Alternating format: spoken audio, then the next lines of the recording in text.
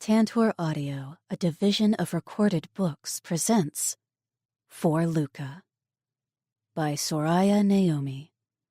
Narrated by Elizabeth Russell and Tor Tom. Prologue. It's pitch black. This isn't happening. Hunched like a ball with my knees pulled up, I'm stuck in this scant place, crammed in here with the lid pressed against my back. Sweat seeps along the contours of my face as I try to turn my head. I dig my teeth into my knees to keep from making a sound, but my own heavy, trembling breaths are deafening, feeding my fear. Oh my God, no! Stop! The blaring pain in my back is surpassed by the anguish I experience from hearing the constant blows and an incensed male voice. I shut my eyes tightly, and tears mingle with cold sweat as panic gnaws at my insides. This isn't real. I hear Luca grunting in pain, and I can almost sense his suffering burning through my body while I have to listen to him being beaten over and over again. You have to get in there and stay, understand? Luca begs and takes my face in both hands. The tremor in his tone increases my own anxiety. No, what are you going to do? I cry and clutch his dress shirt in a death grip. Fallon, goddammit, I can't afford to worry about you two right now. I have to know that you're safe. You have to promise me you won't come out. You have got to fucking listen to me. Through the darkness, I can barely see his eyes, so I inch even closer, our noses almost touching. As much as he's tried to give me hope, I can hear in his despondent tone that there isn't a way out for both of us. I nod my head up and down in disbelief of our current situation. We hug each other tightly, and Luca presses his lips to my forehead harshly. Then he pulls back, cradling my face again and wiping away my tears with his thumbs. Get in. Someone's yelling, and I want to help Luca, but I'm afraid to leave this space, so I honor the last promise I made to the man I love while the life is being beaten out of him.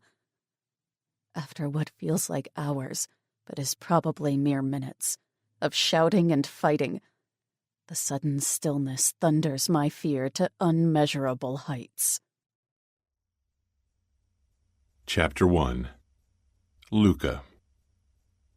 Did you talk to her? Adriano asks, as we descend the stairs to the front door of the Syndicate's headquarters. Not since Thursday. I'm tired as hell, and want to go home without any business interrupting my quiet time. I haven't spoken to or seen Fallon in 2 days. 2 days that have crawled by agonizingly slowly. Following our former hacker Danny Mancuso's ex-girlfriend, Fallon Michaels, 7 months ago led me to falling in love with her. We seemed to have it all for a few blissful months. Except in those months, I never disclosed that I was the underboss of the Chicago Syndicate, which rules the drug traffic in Chicago's underworld, with James as my capo crimine, the boss, who's the only one ranked above me, and Adriano as my head capo, a captain who's ranked immediately below me and works as my backup, making Adriano officially more important and valuable than the other capi of the Chicago Syndicate. At that critical moment, when I thought I had to reveal everything to her because she caught me in my lies and became increasingly suspicious, she was kidnapped by one of my soldiers and taken to the house, our headquarters, that Adriano and I are now exiting. For 6 distressing days, I watched and lived out the destruction of our relationship while I worked to help her, and she fought me every step of the way. However, she lied as well. Her boss, Alex, blackmailed her into obtaining incriminating information on me, yet she never told me. I discovered that she knew for 2 weeks that I was part of the Syndicate, another thing she hid from me, and she never confided in me that she was in trouble. Fortunately, she didn't help Alex because she never got the chance. Alex conveniently died of a heroin overdose, because no one interferes with my life. Ultimately, one fateful night wrecked our already splintered love, and now the pieces of two broken people remain. Well, I am broken. I can only guess how she's doing, because she's been ignoring me since I took her home last Thursday. Adriano and I went to the garage this afternoon to make sure Damien's and my car were fixed properly. No trace of the damage Camilla and Fallon caused when they tried to escape the house last Wednesday. And then we drove my car and Damien's convertible back to our headquarters. After Damien picked up his car, I retrieved a few items from my private room. "What are you doing tonight?" Adriano probes when I open the front door and greet the guard with a discreet chin lift before walking back to my black Italian car in the driveway. "I'm going home, and I was hoping you could cover for me if any urgent business comes up. I'm forwarding my calls to you." "Fine. Get some rest." A loud blast from behind jolts us forward. Heat spreads across my back, and I'm propelled through the air and land harshly as my shoulders connect with the gravel driveway, and the back of my head bangs against the ground. For a moment, everything shuts down. My vision goes black and it's silent, until I feel masses of debris dropping on top of me, prompting me to quickly roll over and cover my head with my arms. "Adriano!" I shout, while smoke surrounds me, making me cough, and a few more pieces of wreckage fall on my legs. He doesn't answer, and I don't see him as the smoke begins to fade. That worries me, since he was right behind me when something inside that house detonated. As I sit up, my eyes widen when I see that the right side of the house has been blown up, and the living room is missing an entire outer wall. I look toward the perimeter for any unusual movement, and as I turn my head, I spot Adriano lying face down in the gravel near my car. Fuck. He was thrown much farther than I was. I leap up, which isn't easy with every muscle in my body hurting like hell, and run to him. Flipping him over, I bring my ear close to his nose to make sure he's breathing.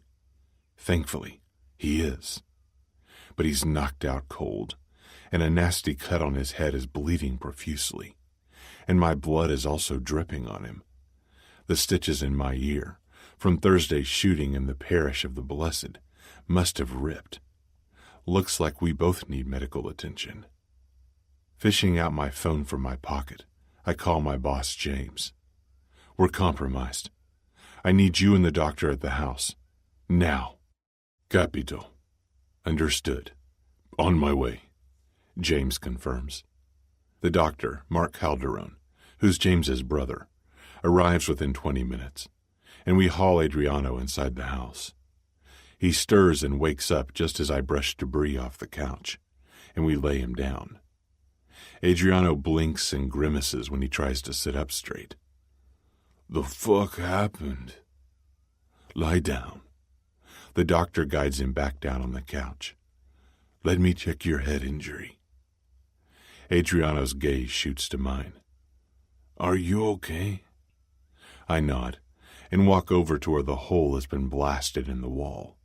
The enormous gape in the dirty ground right by the hedge looks to be where the bomb was planted. Assessing the damage, I'm saddened to find the body of one of our organization's prospects. I jump through the open space and stride to his remains.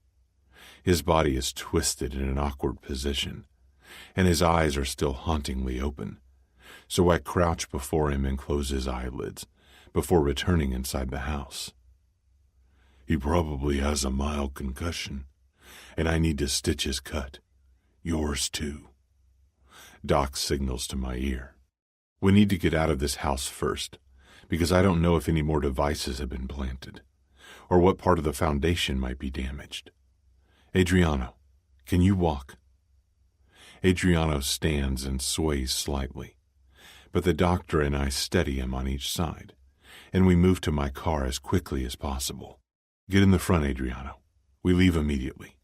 I help him into his seat, and then tell Mark, "Follow me, Doc."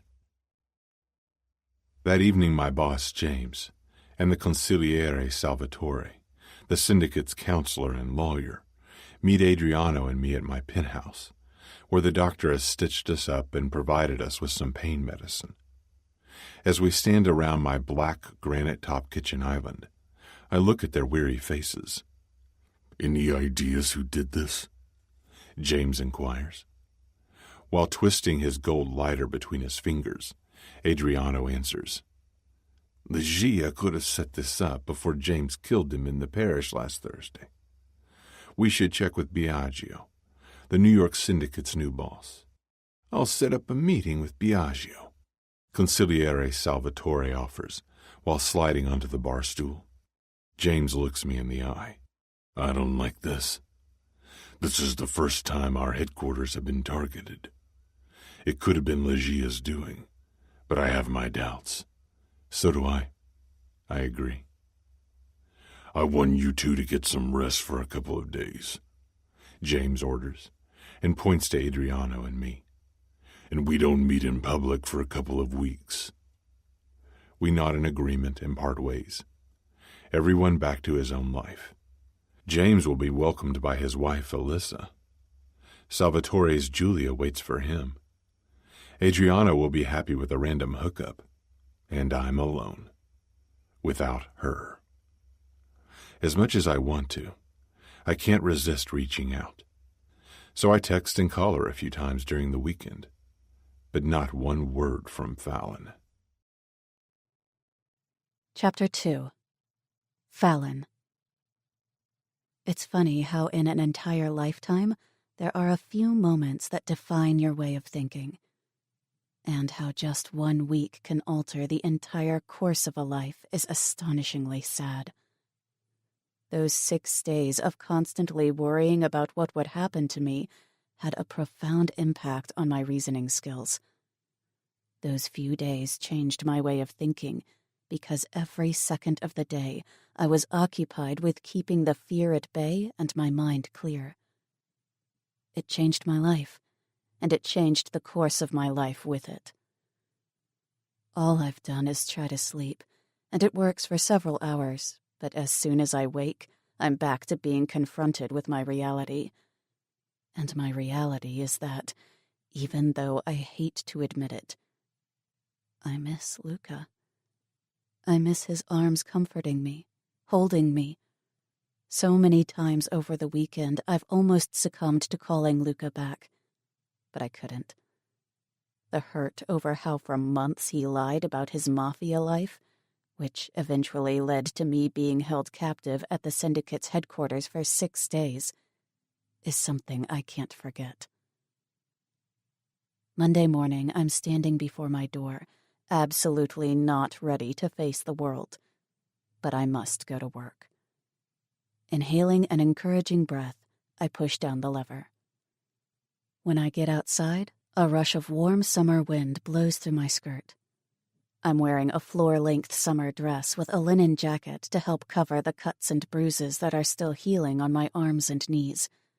And while the bruises on my face have faded and the slight discoloration that remains has been covered with foundation, I take my aviator sunglasses from my purse and put them on because I feel more confident hiding behind them.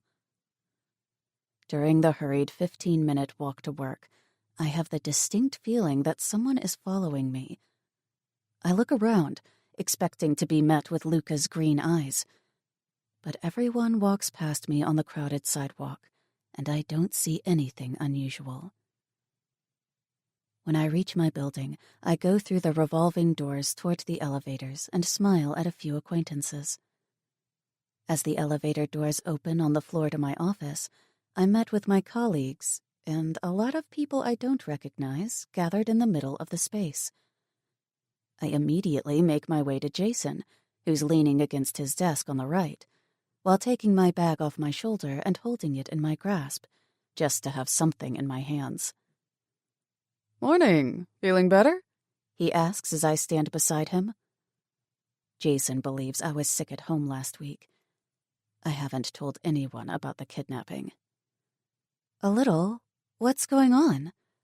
I motion to the crowd in the middle of the room just as a man in a tailored charcoal suit steps in front of us. "I think they're going to explain what will happen now after Alex's death," he whispers, right before we move our attention to the man who's about to speak. "Good morning, everyone. I'm Alex's stepbrother, Ashton Banks. Thank you all for coming to work. It's been a shock for our family to learn about Alex's death. And before I continue, I'd like to remind all the employees about your non-disclosure agreement in your contract, which prohibits you from speaking or leaking any company information to the media," he states in a businesslike tone. I fleetingly scan the room and see that everyone is riveted to find out where he's going with this. Jason grimaces slightly at me, thinking more bad news is to follow. Ashton continues. "Unfortunately, Alex's death means the end of charity events." People start to murmur instantly, but Ashton raises his voice. "Severance packages have been set up according to your contracts. We will also offer you outplacement assistance to help you find a new job. My human resource manager, Chantal Green, will assist you and has made appointments with each of you this morning. You can direct all of your questions to her. Furthermore, Detective Richard Wade would like to talk to several of you. Thank you for your cooperation, and please let Chantal know if you plan to attend the funeral on Wednesday, as she can provide the address." Then he steps aside to receive condolences. I notice several police officers standing outside the door of Alex's office, including the detective who I was supposed to call for an appointment at the precinct today. Our eyes meet, and he holds my gaze for an uncomfortable moment. Detective Wade came to my house last Saturday with the news that Alex had left a note in his safe with a message about me scribbled on it. My first thought was the Syndicate.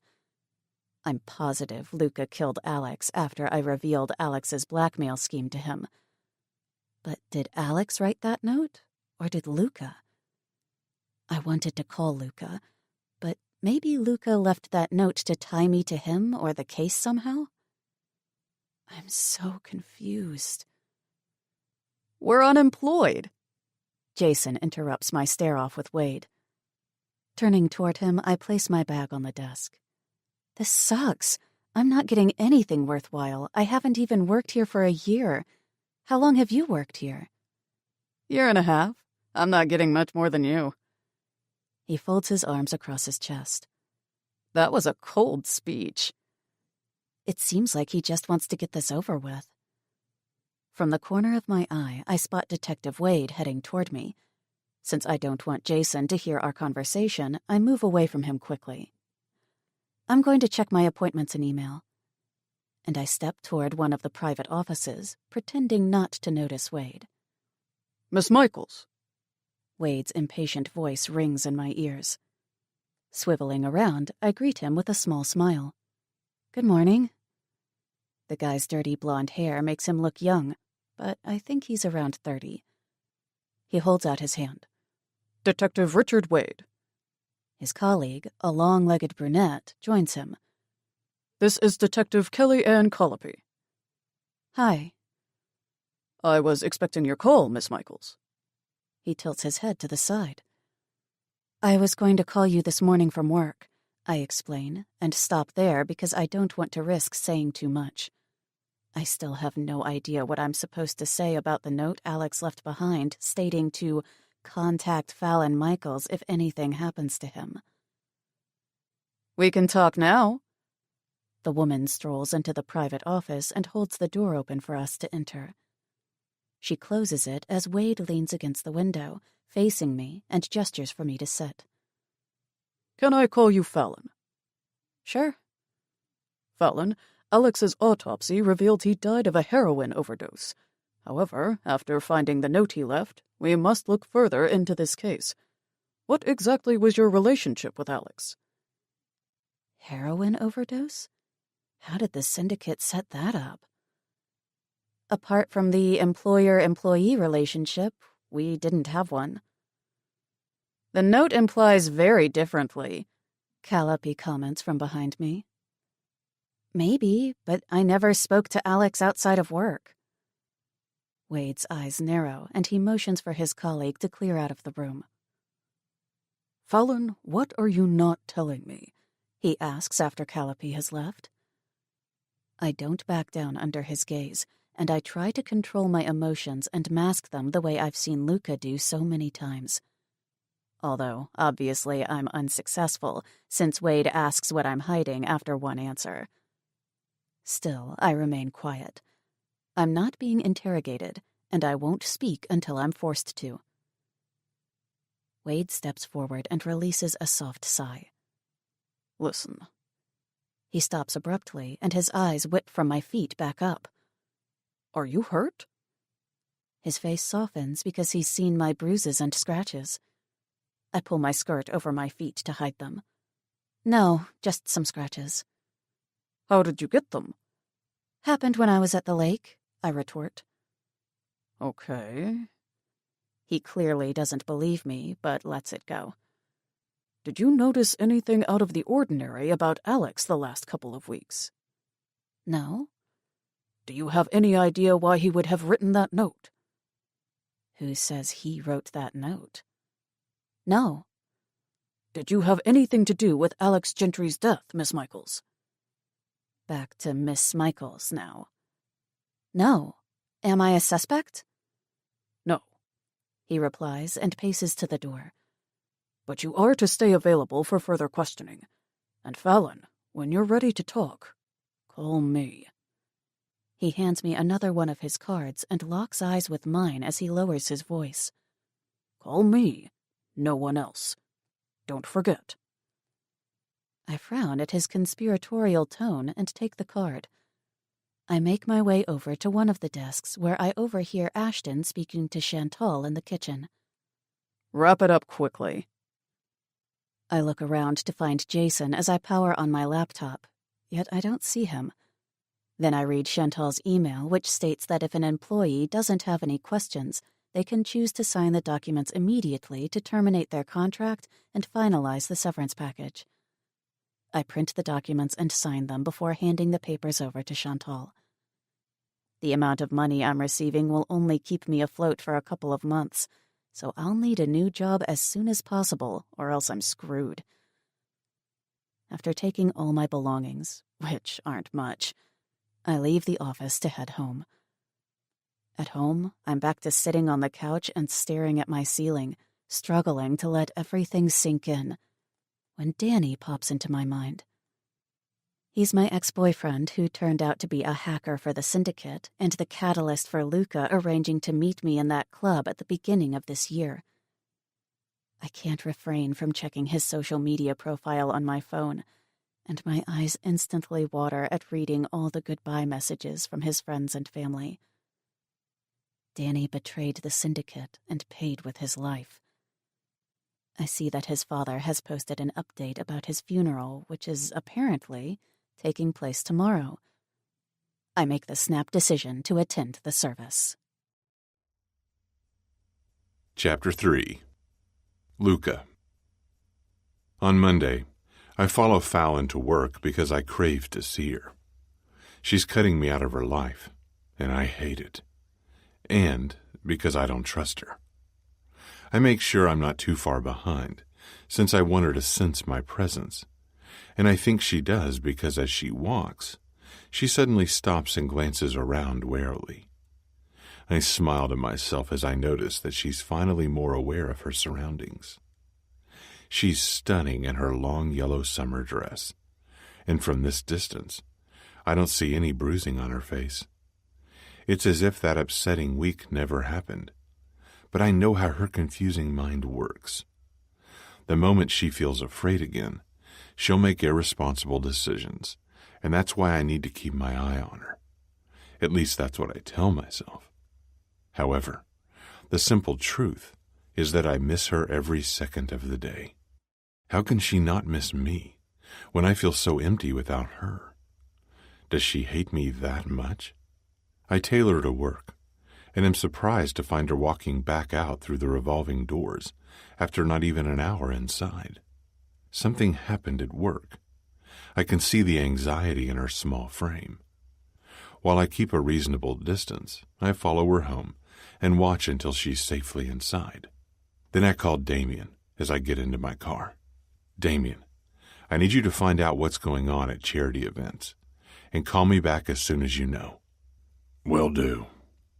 He confirms and hangs up as I insert the key into the ignition. When I arrive home, I strip my clothes and pour myself a glass of whiskey to take into the bathroom. Tossing the drink back, I look at the tub I was going to fill, but it's less appealing now, as the memories of Fallon and me in that tub flow through my thoughts. Returning to my bedroom, I sit on the bed, knowing it's not smart for me to start drinking at 10 a.m. Fuck this. I'm tired of always thinking about her while she just ignores me. I go to the kitchen, snatch the bottle from the counter, and stride to my terrace, where I proceed to get shit-faced at 10 in the morning, just to get her out of my mind. I'm done. Starting tomorrow, I'm not tailing her anymore. The next morning rolls around, and I wake up with a slight headache, and of course, my drunken resolve to stop following Fallon has vanished. So what do? I drive to her apartment just in time to see her exiting, but not in the direction of her workplace. After trailing her to the train station, I jump out of my car and race to the entrance, frantically searching for Fallon after she disappears inside. She's buying a ticket at the counter to my right, so I wait until she moves to the platform to catch her train. She goes to platform 2, and I read the departure information on the screen. Destination is Lake Forest. She better be visiting her parents, and not going where I'm afraid she's heading. But I know Fallon, and since she's dressed in all black, my guess is that she's probably going to Danny's funeral. I clutch my hands in my hair and give a wild tug as the train departs, and then I return to my car to drive to the train station in Lake Forest. I'm standing right outside the exit doors of the Lake Forest station, waiting for Fallon. The train has arrived because people are starting to come out. She's one of the last people to walk out, and I step in behind her, inhaling her familiar perfume before speaking. Hey. She spins around so rapidly that I immediately steady her, but she brushes me off roughly. What are you doing here? Her eyes dart around, making sure we're not alone. Is she seriously that afraid of me? This is starting to annoy me. I edge closer to her as she inches back, and I keep moving forward while she's retreating. What are you doing here is the more important question. I counter evenly as I grip her upper arm and steer her in the direction of my car. Where are you going? She draws in a deep breath, and her eyes drop to my lips and quickly back up. I still have the same effect on her as she has on me. However, she stops suddenly, and I make sure to stand as close to her as possible. I'm sure you already know. She keeps her back straight. I look past her and lean in to whisper in her ear. Then you must also know that I'm here to take you back. And I circle my arm around her waist, hugging her to me while scanning the area around us. Her sweet perfume wafts around me. She smells so good. My home. I palm the back of her head when she drapes her arms around my neck and actually returns my embrace. I nuzzle her hair and breathe her in. I want to say goodbye to Danny, Luca, she mutters. I get that, but it's not safe. We have to leave. No, don't take this away from me, too. When her soft lips connect with my cheek, a shiver runs up my spine. Please, she adds softly. She's trying to be sly. I sigh and temper my outrage at how she's willing to play me.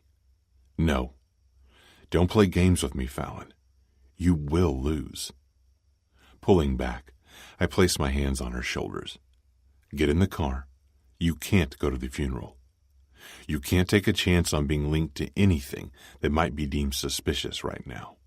Her eyes narrow, but she covers her stunned reaction. What's wrong?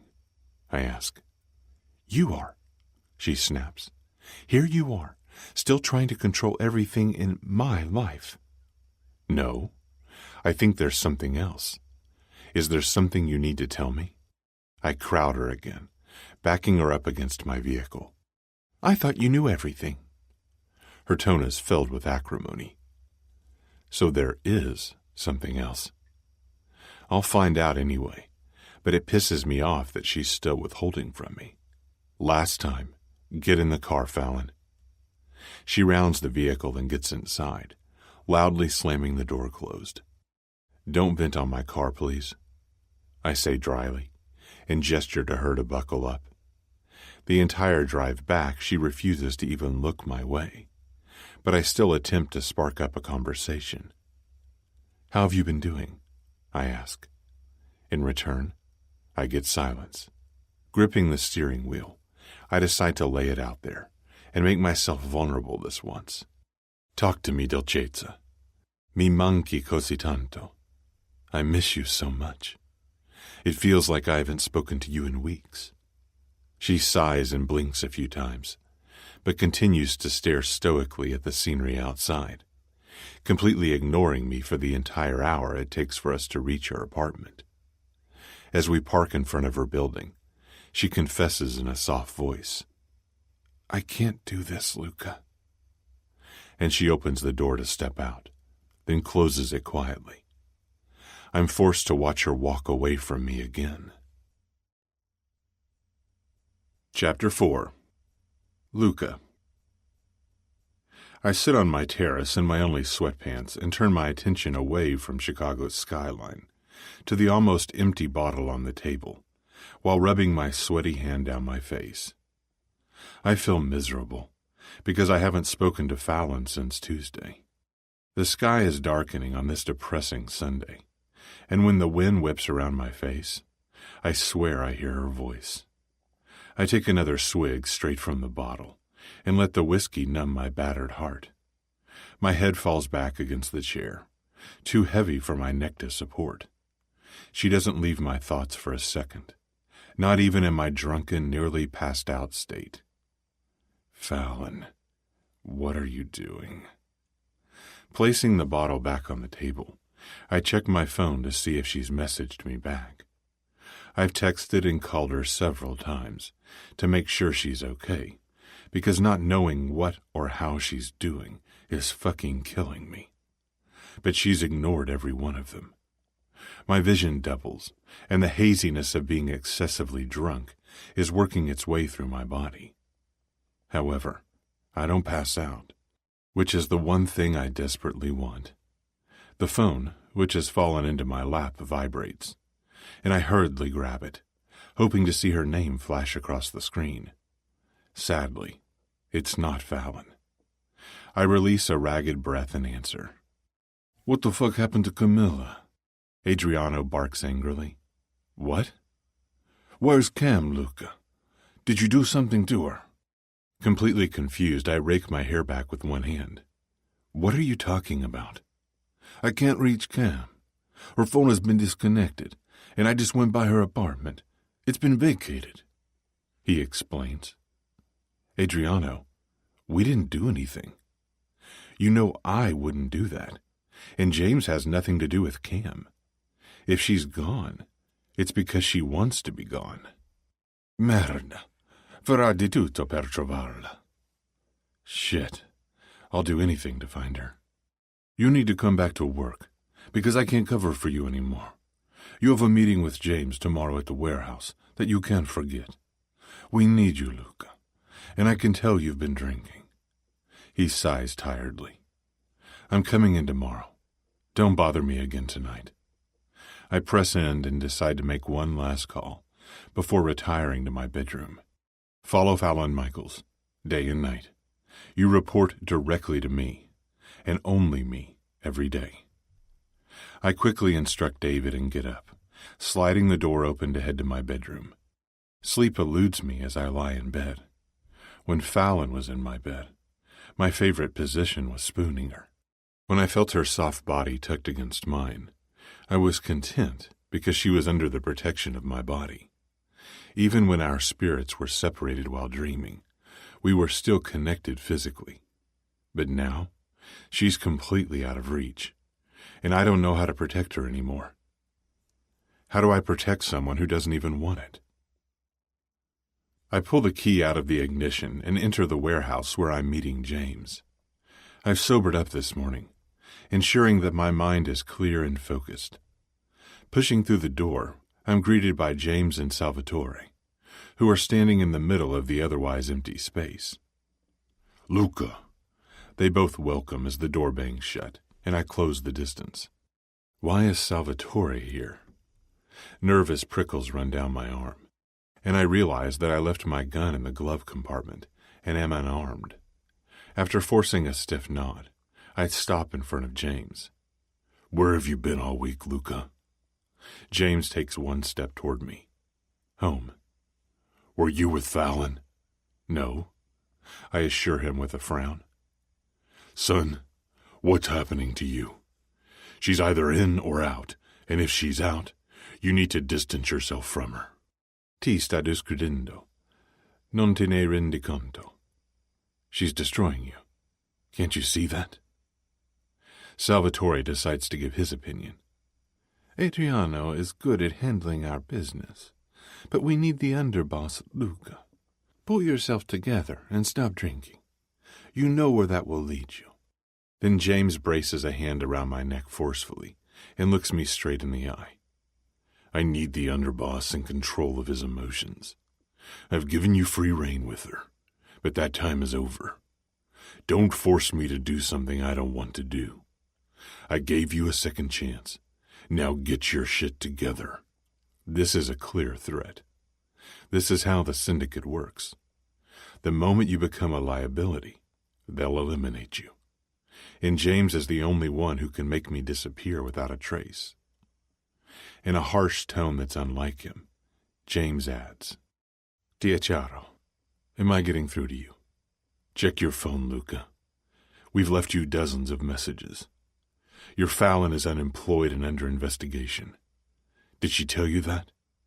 Did she give you a heads up? Does she think of your safety?" That's what she was hiding last Tuesday. I'm not even shocked to find out it's something this important, but I am furious that she continues to distrust me. I shake James off and hold up my palm, indicating that I'm calm. "What kind of investigation?"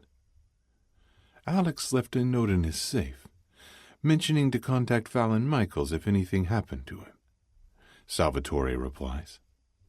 Now shock is registering. She's under investigation for Alex's death? How did we miss that? Why wasn't that note destroyed before it became part of the official police investigation? How did I miss that? I was following her for days. No police officers paid her a visit, and she never set foot inside a precinct. For one, because you've been drunk for an entire week, and second, because your dear friend Calliope is on the case," James answers, and sends me a dissatisfied look. The tension in this huge space has diminished, and I come to terms with the fact that she's not mine to help anymore. She doesn't want it. Yet my boss does need me. I see the glint of hope he has for me. I'm like a son to him, but while it might hurt him to end me, he would do it for the good of the Syndicate. Fortunately, he has a weak spot for me, and I take full advantage of that. "James, avevo proprio bisogno di questo tempo. Caro Suso, lei è debolezza che non posso permettermi. Ti ho sentito. I needed this time. I apologize. She's a weakness I can't afford. I heard you. We need you on top of things," James reminds me sternly. From now on, I'm done following Fallon. She can come to me if she wants my help. Give me an update on everything. This was the wake-up call I needed. Chapter 5. Luca. The entire week I throw myself back into business. Fallon has no clue how foolish she is by not confiding in me. She's putting the only person who could possibly help her in danger. What if the cops caught me following her? I can't be associated with this case, or with any case for that matter. She's off limits now. At least the investigation forces me to stay away. My life depends on it. My anger toward her prevails, and I'm starting to push her to the back of my mind. But as the days pass, I find that it's easier said than done. On Tuesday, I meet with my accountant to transfer money. Alex's brother apparently shut down charity events, and I know Fallon must be looking for a new job. On Wednesday, Adriano and I meet up in the Blackhall's gym for a light workout, since we're both still experiencing minor pains from the explosion, and I share my concerns about the incident at the house. Adriano, you're not going to like what I have to say, but hear me out, okay? He nods, full of curiosity. I remember Fallon saying that she and Cam escaped the house that night via the back entrance, which means they rounded the house and walked past the hedges. Adriano's face falls when he realizes where my train of thought is leading. The explosion ignited precisely by those hedges, and now Cam's suddenly missing, without a trace. What exactly are you getting at, Luca? That Cam planted it? Well, it wasn't Fallon. I'm positive of that. Biagio was quite adamant that it wasn't Legia's doing either. We have to look into this. It's pretty suspicious that her phone is disconnected, and she's become untraceable right after she left our employment and a bomb exploded. No, she's terrified because we fired her after her botched escape attempt with Fallon, and that's why she's disappeared. He plows his hand through his hair. I'm still looking for Cam, but I'm getting dead ends everywhere. While I initially also thought she left because of her fear, it is possible that we missed something. I, for one, haven't been in control of all our dealings lately. If you haven't noticed, these kinds of coincidences don't just happen. Where the hell would she get a bomb? Not at Walmart. Adriano disputes. You have to stop seeing her as Cam and start accepting that it could be a possibility. It's time I talk to Fallon, because we're in the dark here. We don't know what they discussed together in the house. And since I'm not following Fallon anymore, I don't know if she's been in contact with Cam. But I had David trailing her, and I never ended his assignment. I'll give him a picture of Cam so that he can keep an eye out for her, and I'll check Fallon's phone records and stop by to see her. Although I'm not looking forward to speaking with her, because I'm still filled with a dangerous mix of anger, hurt, unanswered passion, and love for her. Are you sure? I could go, he offers. It would be wiser to have Adriano talk to Fallon, but I know her better. If she tries to deceive me, I'll know, and I won't let her play me for a fool again. No, I will talk to her this weekend. A huge part of me comes alive again with the prospect of seeing Fallon, the part I'm trying to suppress with all my power. 2 days later, I decide to pay Calliope a visit. It's time I take back the upper hand. I watch her leave the precinct and get takeout at a Chinese restaurant on the way to her house. As Kellyanne leaves the restaurant with her order, I wait for her outside. Isn't this a nice surprise, D'Emiliano? She utters as she brushes past me. I stay right behind her until she rounds the corner onto a less crowded street. What's up, Luca? She taunts without facing me. We need to talk. Oh, so I have your attention, finally. Kellyanne stops and turns. Her eyes meet mine, and the corner of her lip twitches up. Clasping my fingers around her arm, I steer us in the direction of the closest deserted alley. She gasps when I shove her against the wall, and an eager grin spreads across her face. Calmly, I take her bag of food and set it on the ground. Then I block her with both my arms and my body before she can reach for her gun under her blazer and say, Alex Gentry, I knew that case would interest you. Or better yet, the woman tied to that case. What's her name again? She rubs herself against me, forcing me to step back quickly, but I keep my palms planted against the wall beside her ears. Why isn't that case closed, Kellyanne? I demand in a low voice. She straightens and moves in close to whisper in my ear. Because you leave me no choice, Luca. What the fuck does that mean? And she tries to kiss me, but I stop her by her shoulders. What do you want? You. I can make the... Did you write that note about her and plant it in Alex's safe? Her? Can't you say her name? Who is Fallon Michaels to you? She spits and continues in a vindictive tone when I remain quiet. What? You think Alex wrote it? No, he wasn't that smart. You need me to help you now. Usually it's the other way around. I kind of dig it. I've been very lenient toward Miss Michaels, but I can make her an official suspect, DiMiliano. I've had enough of this woman. So I spin her around roughly, snatch her handgun from the holster underneath her blazer, and press her body between mine and the wall, while pointing her piece at her temple. Do not threaten Fallon. With my free hand, I push the side of her face against the wall and slide my thumb down the butt of the gun, while exhaling a ragged breath to control my rage. You have 1 week to clean up your mess, Calliope, or I will end you. Too bad it's an idle threat, since she's law enforcement, which would stir up too much trouble. Trouble James won't accept. I push against her when she ignores me. Okay, she mutters with a gasp. Wiping my fingerprints from her handgun with my sleeve, I throw it next to her food and leave the alley to drive directly home. By the time I arrive at my penthouse, I'm absolutely furious. I can't believe I'm still doing damage control for Fallon. She should have told me about the investigation. Saturday night rolls around quickly, and I find myself across the street from Fallon's apartment in my car. I've been preparing myself to talk to her, and I hoped that I was ready to face her without needing an excessive amount of alcohol afterward to wipe her from my thoughts. However, I wasn't ready to face what I'm witnessing now. She's exquisite in a black lace dress as she emerges from her apartment.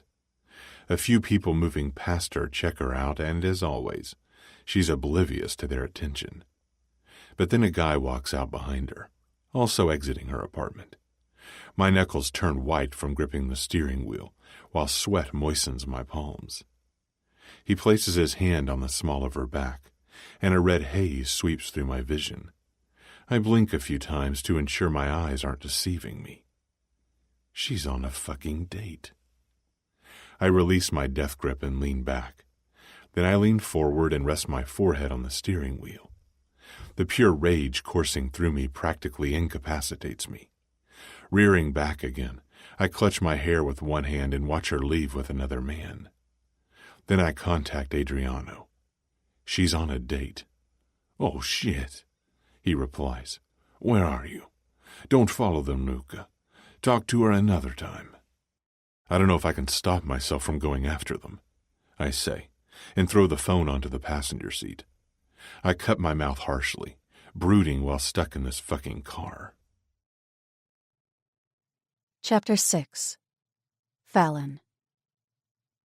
I've been home for a week and a half, and I'm beginning to annoy myself in my zombie-like state. I rarely return texts or calls from my friends and family, and have only left the apartment once to get groceries. Nothing I do gives me an ounce of peace, and on top of that, I'm continually missing Luca. Even if I could forget him, he's making it impossible. More than 10 missed calls and messages are from him, the one man I am trying to rid my mind of. When I saw him last Tuesday, I noticed he had stitches in his ear and scratches on his neck.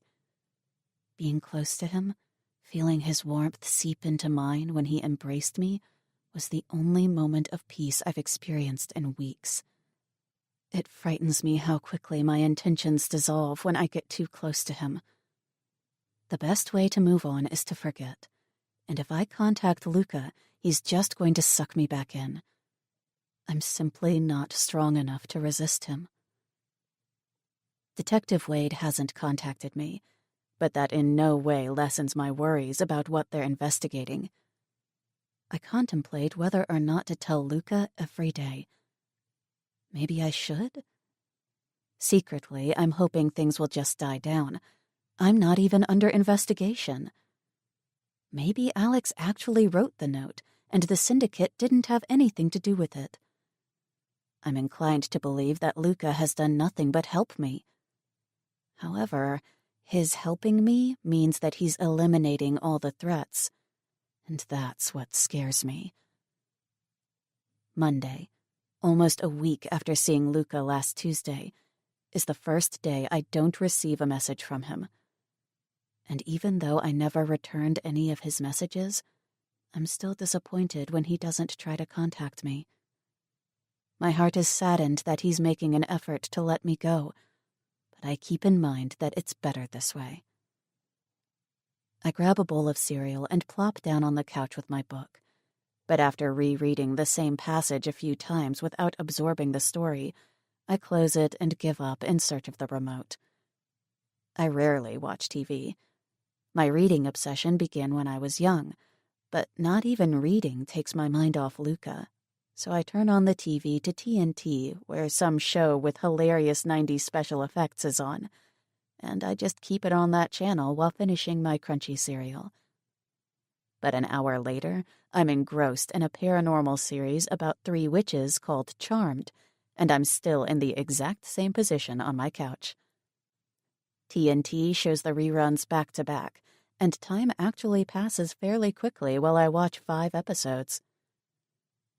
That night, I'm sitting Indian style on my couch with my laptop, updating my resume and applying for jobs. There aren't many openings for copywriters, but I end up applying for 2. My mother calls for the second time since yesterday, and I pick up so she doesn't start to worry about me. "Hi, Mom." "Sweetheart, I called you yesterday. Didn't you see?" I haven't told my parents or anyone else about losing my job. Not even Tegan. I'm just not in the mood to talk. "I guess I missed it, Mom." "You still sound sad. Are you okay?" I am still sad. My mother knows that I miss Luca very much, but she doesn't know the exact reason why we ended our relationship. I miss him. "Honey, breaking up is always sad. It takes time to come to terms with your feelings. Why don't you visit us this weekend? Being alone in that apartment can't be good for you." "I can't this weekend. Maybe next weekend." "Oh, do you already have plans this weekend, then?" she asks, clearly disappointed. "No, but I want to stay home." "Good, because I have a favor to ask you, and since you're available this weekend, you can't deny me. I know how you are, and you shouldn't be stuck with your head in your books." I can hear she's smiling, even though she's lecturing me. I groan at how conniving my mother is because I honestly want to be alone. She used to do this all the time when I still lived at home and she needed a favor. "I haven't read a book in almost 2 weeks, I defend. It's the first time in years that I haven't picked up a book and read at least a few pages daily. "You know what I mean," she chides. "Remember Ginny's stepson, Evan?" No? "Yes, you do. You two even went to the same high school." "Oh, yeah. Evan." I think Tegan had a crush on him for a while. "Well, Evan moved to the Loop a week ago, and I thought it would be nice if you could show him around, or maybe have lunch or dinner with him." "Mom, I'm really not in the mood to entertain people." "Sweetie, it would be good for you to go out," she attempts to persuade me. "And he doesn't know anyone there except for his new colleagues." I tuck a loose strand of hair behind my ear and place my laptop on the coffee table. Fine. But I don't feel comfortable giving him my phone number. "Tell him to email me." "I'll give him your contact info." "My email address, Mom. Only my email." "Yes, only your email address," she placates. "And keep me posted." Okay. On Saturday night, I'm ready for Evan to pick me up. He emailed me Thursday, and I suggested that we have lunch this afternoon, but he's been working overtime all week at his new job, and he even had to work today. He offered to take me to dinner, which I was reluctant to accept because dinner on Saturday night might be misconstrued as a date. However, he was so nice and respectful in our email exchange that I decided to accept. I actually look more like my old self again in my sleeveless black wraparound dress. I stroke my hand over the blemish-free skin on my legs in front of the full-length mirror in my bedroom. My bruises and scratches have faded, becoming a distant, unreal memory. I have 2 new scars on my knees that will always remind me of the night I was kidnapped, the night that killed my relationship with Luca. Luckily, the doorbell interrupts my thoughts before they can wander to him. I push the button to verify it's Evan. "It's Evan," he announces. "Come on up." After grabbing my phone from the bedroom, I reach the door just in time for Evan's knock. "Hi, Evan. Let me get my purse and then we can go."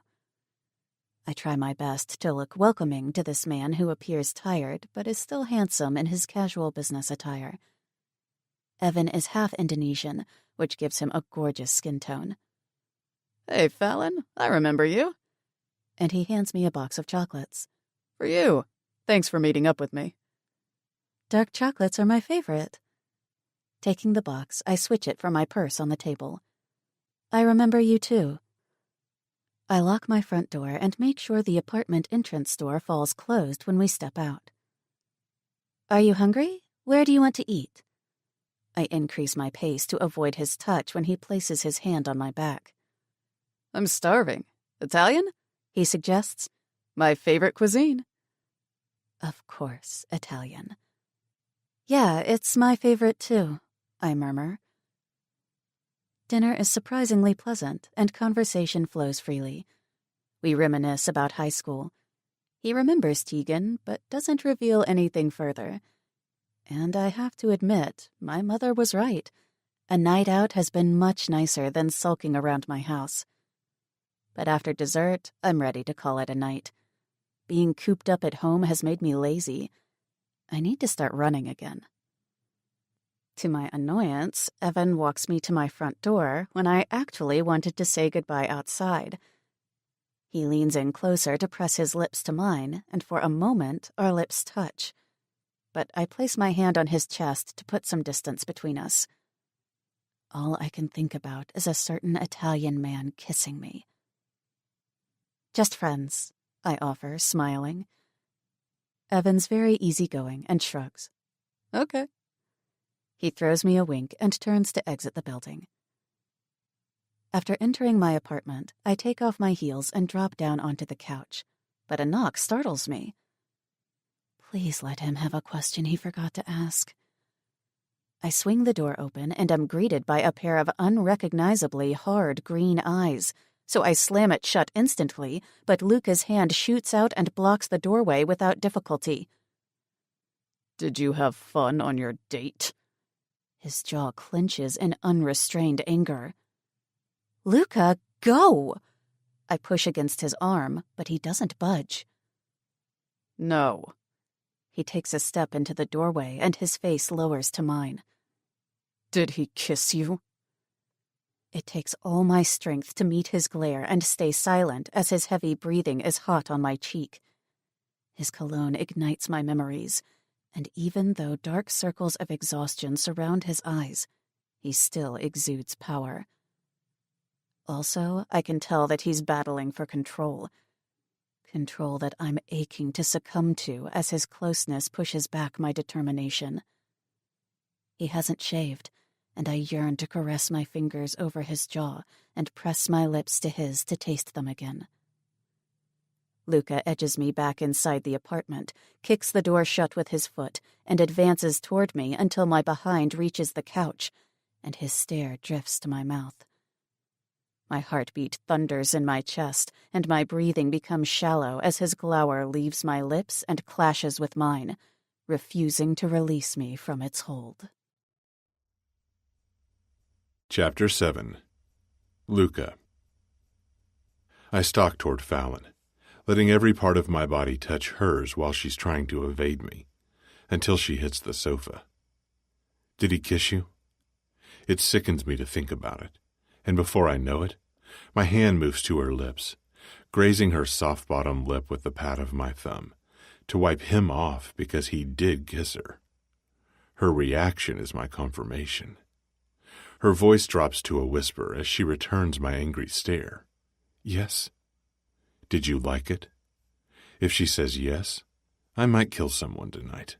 Her eyes glaze over, and her breath quickens as I start breaking down her walls by sifting my fingers through her hair and cupping her head. No. Distance is what she wants, so that she can forget me. I'll fucking remind her that I can play much dirtier than she could ever imagine. When she blows out a sigh, her warm breath calms me for only a brief moment. She let another man kiss her. Palming her ass, I pull her into me. Odio il pensiero che un altro uomo ti abbia toccato. I hate that another man touched you. Then I crash my lips down onto hers. My tongue darts into her mouth, eagerly tasting home. I groan as her back bows into our kiss, and her body yields to my touch while she momentarily forgets the circumstances. Picking Fallon up by her hips, I seat her on the arm of the couch and wedge myself between her legs. Her warm hands on my neck give me a sense of familiarity that's been lost for weeks. It's what I've been craving. I leave wet kisses on her mouth, jaw, down her throat, and then I take a hardened nipple in my mouth, biting the soft skin on the curve of her breast, over the thin fabric of her dress. She tugs hard at my hair, making me growl in appreciation. Fallon's flustered and out of breath as I grind my pelvis against her, and she marks a trail up my back with her nails.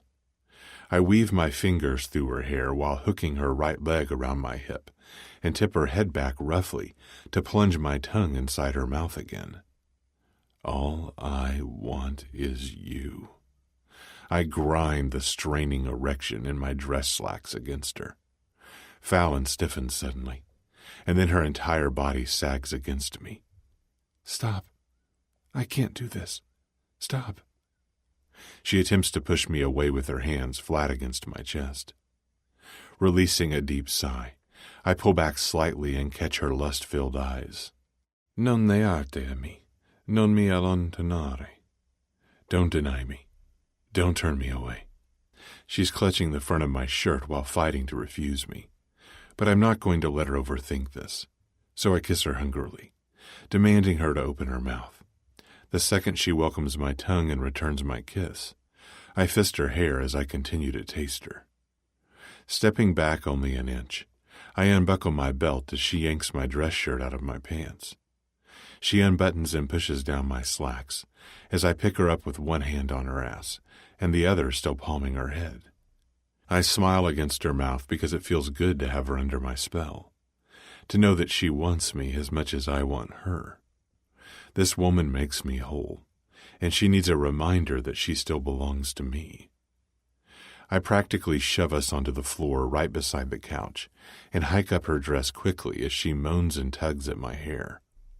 Hooking my thumb in her lace panties, I rip them off in one swift move and press my raging heart-on against her and circle a few times, causing her hips to jerk up and invite me in.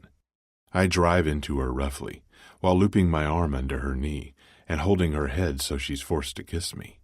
Fuck, I missed you, I whisper, groaning as I thrust in and out a few times, reveling in the feel of her tightening core. She's so wet for me.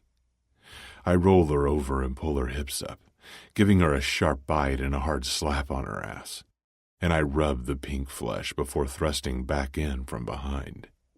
Her back arches, and we fuck in a frenzy of pent-up emotion. I'm steadying her hips to take control, while she's trying to move at her own tempo. She's fighting me, and I'm enjoying her struggle. So I spank and grope the swell of her ass again, and she lets out a gratifying moan.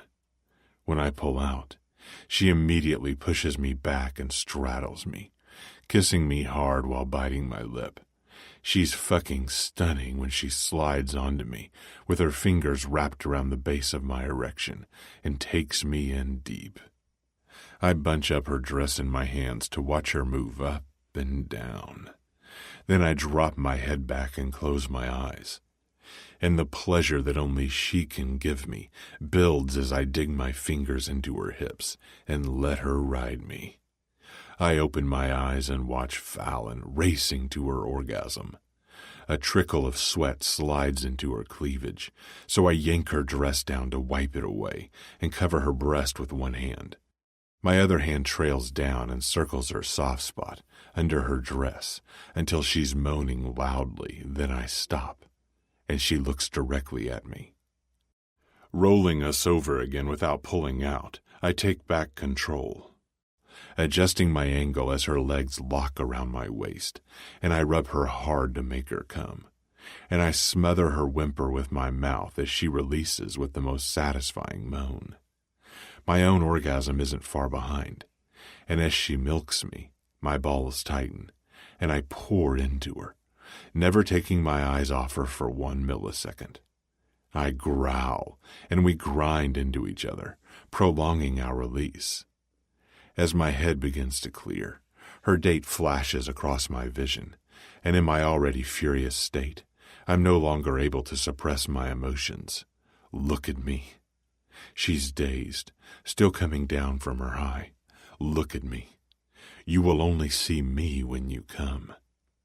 Her amber irises meet mine, and I'm immovable because I swear I see the look of adoration she used to give me. But that look is quickly replaced with regret when she realizes that she let me fuck her. Her regret fuels my resentment. I'm still semi-hard inside her and thrust 2 times. You think I would allow anyone else to fuck you? She struggles to get away from me, apparently stunned by my words, but I grab her wrists, pinning them by her head and push my hips against her while inching my face close to hers. I will kill anyone who touches you. And I lick the shell of her ear and push into her once more. Get off me. She jerks against me helplessly, trying to break free. I tilt my head while holding her down effortlessly. You like me inside you, and that pisses you off. It pisses you off that I can make you come so easily. It infuriates you that you like my cock. I taunt and pull out, releasing her wrist and quickly standing up. Fuck you, Luca. What happened to you? Get out. She sits up and fitfully rights her dress. What happened? I bark, and she flinches. You happened. You fucking broke me. As I button my pants, I look down my nose at her, and a twinge of remorse pierces my soul. But when she rises, tears brimming her eyes, and completely ignores me as she flees to her room, I continue to lash out at her. You find it so easy to dismiss me now, but you'll call me when you need me, Fallon. Realizing that I need as much distance as possible from her right now, I hurry out of the apartment, slamming the door behind me. Sprinting downstairs and outside, I cross the street, dodging traffic as I go. I jump into my car, immediately calling David. Where is he? Past the second intersection. 3rd Street on the left. He answers.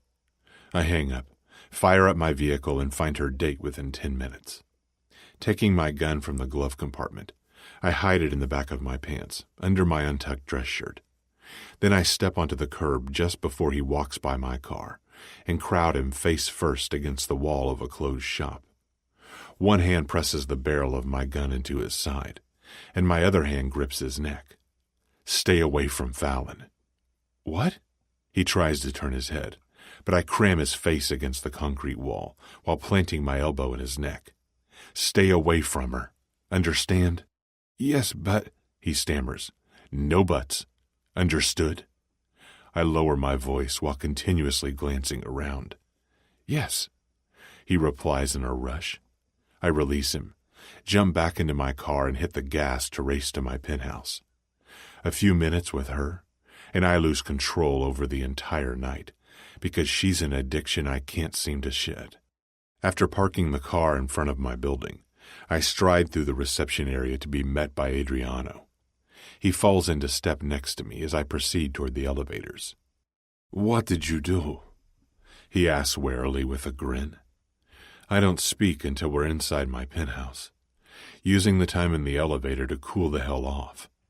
I'm pulsating with rage at myself and her. At myself for letting my anger win. At her for cutting me out of her life. For never trusting me. For fucking me and then regretting it. With both palms resting on my kitchen island, I let my head drop between my shoulders. I didn't follow them, but I did wait around until they returned to her apartment, and then I lost it when I found out he kissed her. What happened?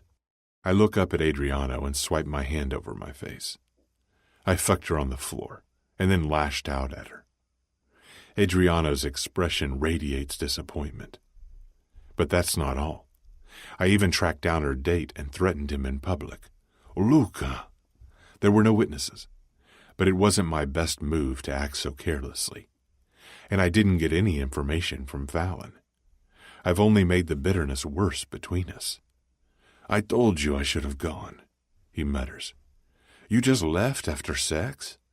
"Yes, I left her crying." Adriano gives me a disapproving shake of his head. "Do you want me to talk to her?" Still aggravated by the regret I witnessed in Fallon's eyes, and how she cut me out of her life, I answer resolutely, "No." I'm curious to find out how long it takes before she comes to me for help. Calliope is going to be a problem too. She's a vindictive bitch, and I can't figure out what we might be overlooking. This can't be about her so-called lust for me. A woman like her is not driven by lust or love, but by money. I'm going to let it play out. Let Fallon see what the consequences are without my interference. "Fine, we wait. Cam's records have been deleted, by the way," he informs. That would indicate feds, I remark in astonishment. FBI was also my first thought. Records aren't easily deleted. Apparently Cam isn't who she appeared to be. Apparently? Fuck. What is with these women? There's another small thing, he adds hesitantly. What? There must be either someone powerful or some clean government body pulling the strings here. It's not Calliope or another small-time cop. My only two scenarios are either Cam is FBI or Fallon is talking to the police. The chance that Cam is FBI is slimmer than Fallon talking to the cops. As much as I hate to admit it, it's possible that Fallon's working with them. I didn't see her go into the precinct, but they did interrogate her, and I don't trust her at all. Someone needs to find out what the fuck is going on with these girls, but let's call it a night, he says. You need time to cool off. I'll speak to you Monday. I nod and shoot Adriano a parting glance before I walk to the terrace where I sit in the wind with my elbows resting on my knees. A small part of my conscience despises my actions with Fallon. I reacted too quickly after seeing the regret blaze across her eyes. Nevertheless, my rage and need to control the situation triumphs. I must stop taking these risks. I have to keep my distance from her. Chapter 8. Fallon. You find it so easy to dismiss me now, but you'll call me when you need me, Fallon. The door slams shut, vibrating with Luca's fury. I shiver at the way he says my name right before he leaves. There's a fucked up connection between our love and hate. It's unforgettable and undeniable lust. Only our lust is a lethal combination that sparks both emotions equally. He's been in my life for almost 8 months, but it feels as if we've had a lifetime of hurt and sorrow together. Despite our past, it barely took him 2 sentences to seduce me. Don't deny me. Don't turn me away. I didn't deny him, and I stopped fighting him. But instead of making love, we fucked like animals on the floor. And instead of pacifying his need, which it did for me, it angered him more. I didn't feel a trace of the Luca I once knew, but I didn't give him any comfort either. It was a duel for dominance and release, and he proved that he could easily control me. And that was the exact reason why I was avoiding him. I broke him, and his words broke me. I didn't shower because I want to smell him around me, on me, because oddly it still appeases me. I loathed his words, but my body is still throbbing from his bites and spanks. And once again, I have bruises from kneeling on the floor while he pounded into me. I desire to be held by him and wish he would have stayed and kept his mouth shut. Our encounter showed me how much I still love him, and that terrifies me beyond anything else. I'm starting to believe that, until now, he was holding a huge part of himself back, and his frustration over my kiss and his disappointment at something he obviously saw in my eyes has unleashed the beast in him. I wrap the duvet around my body to find comfort in sleep, where he's the lead in my unsettling dreams. I make myself call Tegan back after the third missed call. "Finally, you call me back," she scolds. "Hi to you, too," I reply sarcastically while lying on my bed. "You're MIA. What have you been up to?" "Not much. My restless night and my need to open up to someone lead me to have my first real conversation with Tegan since I was kidnapped. I miss Luca, and I didn't tell you that I lost my job." "Fallon, you can always talk to me. You've been very distant the last couple of weeks, and I'm starting to worry about you." "They fired you?" "No, charity events got shut down. My severance package is minimal, and I can only cover all my expenses until the end of November. I need a new job." "That gives you a 3-month window. Not bad. Isn't that enough time?" "Do you know how many job openings there are for copywriters?" No? None. You'll find one. Need any help updating your resume?" "Already did that. I still have to tell my parents, though. Maybe my father can help me." "Tell them sooner rather than later." She pauses and sighs. "Did you talk to Luca?" I've told Tegan he ended our relationship to avoid having to come up with an elaborate lie about why I can't be with him. "I saw him yesterday." My tears fall freely the second I talk about my confusing and messed up feelings toward him. I didn't even realize how much I missed him, but our entire encounter was highly dysfunctional. I let out a snort. We fucked, and he's so angry about everything. "Why the hell is he angry? He dumped you." I have to be careful what I relay. I don't know. He left angry. I'm also angry, but not regretful in the least. "Angry sex is that good. I get you." She laughs loudly. I experience my first genuine smile in days, and I'm saddened that I didn't confide in my friend sooner. "Guess who I had dinner with yesterday?" "Out with it." "Evan." "Evan?" she asks.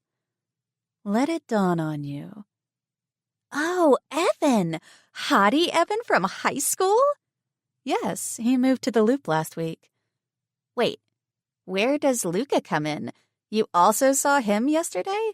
Did something happen between Evan and you?" "I had dinner with Evan." "No, you wait. What happened between you and Evan?" "We had sex once," she answers. "I knew it. Well, nothing happened between us, but he did try to kiss me at the end of the night. Luca saw and came to the apartment." "Luca was jealous?" "Ridiculously jealous," I reply. "What does he want?" "For me to accept him?" "I don't know." "What do you want?" "To be with him the way it was before I found out that he was the underboss of the Chicago Syndicate." "Don't know that either." You should find out what you want, or else he'll drag you into an endless cycle, babe. I know. I shift my gaze to the window. What I want doesn't matter because that's impossible. He's enraged and hostile. So am I, but my heart is still affected by him. Even his livid touch excited me. Hey, sorry to leave you hanging, but I have to go. I'm going to call you later when I get back, okay? Don't ignore my call, she says around a laugh, and then she's gone. I'm still staring outside when a lone tear trickles onto my pillow. Dashing it away, I stand up because today I'm going grocery shopping and not lying around in bed. Even though Luca was horrible, I'm not moping around the house sulking about it. After a hurried shower, I head out to the ATM around the corner before getting my groceries. As I'm rubbing my upper arms, I realize I should have worn pants or at least a jacket instead of my long-sleeve red cotton dress. I'm standing in line behind an extremely slow old woman, and the thunder above my head announces a storm is coming, drowning out the street noise for a few seconds. The uncontrolled wind is rustling energetically through the streets and high-rises. Fall, usually the calm season, is starting with an unexpected storm. I inch forward and return the old lady's sincere smile as I take my wallet out of my purse. A few droplets of water are already falling from the sky while I enter my code and check the amount of money I have in my account. I arch a brow at the numbers on the display that can't possibly be correct. That's way too much to be from my severance package. First, it wouldn't be deposited this quickly, and second, it wasn't $50,000. $50,000 has been added to my account. The man behind me sighs impatiently, so I withdraw some cash and end the transaction. Then I decide to skip the grocery store and return to my apartment to try to find out what's going on. I immediately switch on my laptop on the kitchen table, drag the chair out to sit down, and log into my bank's website. Scrolling down the screen, I stop at my bank statements and click on September. There's been one deposit of $50,000 by an unrecognizable bank account. It's not an American account number. I research the name and end up clicking on a high-end beauty and lifestyle website. I frown as Luca wanders into my mind. I receive money from some unknown source, but it all seems perfectly legal. Isn't this the syndicate's signature? Is he paying me off? For what? What kind of game is he playing? Completely offended that Luca feels the need to pay me, I get the cash out of my wallet and snatch my keys off the table before I bolt down the stairs into the now pouring rain and hail the first cab that drives by with a wave of my hand. The Black Hall, I tell the driver, and we move through the wet streets of Chicago. Almost 20 minutes in this silent cab has only managed to worsen my annoyance. A car is blocking the front entrance of Luca's building, so I pay the driver and run down the sidewalk and inside the building with my head bent down, feeling the thick rain dripping into my hair. Before I even reach the reception desk, I announce, "I'm here for Demiliano. Tell him Fallon's here to see him." I run my hand through my semi-wet hair. "Good morning, miss," he greets too happily and picks up his phone. A fake smile tugs at his lips while he waits for Luca to answer. I impatiently drum my fingers on his desk until he looks at them pointedly, so I stop. "He's not picking up. Can I take a message?" "Is he home?" I retort. "Miss, I can't answer that." I want to punch that fake smile off his face. "Can you try again, please?" I'm not leaving until I talk to him today. He picks up the phone with obvious displeasure, and we wait again. He shakes his head at first, but then his eyes widen. "Mr. Demiliano, Fallon is downstairs to see you." I can't overhear what Luca's telling him. "Miss, could you maybe call him for an appointment?" "What?" I throw my hands up in the air. Luca, I'm not leaving. We need to talk. I scream for him to overhear while the receptionist appears amazed at my sudden outburst. Yes, sir. He hangs up and points to the elevators. Penthouse floor. In the rising elevator, I take a steadying breath, preparing myself to confront him. Be strong. The door opens and I step into the living room, mesmerized by the furious clouds passing by his floor-to-ceiling windows. But I don't hear a sound. We're in the middle of the storm that surrounds his penthouse in the daylight darkness of the clouds. What do you want? I swivel around to see Luca leaning against his kitchen island with his ankles crossed and rotating a glass in his hand. He's shirtless in his sweatpants, which hang low on his hips, showing his toned torso, and his hair is wildly tousled. Did you give me $50,000? I question, not hiding my discontent.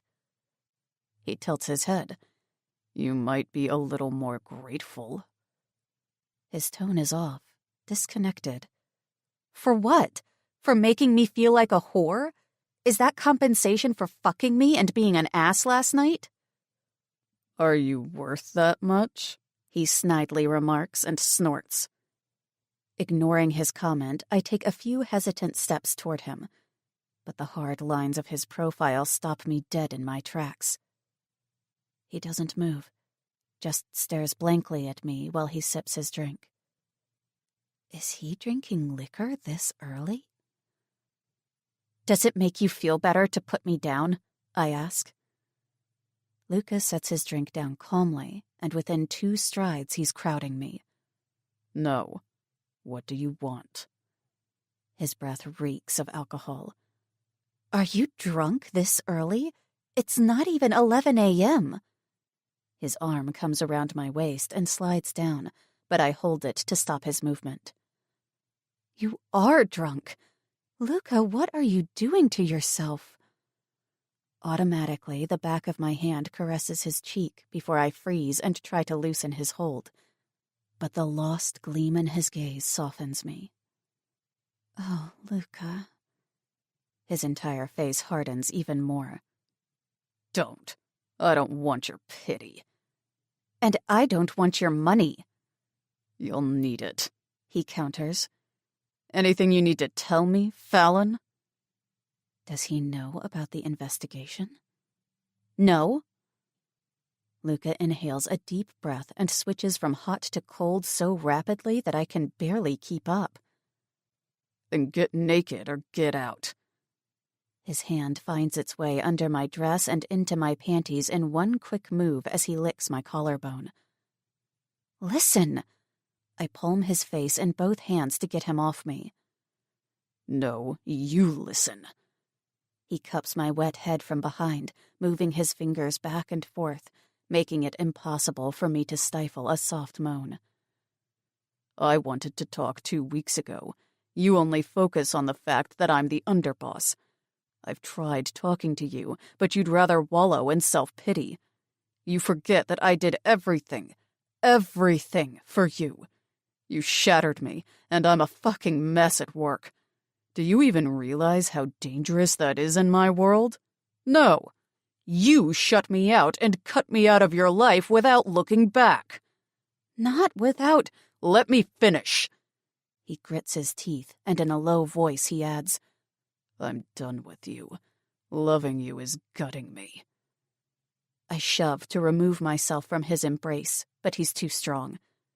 The dark circles around his eyes express his pain, so I share my feelings honestly, hoping to provide him some sense of peace. I know how painful it is to be stuck in heartbreak, because I'm there myself right now. My love for you hasn't mysteriously evaporated into nothingness, Luca. It's still there. It's deep, but it's tainted now, buried under a layer of mistrust and lies.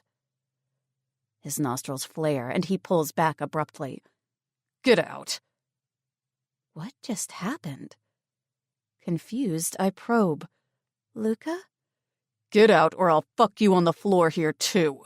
he snarls, and I lose my patience as well. You're a fucking mean drunk. Stop drinking.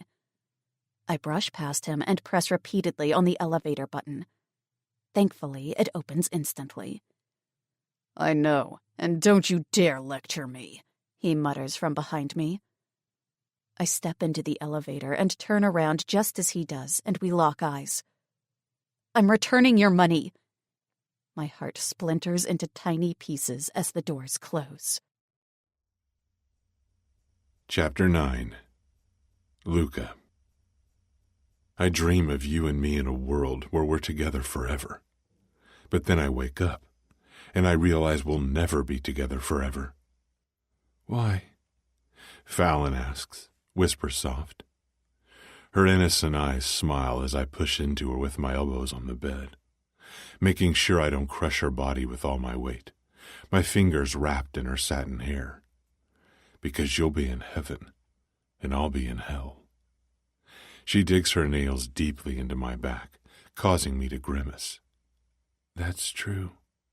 Her devious grin shocks me, and blood tears leak sideways down her face, tracing a path toward her temple as her eyes close. What's wrong, Dolcezza? I keep thrusting into her as if nothing out of the ordinary is taking place, while her spirit and breath fade away. Bzz, bzz. My leg jerks because of a cold rush of air. Turning onto my side, I realize I'm freezing and slowly open my eyes. Bzz, bzz.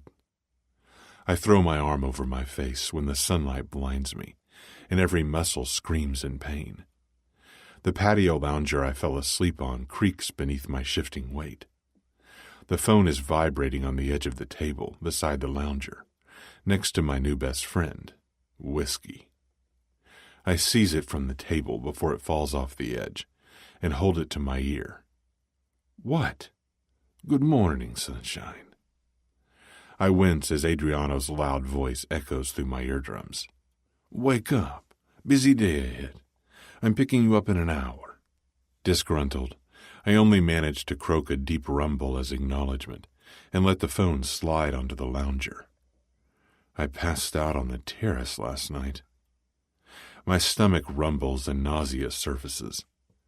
I can't be around Fallon without her screwing with my head. She haunts me during the day and at night. I fell for her because she was the only person with whom I could just be.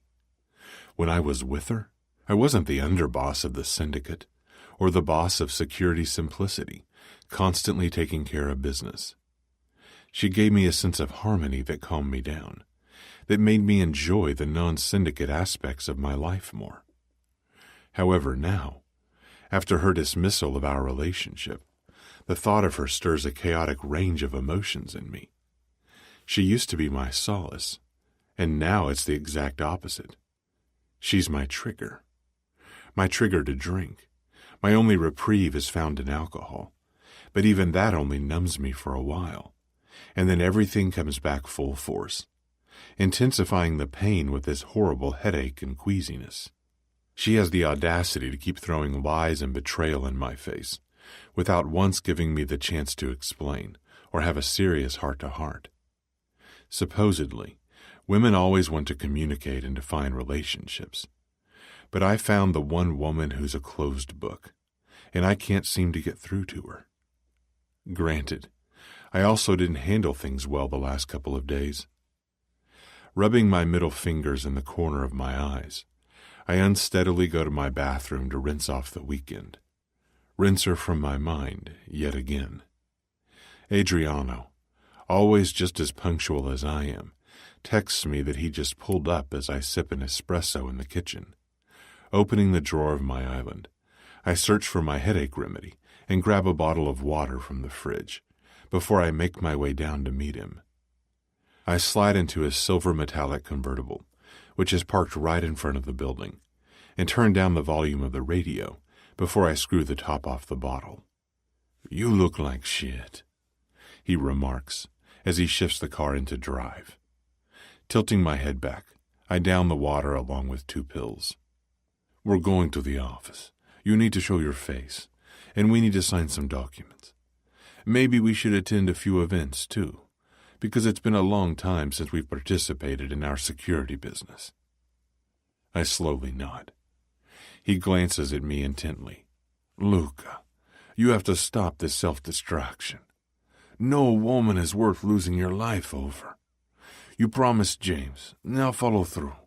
We gave you a week, and you deteriorate the moment you lay eyes on her. Yeah, the weekend sucked. Adriano sighs resolutely. We went into this together. You owe it to me to stop playing with your own life. James has been patient, but he's not anymore. This is our life, and Fallon doesn't want to accept it. You have to move on, and I get that it's difficult when we still need to keep an eye on her. My gaze shifts to Adriano, and I realize that I do owe it to my best friend, because without me as his underboss, he would live an entirely different life.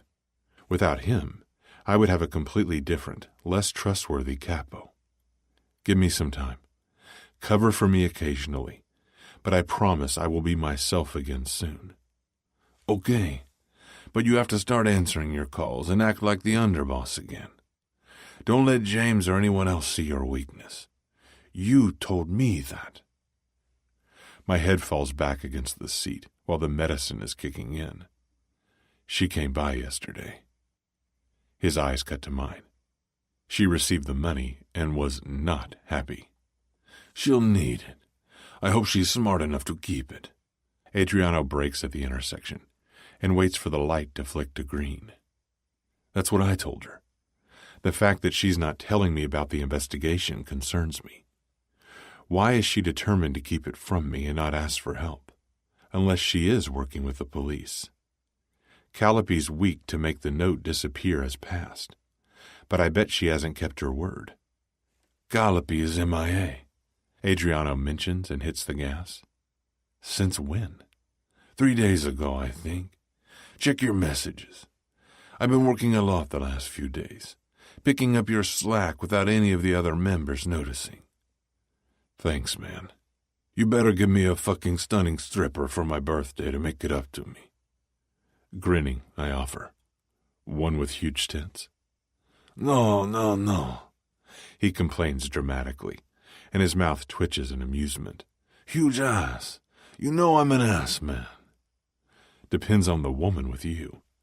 You're not always an ass man. I gulp the entire bottle of water down to quell my thirst. Adriano turns the wheel to the right, rounds the skyscraper and heads towards the garage. Well, some women have such gorgeous tits, I don't see anything else. See, then you're not an ass man. You're undecided, I tease, and he parks the vehicle in the vacant spot with his nameplate on the wall. A perky blonde receptionist, who I don't recognize, welcomes us as soon as we walk in. Good morning, Luca, Adriano. Adriano winks at her, and she giggles in an irritatingly high tone, while crowds of people pass her desk. After we rush inside the first elevator that opens, Adriano presses the button to the 30th floor. The entire floor belongs to our company, Security Simplicity, but we rent out half of the office space. I haven't stepped foot in the office for over 3 weeks, which isn't uncommon. But with Alex's investigation and the explosion at our headquarters, I need to be more consistent about maintaining the facade. If any clean detective digs just a little deeper into Fallon Michaels' past, it will lead him to me. Adriano and I share an office next to the management team, our 3 directors who manage daily operations. They're reliable associates of the syndicate. We go into their office to sign monthly reports, and Adriano informs them that we're investing a huge amount of money in research and development. The money we're using is our profit from the drug traffic in the South. As of just recently, the syndicate solely rules the drug traffic in every establishment and on every street corner in Chicago, and most other areas in Illinois. North Chicago is back under our control since James killed Legia. Our drug profit is in cash and is laundered through 2 companies. James and Salvatore launder through one, and Adriano and I launder through the other. Security simplicity. Adriano's my partner by my own choice, because he has a higher rank than the other Cappy as my backup. And just like me, he earns a legal income from security simplicity. All the other members of our organization, the other regular Cappy and our soldiers, get paid in cash by Salvatore. There's not one digital trace between the other Cappy and soldiers and the four of us. As it's set up, James, Salvatore, Adriano, and I have gained all our wealth through the security companies. So it seems. The meeting drags on as they bombard us with tons of questions regarding the new investments because it's a significantly higher amount than we've ever invested. What can I say? Business is doing well, money-wise. 2 hours later, I finally enter my own office, which is furnished with just 2 mahogany desks and chairs that sit opposite each other and a lounge sofa by the window. Adriano comes in and hands me a cup of coffee as I tilt the laptop screen up. Can you imagine if this was actually our everyday life? Boring meetings, then off to go home to put the kids to bed, some missionary sex, and the next day wash, rinse, repeat. He comments. I laugh at how dramatic he can be sometimes. Yeah, definitely not meant for us. I'm heading to finance to finalize this. He holds up the stack of papers we've just signed. And then we can discuss a plan of action regarding Cam and Calliope. I nod and click on the mailbox icon. When Adriano exits, Janie marches in, turns, and closes the door. I pick up my pen and tap it against my desk in agitation as I watch her big brown eyes focus on me. Hi, I've called you. Seems you've been busy. She did call me. On the phone that I, at one point, only used for Fallon. Janie is beautiful, and there was a time when I used her as a substitute. For 2 weeks after I met Fallon in that club, I fucked Janie. And there's only one reason why I did. Because she reminded me of another brunette. I was strangely obsessed with Fallon very early on. Janie has the same soft eyes, only Fallon's sparkle and her lashes are thicker. That same long, wavy, deep brown hair and skin that is so smooth to the touch. But Janie isn't Fallon. The second I kissed Fallon, she infused herself into my veins, and I never spoke to Janie again outside of work. I have been busy. How can I help you? I've dismissed all her advances since I started visiting Fallon regularly at her coffee shop, and I made it clear that we were never going to be an item. Haven't seen you in a while. She rests her ass on my desk, right next to me. I stand without touching her, and move away to open the door. I'm fine, and actually busy right now. I'm not in the mood for this shit. But this is the office, so I stay polite and professional.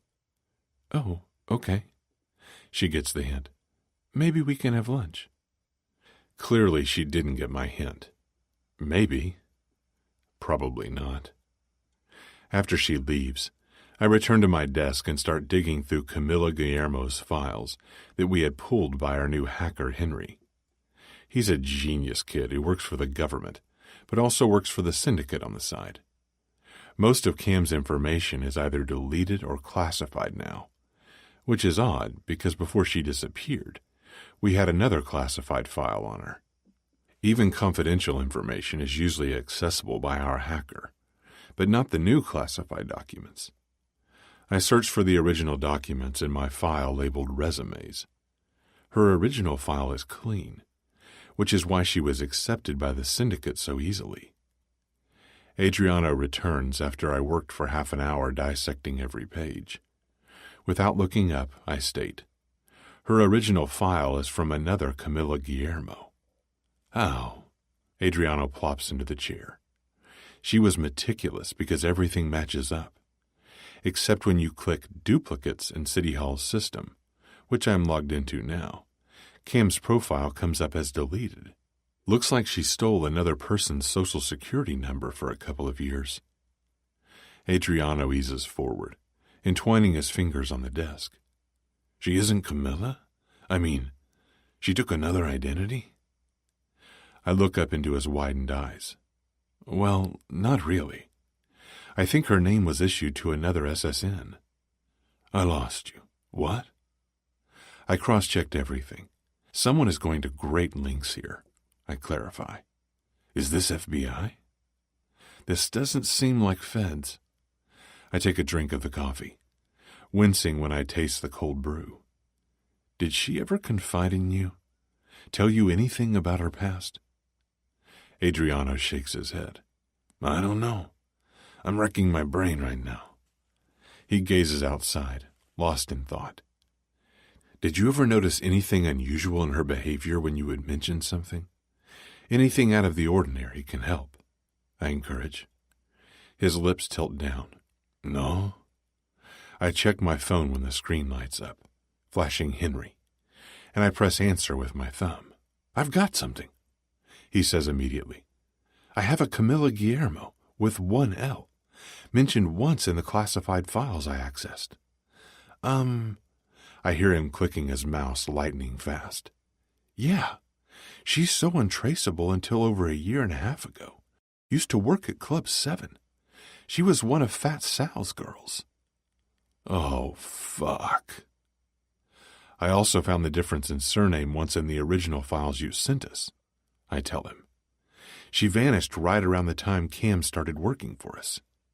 What the hell did she do?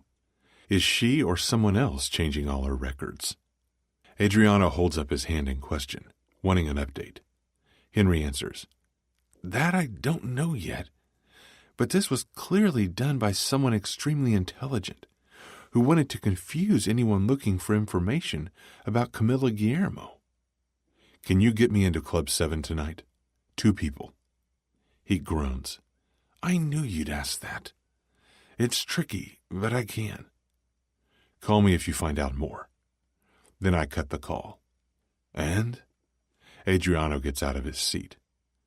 Guillermo with one L, who I think is just Cam, used to work for Fat Sal.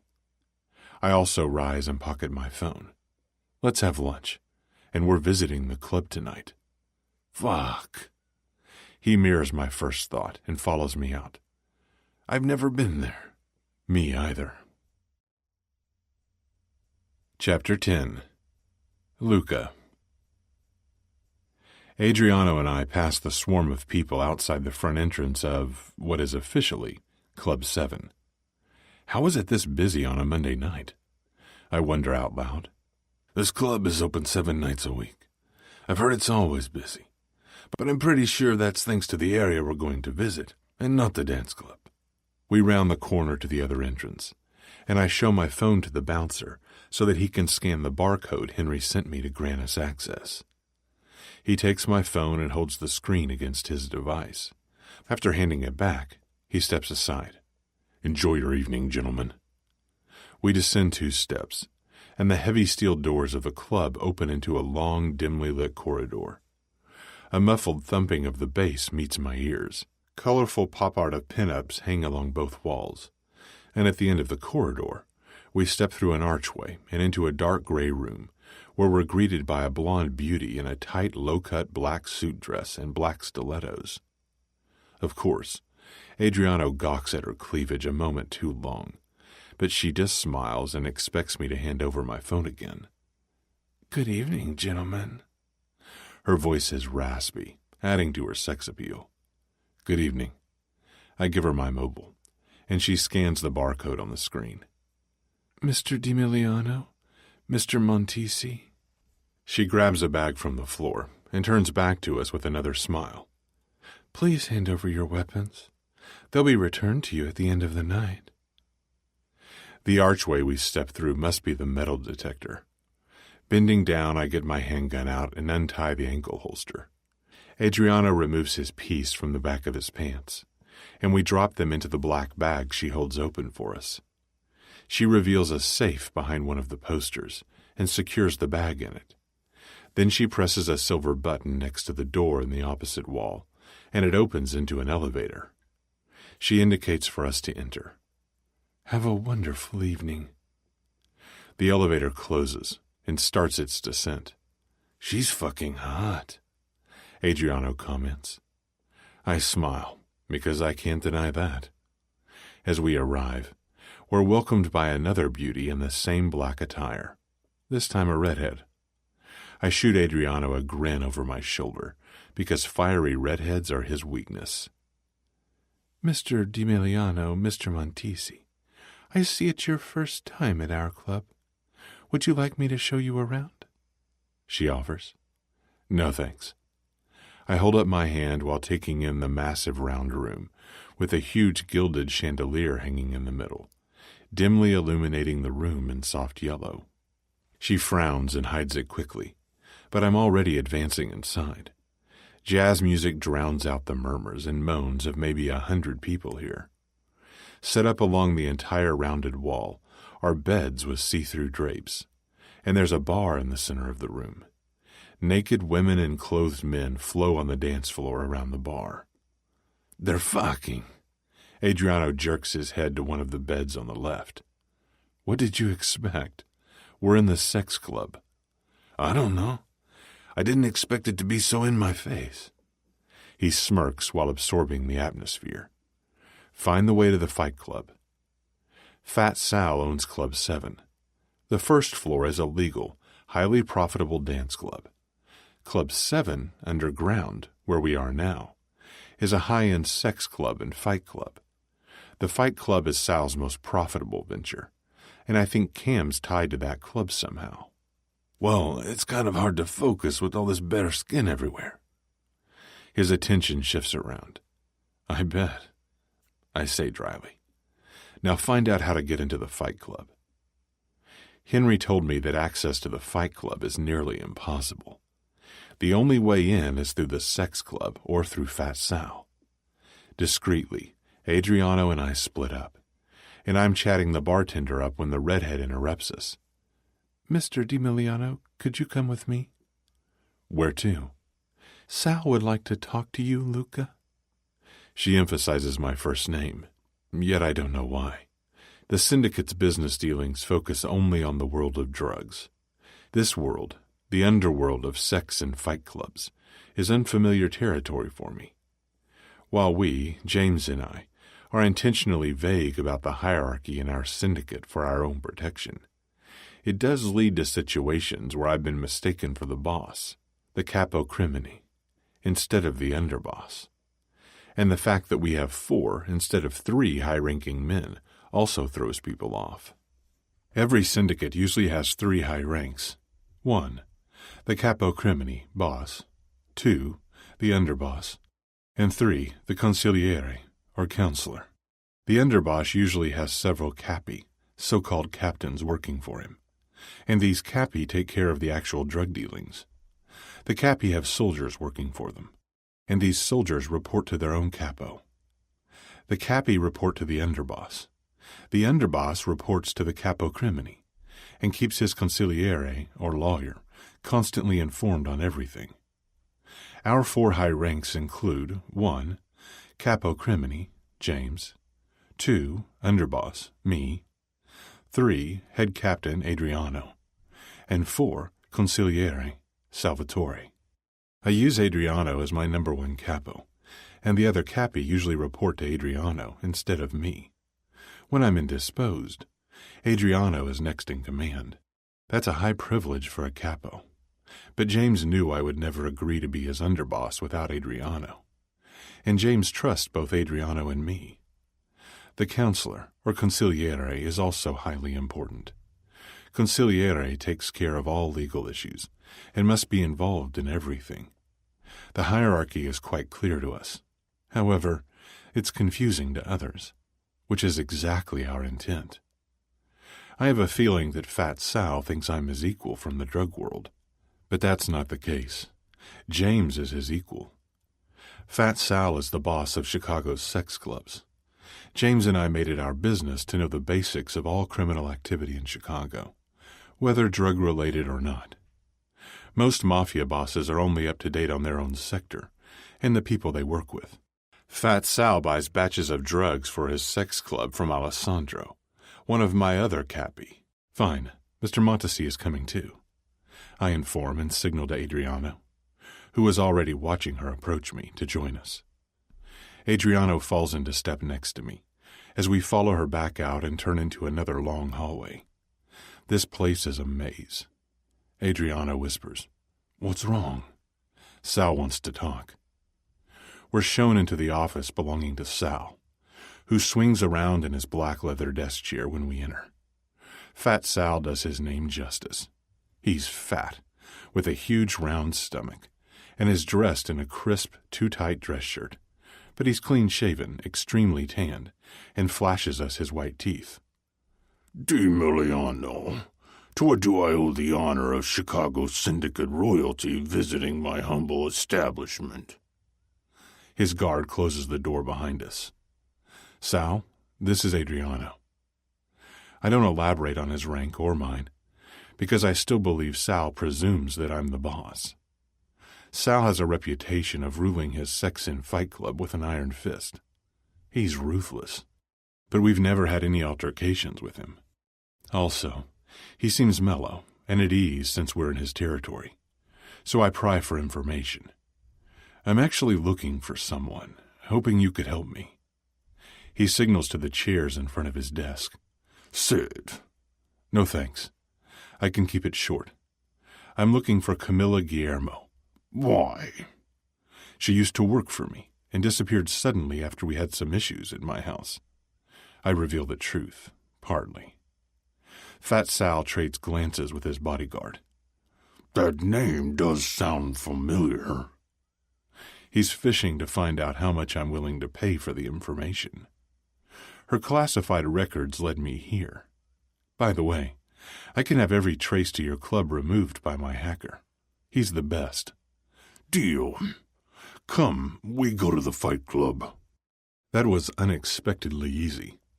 Adriano and I glance at each other briefly, before we trail Sal out and into the elevator to head one level lower. When the elevator door opens, Sal's lips spread into a proud grin.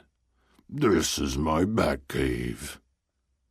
Applause and shouts from hundreds of people invade my ears in the underground arena. The place is maybe 10 times the size of the sex club above, but with similar rounded walls. The brightest part in the room is the caged podium in the center, where the fight is going on. As Sal leads the way, people part. The smell of blood and sweat infuses the air. 3 men dressed as gladiators are fighting with medieval equipment. Red covers the podium, and I'm stunned at the crazed excitement blazing in the crowd's eyes. People are groping, kissing, cheering, and fucking like a bunch of lunatics. While I've heard rumors of captives in this club, it's obvious from seeing multiple women strung up on the wall, with tears streaming down their terrified faces, that they're not here of their own free will. The entire atmosphere is contradictory to the sophisticated club one floor up. I look over my shoulder to Adriano, who's also taking everything in and covertly scoping the place out. A dark-haired man in a suit crosses our path, and I notice a silver cross pendant that glistens in the light hanging out of his pants pocket. Apart from Adriano and me, no one is dressed in a suit down here. Abruptly, Sal stops moving and reads a text message before retreating to the elevator. "The guy we need to talk to is upstairs," he explains, when we step through the doors and ascend. What the fuck was that about? Showing off his depraved fight club? We dutifully return to his office, where another man is waiting in, yet again, a black suit. Sal introduces the other man, who has his hair tied up in a man bun. "Santino, D'Emiliano, and Montesi. Camilla Guillermo. Ring a bell?" "She used to work here," Santino answers. Adriano's annoyance is vibrating off him, and I'm not sure if he can handle hearing she's part of the fight club. "She's one of our ladies." Santino puts it nicely. Adriano speaks before I can. "Sex club or fight club?" "Fight club," Santino replies. Adriano's hands ball into a fist. We need to get out of here before Adriano loses it. "Sal, Santino, thanks for the information. I'll take care of our end of the deal." I look to Sal, and he dips his chin in farewell.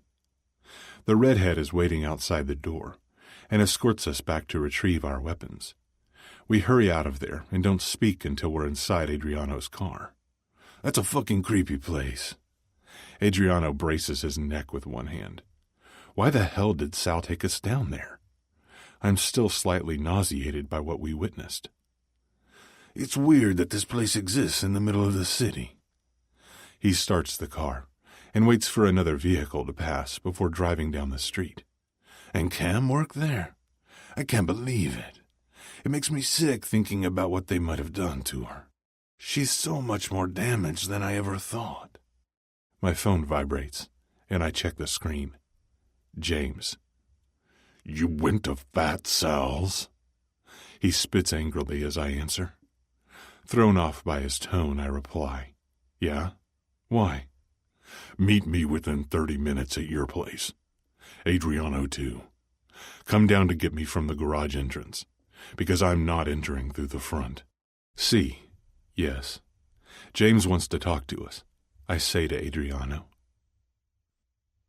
Next time you call me before you do something like this, capito?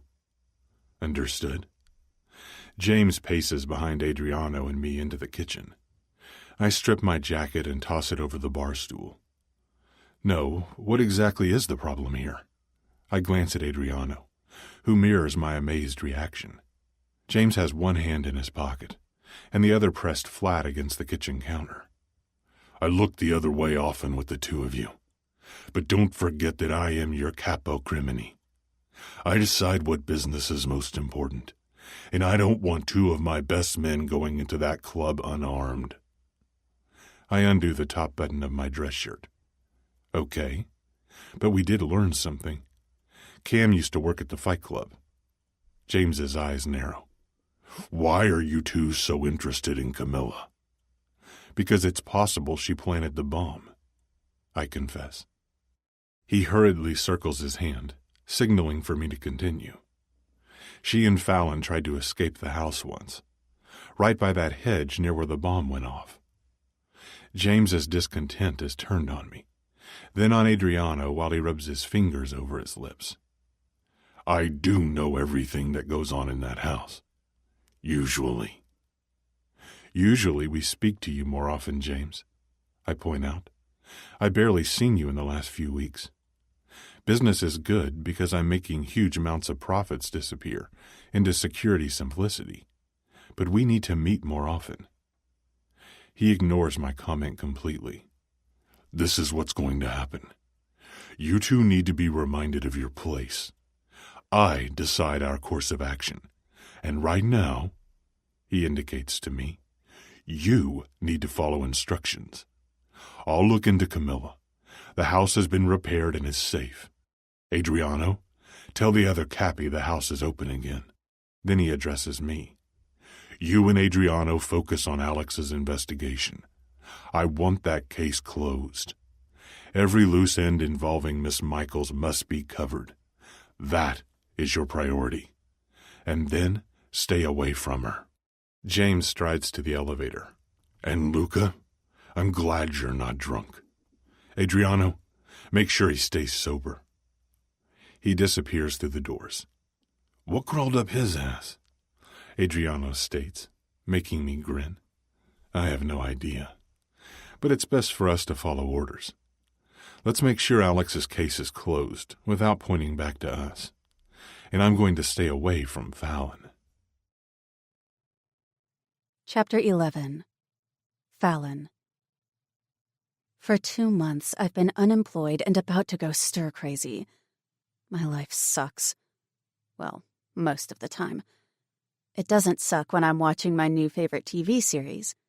I'm addicted to watching back-to-back episodes of Charmed. The only thing that gives me pleasure is watching that show. I'm already at season 2. I've kind of given up on reading because I haven't picked up a book since I came home from my kidnapping. After pulling on my socks over my cold, bare feet while sitting on the floor, I settle back against my couch as I consume my burrito al pastor and actually smile when the opening music starts.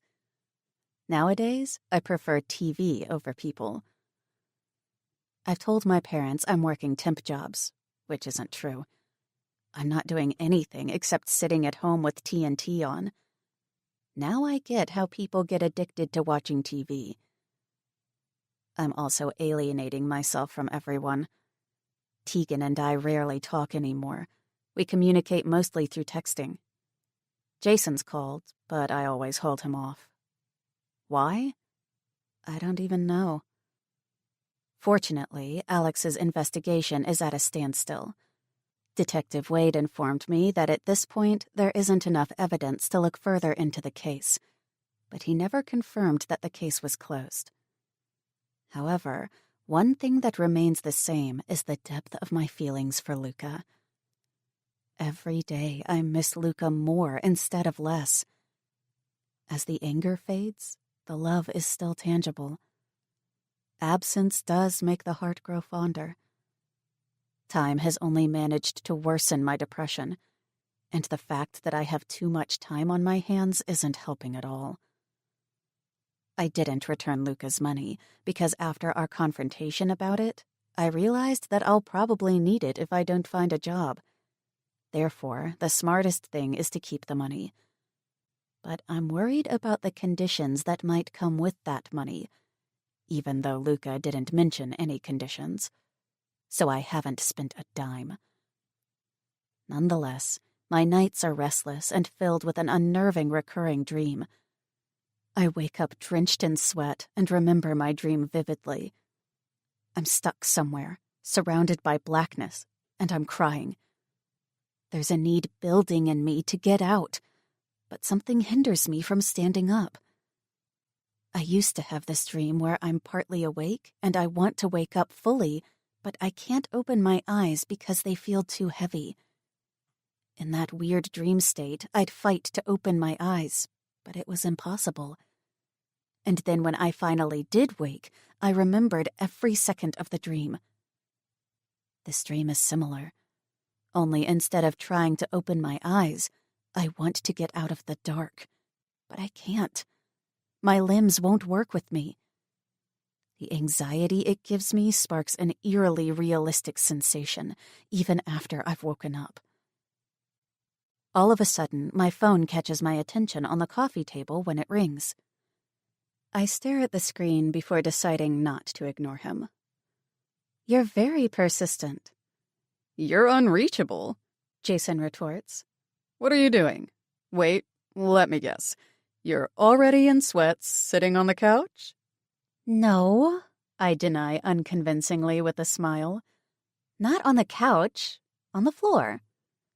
"You're coming with me tonight. My no-good friend who always cancels ditched me again, and I need a wingman. You need to get out of that apartment. Don't sit at home on Saturday night." I groan because I'm not in the mood to dress myself. "No, I'm picking you up at 9. You have over an hour to get ready." And he hangs up. I turn off the TV and wander to my bedroom, falling back onto the bed. I should stop whining and just go meet Jason. With a heavy sigh, I get up and head to the bathroom to start fixing myself up. "I really thought I'd have to drag you out of that apartment kicking and screaming."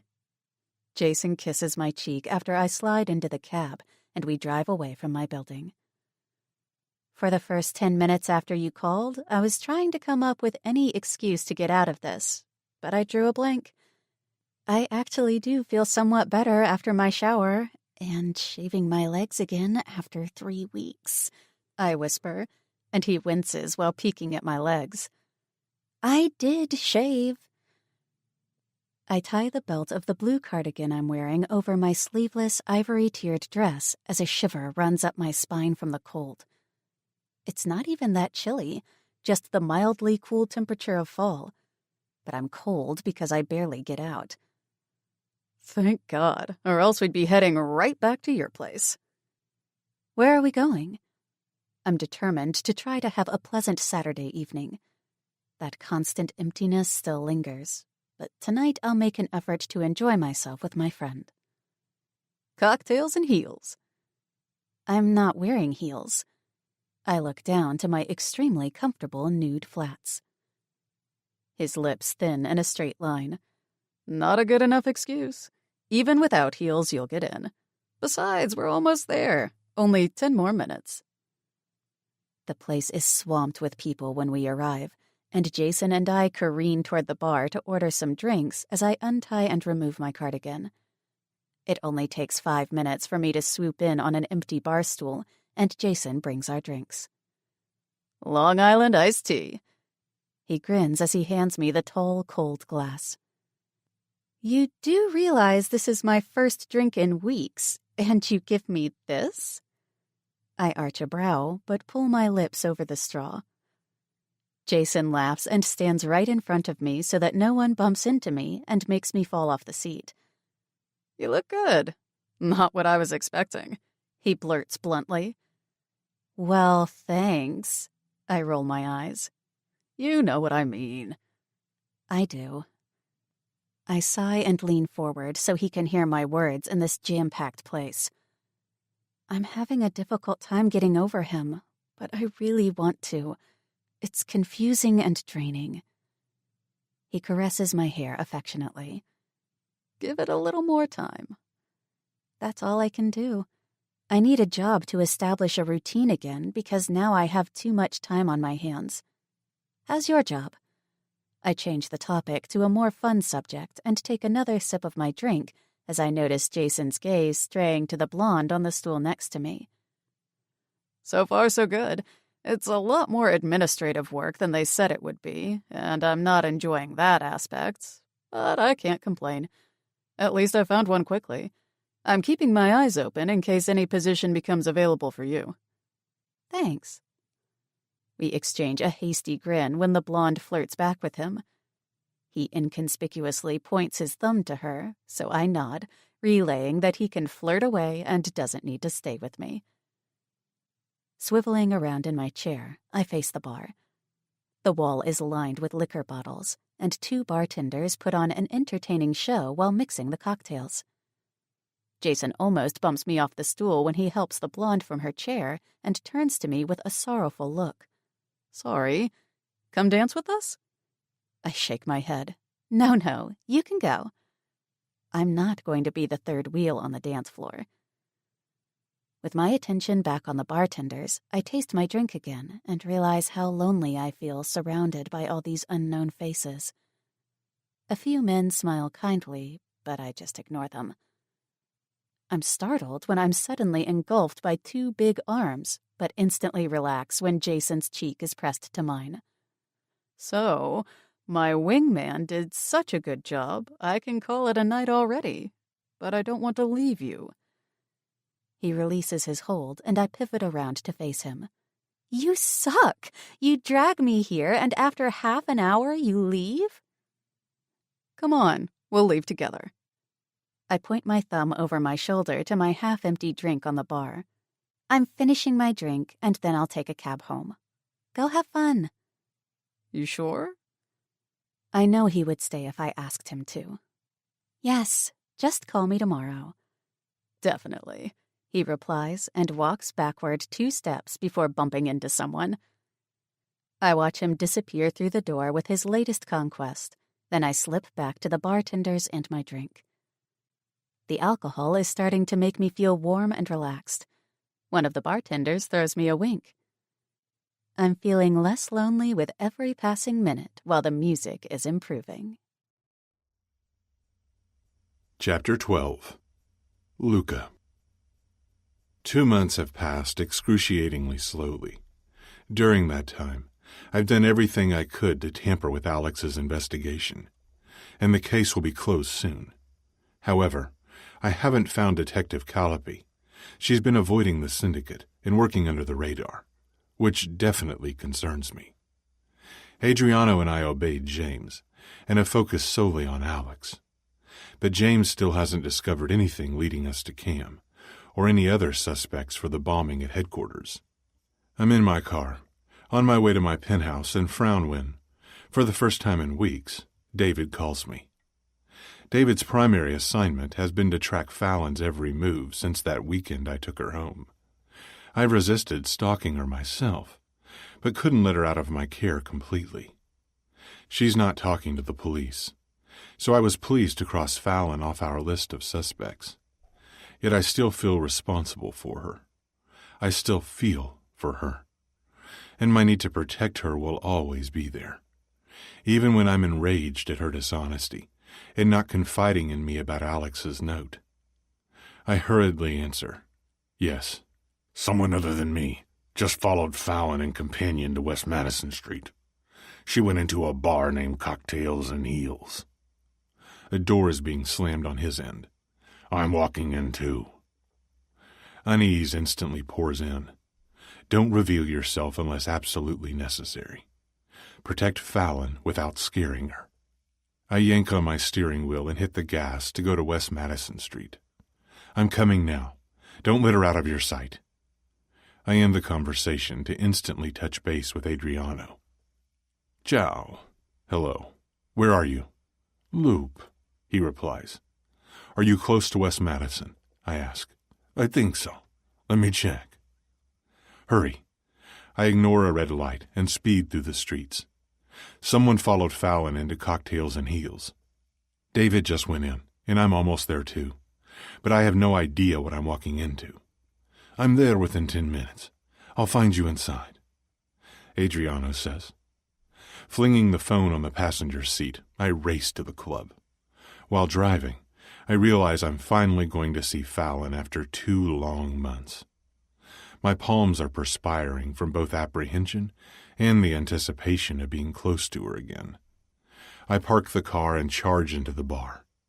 Music is blaring from the speakers, and the place is packed, so I check my phone screen. A message from David informs me that she's sitting at the bar to my left. My head whips to the illuminated area, and at the end of the bar stands David, watching Fallon and everyone around her like a vigilante. I head over to him first as I recognize her posture right away. She's in a white dress with her back to me, but people keep disrupting my line of vision. She's gaping at the bartender's antics as he shows off while mixing his drinks. Who is it? I ask David when I join him, without taking my eyes off her. Fuck, I lost him, but no one approached her. Disgruntled, I instruct as I unbutton my suit jacket. Find him. I'll take care of Fallon tonight. A throbbing below ensues when I cross the distance between us and stand right behind her. Her long hair flows down to her lower back, and her smooth legs are crossed. Stepping forward, I place both my hands on the bar, caging her in from behind, and lean down to the shell of her ear, without pressing my front to her back. She turns her head, and I'm completely thrown off guard when a wide, genuine smile sweeps across her face. Fallon's eyes sparkle, but her expression is somewhat bemused. Her bangs are gone, and I'm struggling not to trace the contours of her beautiful face. This is clearly not the distant welcome I was expecting. What are you doing here, Fallon?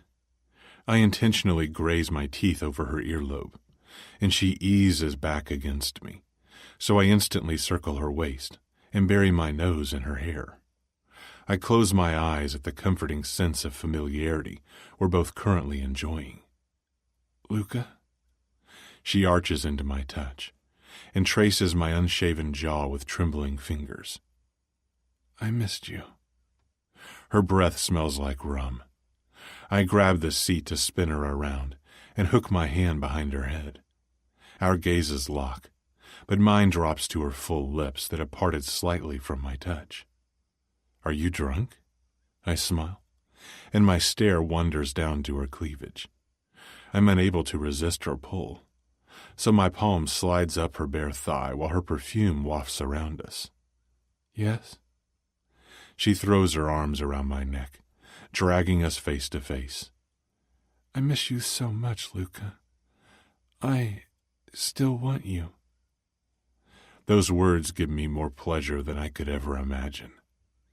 Wondering whether the one you love misses you as much as you do her is a feeling that breaks a person down. Time apart hasn't damaged our connection, and I don't remember why I even came in here when all I'm focused on is tasting her. especially when she scrapes her nails up my neck, into my hair, and I shift closer between her spread thighs, wanting her to feel my growing excitement.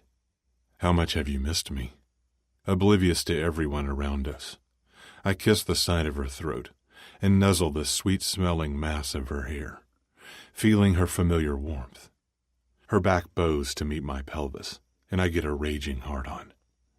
So much that I want you right now, she whispers. Finally, our lips meet, and I crush her into me with my hands covering her ass. Tongues search in a frantic attempt to taste a love that was destroyed in those 6 days 2 months ago. Regrettably, a tap on my shoulder interrupts us. Luca. Without releasing Fallon, I look over my shoulder at Adriano's huge smirk. I see there's serious trouble, he comments sarcastically, and cocks his head as Fallon rests hers against my thumping chest. Bathroom. I jerk my head to the end of the bar. Well, I'm not one to cock-block. Adriano parts the way, and I lift Fallon off the stool, grabbing her sweater while she clings to me. I clasp her to me tightly, and then take her hand in mine. She laughs and presses herself against me. I want her now. Adriano takes care of the waiting line in front of the ladies' room. Ladies, toilet is clogged. You can use the men's. He extends an arm to the men's room and dazzles them with a lopsided grin. They happily oblige him. When I open the door, it's yanked back, and 2 women step out, leaving the space empty. After pushing Fallon inside, I shove her sweater, jacket, whatever it is into Adriano's hands and close the door behind me. To my surprise, she's leaning casually against the marble sink and observing the bulge in my dress slacks. In a low voice, I command, "Spread your legs." Eager to comply, she lifts her sweet ass onto the sink and spreads her legs wide, making her dress right up to her hips. Move your panties to the side. I unbuckle my belt and am about to blow as she, again, complies instantly, while watching her own movement, nudging her black lace panties aside. With 2 determined strides, I bury my head between her legs, and she fists my hair. I devour her as I fantasized for a long time. Oh, Luca. I lock my arms around her hips to hold her in place. Then I replace her hand with mine, holding her panties to the side, while the other rakes down the soft skin of her stomach. I'm spurred on by her unyielding grasp in my hair as she grinds against my mouth, and I suck and lick relentlessly. I touch as much bare skin as possible under her dress and pinch her nipple to elicit her distinctive, enticing moan. God, I missed you.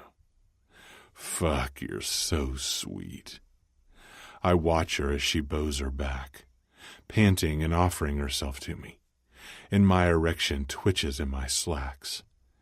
Yes, Dolcezza, come for me. I was foolish to think that she was ever under my spell, when I'm utterly dominated by hers. She's so loud and close to exploding. I fucking love it, and continue to circle my tongue as I look up at her tightly shut eyes. It's so sexy when her back arches, while her hand flies to the mirror behind her as she rides out her climax, smothering me entirely. But I take the pleasure from her body without mercy, until she's satiated. Then I rise and unbutton my pants as I cup her head and pull her forward to press our lips together.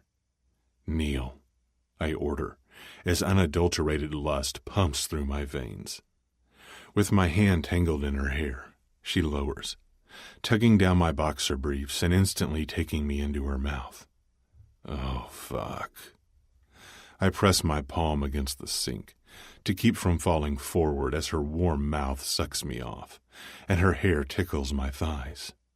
Faster, I urge, and drive into her mouth while I cradle the back of her head.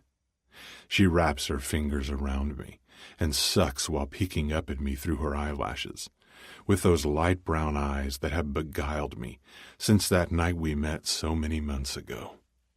Without warning, my balls tighten, and I coat her throat. Fuck. I growl and slow my thrusting while she keeps sucking, and I'm tempted to stay in her mouth. My chest is heaving as I stare down at her. She swallows, and our heavy breathing is suddenly all I hear. Shit. She's drunk, and I fucked her mouth. Fallon struggles up, almost slipping, so I curl a hand around her arm and help her. She kisses me hard on the lips before she starts adjusting her clothes. After tucking my dress shirt back in, I speak to her quietly, because I don't want to set her off. Adriano's taking you home. No, she whines. This is exactly what I'm not in the mood for. She's drunk and wants to dance and flirt, but no one is going to dance or flirt with her, and she needs to go home in order for us to figure out who was stalking her. Yes. I pull Fallon's body flush against mine, and her playful side is still calling the shots, because her swollen lips curve up. He'll take you home when you're done. He's right outside with your sweater. Are your keys in there? I trace my thumb over her bottom lip. Pocket. She turns around to face the mirror, untangling her hair and letting the strands flow through her fingers while scrutinizing her hand. Momentarily, I frown at her strange behavior, but a knock reminds me to hurry up. Adriano's guarding the door in the exact same spot, with that same smirk on his face. She's loud. Take her home. I'm going to follow you guys to her house from a distance, to check to see if you have a tail. Is she ready? He asks, with her sweater in hand. Yeah. I circle my pointer finger once. I'm doing one round through this place. Pacing back to the bar, I take one quick walk around to ensure David completely scoped it out. I do recognize several associates, but they're harmless. I scan the entire place, and my gaze freezes on Fallon on the dance floor. Looking past her, I see Adriano marching toward her, and I also close the distance. I hold up my palm to stop Adriano as I approach Fallon and pull her back to my front to cease her movement. I told you to go home. She simply pushes her ass into my groin, and I automatically skim my hands down her hips. I can't keep my hands to myself when she's this eager, but I'm also coldly reminded of why we don't work, because she never listens. So I fist her hair and bend down to her ear. I have no problem taking out my piece and killing someone here for eye-fucking you. Go home, I command her. Oh, Luca, lighten up. I want to dance with you, like this forever. She slurs. Her body is swaying, wildly energetic, and I force her to stop. This doesn't sound like Fallon. She's clenching her jaw and mumbling something. I cup her chin, forcing her to look me in the eye. Her pupils have dilated, making her irises black as night, and I release her chin when I see she's gritting her teeth. What the fuck did you take? I demand, practically shouting in her ear. She doesn't answer, but is very alert. She's on something, I point out to Adriano. She's fucking high on ecstasy. His eyes round in shock, and he takes her by her shoulders to help me calm her dancing body. Fallon, look at me. Adriano studies her and recognizes the same symptoms I'm seeing. She's high on X. Stepping back, he adds, Did you give her something? Hi, she says in a sugar-sweet tone to him. No. Quando? When? The 10 minutes we were in the bathroom isn't long enough for it to have worked its way through her system. She took it herself? He probes incredulously. You didn't notice in the bathroom that she was high? Either she took it or someone spiked her drink. I was kind of distracted in the bathroom, I defend. Get your car. I'm leaving mine, and we're taking her home now. No, Fallon objects. I just want to dance. I don't want to go home. But we'll have fun. I whisper into her ear, as I wrap my arms around her waist from behind and suck on her earlobe to try to make her as compliant as she was 5 minutes ago. She softens immediately in my embrace. Come on. I entwine our fingers, and we escape that place, getting into the back seat of Adriano's car. I catch Adriano's amused expression in the rearview mirror as I'm persistently trying to calm her, while she rains kisses over my neck and even cups my balls. And that's the moment I cave again.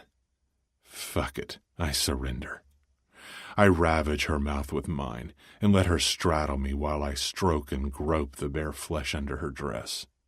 Look away, asshole. I grin at Adriano while sinking my teeth into her shoulder, and she shrieks in delight, but I know I shouldn't spur her on. Grabbing my shirt with 2 fists, she leans forward as I swipe her hair behind her ear, and her look of adoration makes time stand still. "Are you coming up with me?" she asks.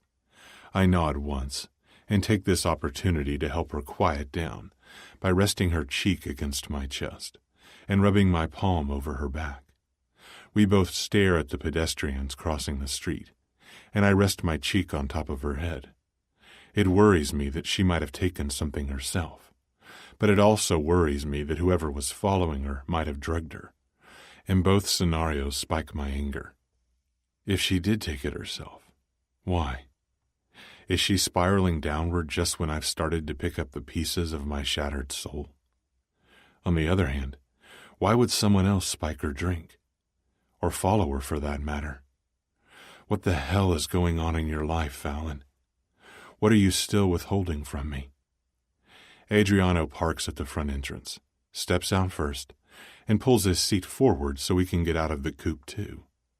She climbs out and dazzles a smile when Adriano hands her the sweater. "Aw, thanks." "You can go. I'll call you later," I say to Adriano, and grip her arm to move quickly inside the building. She fumbles in her pocket for the keys, while leaning almost all her weight against me. I snatch the keys out myself and walk us forward, inside and up. She flings both arms around my middle. "I miss you." Throwing my arm around her shoulder, I sigh deeply. "You've said that already." That's how I enter her apartment after such a long time apart, hugging Fallon firmly. Together, we tread to the bedroom and sit on the edge of the bed, and I place my hands on each side of her head so that her gaze is focused on me. "How do you feel?" I lock eyes with her. She tries to close the distance between us, but I hold her strongly. "Good," she replies softly. "Is your vision blurred?" A crease forms between her brows. "No." "Are you cold? Thirsty? Have any cramps?" No." Then she adds loudly, "Wait, I'm thirsty." "Stay here while I get you some water." I run to the kitchen for a glass of water, and she downs it in one gulp. While stripping my clothes until I'm in just my boxer briefs, I can't help but return the suggestive grin she shows me. Damn, I miss her and her playful side.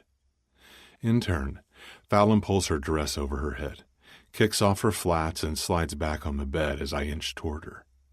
I adjust my growing hard-on, while trying, unsuccessfully, not to gawk at her breasts, since she's in only her panties now. "Spiacente, dolcezza. Solo una bella dormita per te stanotte." "Sorry, sweetheart. Only a good night's sleep for you tonight." Lying down next to Fallon, I pull her into my side with her head on my chest and entangle our legs. "Sleep, Fallon." "No." "Don't fight it. Just sleep." I trace my fingers down her back and hip until her breathing evens out. Rolling her onto her other side, I press my body against hers from behind, nuzzling her hair, and I fall into a deep sleep. The first deep sleep I've had in months. I open my eyes only to immediately squeeze them shut again, as I rub my face into the pillow and groan. I'm pressed tightly against Fallon's body, and my hand cups the swell of her breast. She stirs as her toes explore the surface of my leg, and I'm amazed by how this simple touch can fulfill me. However, as she cranes her neck, I almost laugh when I'm confronted with her cranky face. Why am I only in my panties? It was all you had on under that dress. I keep my hold on her. Did we have sex? Technically, no. I deny her any time to think, and continue while rolling onto my back. Do you remember last night? She turns to her other side, facing me. Yes, up until we came home. Nothing happened when we came home. You went to sleep. I wipe my hand down my face. Did you take any X last night? I didn't. Looking at her, I warn. Don't you dare lie to me. I know how your mind works, but you have to be honest now. I swear, Luca, I didn't take anything. Again, I interrupt, because I want to ask all my questions rapidly. Who was with you? You didn't go in alone, but I found you by yourself. David said she was with a companion when he called me. Jason left early. I was only going to finish my drink and then go home. She takes a deep breath and presses her hand to her forehead. How are you feeling? Tired, she answers with eyes closed. Someone spiked your drink, I add.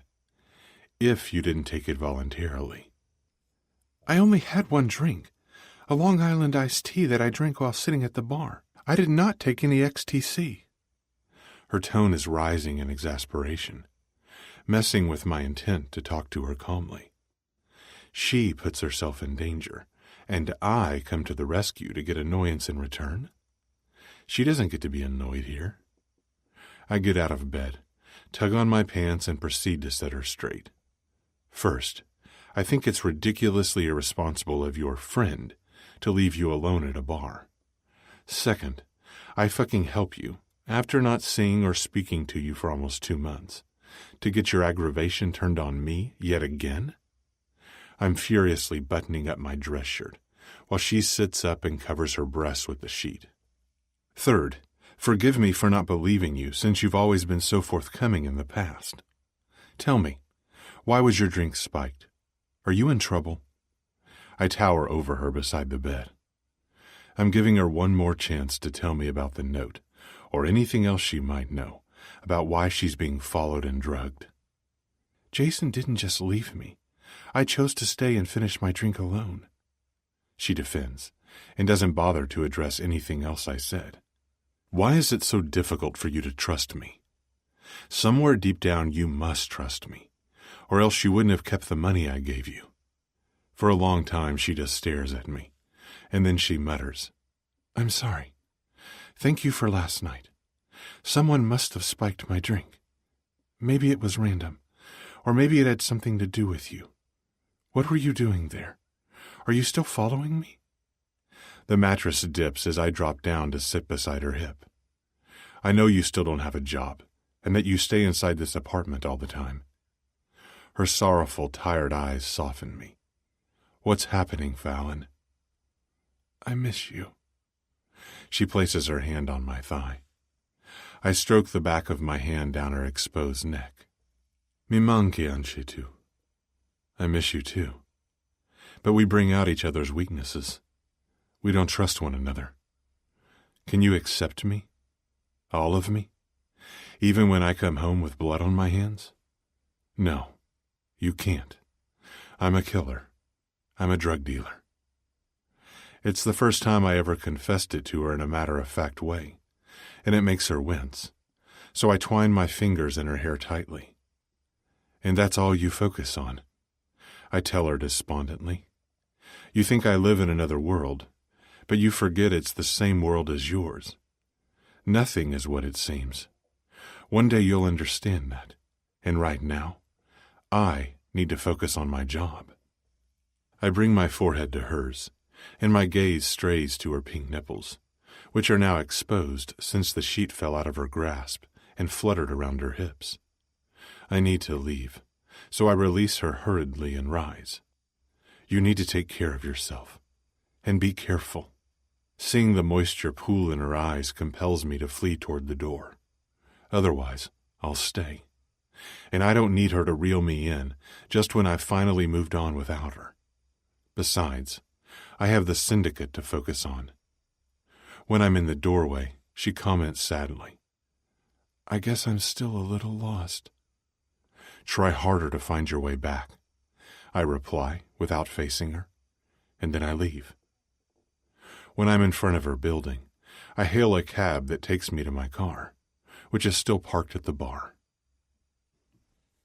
Once I'm in my car and headed home, I contact David, and he informs me that he couldn't find the guy.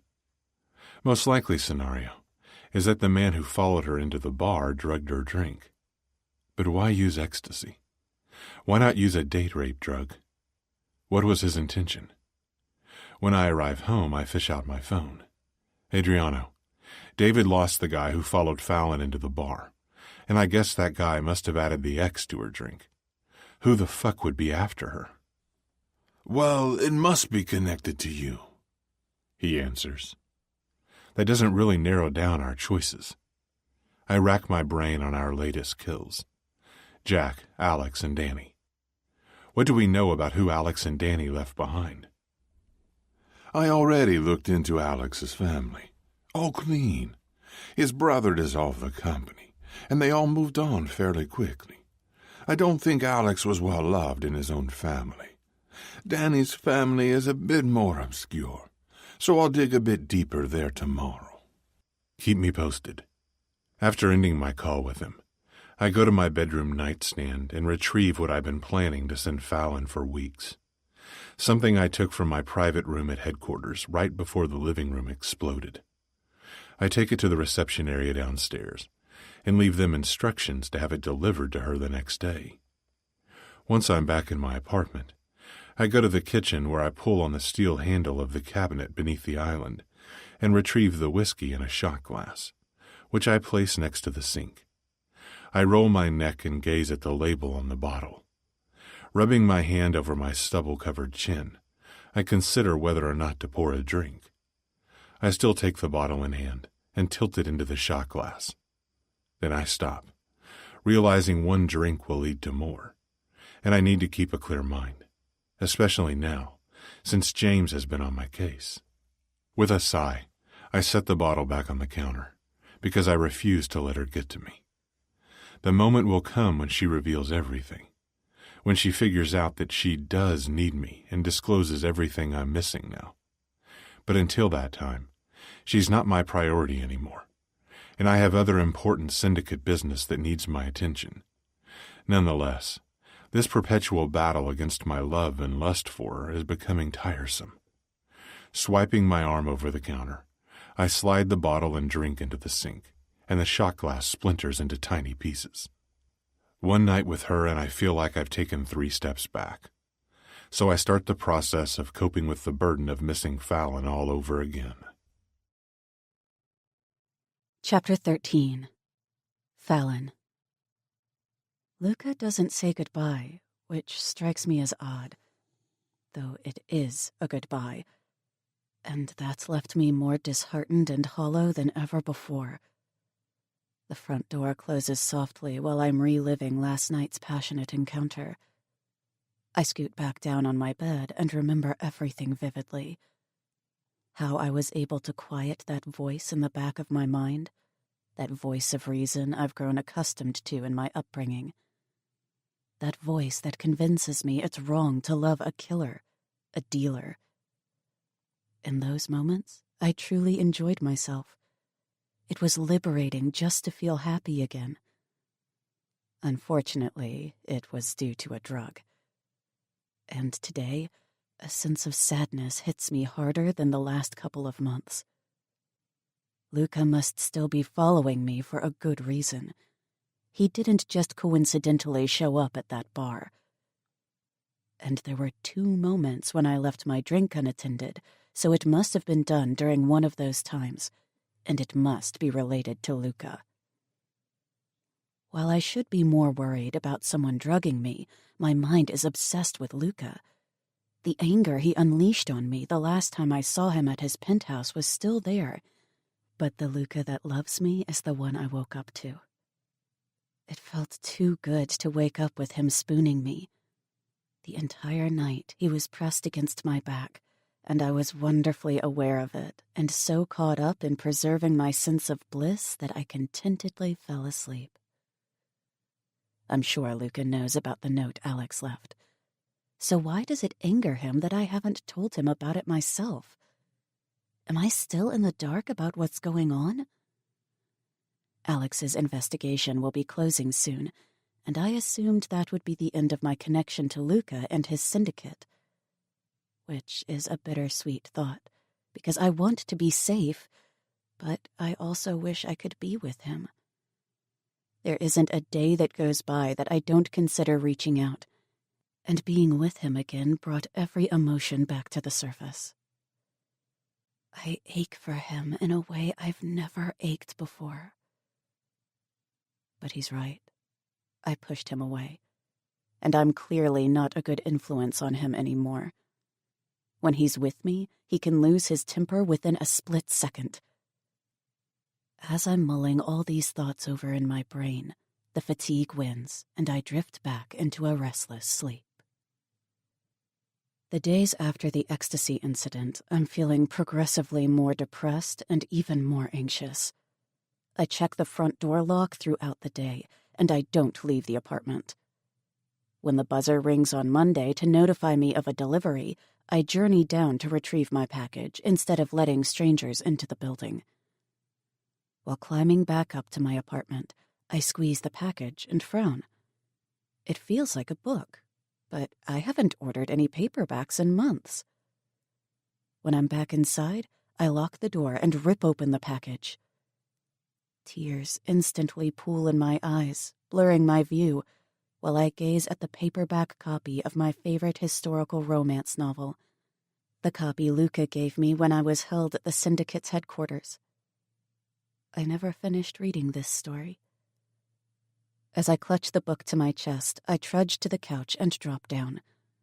No matter how much I try to stay positive, I fall asleep while crying, wanting to be held by Luca. He looked good, much better than the last time I saw him, which both comforts and saddens me. I can't live like this anymore. I'm the only one holding myself back. Luca has moved on, or at least he's making a decent effort. By midweek, I crawl out of bed with a newfound determination and write a to-do list on my laptop. First, apply to at least 3 job openings daily. Second, go running every day, but be careful when outside. Watch my surroundings. No one will get a chance to spy on me or spike my drink again. Luca would be proud. I'm finally listening to his advice. I smile sadly and rub my fist over my heart to dull the pain from missing him. Third, call Detective Wade and inquire about Alex's investigation. If that case is officially closed, it'll give me some peace. If not, then maybe I should talk to Luca. I'm beginning to understand the extent of his power. Fourth, call my friends more often. Fifth, visit my parents within the next month. I need to stop closing myself off from the world and can't let others frighten me into being a recluse. And sixth, ditch the no-carbs on weekdays diet and enjoy food whenever I want. Then I adamantly decide it's time to get out of this apartment. I get dressed, grab my laptop, and visit the coffee shop around the corner to treat myself to a muffin and tea while I search for job openings. Seated at the window and facing the passing pedestrians, I eat the buttery muffin in a few huge bites. The couple at the table next to me are murmuring endearments to each other and exchanging pecks on the mouth, which reminds me of the void inside of me. That emptiness of missing Luca makes me feel unfulfilled constantly. It's the emotional ache heartbreak causes. Stop it! Blinking away the gathering tears, I snap my attention back to my laptop, but instead of applying for jobs, I search for Luca D'Emiliano. I researched him when we first met, but couldn't find a lot of information, mostly links to Security Simplicity, and I didn't look further into it. The first results page shows me the company website, links to some kind of software, and affiliated companies. I click Images and am surprised to find photos of him at parties and other events.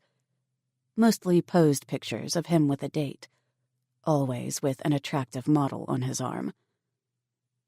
I push the screen down and order a huge slice of red velvet cake filled with white buttercream and an Earl Grey tea, and then I actually do send some employers my resume. After hitting send on my third email, I contact Detective Wade. I bring my phone to my ear, hoping he'll pick up. Wade, he answers. Hi, Detective Wade. It's Fallon Michaels. I'm calling in regards to Alex Gentry's investigation. He sighs deeply. Still the same status, but I can't close it because I have another case that could be tied to it. He pauses, and I can hear the rustling of papers in the background. Fallon, are you okay? Startled, I retort, Yes? Because I have to tell you, your sudden interest in this case is peculiar. I've spoken to you twice in 2 weeks. Well, I just want it to be closed so I won't have to worry about it. Shit, that came out wrong, so I hurriedly add, It's weird to have this hanging over my head. That sounds ominous. Nervously, I bite my fingernail. I'll call you, Fallon, when I have an update. He dismisses me and hangs up. Another case tied to it? Is that why Luca wants me to open up? Does he think I know more about the police investigation? I tuck my hair behind both ears, resolute to stop my thoughts from always wandering to Luca. Lastly, I talk to my mother and make arrangements to visit my parents in Lake Forest this weekend. Then I call Jason and make dinner plans with him for next week. After my phone calls are out of the way, I go to the hairdresser. I usually have my bangs trimmed every 4 weeks, but I haven't had them cut in months, so I've been combing them back or pinning them to the side to keep the hair out of my eyes. Now that I've gotten out of the apartment and started on my to-do list, I'm determined to move forward instead of continuing on with my current stagnant lifestyle. Chapter 14. Fallon. Moving forward is what I've been doing. It seemed impossible 4 months back when I first came home from the Syndicate's house. Time has passed slowly, one day at a time, and Luca has started to drift from my mind. And although day by day the pain and emptiness of missing half of your heart does lessen, the love never disappears. Occasionally, on random mornings, I wake up and the ache is just as bad as when he took me home during the summer. Yet sometimes I succeed in not thinking about him at all. But then something small happens that reminds me of Luca, and I've just learned to live with it. I'm actually working different temp jobs right now because I haven't been hired full-time anywhere yet. I'm listed with an agency for administrative office work, and they usually have work for me in the area of the Loop several days a week. The tasks of the job itself are often tedious, but I'm more than happy to be working and meeting new people since I'm sent to different companies almost every week. And I'm always free to refuse a job, which I sometimes do on the days that I miss Luca most. I'm also taking a course, Italian for Beginners, every Tuesday night, because I discovered that I want those Italian words to roll off my tongue. Maybe it's a bit masochistic, but who cares? I'm broadening my horizons. I did pick up a lot of words and short, simple sentences while I dated Luca. He would translate for me any time I asked. And I'm still addicted to Charmed. I've watched every season. Nowadays, a fun night involves Charmed and cake for me. As I'm strolling toward the coffee shop to buy some cake, my phone vibrates in my hand. No caller ID. I hate calls without caller ID.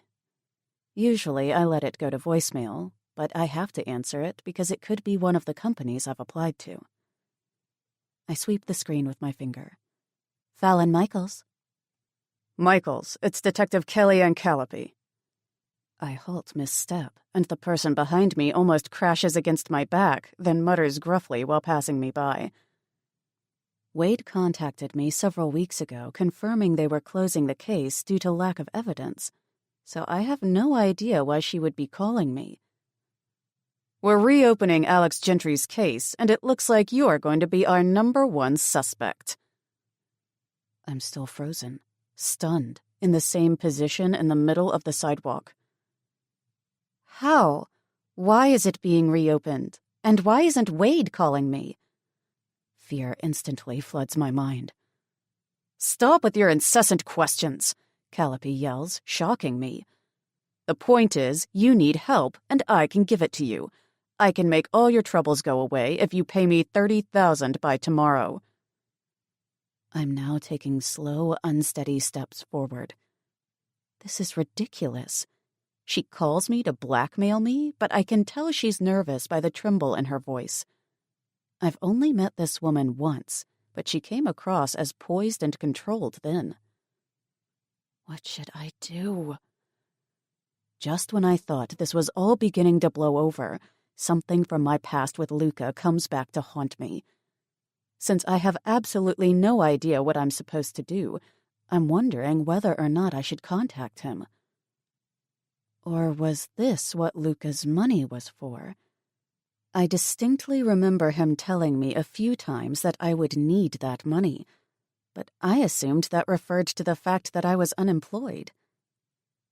Taking a calming breath, I palm my head. I'm not just going to pay her off this easily. I don't have that kind of money, I retort. Then you better get it. You have 24 hours, and don't even think about getting help from Demiliano. He won't help you, you know. He just throws them away after he's done, she declares with bitterness dripping in her tone. 24 hours, and I'll call you again to let you know where to transfer the money to. The call ends. I consider the fact that Luca knows Callipy intimately, and a pang of misplaced possessiveness hits me. Why did she mention him? How do these two know each other? I keep moving forward, staring at the sidewalk, with my phone pressed against my ear.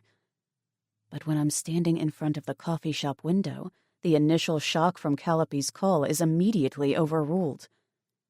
Inside, sitting at our table, right by the window with an espresso, is Luca.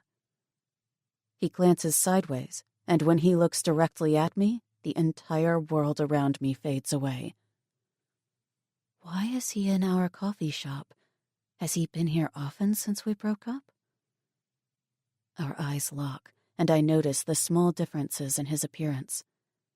He's stopped shaving because the sexiest beard covers his jaw. I've forgotten how Luca can pull off the rugged yet debonair look perfectly. He's not wearing a tie with his crisp navy suit and white dress shirt. His dark blue suit was my favorite, and I preferred him sans tie with the top buttons undone, just like he is right now. While I've been lost in his striking features, I've forgotten about the call. Again, I wonder what Luca's doing here. There's one way to find out, so I step through the door and start toward his table. Only he's visibly not excited to see me. A frown is embedded between his brows, but I march on and pass the other tables to stop in front of him. Luca. I smile uncertainly because his hard gaze isn't exactly inviting, but I sit down across from him anyway. It's comforting to see him, especially after my disturbing conversation with Callipy, and I'm surprised at how badly I want to touch him, to feel him, even after so much time apart. I breathe in his cologne and release a soft sigh when the distinguishable fragrance awakens memories that I thought were long forgotten. Luca continues to frown as he evaluates me, and I can't detect any emotions, except maybe slight annoyance coupled with surprise. Fallon? Desperate to end this awkwardness between us, I repeat the sentence I spoke at the beginning of the year when we met here. Isn't this a nice coincidence? I wonder how he's been doing and what he's been up to. A smirk crosses his face. This time it is actually coincidental. Really? He hasn't offered me a drink, and I'm sitting with my coat on and my purse still hanging over my shoulder. Yes. Luca sighs and glimpses toward the back of the shop, then back to me. Sometimes I come here for an espresso. He holds up his drink. Obviously, he's lying because he avoids my eyes, and I secretly hope that he comes here to somehow be closer to me. That's the main reason why I still come here and always sit at this table. Suddenly, he motions to my forehead. You went to the hairdresser. I swipe my bangs to the side and smile, loving that he notices it because the last time I saw him, the morning after the ecstasy incident, which was 2 months ago, I did have a different hairstyle. My hair was combed back because my bangs were too long. I pull a deep breath into my lungs to steady my voice and prepare to tell him about Calliope's phone call. Whether coincidental or not, the fact that we've run into each other now, right after the blackmail call, is a sign to me that I need to tell him about it. She's police. What else can I do? I need your help, Luca. I utter the words that he told me I would months ago. His lips thin in a straight line. Are you in trouble? Wringing my hands together in my lap, I nod my head and decide to be completely forthcoming because I have nothing to lose anymore. I'm not sure you're aware that there's an investigation about Alex that involves me. A certain note was found in his safe. Yes, I'm aware. Continue. He orders in a formal tone and seems to be in a hurry, frequently stealing glances around the coffee shop. A detective just called to inform me they're reopening the case, which seems strange because the detective on the case told me a few weeks back it was closed. Her name is Calliope. His eyes widen, then darken with rage. When? Just now, right before I walked in here. She contacted me out of nowhere and attempted to blackmail me. I lean forward against the table and lower my voice. The investigation was closed by the detective on the case, Wade. Calliope was working with him. Out of nowhere, Calliope calls me, threatening me with new evidence that she's found that will make me suspect number 1. But she didn't elaborate. She demanded $30,000 within 24 hours. She sounded very agitated and nervous, and I don't know what to do. When I hung up, I saw you sitting here. The silence stretches between us, and the discussions of other patrons invade our conversation. Luca then also leans forward, trapping my legs between his and dropping his voice. You know what pisses me the fuck off? How you ask for my help as a last resort while I have been the one protecting you every step of the way from day 1. Stunned by the venom in his tone, I remain quiet because I do need his help. Angering him won't benefit me, and I want to know what the hell's going on. I'm the one who's still in the dark here. While leaning back, he demands, What else did she say? She's going to call back tomorrow. I can't avert my gaze from his intense expression. This is the last time I'm going to ask you this, and I expect honesty now, Fallon, or else I can't help you. Do you get that? Yes, I hastily answer. What did she say to you verbatim? She wants $30,000. She'll contact me within 24 hours with instructions about where to transfer the money to. I pause and keep our stare locked. She mentioned you, Luca, so you also need to be honest. What's going on here? Did Alex write the note? Or did you or someone else from the syndicate? Or is she somehow involved? Has this got anything to do with me, or is she some psycho ex-lover of yours? I haven't told you before now because I had no idea who wrote the note. And Wade gave me a false sense of security when he said the case was closed. He runs his fingers over his beard. She wrote the note. I didn't do anything with her while I was with you. She and I happened long before I met you. Well, my instinct was right. The moment she mentioned Demiliano with spite, I knew she was the one behind this, and not Luca or the Syndicate. Did you know from the start about the note? No, I found out about it 2 weeks after Alex's death. Was my unwillingness to divulge anything to you the reason why you've changed so much toward me? I ask as his hand is resting on the table, and I'm dying to touch him. Partly. I meant it when I said that it gutted me when you cut me out of your life. I blow out a soft breath.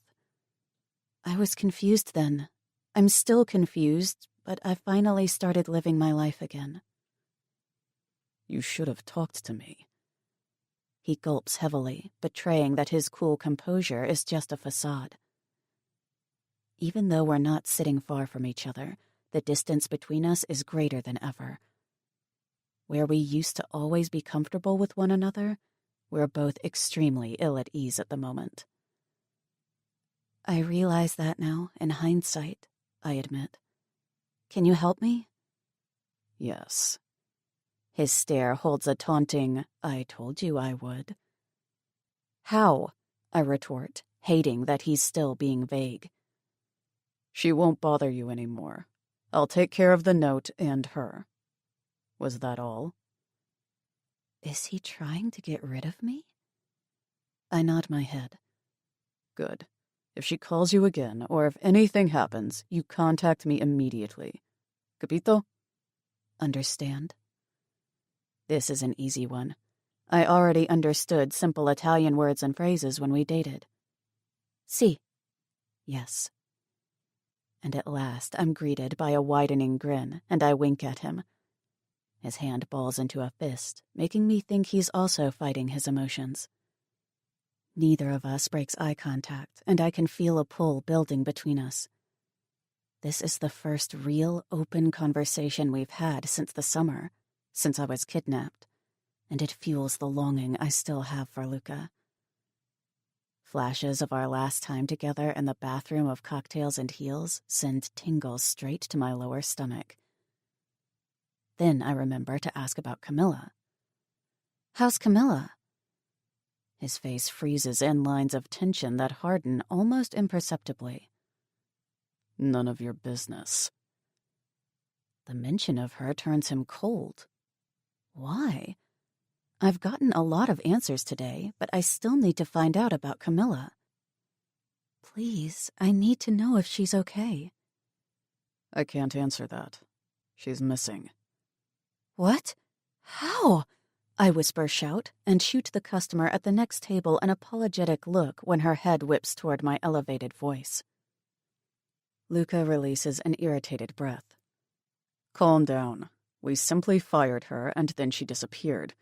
We don't know where she is. You haven't talked to her? No, I swear, but she crosses my mind often because it's impossible to find any semblance of peace until I know she's okay.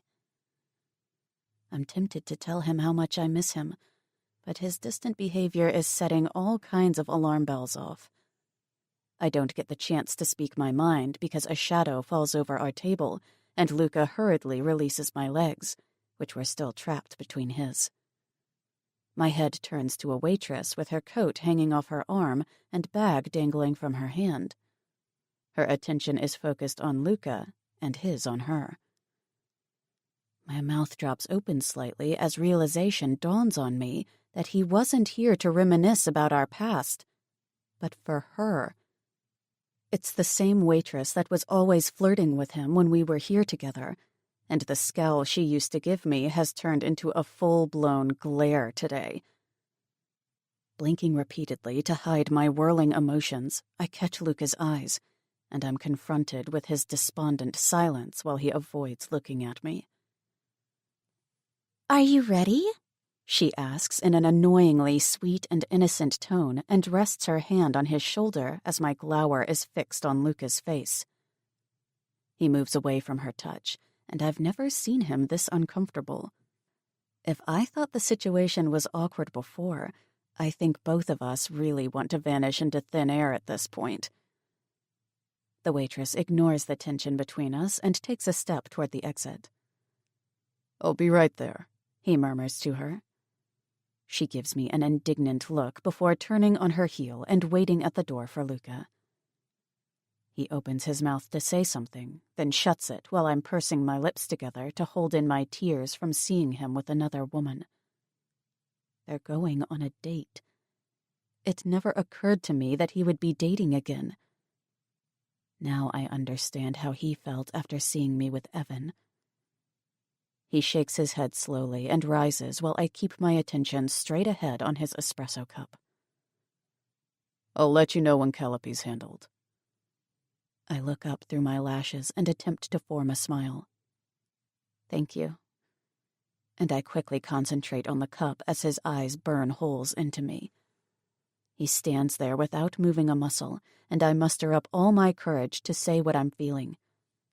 Jealousy always creeps up when you don't want it to. Even though I have no right to request this because I ended it with him, I can't hold it in. Luca, don't go with her, I plead while the woman waits in the doorway for him. Indecision sweeps over his appearance as he peers down at me, and then all the sorrow, love, and regret of the past months blister to the surface. Just when I'm hopeful to recognize a hint of my Luca, he blinks and his eyes turn unrecognizably cold. I don't know how long he watches me, clenching his jaw, but without saying a word, he ultimately turns and joins her. He chooses her and walks out the door. Don't cry. I close my eyes tightly while his rejection stabs my heart, and a few tears stream down my cheeks. Wiping them away with the back of my hand, I leave the coffee shop as well, stepping out in the other direction. That's where life has taken us, in 2 different directions.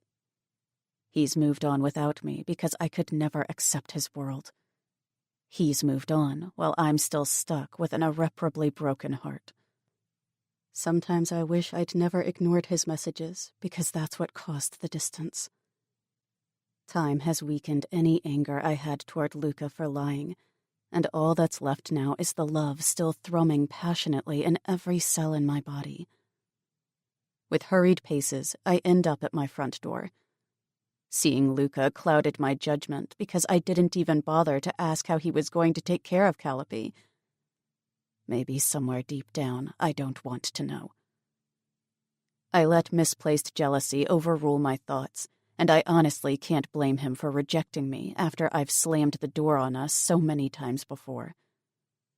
But it still hurts and magnifies the emptiness he's left behind. Opening the door, I take 2 steps into my apartment and am completely blindsided when my forehead collides with the wall. I cry in pain as my keys and purse drop from my hand. The door is kicked shut as a body presses against my back and a fist knots roughly in my hair. You fucking bitch! I knew you would run to him! A woman snaps in my ear as my head is yanked back and then smashed against the wall again. A burning ache spreads out from my nose, and warm liquid gushes over my lips and chin. I'm bleeding. Completely disoriented, I try to crane my neck, but the pain throbbing in my head prevents any movement. However, I don't need to see to confirm it's Calliope. How did she get in? Did you 2 plan this? It's very convenient that he was right inside the coffee shop, wasn't it? Because of that asshole, I can't live my life anymore. Fuck, I'm being set up, she yells, more to herself through her ragged breathing. He isn't untouchable, you know. He thinks he's God and can do whatever he wants without any consequences. Calliope must have been watching me when she called. During her mad tirade, her unyielding grasp in my hair loosens, and I push off the wall with all my strength, sending us flying backward and tumbling onto the ground, missing the coffee table by inches. She recovers far easier than I do and rolls on top of me, spitting in my face as she continues her rant. What the fuck am I supposed to do now? My double vision clears slightly, and I can see that Calliope has obviously been beaten. Her face and neck are covered in bruises and nasty cuts. On instinct, I dig my nails into the wounds on her neck to inflict the most pain. Ah, fuck! She spasms in agony, and I take the opportunity to propel her off me. I brace the table and try to stand, but I'm still dizzy, and my legs sway as I blink frantically to clear my eyesight. Unexpectedly, I fly forward when she kicks me hard in my lower back, and my temple hits the sharp edge of the coffee table. Then everything goes black. Chapter 15. Luca. Fallon seems so small and fragile, peering up at me. "Luca, don't go with her." The tremble in her voice almost obliterates my resolution to keep a certain distance for my own protection. She has no idea how fucking much I miss her. Every single day. I've forgotten about the other woman waiting for me at the door, while I'm lost in her amber eyes. I visited the coffee shop 3 times over the past 4 months, because it gives me comfort to be here, where our relationship began. And of course, I run into Fallon on the one day that I wish I wouldn't. Brenda asked me out again today, and taking Adriano's advice to date, to live a little again, I finally agreed. However, it's gutting me to witness the hurt stemming from Fallon's body now. Her body that has changed. Her hips are curvier, and her cheeks are fuller, adding even more beauty to her already stunning appearance. I always thought that this moment, when she confides in me and asks directly for help, would be more satisfying. Instead, it's merely solidifying the wedge between us. We hadn't had any contact for an excruciatingly long 2 months. But as long as I knew she was doing well, I could go on with my life. We never found out who was behind drugging her drink in that bar, which to this day still displeases me. And David always came back with positive updates about her daily life.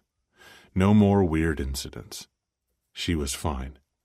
And James ordered me to let it go, because I was using too many syndicate resources to find out who spiked her drink.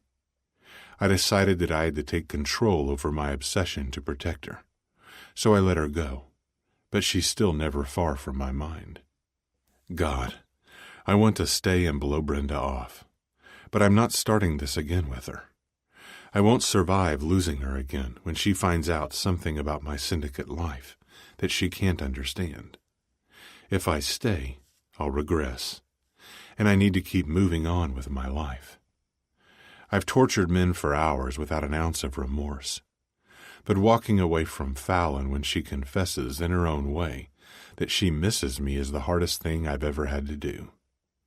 In my fantasy, I ravage and reclaim her, bruising her luscious lips with mine, though in reality, I turn my back to Fallon without acknowledging her words, and it cripples me that she has to witness me leaving with Brenda, so I practically shove Brenda out the door. "Where shall we go?" Brenda asks. Shut up. I'm devastated by my dismissal of Fallon.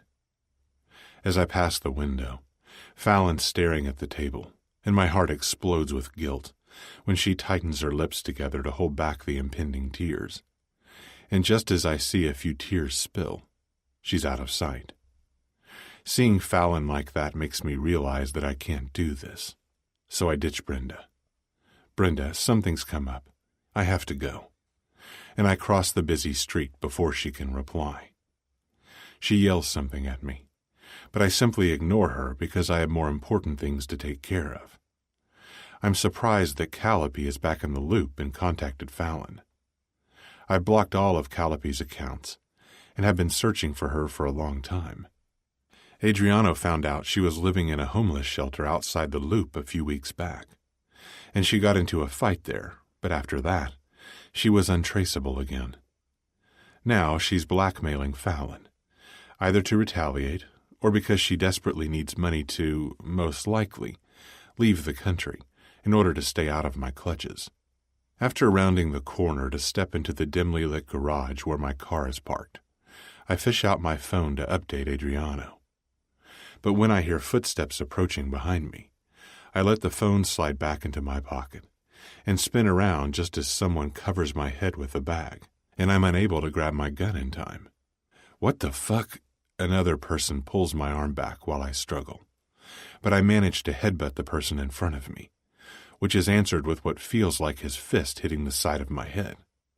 The other man strengthens his hold, ties my hands, and then takes my gun from the back of my pants. A gun. Interesting. A low male voice says, Move. I'm shunted forward, and I hear a door being opened.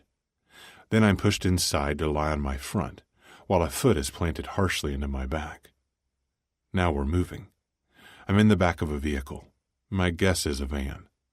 I start counting and listening intently to determine if I can distinguish any outside noises. But I'm distracted when the bag is pulled up slightly, and something soft is pressed roughly against my mouth and nose. I lose consciousness. I'm shackled by my arms and feet, immobilized on a board that's inclined 20 degrees so that my feet are above my head. When I wake in a concrete room with one yellow light bulb hanging from the ceiling, my throat is dry, and I have no idea how long I've been unconscious. 2 men in black clothing enter, wearing black gloves and masks so that I can only see their eyes. One of them holds a watering can in his hand. I struggle, uselessly in the restraints, and realize my phone is still in my pocket. Cazzo. Fuck. They're going to waterboard me. They're going to shock my system without having me lose consciousness, to keep me on the agonizing border between life and death. For the first time in years, I panic when water is poured onto my inclined face by the man to my left, so that it runs into my upturned mouth and nose. As I cough and try to blow it out, the other person covers my mouth with cling wrap to keep the water trapped inside. Water flows into my throat, nose, and sinuses.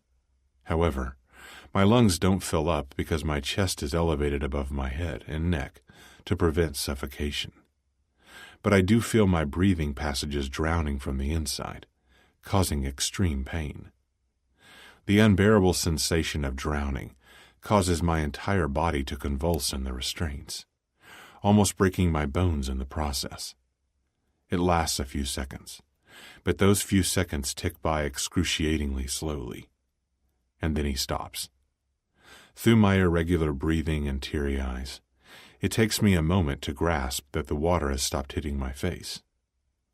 The same gruff voice from the parking garage speaks, and he leans in close enough for me to determine his eyes are dark blue. Who are you? He removes the plastic that covers my mouth, and I gurgle the water out, wheezing and coughing. I'm absolutely confounded by his simple question. These two definitely don't know whom they're up against. Luca, I answer, without looking away, and I spot a silver cross pendant that I've seen before around his neck. The necklace was tucked inside his collar, but falls out as he leans in more. Who are you to Fallon Michaels? Fallon? I thought this was Syndicate related. Why the interest in Fallon? Who the fuck are you? I counter furiously through my ragged breaths. That's what I'm wondering about you. You're more than an entrepreneur, DiMiliano. So it is Syndicate related, but also tied to Fallon. Fucking great. I grin and stay silent just to taunt him a little, and it works. Through his tight mask, I can see his jaw clenching in irritation. Then they start again. He pours water onto my face, over my breathing passages, triggering the almost immediate gag reflex for a second time. This time, they stop sooner and both leave my side. In my bewildered and unbalanced state, I see them standing in the doorway, whispering frenziedly. I'm coughing constantly. My throat is killing me and my bones ache to the core.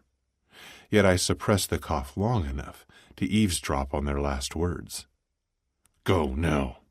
They disappear from the doorway, and I breathe a sigh of relief that the horrendous torture I just experienced has ended. I force myself to keep my eyes open, to try to stay as alert as possible. I've stopped struggling against the restraints, because the skin on my wrist is broken, and I can feel the blood trickling down my hands. Adriano will find me soon. Although I have no idea what time it is or how long I was unconscious when they took me, I need to stay positive. These men weren't smart enough to confiscate and destroy my phone, and I pressed call before I let it slip back into my pocket in the garage. So I'm hoping Adriano heard the commotion and is tracking my phone. I hear the footsteps of several men approaching. Fuck. Don't let them be coming back. I'll go crazy after a third round. A shadow holding a gun blocks the doorway and closes the distance while scanning the room quickly. Luca, fuck! Adriano instantly removes the shackles as Damien enters the room. Everything's clear, Damien tells Adriano, and they flank me to help me up. Adriano. I cover my mouth with my fist while still coughing, and I'm extremely exhausted. Who are they? I don't know. 2 men escaped. My priority was to get to you first. I nod, still unable to control my irregular breathing. Get me out of here. Where is here, by the way? Industrial area outside the loop. Adriano replies. How long was I gone? 3 hours. It's around 8. He informs me. Take me home and call Doc. The doctor is already at the Black Hall when Adriano and I arrive. Damien stayed behind at the industrial area to do some investigating. As I lie on my back on the couch, the doctor examines me. Open? He directs his light down my throat after I open my mouth. What did they do to you, Luca? Waterboarding. Doc flinches. Fuck. That's torture that often traumatizes victims for years. That's true, but we're trained to have a powerful mind. It won't affect me. Hopefully not. But if you start to experience irrational fears, you have to tell me, he orders, in his kind professional tone. I will. As far as I can see without performing a scan, you're fine. Here's some ibuprofen for the sore muscles you're going to have. Thank God they didn't have time for a third round because they would have flipped me. I could barely handle it twice, I say, addressing Adriano, who's standing in front of the window. Exhaustion clouds his face. How could they have captured you so easily, Luca? I wasn't drinking. I defend to my friend and sit up as Doc places his materials back in his leather bag. This was all planned by Calliope, I think. I happened to run into Fallon today, and she told me that Calliope's blackmailing her. Thanks, I say to the doctor, when he hands me some cream, which works like magic to reduce bruising and swelling within hours, for my wrists. Adriano's eyes narrow in doubt. I was taking your advice, I comment dryly. I ran into her when Brenda and I were about to leave. Fuck. I need to check my phone. I suddenly remember that I was expecting a call from James. So I pull my phone out of my pocket and listen to a voicemail from David. Michaels has been attacked, and it's in the hospital. I followed her from work to that coffee shop where she met you. Then she went home. I saw the woman you're looking for, Calliope, who was obviously in pain, leave the apartment building 5 minutes later, and then I went in. Fallon's door was open. She was unconscious, and I think she has a broken nose. I said I was the neighbor when I called the ambulance. Where are you? I don't have another number to contact in case of this kind of emergency. I leap up from the couch. Fallon was attacked by Calliope. She's in the hospital. I have to go. Dr. Calderon stops me by my arm. I'll drive you. I have to go to the hospital anyway. I point my finger to Adriano. Find Kellyanne Calliope. My shoes click on the gray floor as I approach Fallon. She looks so vulnerable lying in a hospital bed and hooked to an IV. Tio Deluso, I failed you. If I hadn't been so busy fighting my emotions toward her, she would have been with me tonight. I swallow back the brick stuck in my throat as I focus on her bruised face. Her nose is swollen, and the skin is discolored. A smudge of dried blood is on her nose, so I wet a cloth under the faucet of the sink in the corner of the room and gently wipe it away. Then I sit next to Fallon staring at her tainted bruises and suppress a desperate need to punch the wall repeatedly, wishing it was Kellyanne's fucking face. Doc joins me and speaks while he reads her chart, lifting pages. Her pain medication will keep her asleep for a couple of hours. No broken nose, no permanent damage, but she has a minor head injury. Can you take her over as a patient? I trace my fingers over hers. Already did that. Thanks, Doc. Keep me updated if there's any change in her condition. No problem. You need to rest too, Luca. Give your system time to heal after the shock of waterboarding, which can have negative long-term effects. And Fallon's parents have been called. They should arrive soon. The thought of someone hurting her has always made me want to go on a rampage. And now that she's been hurt by a cop, I'm ready to declare an all-out war against the police department. I stroke her hair and press my lips softly to her forehead. I'm going home just for tonight. Adriano's going to send a soldier to keep guard. Chapter 16. Fallon. I'm stuck, surrounded by blackness, and a deplorable sense of foreboding has me crying. There's a need building in me to get out, but something hinders me from standing up. Someone's sniffing quietly. Noah, I'm worried about her. I told you something was going on. She's been too distant the last few months. Even with Tegan, she barely speaks to Fallon. When she wakes up, you can ask her everything. But Elise, don't pound her with questions. I open my eyes to a bright white and blue room and my parents sitting beside the bed. My mother leans toward me and covers my hand with hers. Sweetie. Mom, I croak out through my throat. What happened? I feel as if I'm in a fog and can't quite discern whether I'm in pain or not. Last thing I recall is fighting with Calliope in my apartment. My dad caresses my forehead. Your neighbor found you passed out in the living room, Fallon. Your door was open. You were attacked. Do you remember? I nod, but stop the movement when a sharp pain cuts through my head and I shut my eyes. Sweetie? Fallon? My mother's panicked voice sounds far away. Feet are shuffling. Yet all I want is Luca. Miss Michaels, please open your eyes. An unfamiliar voice coaxes me gently, and I obey. Welcome back.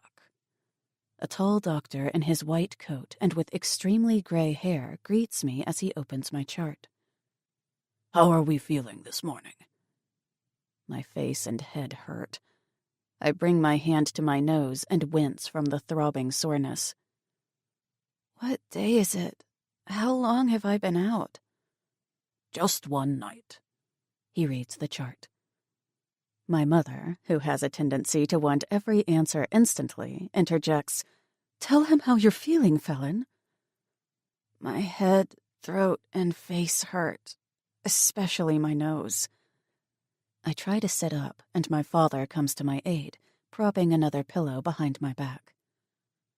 The doctor's name tag reads Dr. Calderone, and my eyes widen because Calderone is James's surname, Luca's boss. The doctor notices my reaction to his name and quickly continues. The pain will subside soon. I had to insert an oral airway to facilitate suctioning because you were found unconscious. That's why your throat might feel sore. And I have you hooked to the IV for fluids and to administer your pain medications. You don't have a nasal fracture, but you do have a mild head injury. We've ruled out a neck injury, but I would like to keep you here for a couple of hours. If you experience repeated vomiting, worsening headache, dizziness, or weakness or numbness in your arms or legs, or if signs of basilar skull fracture develop, you'll have to stay overnight. Okay. I sigh, relieved that I have only minor injuries. The doctor then addresses my parents. Could I examine her alone for a moment?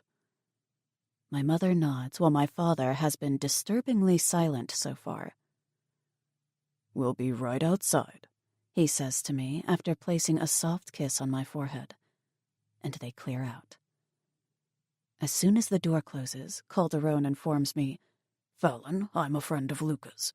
I'm his doctor. You do know what I mean, right?" yes. He's a syndicate doctor. He's mafia, Cosa Nostra. They're everywhere among us normal people, apparently. "You'll be fine. I'm only keeping you here because Luca wants you to be protected today and not home alone." But I won't be home alone because my parents are here. I really don't want to stay if I'm physically fine and can recuperate at home. He repeats, "You need to stay here and get rid of your parents." Why? "I only receive orders, Fallon. I can't answer all of your questions." Can I call Luca? "By all means." He hands me his phone. Of course, I still know Luca's number by heart, and he answers immediately. "Yes?" "Luca, it's me." He lets out a deep sigh. "I'm glad you called. I suppose you talked to the doctor?" I did. He's right here. Who is he? I have to be certain that I can trust this doctor before continuing the call. "He's part of the syndicate, only as our doctor, and is not technically a member. He's James's brother, and only treats the highest-ranking men of the Chicago Syndicate. James, Salvatore, Adriano, and me. I trust him wholeheartedly. He's a good guy. We can't go to the hospital when we have bullet wounds or anything else because hospitals are obligated to report it, and that's why we have our personal doctor handling all our injuries. He's legal and works for the hospital full-time. Now tell me how you feel." Like shit. I sniff loudly in an unladylike manner. "Shh, everything's going to be fine. But I need you to talk your parents into going back to Lake Forest. I have an entire team searching for Calliope, Fallon. I know she attacked you. And trust me, she'll pay." That makes me feel even worse. Or maybe not. And that unsettles me even further. What am I supposed to do? Who found me? What if she finds me before you find her? I wipe my eyes with the white cotton sheet, avoiding the area around my nose. "You're scared and confused. Calmate. Calm down. Listen carefully to me. A soldier is guarding you at the hospital. Your parents won't know because he's discreet. But, and I don't know how yet, Detective Wade knows you were attacked. He'll visit you, and you must say in your statement that you didn't see the person that attacked you and that he, yes, you will imply it was a man, only asked for money. Wade will come to the conclusion that it was just a random break-in for money. But I know it's a lie, but it's the easiest way right now, and Wade can't do anything if that's your official statement. My man that was watching you saw Calliope leave your apartment, and then he found you and called the ambulance. He also made it look like a robbery. I want you to stay in the hospital until I come pick you up, but that might take a while. I can probably be there by the end of the day." I'm not looking forward to staying here the entire day, but the smartest and safest choice for me right now is to obey Luca's orders, which he can so beautifully disguise as requests. I'll wait for you, but what do I tell my parents? I actually do want them to leave because I don't want them involved in any of this, Luca. My father's lawyer instinct is already on high alert. What did your father say? Not much, but I saw the suspicion in his eyes. He knows I'm in trouble somehow. You're not in trouble.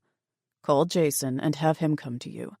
I'll have Dr. Calderon mention that you need rest, which you do need. Then you tell your parents they can go home and that Jason will stay with you. I'm not sure that'll work. Try it. Do you have your own phone? I look up at the doctor. Do I have my phone here? He points to my bag on a chair by the window. Your mother brought your belongings. I answer Luca. Yeah, I have my phone. Keep it with you because I'm going to call you.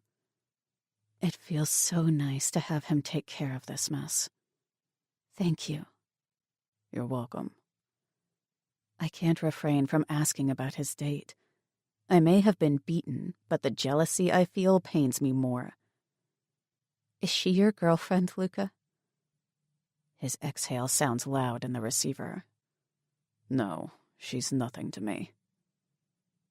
We're silent for a long time and just listen to each other's breathing before he ends the call, and I hand the phone back to Dr. Calderon.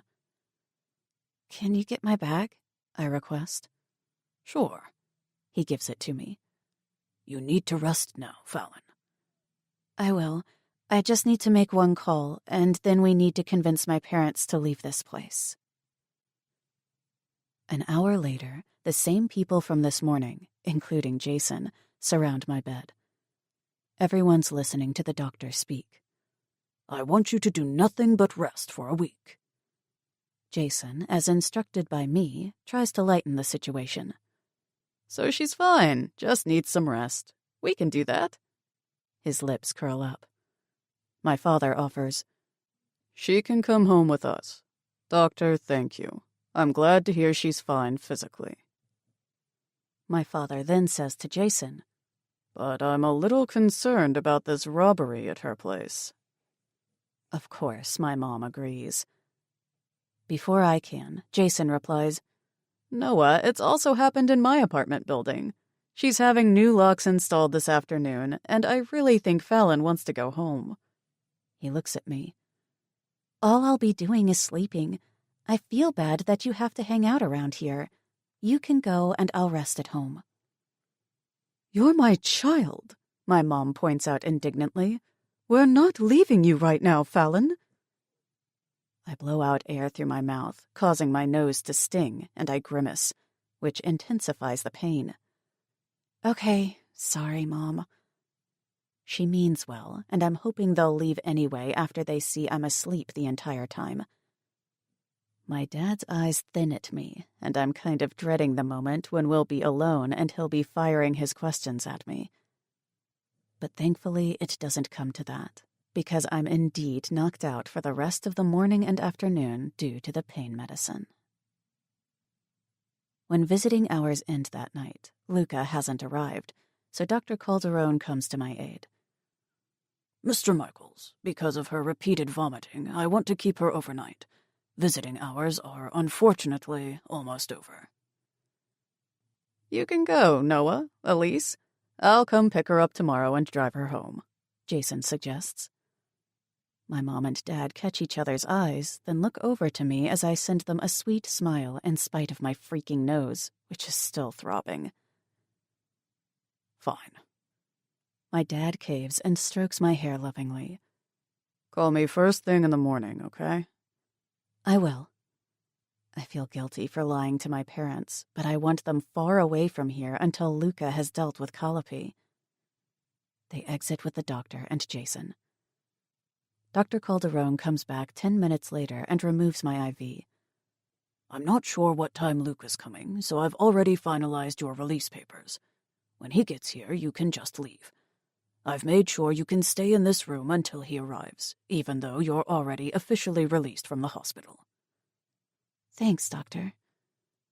I scoot back down the bed to wait for Luca, but it's not he who enters my room next. It's Detective Wade with a repentant flicker in his eyes. Detective? He shakes his head. Don't say anything. You've been released from the hospital. I'm here to take you into custody. I sit up instantly. Why? Kellyanne Calliope was found dead last night. He studies my reaction. You were the last person she called, and you were attacked yesterday. This is pretty odd, Fallon. Shit, if only the doctor hadn't released me yet. She was killed last night? By whom? Oh my God, please don't let me have trusted the wrong person again, since I really have a talent for that. Luca wouldn't lie. He already made the threat that she would pay, so he wouldn't lie to me if he'd already killed her. Would he? No, and Luca is too smart to kill her and let it lead to me. Wade holds out a pair of handcuffs. Come on. Is that necessary? I'm afraid so. Climbing out of bed, my sore body protests as I turn my back to him. At least I was already dressed in my gray sweatpants and long-sleeve cotton shirt. My arms are pulled back, and the cold metal is locked around my wrists. You have the right to remain silent. Anything you say or do can and will be used against you in a court of law. You have the right to an attorney. If you cannot afford an attorney, one will be appointed to you. Do you understand these rights as they have been read to you? Yes. My trembling lips relay my anxiety. Wade's fingers curl around my arm, and he picks up my bag to head out. I'm searching desperately for Dr. Calderon while we step through the quiet hallway of the hospital, but I don't spot him. I'm an official suspect in a murder case. In the interrogation room, which is dark except for a single bright white light that's pointed directly at me, Wade sits across from me after handing me a cup of black tea. I'm thankful that he took off the cuffs as soon as we entered this depressing small room. My head is pounding in nervousness, my nose is aching, and I'm completely wound up because I don't know what to reveal. Wade points to the mirror over my shoulder. There's no one behind that. We're alone. He brings his ugly purple mug to his lips. Look, I know more is going on here than what we all seem to be thinking. I know Kelly was a crooked cop, and I think you knew it too. I don't believe you had anything to do with her death, just as I don't believe you had anything to do with Alex's death. But she was a cop nonetheless, and therefore this case has been given high priority. There was an anonymous caller that gave us your name, and a tiny fragment of your DNA was found under Calliope's fingernail. This all gives you motive, felon.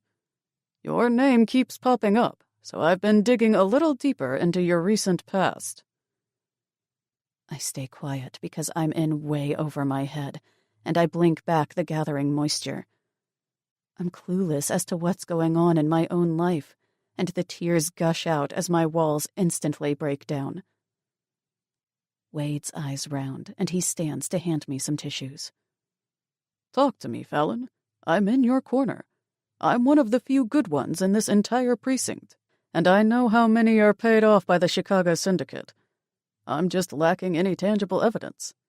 And I also know you're somehow connected to the Syndicate. I press my hand to my forehead as if I can hold the pieces of my shattered mind together. Where the hell is Luca? Chapter 17. Luca. I slide into Adriano's car to visit Security Simplicity. Since it's Saturday, the place will be deserted, so we can work quietly from the office. Doc took Fallon as a patient last night, and I talked to her right before I left the house. She's cooperating because she doesn't have a clue what to do herself. I pause before I disclose. I won't be able to keep my distance anymore. She actually listened to my orders on the phone. The corner of Adriano's lip lifts slightly. You're just getting a hard dick because she's obeying you. I grin at him. I'm glad she's finally opened up to me. She tends to anchor onto her initial impression of a situation, and has such a hard time forming a new one. But I have faith that we're at a turning point. A turning point I didn't think would come, but that's why I left with Brenda. But after speaking with Fallon this morning, I was pleasantly surprised at how cooperative she was, and how much trust she was putting in me. Even after all these months, the need to protect her hasn't diminished, I add. It's only intensified, and seeing her hurt makes me want to kill someone. After work, I'm off to the hospital. Shaking his head, Adriano switches lanes and maneuvers through traffic easily. You can't. We have to attend the conversion gala. Gala? I hate those events with all the pretentious wealthy people. I try to avoid them whenever possible. Seriously, do you ever read the emails our directors send us? I laugh. No, I have you for that. Fuck you. Adriano throws back. I'm not going alone. Did I just completely forget? Apparently, because I did inform you weeks ago. The company has run a successful conversion program for a bank, where they converted historic data from one administrative system to another new system. The new system for which we built the security software. The gala is huge. Our directors are giving a speech, and we need to attend because we haven't shown our faces at a public event in a long time. Bringing my fist to my mouth, I cough before agreeing. True fuck. I was planning to go to Fallon right after we finished at the office. Why the hell's it called a gala anyway? I don't know. They want to be fancy? He chuckles loudly. Enough about the gala. Tell me you're close to finding Calliope. We're not, but 2 teams are looking for her. She can't be far. I expect our best soldiers to be on this until she's found, I demand. They've been instructed. He checks his rearview mirror and turns the steering wheel. By the way, how do you feel? Doc seemed pretty worried about the waterboarding incident last night. I feel as normal as every other day. Only my throat is a little sore. I'm used to having bruises anyway. In our syndicate life, we've had broken bones, lacerations, bruises, and even a few bullet wounds. But it's of utter importance to hide it from the outside world. And an entrepreneur in an expensive clean-cut suit is the most perfect, yet simplest disguise. Our society likes to label people, put everyone in a tidy box. Looks can create an entire identity. It's what the entertainment industry is built on, and it's what the syndicate has adopted. I forgot to tell you that the man holding the water can slipped up because I noticed a pendant hanging slightly off his black collar, I say. The pendant was a silver cross with a red stone in the middle that I also saw at Club 7 when we were in the Fight Club. Unfortunately, I didn't see the man's face. I just distinctly remember seeing the pendant hanging out of his pocket in the club. And the pendants are pretty common. I researched it. Adriano shudders dramatically. That place gives me the fucking creeps. But we need to go back to that club. Adriano groans, not hiding his discontent in the least. My capture and Fallon's attack are too coincidental. And the pendant could be a dead lead. But we need to exclude it first. It fucking irks me that when it comes to her, I'm always chasing after the facts. And now she's the victim. First, I want Calliope found. And second, I want to know who captured me. You and I will focus on finding the men who took me, while the soldiers hunt for Calliope. Abandoning the file I've been studying on Calliope, I lean my face into my hands and decide to call Fallon. But I'm informed by the doctor that she's asleep.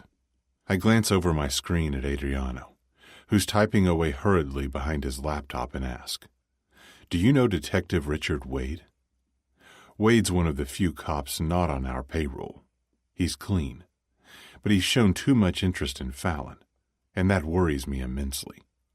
Doesn't ring a bell, he replies, without looking up. I cock my head sideways. What are you doing?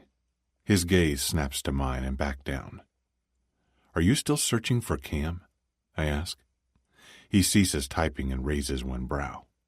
I knew it. It's understandable that you'd want to find her. Did you? Bracing his neck with 2 hands, he answers. She's disappeared. Not a trace of her anywhere. I wonder whether Adriano has genuine, deep feelings for Cam. Did you ever bind Cam into silence? Usually, only syndicate members are bound into silence by committing murder. Therefore, they can never break the code of silence and secrecy without facing murder charges. We were supposed to bind Fallon and Cam into silence in a more lenient way. So I told Fallon she was connected to the crimes we committed in the parish. But at that moment, she was too shocked to even comprehend what I was implying. Did you bind Fallon into silence? He retorts. No, I didn't see the point. She thinks I did, though, and that she can somehow get into trouble over the shooting at the parish of the Blessed. Before I could figure out a way to do it, Cam was already missing. He clarifies. Don't let James or anyone else know that you're still looking for her. I warn. I won't, he responds, and changes the topic hurriedly. So the building you were held at yesterday is owned by... He moves closer to his screen. An unpronounceable Russian name. Getting up, I stand beside his chair. Let me see. The name is unfamiliar. Let Henry cross-reference the name through his system. Did he already check the camera feed of the parking garage and the industrial area to see if the license number of the van might be on it? I do believe there's a connection between Club 7, Calliope, and my capture last night. The men who captured me probably had the cameras from the parking garage disabled, but I want Henry to check it nonetheless. He's on it as we speak, Adriano confirms, and pulls his phone out of his pocket to answer a call. Henry, he greets, and looks at me. Returning behind my desk, I contemplate how to get out of the gala function, but come up blank because it's imperative to show our faces at these public events once in a while. Adriano puts his phone on speaker so that Henry can update me. Luca, I don't think this was premeditated, because the cameras weren't disabled in the parking lot, or they're really stupid to have forgotten. They're stupid, Adriano remarks, before Henry continues. It was a black van you were taken in. License is registered to a Justin Belfort. Criminal record consists of misdemeanors and DUIs. And he's a registered offender. Anything else? I ask. No, he's a small-timer. I tracked him down in no time. Text me where we can find him, Henry. Thanks. Will do. Later. Adriano eases back in his chair as my phone alerts me of Henry's incoming message. This guy is fast. I'm quite pleased with him. Get Justin Belfort to the warehouse today, I instruct.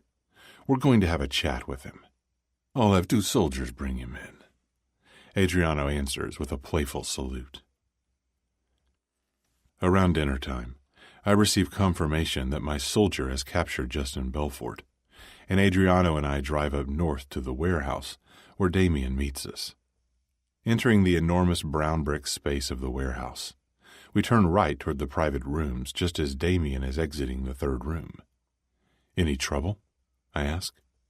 Damien shakes his head in denial. He was found easily, and I drugged him, but he's conscious now. Adriano orders Damien. Stay at the door. Where's the 2nd soldier? He had a money pickup in Lake Forest. He needs to come back here when he's finished, Adriano commands. I need 2 soldiers to clean up when we're done.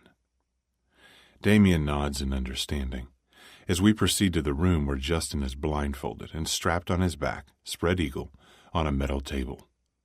His head jerks to the sound of the door when I let it fall closed, and Adriano silently moves to him, bringing his mouth close to his ear. Boo! Adriano screams, and Justin startles and yanks at his chains. His panicked voice thunders between the brown walls. Where am I? Who are you? You motherfucker! Let me go! I remove my suit jacket and roll up my sleeves slowly, letting him brood in distress while I prepare to get even for him waterboarding me last night. The soles of my shoes echo off the dirty concrete floor. Every one of the private rooms is equipped with diverse tools, neatly stacked in a drawer in the corner. Without speaking, I take out the cutting tool with the sharpest blade and press the point of the knife lightly against the pad of my forefinger, testing the sharpness. Then I cut 2 pieces of duct tape with a pair of scissors. Towering above him at his head, I make my presence known. Justin Belfort. Adriano takes up position at Justin's feet after taking his gun from its holster, arms tucked behind his back. Justin sways his head anxiously from left to right. Who the fuck are you? I slide the blindfold onto his forehead, and in a quick move, tape his eyelashes against his brows so his eyelids can't close. What the fuck? His watery blue eyes strain to focus. Digging my fingers into his cheeks to still his head, I bend down so that he sees me up close, upside down. From behind me, I grip the handle of the knife with my left hand and show him the blade. Hello there. I'm the person you so generously waterboarded yesterday, I state in a low voice. The veins in his eyes are becoming darker and clearer as he desperately tries to close them, rattling in his chains and spitting while he protests. What? Fucker. Not so tough now. Why did you take me? I demand to know. I don't know. Before he gets a chance to deny everything, I bring the point of my knife close to his left eye and graze it over the slime of his eyeball, while holding a fierce grip on his cheeks. He screams out in agony, but I haven't cut him. I'm not a patient man.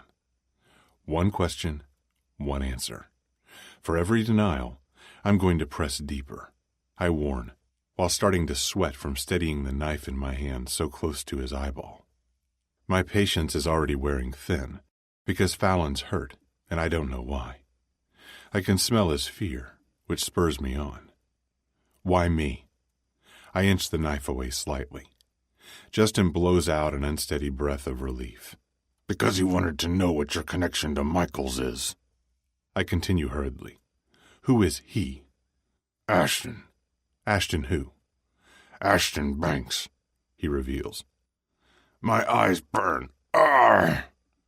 Covering my hand over his mouth, I look up to Adriano, who clearly does recognize the name, but I have no clue who Ashton is. Banks? Adriano answers.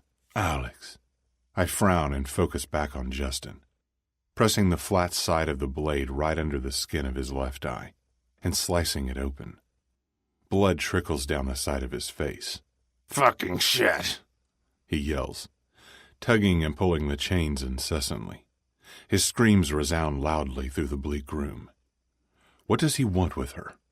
Speak quickly, I order in a louder tone. He wants her to pay for Alex's death. Why does he think she's responsible? Alex left him a note before he died, he replies through uncontrolled breaths. Calliope's note is stirring up all kinds of shit. Why take me last night? We wanted to know if you might be the person pulling the strings in the investigation, he answers, and he inhales without elaborating. So I press the blade harder against the edge of his eye, cutting deeper into his skin, almost wounding his eyeball. More red lines dribble from his eyes. Stop! He doesn't understand how she's getting away with it. Her police file keeps changing. That is my doing. I didn't make the note disappear in the beginning because of my resentment toward Fallon.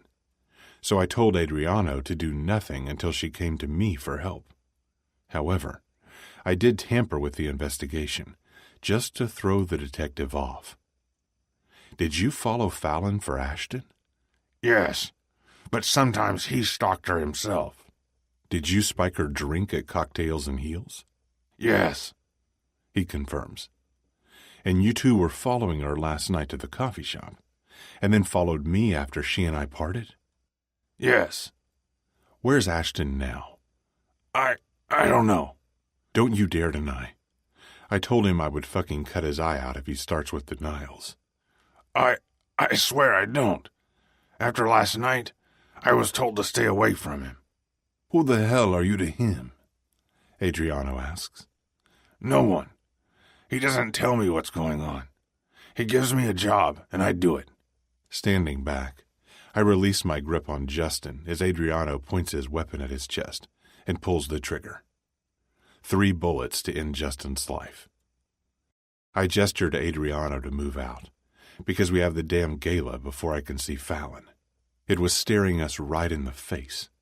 I grind out. So much could have been prevented. Fuck. I thought you looked into Alex's family.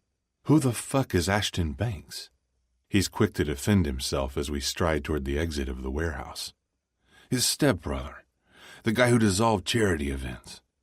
I did look into him, and we both agreed that I didn't find anything of significance warranting us to dig deeper.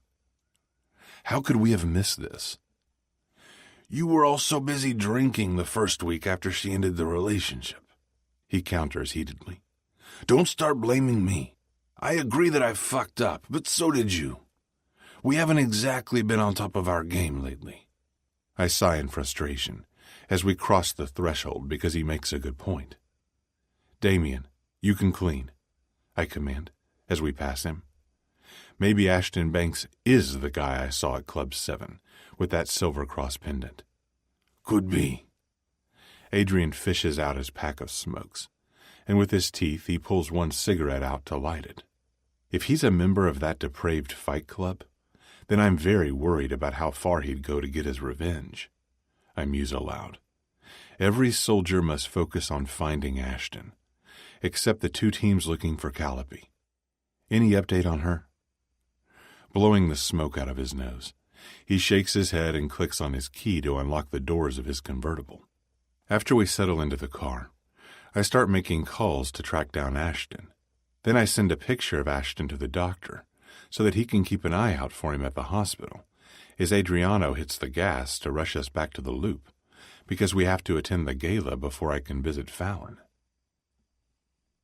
I loosen the tie of my tux while making my way to my bedroom so I can change and finally head over to the hospital when one of my disposable phones on the nightstand rings. In the rush to get to the gala, I forget both disposable phones. I usually have at least one with me. Yes, I answer. Fallon is in police custody, Doc informs me. Dread immediately fills my entire body. Since when? I grab the other phone, and I see 20 missed calls and many messages, one of them notifying me that Calliope is dead, and Fallon has been arrested. I'm not sure. Maybe an hour ago. I had already released her so you could take her without having to wait for the paperwork. But apparently, a detective has arrested her. Your soldier has been trying to contact you. Yeah, I saw. I'll call you later. I hang up to contact Salvatore, while images of Fallon alone in a cold cell feed my fury. Fallon Michaels has been arrested for the murder of Kellyanne Calliope. How quickly can you get her out? Salvatore is disturbingly silent before he replies. I'm not sure I can now. I'll have to look into it. Any means necessary, because I swear to God, Salvatore, I'll go crazy if she has to spend a night in jail. I'm unable to control the tremble of my hands. We've discovered it's been Ashton Banks trying to avenge his brother's death by fucking with Fallon's life. A door shuts on his end. I'm getting in the car now, and I have a feeling you won't be able to stay away, but it's better you're not seen with her at the police station. There's no fucking way I'm not coming too.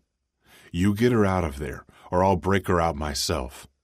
I bellow, absolutely furious that I wasn't informed sooner, even though it was my fault that I left the phone at home. They should have contacted me on my smartphone. I run to the elevator without bothering to change. Chapter 18. Fallon. Where the hell is Luca? Dabbing my face with the tissue, I listen to Wade trying to break me down even more while we're inside the interrogation room. The rush of anxiety shoves my physical pain away for a moment. Who attacked you? He returns to his seat opposite me and peruses me with perceptive eyes. Do you even know what's going on? To avoid his stare, I keep swiping my cheeks but don't speak. Should I stick to Luca's story about some random attacker at my house? Or should I confess it was Calliope? Have you heard of the Chicago Syndicate? It's the Chicago in Cosa Nostra. Wade twists his mug on the table and leans back. Are you part of the syndicate? I don't know what you're talking about. I clear my throat. Disappointment is aimed my way. Kelly was killed last night, and you end up in the hospital with obvious fight wounds. Did you have a fight with Kelly and kill her? No, I was found unconscious in my apartment and then woke up in the hospital. When would I have killed her? He opens a yellow file. Her time of death is difficult to precisely determine because of the state of her body. But the time frame from the pathologist does make it possible for her to have been killed before you were taken to the hospital. How's that possible? She must have been killed immediately after leaving my apartment, then. When did she leave my apartment? Right after I hit the table? What do you mean, the state of her body? She was pulled from the river, but the pathologist did find a small fragment of your DNA under her nails. You don't have an alibi during the time frame of her death. I have to ask these questions, even though I'm fairly certain you didn't kill her. But her closest colleagues will be on top of this case. The way he's studying me is unsettling. And it's unknown how many officers are being paid off by the Syndicate, but I think Calliope was working for them. And maybe she betrayed them. My body is beginning to protest, and oh dear God, my nose is throbbing violently now. Don't I get a lawyer? A phone call? What are you going to do, Wade? His lips thin in frustration. Yes, in a minute. I need a chance to talk to you alone first, before someone less trustworthy from the department can question you. What am I missing here, Fallon? You have no prior criminal record, but suddenly your name pops up everywhere in murder cases. I've asked you before if you're part of the Syndicate, but that also doesn't make sense. I decide it's time to shut my mouth again while I try to figure out whom to call. My father? No, I don't want him involved. I'll call Luca. He'll come through. He wouldn't have helped me this morning if there weren't still some feelings left. His protectiveness was palpable. Wade's phone interrupts, and he swipes his screen with his forefinger. Fuck! He stands up. I'll be right back. I want my phone call, I quickly state. You'll get it when I get back. He steps out, visibly upset. Can he even do that? Don't I have a right to that call immediately? Leaning forward, I place my elbows on the old, damaged wooden table and drop my head into my hands. Everything is happening so fast that my brain is still trying to catch up, and my distress is reaching its maximum level while I wonder what's keeping Luca. Please don't let me down, and come soon, Luca. After a few minutes, I hear the latch of the door click, so I crane my neck and am met with someone other than Wade. I frown, then recognition dawns on me. I'm looking at Alex's brother, Ashton Banks, the guy who shut down charity events. What the hell is he doing here? He closes the door quietly and paces to me in 2 measured steps, towering over me next to my chair. His eyes are blazing with malicious intent, sending terror waves to my stomach. Wade! I try to scream, but Ashton's fingers tangle in my hair, tugging my head back as I gasp in pain, and he covers my mouth with one hand. You're a cop killer, or so they think, he whispers casually in my ear. They were more than happy to grant me 5 minutes alone to rough you up so they don't have to get their hands dirty. He jerks me up, pulls my arms back, and locks my wrists with metal cuffs. What do you want? I breathe through my pain while struggling in his hold as he harshly bends me face down over the table with his hand on my neck. I have no idea why he's doing this to me. Because I'll be damned if you get away with killing my brother. You're a fucking nobody, he whisper-shouts and covers my body with his from behind. The weight of him against my back has me immobilized as his breathing becomes louder. Cupping my neck, he pulls back slightly and fumbles with his dress slacks. I didn't! My cheek is pressed against the cold surface. No! Shut the fuck up! He puts extra pressure on my neck, causing the side of my nose to connect with the table, which sends shooting pains through me that blacken my eyesight. I want to give you something to remember while you're rotting away in prison, bitch. And I happen to have a weak spot for struggling females, so please keep fighting. You've already got me rock hard. His fingers dig into my ass cheeks, and he slithers my sweatpants down, taking my panties with them. I struggle uselessly to get free, but with my hands cuffed and my already injured body, he overpowers me easily. "No! Stop!" I scream, and he shoves a white cloth into my mouth, which I try to spit out with my tongue. A gush of uncontrollable tears leaves my eyes while his ragged, foul-smelling coffee breath is hot on my neck, and he kicks my feet apart, nudging my entrance to violate me. I let go of the last ember of hope as this vile man pushes himself into me, tearing me in half when my body rejects his invasion, and I drop my eyelids from the horror. The sensation alone is horrendously agonizing enough, and I don't want to see any of him while he abuses me. "If you fight it, it will only hurt more." And I hear him spitting, then wetness covers my core as he pulls back slightly and forces himself in more. I hear a sick smile through his grunting. "Nice and tight, just a tad too dry." The table rattles and my shirt hikes up as my body is pushed up and down. My teeth dig into the cloth as I desperately try to escape in my mind. But the misery is too much. The revulsion of what he's doing to me sends cramps and sickness to my stomach. I heave, but thankfully nothing comes out, or else I'd be forced to swallow my own vomit with the fabric crammed in my dry mouth. A cold rush of air hits my exposed, burning bottom, and my arms fall beside my limp body when he releases the cuffs after he's finished. Seconds, minutes, hours. Nothing has meaning in this moment when all I want to do is escape. Is this my life? Then I'd rather die. Time is blurred, but eventually the door creaks open, and I'm still in the same half-naked position because it's too painful to move. "Oh my God!" Wade pulls up my pants, careful not to touch my skin. I didn't even notice Ashton leaving. Wade helps me up slowly and removes the cloth from my mouth. "What happened? Who did this?" Concern laces his tone as he gives me a once-over and holds me up by my arms as my legs sway. He adjusts my shirt, giving me back some of my stripped dignity. "Help me. Get me out of here," I plead in a small voice. We lock eyes. Mine are teeming in tears, and his are filled with compassion and bewilderment. "Who did it?" he insists, harsher now. "Alex's brother."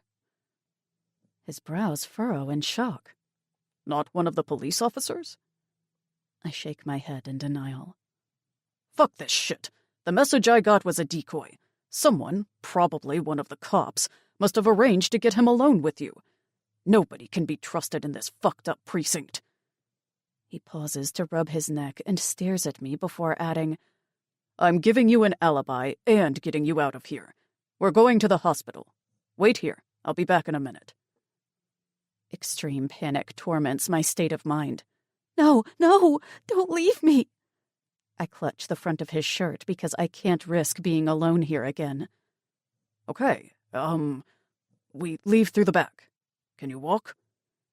I nod, and he allows me to lean against him as we step out through the back exit of the dark precinct without running into anyone. When we reach his car, he helps me into the passenger seat, and we drive to the hospital in silence. I'm dirty. I'm numb. Even my tears have stopped flowing. Chapter 19. Luca. I sit in my car, twirling my phone in my hand, as I watch Salvatore enter the precinct from across the street. Hurry up. Anxious prickles run up my spine while I wait for answers. But to my surprise, Salvatore walks back out within 5 minutes, so I jump out and meet him halfway. "And?" I bark, not hiding my discontent. He stops in front of me with obvious irritation carved into his features. She's gone. What? I step forward as a vehicle honks and rushes by me on the road. Salvatore fishes his phone from the inner pocket of his beige jacket. Something's wrong. No detectives were there, just a receptionist who told me that Fallon Michaels wasn't brought in for questioning. Come può essere andata?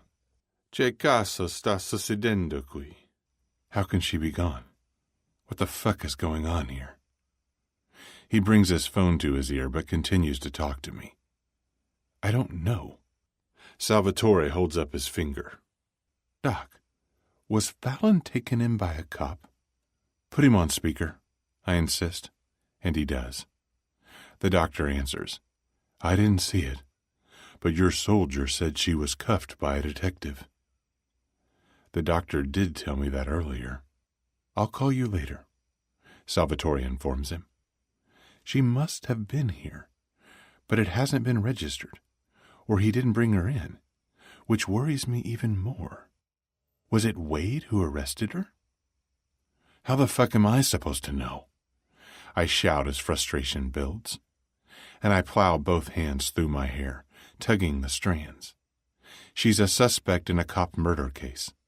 Do you realize how dangerous it is that we've lost her? Of course I do, Luca. Calmara. Calm down. We'll find her. I have a feeling she was brought in.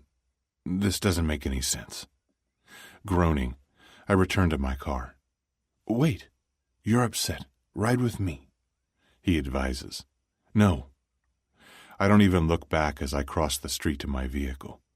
I need my own car, and if we split up, we can find her sooner. You check this area and keep me posted every second. Growling in annoyance, I yank open the door and connect my phone to the car charger before I race through the darkened streets of the Loop while calling her phone incessantly. But no answer. The most likely scenario is that Wade arrested her. But he's a clean cop, so where did he take her? What could he have done with her? Unease turns my stomach as another scenario enters my mind. What if one of Calliope's other colleagues has her?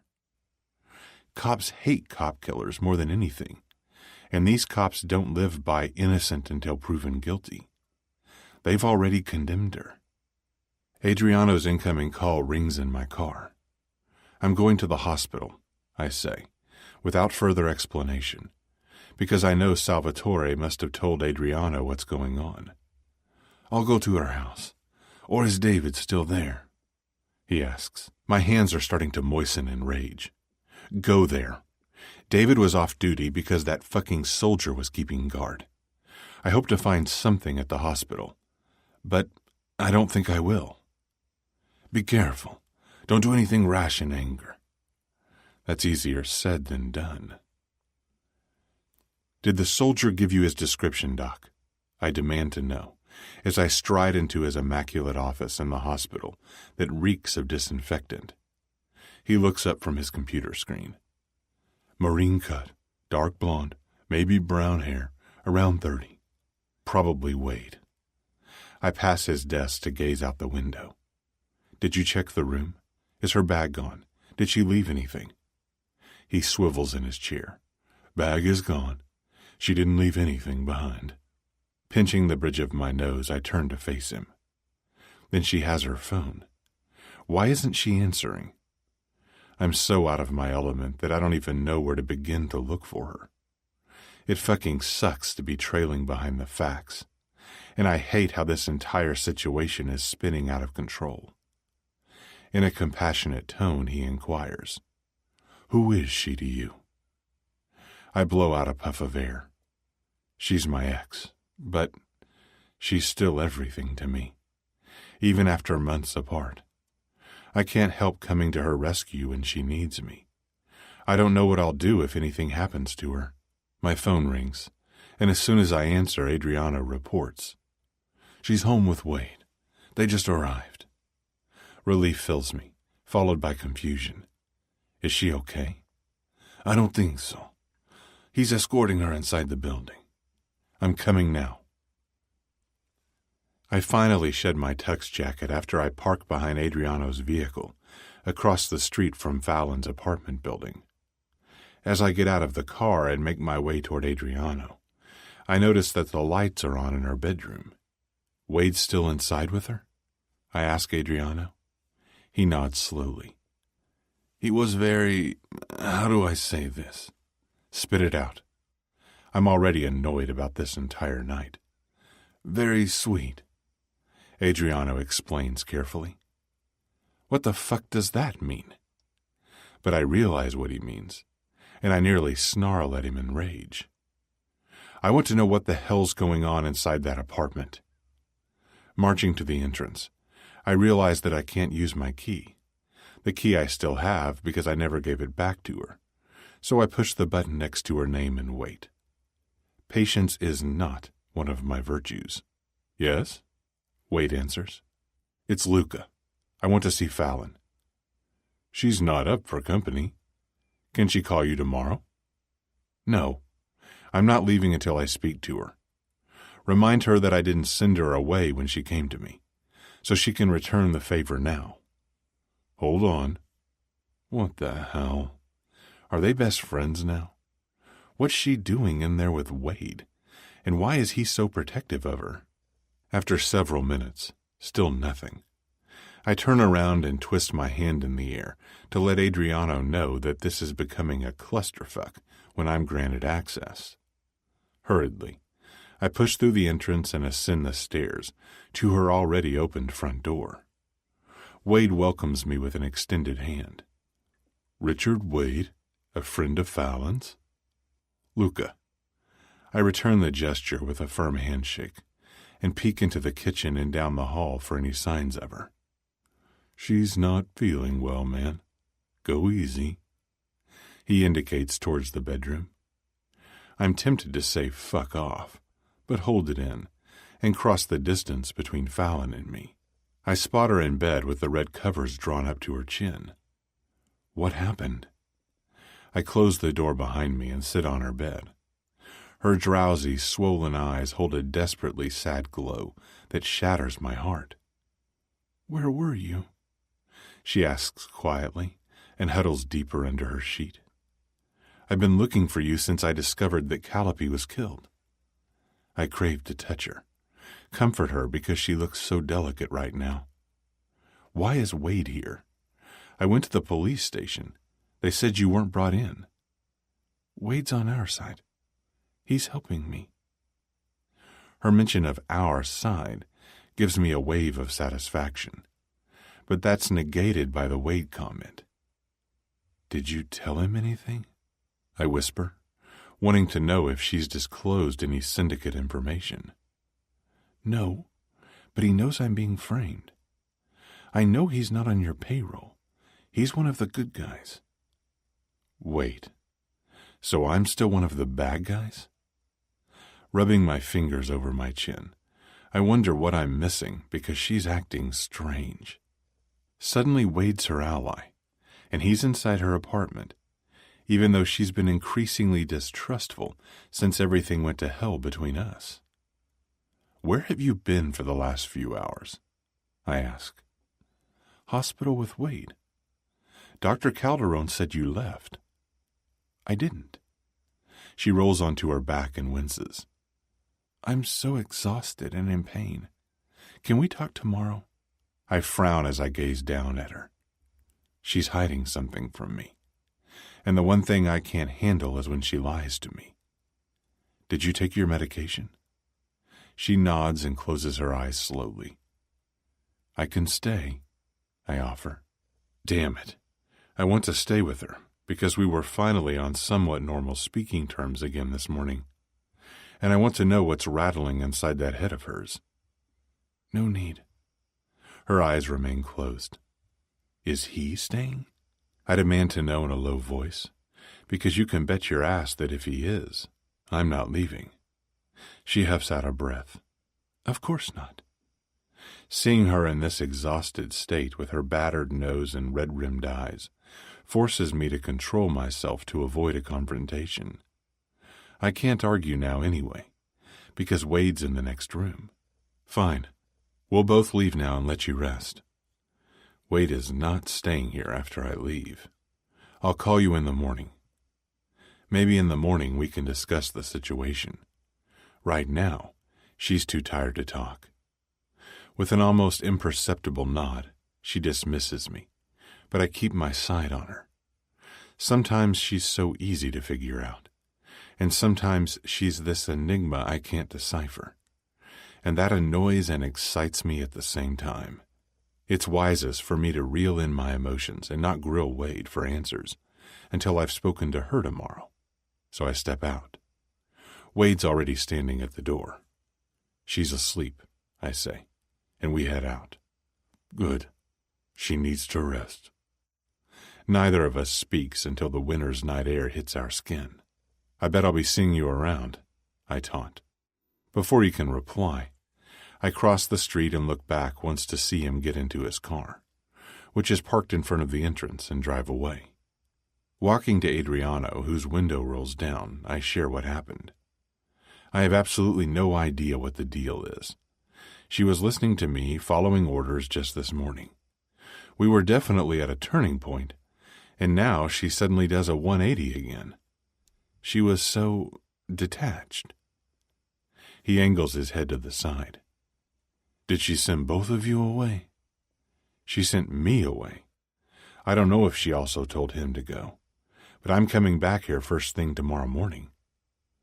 I swipe a hand down my face and shiver from the cold. Go home. We can't do anything tonight. I'm going home too. Chapter 20. Fallon. The moment Luca and Wade slip out, I run to the living room and wait while watching my front door. After minutes of staring at it, I get a cup of Earl Grey and resume my vigil from the couch. Wade and I went to the hospital where another doctor examined me while Wade stayed by my side. All I wanted was to shower, but I knew I had to take several tests if I wanted to press charges. I didn't care about any of that. However, Wade convinced me to stay calm and follow procedure in case I changed my mind in the future. Thankfully, the tests came back negative, and that asshole didn't give me any STDs.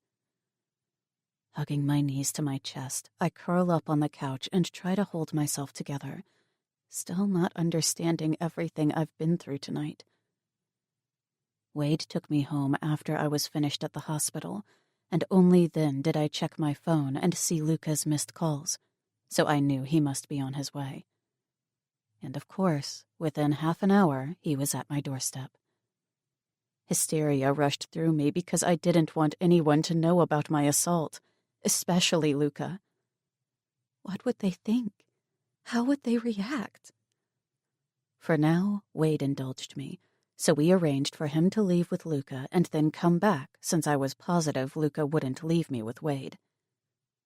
Biting my lip, I swallow back tears because I'm confused about why I didn't confide in Luca. After so long apart, he's still the one person I long for to comfort me. But I just don't want him to know I was abused. My God, I was raped. I was violated. I feel filthy. I feel like I'm falling over an edge, falling deeper and deeper with nothing to hold on to, so I cling to the first person that helped me. Just as we agreed, Wade returns and knocks softly before using the key I gave him. Come in. I let him know I'm already waiting. He scrutinizes me after closing and locking the door. How did it go? I shrug. Luca knows something's up, but I think he didn't want to start an argument with you here. This night flew by, and I realize that I don't know anything about this guy, except that I do trust him. Without him, who knows how many more horrors I would have had to go through. He stands uncomfortably and breaks the awkward silence. I tampered with Calliope's file and locked it. No one can make changes without going through me. You're no longer a suspect, and I'm your alibi. Aren't there going to be questions that will get you into trouble? From whom? They're all crooked cops. Everyone bends the rules in this precinct. It's time I bend the rules to help someone who deserves it. Someone who's innocent. He hesitates to continue.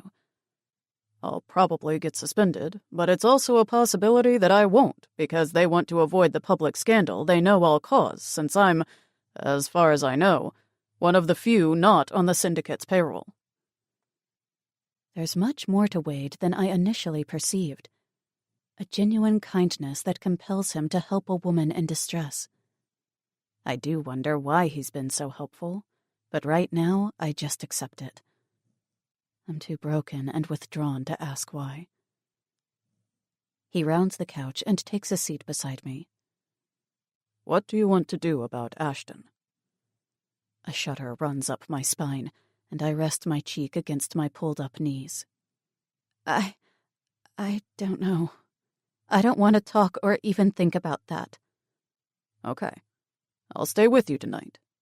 You're not safe, Felon. I don't want to scare you because you've been through hell, but we have to talk tomorrow. I don't acknowledge his words as the numbness spreads deeper into me. All of a sudden, he asks the question I was expecting. Who's Luca? Your boyfriend? X. My voice is weak. He doesn't give his last name when he introduces himself. Luca rarely gives his last name because he's extremely mistrustful of everyone, but I don't divulge that to Wade. I'm thankful for his help, but I won't betray Luca.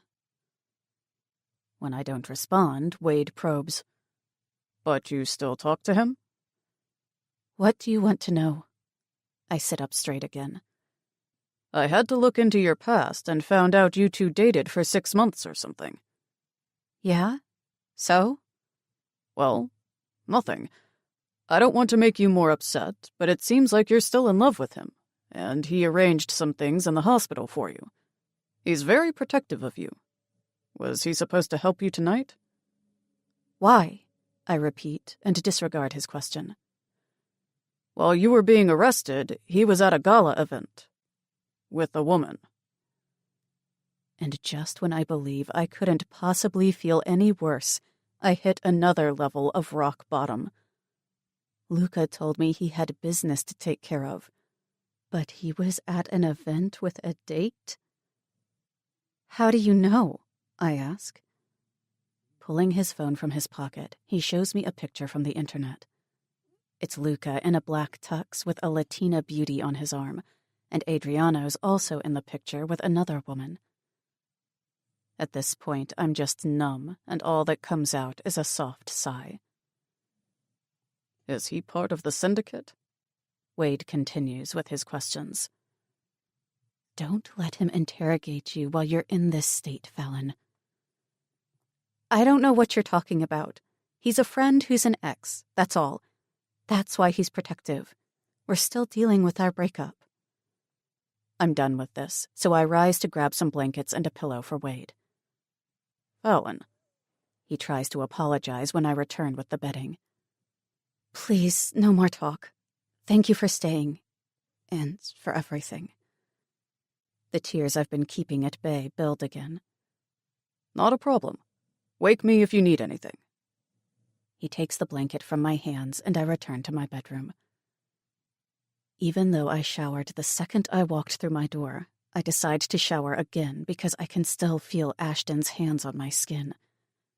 When the water fails to clean him from my body, I fight the urge to call Luca. I fight the urge to call my parents because I don't want the people I love to know. It would break my parents, and although I long for Luca to take care of me, he would be out for blood. Never would I have imagined that seeing each other yesterday would bring us closer together, especially after Luca left with the waitress. He immediately helped me when I was attacked by Calliope, or so I assumed. But the picture of him and the Latina model has raised doubts again. But that's the least of my worries right now. How am I ever going to get rid of Ashton's filthy touch? I get up once more during the night to take another shower, but that doesn't lessen the repulsion of being violated at all. I read once that rape is one of the worst things that could happen to a woman. They were right.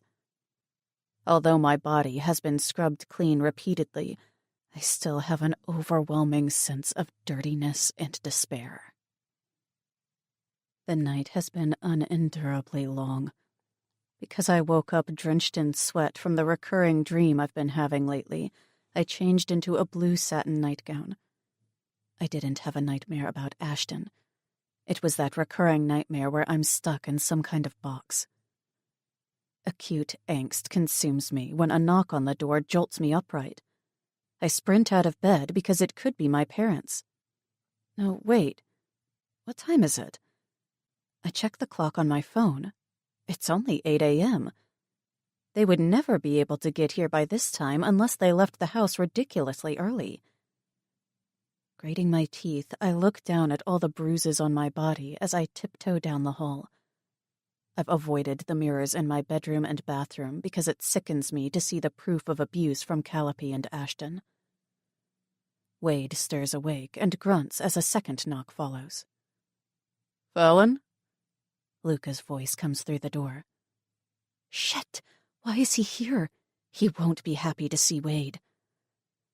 I peer over at Wade, who's barely covered in his black boxers, and he smirks, so I lift my pointer finger to my lips. He has no idea what Luca is capable of, and he thinks this is funny? What? He rubs a hand over his head. I throw out my arm, motioning in the direction of the street, and whisper, "He needs to leave." He points at himself. Want me to scare him away? That actually gets a small smile from me. Seriously? He thinks he can scare Luca away? Wade's a well-built man, and he obviously works out a lot, but he's no match for Luca. While I go blank and just stand there in the hopes that Luca will leave, a key turns in the lock. My eyes widen as Wade comments, "Smarty pants, he still has your keys." And he sits up just as the door opens. I'm standing next to the couch in my thin nightgown with my nipples peeking through.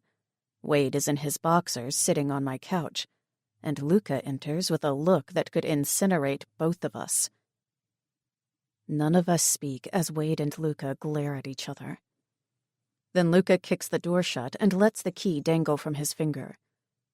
"I still have a key." His scowl is focused on Wade, but he speaks to me, and then he pockets it casually. "Well, well, well. I wasn't invited to this party."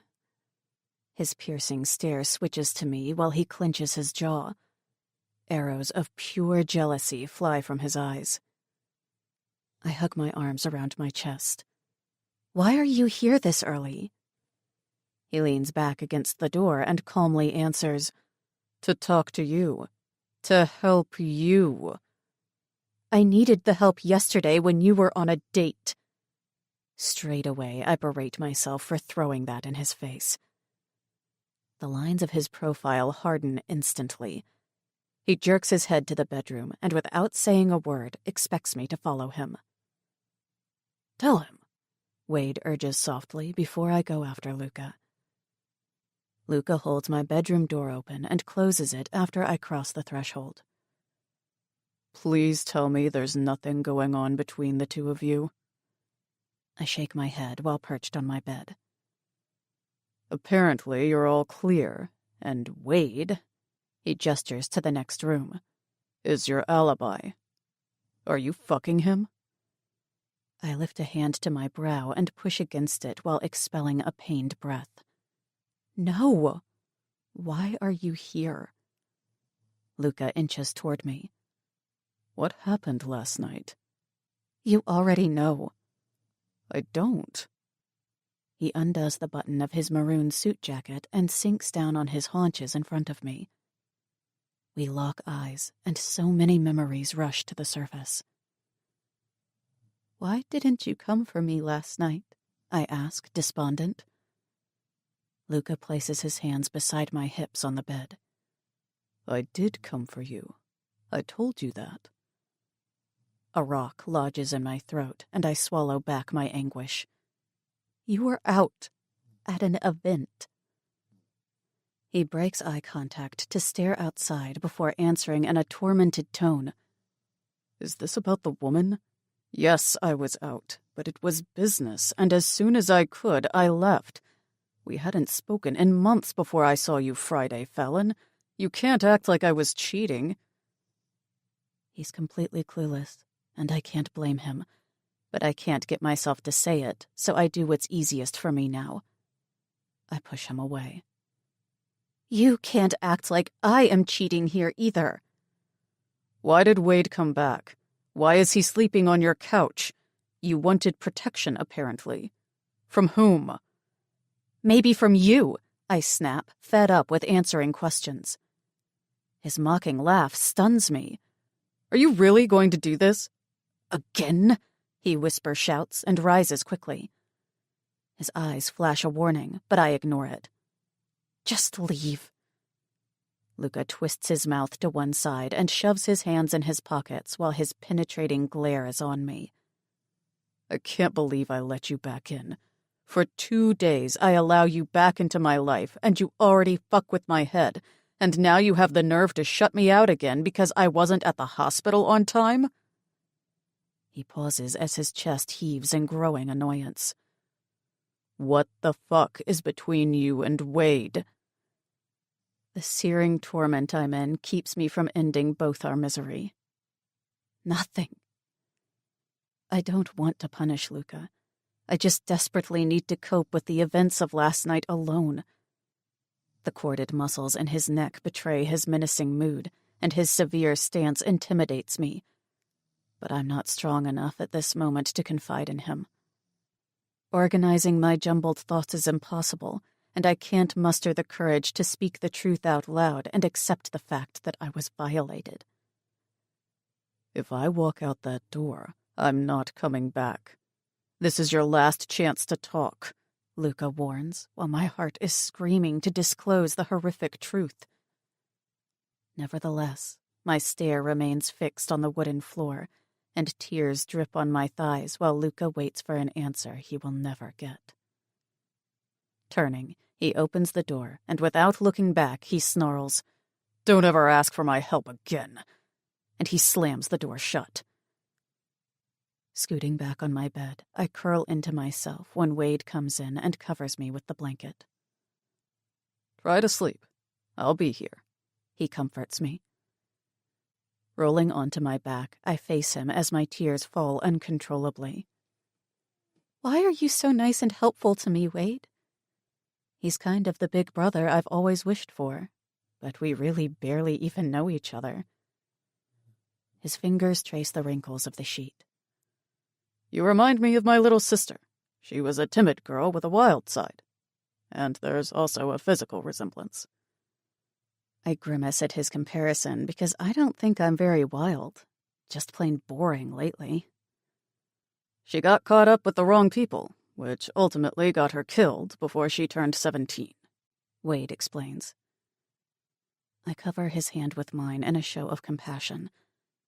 All I can give him is empathy for his loss by sharing his grief silently, just as he shares my grief from last night. Abruptly, a thought arises. Don't you have to go home? No. No girlfriend? Wife? I don't know anything about you, I say, more to myself than to him. No significant other. Don't worry about my life. I want to help you because you desperately need it. Sleep a little. You're exhausted. Then we have to talk. Maybe my parents will call, or they'll want to come over. I tuck my bangs behind my ear. I'll take care of it when they call. Sleep, he insists and exits my room. I close my eyes, but I can't find the safe haven of sleep. Chapter 21. Luca. My vicious reflection stares back at me as I stand in front of the mirror in my bedroom. The fury pulsates through my tightly wound body. My heart is hammering in my chest from disbelief of how I allowed Fallon to dismiss me, yet again.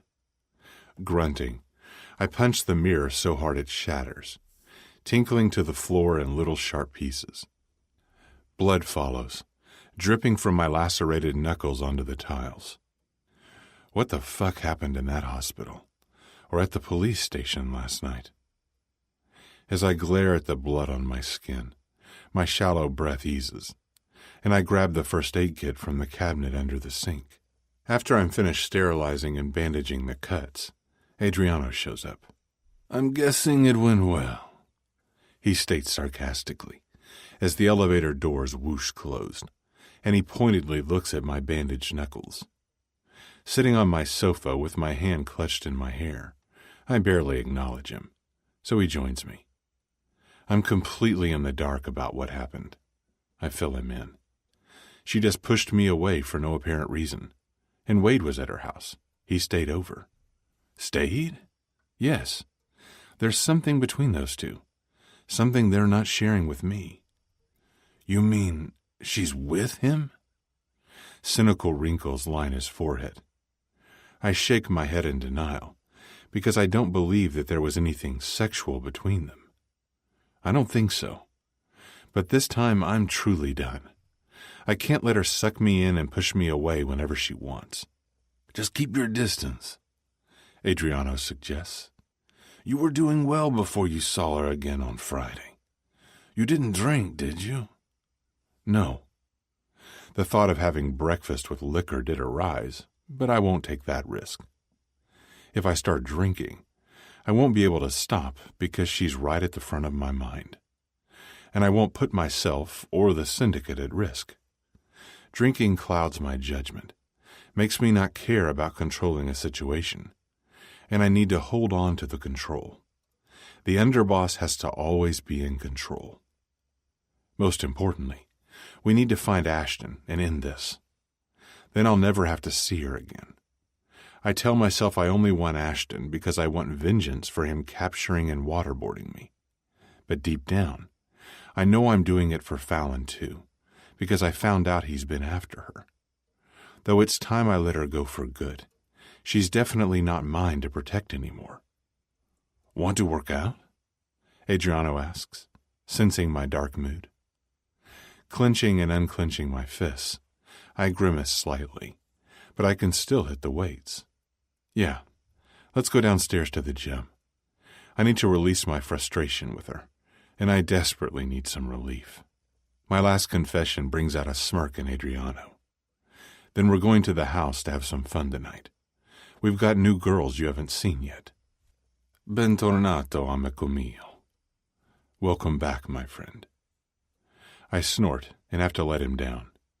We need to revisit Club 7 tonight and get information on Ashton, maybe even find him there. His lips thin.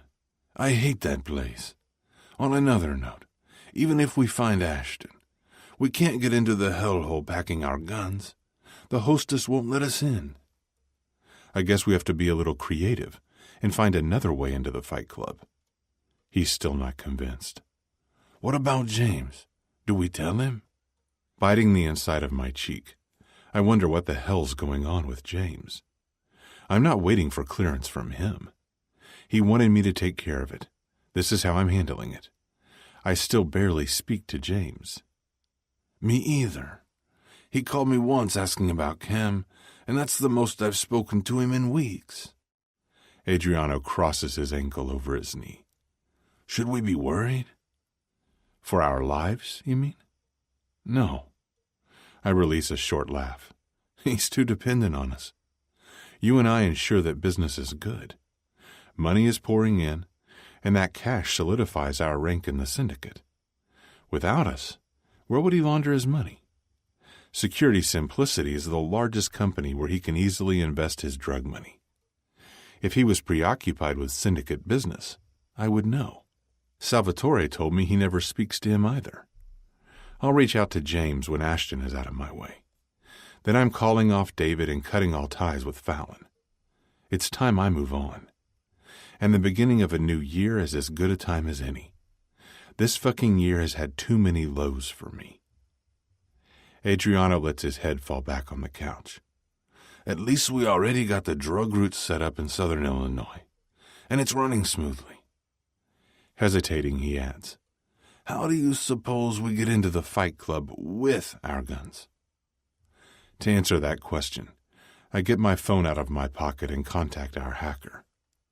Henry, Adriano and I need access to Club 7 again, specifically the Fight Club. But is there any way we can get in with our weapons? Maybe through the main dance club or the sex club. Henry's throaty voice is a clear sign that I've woken him up. I'll have to check. But there's only a small chance that I can help you with this. That place is better secured than the J. Edgar Hoover building. Unfortunately, Henry couldn't find another way inside the Fight Club of Club 7. So Adriano and I are walking through the same long corridor, to be greeted by the same blonde beauty in her tight black suit dress. Again, we hand over our guns and step inside the elevator to start our descent, directly to the Fight Club this time. We're not going through the upscale sex club first, since we've been in the Fight Club with Sal, and therefore we're now granted access immediately. The smell of dried blood, sex, and sweat permeates the air in the elevator before it even opens into the rounded arena of the Fight Club, where only the center stage is brightly illuminated. People surround the cage and cheer two fighters on. However, one is about to be knocked out. Blood sprays from his nose as he receives an uppercut to the face, and a knife is sliced against the bare flesh right above his navel. The fighting style is primitive and brutal, reminiscent of the Middle Ages. Since it's our second visit, no one welcomes us, and we are free to roam around. As we careen through the crowd of hundreds and search the faces, I bend my head to Adriano's ear. We stay together. Look for Ashton. I have a hunch he's hiding here. A man as careless as he is, who captured me without planning things through, can't disappear this easily unless he has connections. And our only lead is that silver cross pendant. Let's do one round quickly and get out. If we run into trouble, you stick to what we discussed. We start our route alongside the outer wall, but the walls are disturbingly decorated with women. Adriano grimaces as we pass a woman, who's strung up on a cross and being flogged by a leather-masked, muscled man. This shit is so weird and random, he comments with wide eyes. I know. I wonder if Sal couldn't make a choice among a fight club, a BDSM club, and an upscale sex club. So he just opened them all and decided it might be a good idea to combine the BDSM and Fight Club. What do they even do here? They fight and fuck, then fight and fuck some more? I'm not judging, to each his own, but this place is something else. I have no idea, but seeing how busy it is here, he must make a ton of money. There's your pendant. Adriano suddenly jerks his head to the neckline of a petite, naked Asian lady, next to the woman being flogged, sitting on the lap of a man and blocking him from our view. As she's facing us, the man's hand snakes around her middle, between her thighs, and he slips two fingers inside. She's beautiful. Adriano gawks at her breasts. I laugh, because I don't even think he's seen her face yet. Raking my hair back with one hand, I scan the area. But there's considerable ground to cover since this place is enormous. Fuck. The pendant is too common. Maybe we're just wasting time. I halt immediately as the Asian woman leans back, revealing the man who's pleasuring her, and I grab Adriano's arm.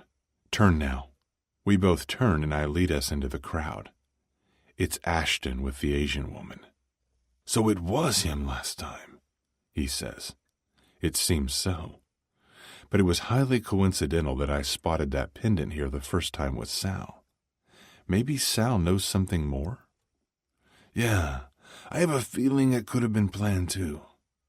He looks around warily. What do you want to do? We have to procure a weapon. We haven't had much success lately finding the people we need. We lost Danny and Calliope, which turned into a mess. Although it's a risk to steal a weapon in here, I don't want to take the risk of letting him run free tonight. If he disappears, I'm afraid we won't track him down again this easily. Okay, Adriano comments. I'll keep an eye on him.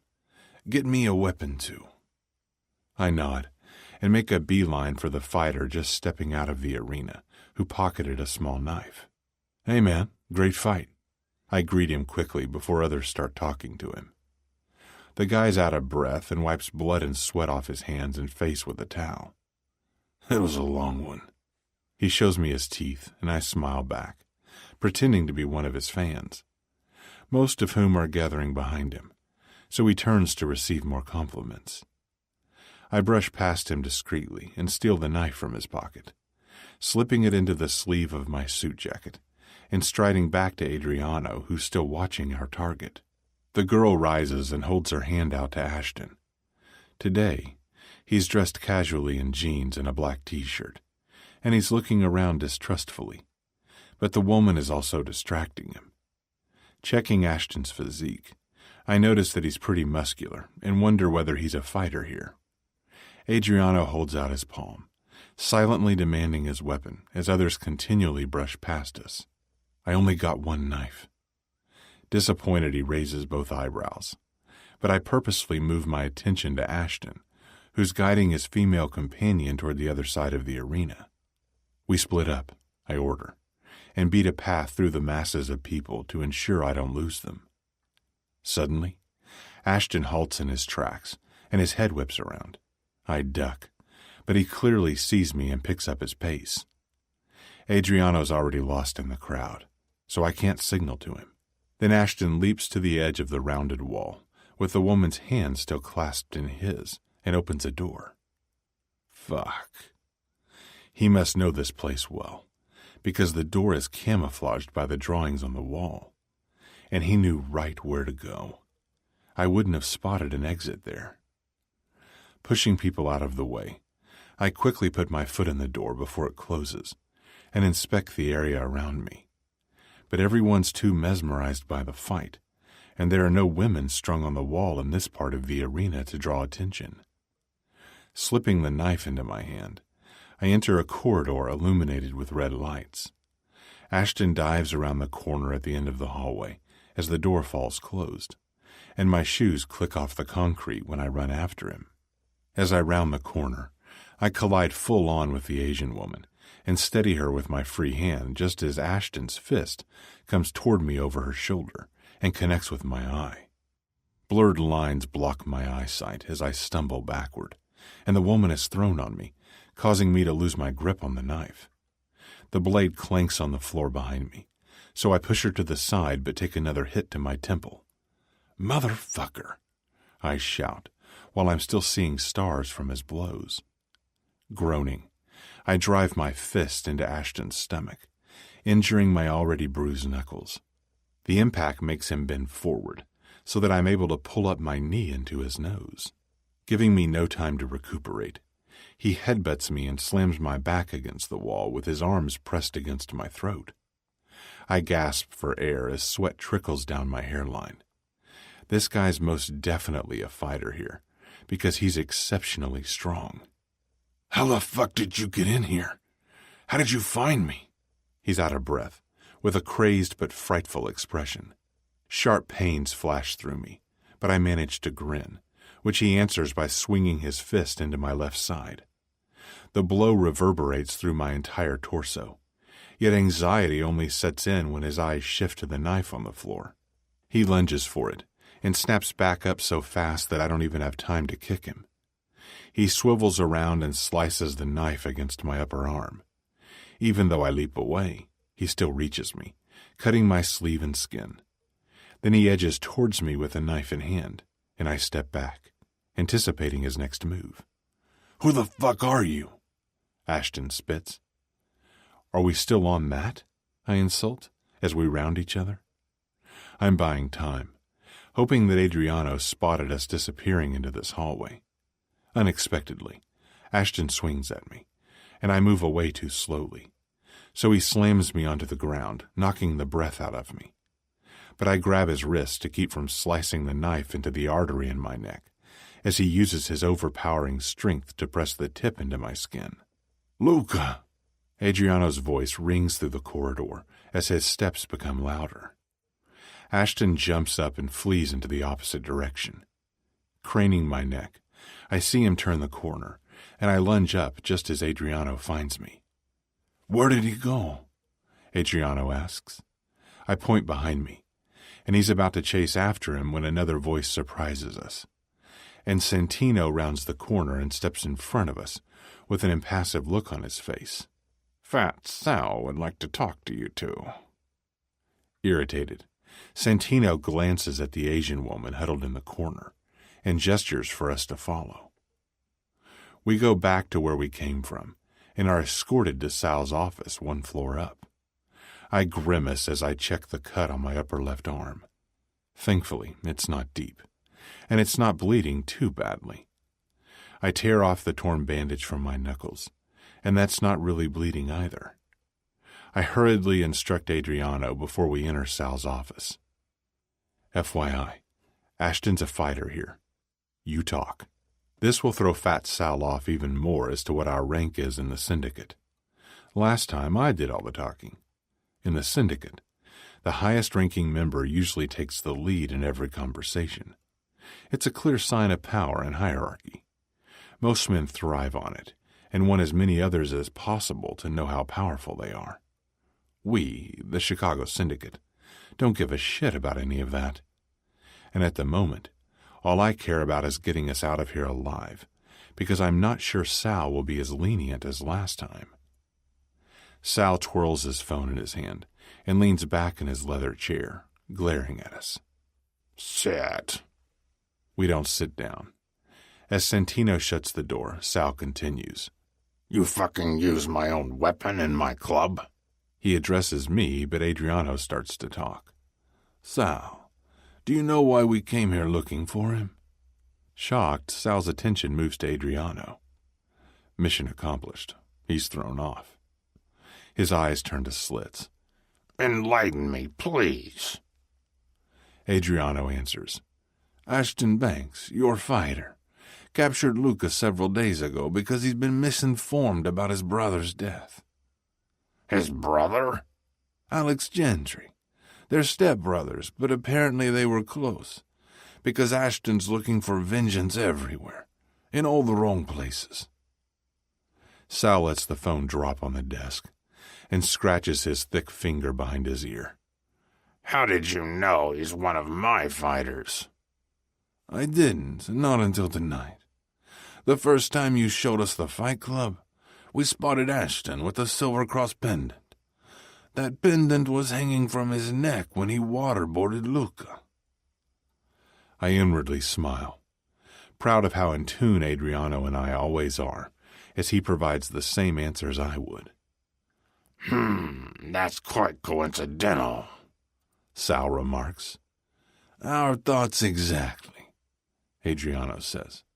"Look, we don't want trouble, but we needed to find him fast because he's a threat, and now we've lost him again."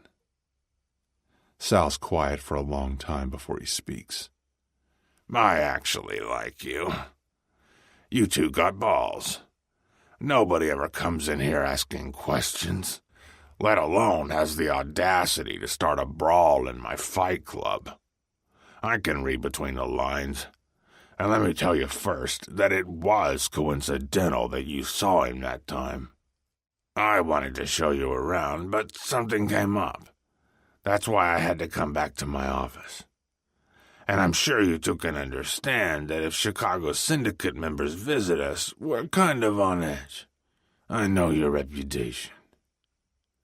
He pauses for dramatic effect, but neither I nor Adriano twitches a muscle. "Alex Gentry was Ashton's lover.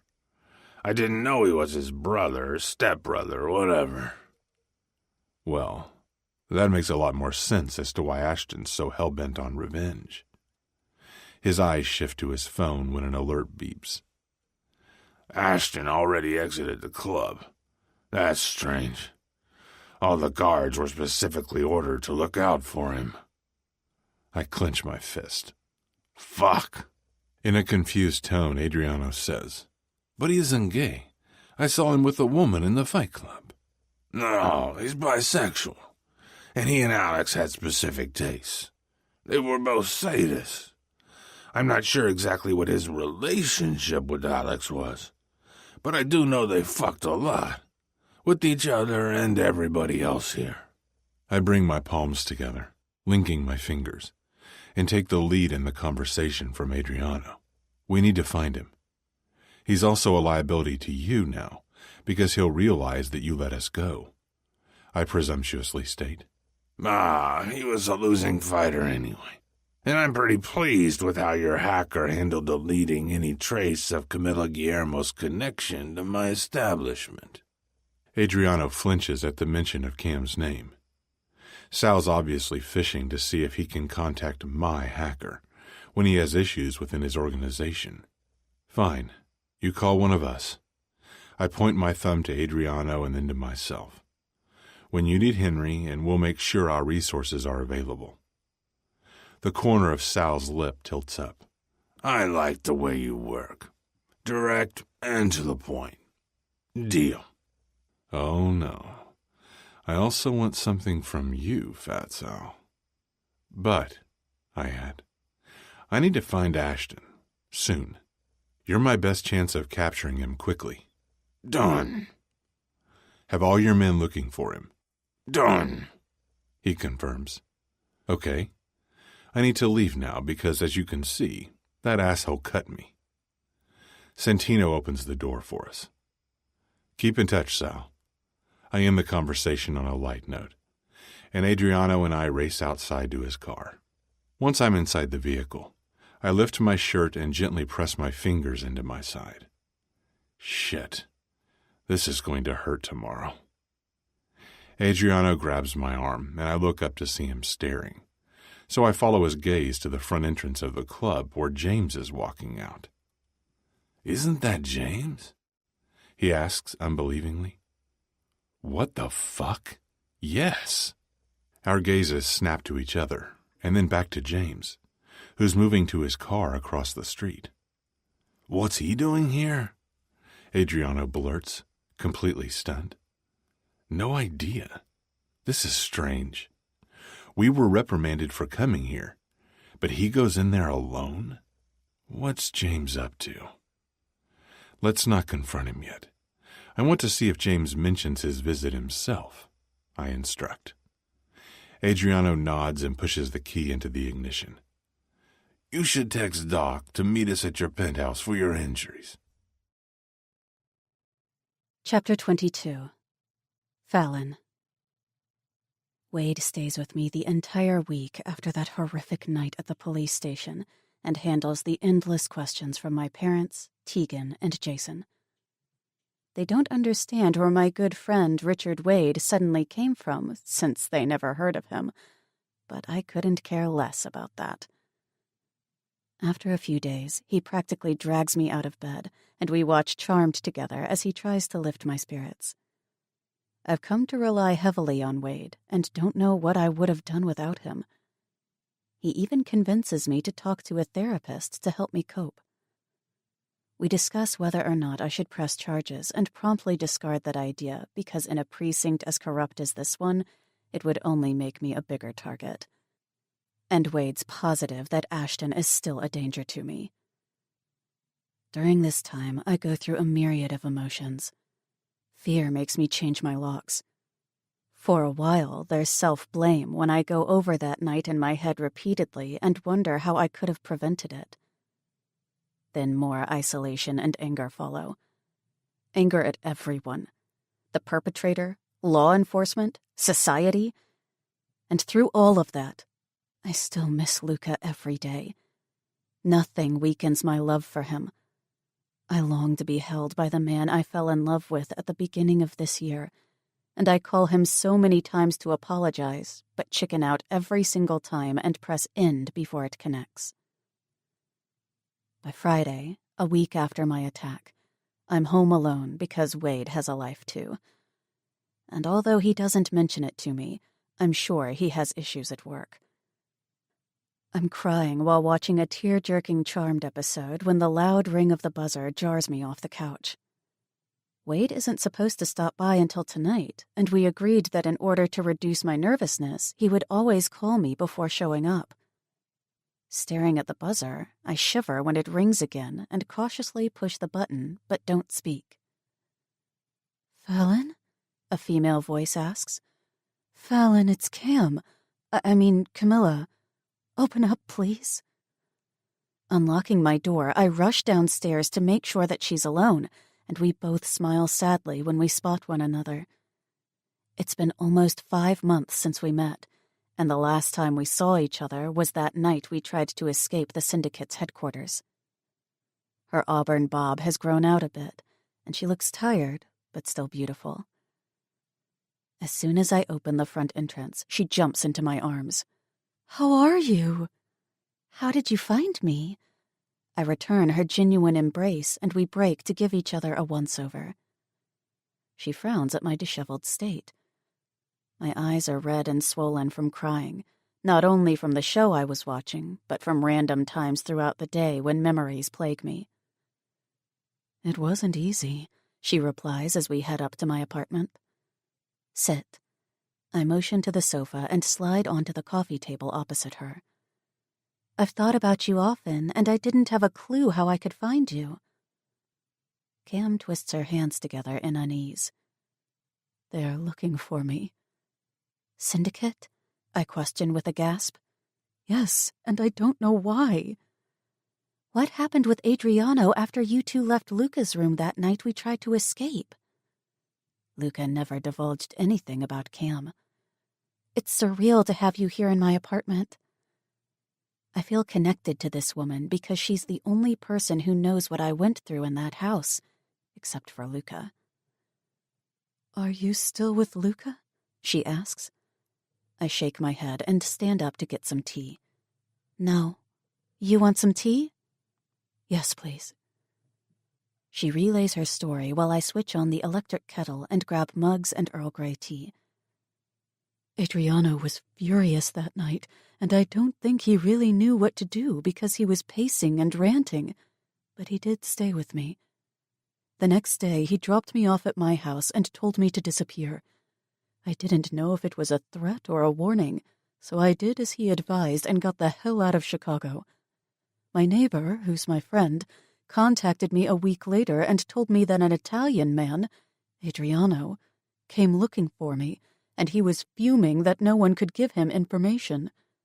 I disconnected my phone, and I have some contacts in Chicago who are helping me stay under the radar.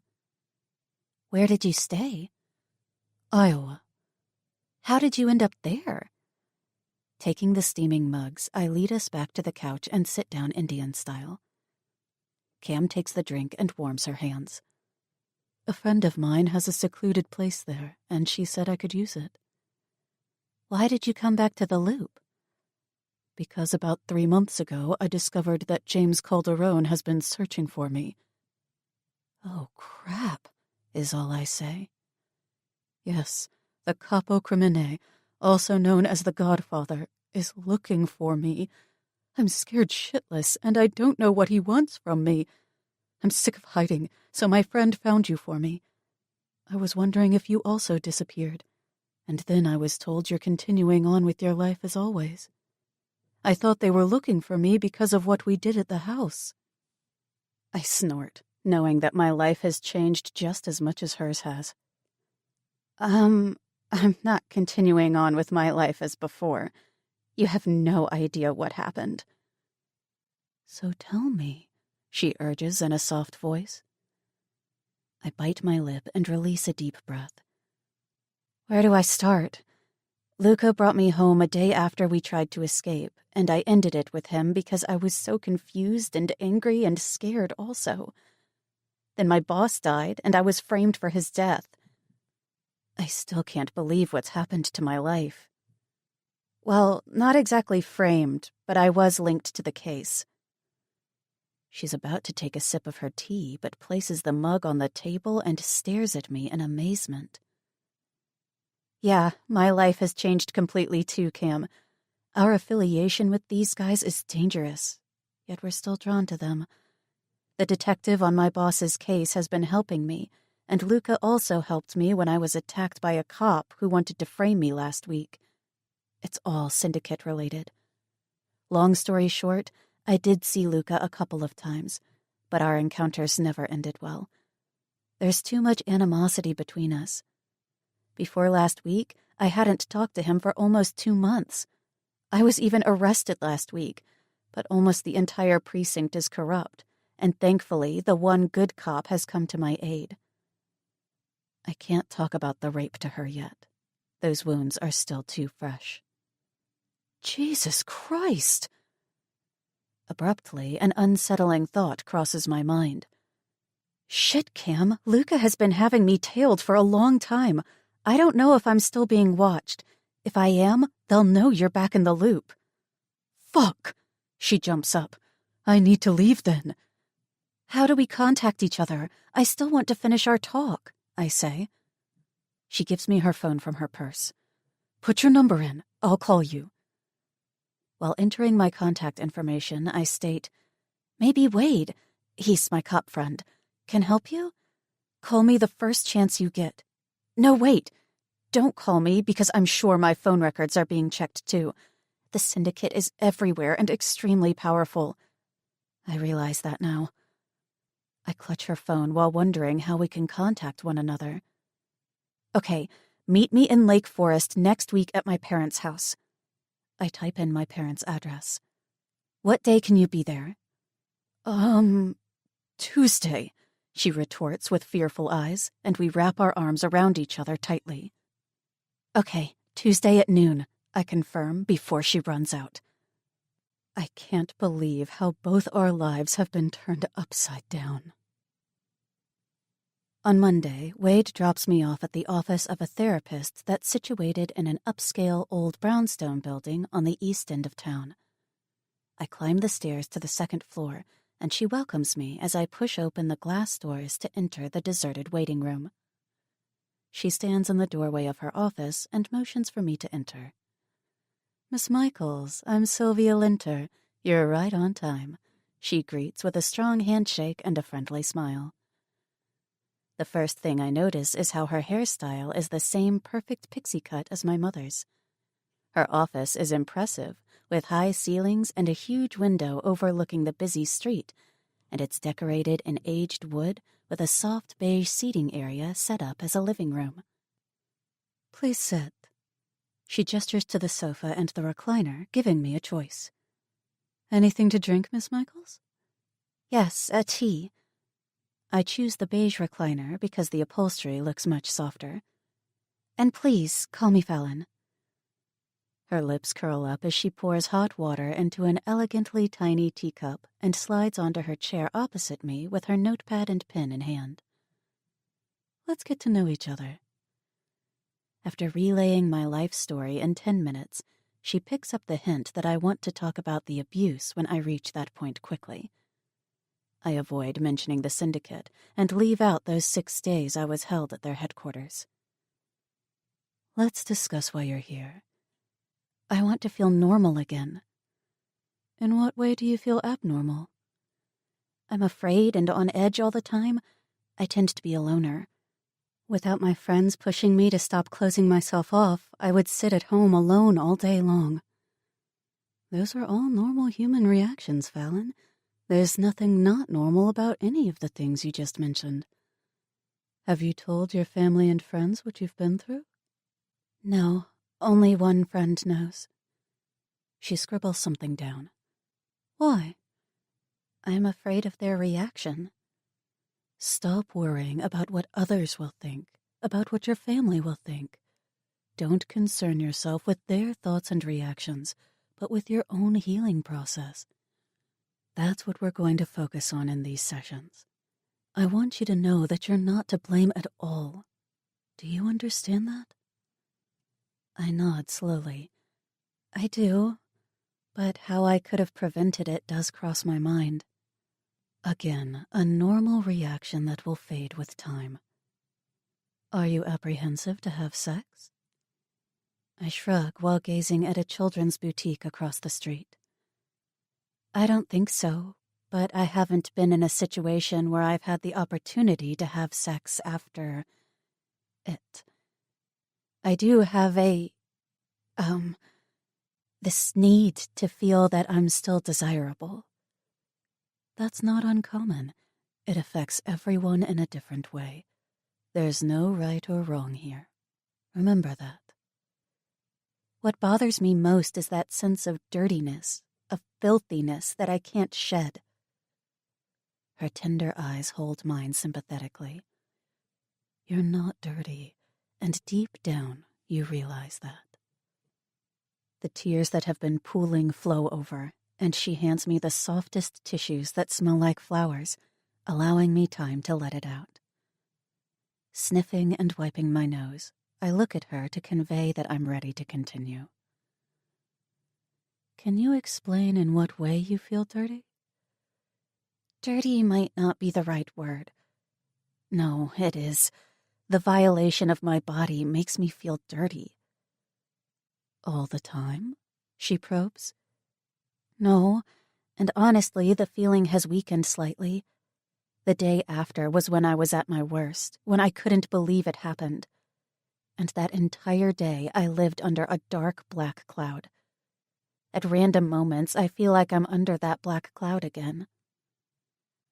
Look at how much you've relayed to me. You've confided in me and talk quite eloquently about your feelings. You're much stronger than you think. You're not weak because you cry. Crying is a necessary step in the healing process. The human psyche is much stronger than we give ourselves credit for, Fallon. I see how you fight to not have this define your life, which is admirable. You're very self-aware already, and I can offer you methods and tools to break the dark cloud cycle you mentioned. Tucking my legs under my behind, I seek a more comfortable position. But I think it's easy to tell my story here because I'm not afraid of your reaction.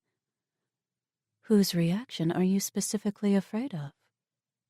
My parents. It'll hurt them. It might hurt them more if you keep it from them. Parents always want to nurture their children, no matter what age. Give them a chance to help you. Silence stretches around us. And who else's? She questions. Luca's? Tell me about Luca. She turns back one page of her notebook. You've mentioned him several times. I twist my teacup and expel a loaded breath. What do you want to know? Who is he? Sucking in my lower lip, I wonder how to answer that. It's complicated, but he's my ex-boyfriend. He's the love of my life, the one that got away. I fought my feelings and pushed so hard that I allowed him to get away. In reality, I still don't know if I could ever accept his line of work. But I've definitely entered gray territory, and I'm beginning to understand that he's certainly not the bad guy in all of this. Law enforcement has let me down, and I let Luca down, and now he's shut the door on us for good. But you still talk to him? No, not really. I pushed him away after the rape. This is the first time I actually mention the word rape. Why are you surprised? What? I ask with a frown. You had a surprised look after you said that you pushed him away. Oh, I was shocked that I said the word rape. That's the first time I've stated the word out loud. How do you feel now that you've said it? The same. I don't feel any different. Exactly. The word itself won't hurt you. Neither will confiding in people. I know. Do you feel anxious lately? Definitely, I reply. Okay, I want you to start writing down your feelings daily. We don't have to discuss everything you write down if you don't want to, but it could help you to organize your thoughts. Do you exercise? I run, that's it. Ever thought about attending yoga classes? Yoga calms people and releases stress and anxiety. I have, actually, and I will. There are classes at the gym near my apartment. She closes her notebook and places it gently on the table next to her chair. Great. I would like to see you once a week, unless you want to increase the frequency. No, once a week is fine. She hands me her business card. If you ever feel like you need to talk to me and can't wait until our session, I want you to call me. Do you have any other questions? That's nice. I would have thought she wouldn't want to be bothered outside of office hours. Thank you. No questions at the moment. Same time next week, then, Fallon? Sure. Getting my coat from the couch, I head toward the door and we part. To be honest, Wade was right. I do feel slightly better after confiding in her. I can't hide from my demons. I need to deal with them, or else they'll become a shadow I can never outrun. Although a yoga class is a great idea, it won't reduce my anxiety as long as Ashton is still a free man. And that's why I'm leaving the loop.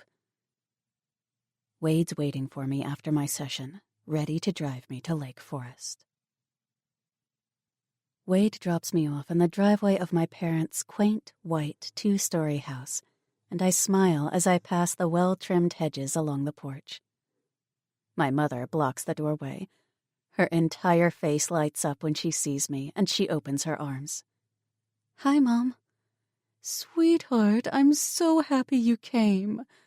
She holds me by the shoulder and tenderly cups my cheek. You look good. No bruising or swelling anymore around your nose. The physical scars of Calliope's attack might be gone, but my invisible, raw, emotional scars caused by Ashton run deep. My mom tugs me in to escape the cold winter air of December. Come inside. I enter the house feeling the sense of security my parental home has always given me and traipse behind my mother into the kitchen, which smells like freshly baked pastries. She's been cutting vegetables for a casserole because green peppers, carrots, and cauliflower are scattered on the kitchen island. Make some tea, sweetheart. I got you Earl Grey. You look pretty in those black jeans. She picks up her knife and slices the carrots. Thanks, Mom. I walk up behind her and hug her again, wondering whether I should take Sylvia's advice and confide in my mother. I've missed you. She pats my hands around her waist. We always miss you too, sweetie. Where's Dad? I've been avoiding my father since the hospital, and I'm sure he'll want to talk to me privately. I'm positive my father's going to pound me with questions about Calliope's attack and my sudden connection to Wade. Cooped up in his office, your father has a conference call with one of the senior lawyers at the firm. A big case, apparently. How did you do it all these years with him working odd hours and even on the weekends? Didn't it ever bother you? I think back about how Luca's business trips would annoy me at one point in our relationship. Opening the oven, she takes out a tray filled with a batch of croissants that smell mouth-wateringly good. Well, sweetheart, it's because of your father's hard work that we could afford the life we've given you. That came with missing him sometimes while other husbands were at home. But I knew your father needed the challenge his work provided. And he knew I wanted to be a homemaker. Every relationship requires some compromise. But compromise can be difficult. I lean back against the island. When you love each other, the effort will be worth it. That's probably true, but sometimes even the pull of a deep-seated love can't overcome the biggest hurdles. If only love could fix all the problems in the world. If only my love for Luca would just go away, because I'm terrified that I will miss him for the rest of my life. Down the hall, I hear the door closing, and my father darkens the kitchen doorway. Hi, Dad. Wrapping one arm around my shoulder, he pulls me to him and places a kiss on my forehead when I close the distance between us. Sweetheart. His eyes follow my mom busying herself. Something smells good, Elise. I made her favorite croissants with honey butter, she answers without swiveling around. He lowers his voice. I want to talk to you alone. When do you leave? Tomorrow night. I'm having lunch with a friend first. She'll be here at noon. I have to work tonight. You and I need to have a chat tomorrow after lunch. I nod, unsure if I'm going to reveal everything to my father tomorrow, but I'll cross that bridge when I get there. After devouring 2 croissants, my father disappears into his study again, and my mother and I settle around the kitchen table to finish our tea. Worried lines crease her eyes. Are you feeling better? No. Yes. I don't want to share the burden of my rape with my mom because seeing her concern hurts me. It was just a scare, but I'm doing much better now. I amaze myself at how good I've become at lying to people around me. The next day, Cam shows up at exactly noon, and I drive us into town with my mom's car. The barista hands me 2 aromatic chai tea lattes, and I sit next to Camilla at the counter table of the busy coffee shop. We're with our backs against the wall, facing the door. Taking the lid off my cup, I scoop out the whipped milk because it's delicious. Where are you staying now? I'm registered under another name at a hotel in the Loop. Her eyes scan the place repeatedly. Do you think you were followed? Her shoulders pull up. I don't know, but it's just a matter of time before they find me.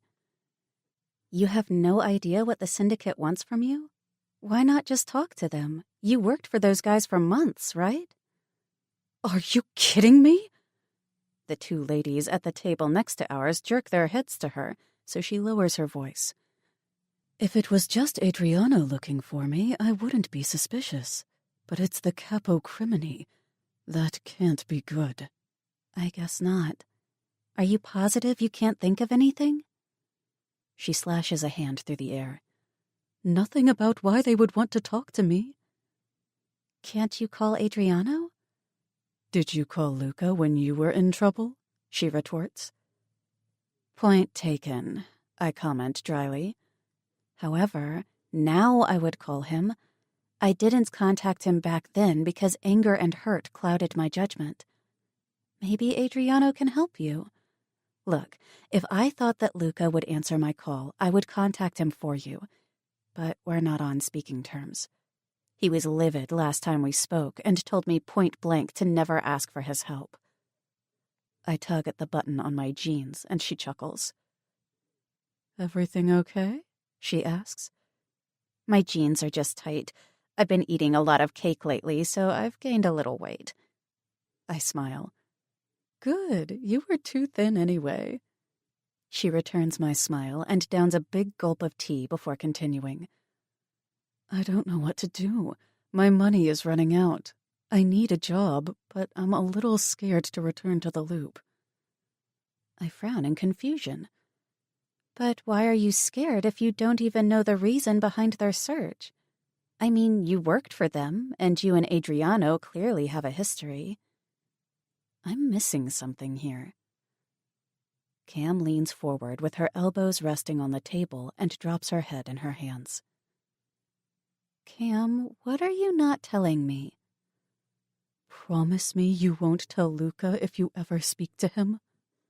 Yes, I promise. I might have done something really stupid, she mumbles with her eyes closed. I might have planted a device at the house that night we escaped, which caused a lot of damage to their headquarters.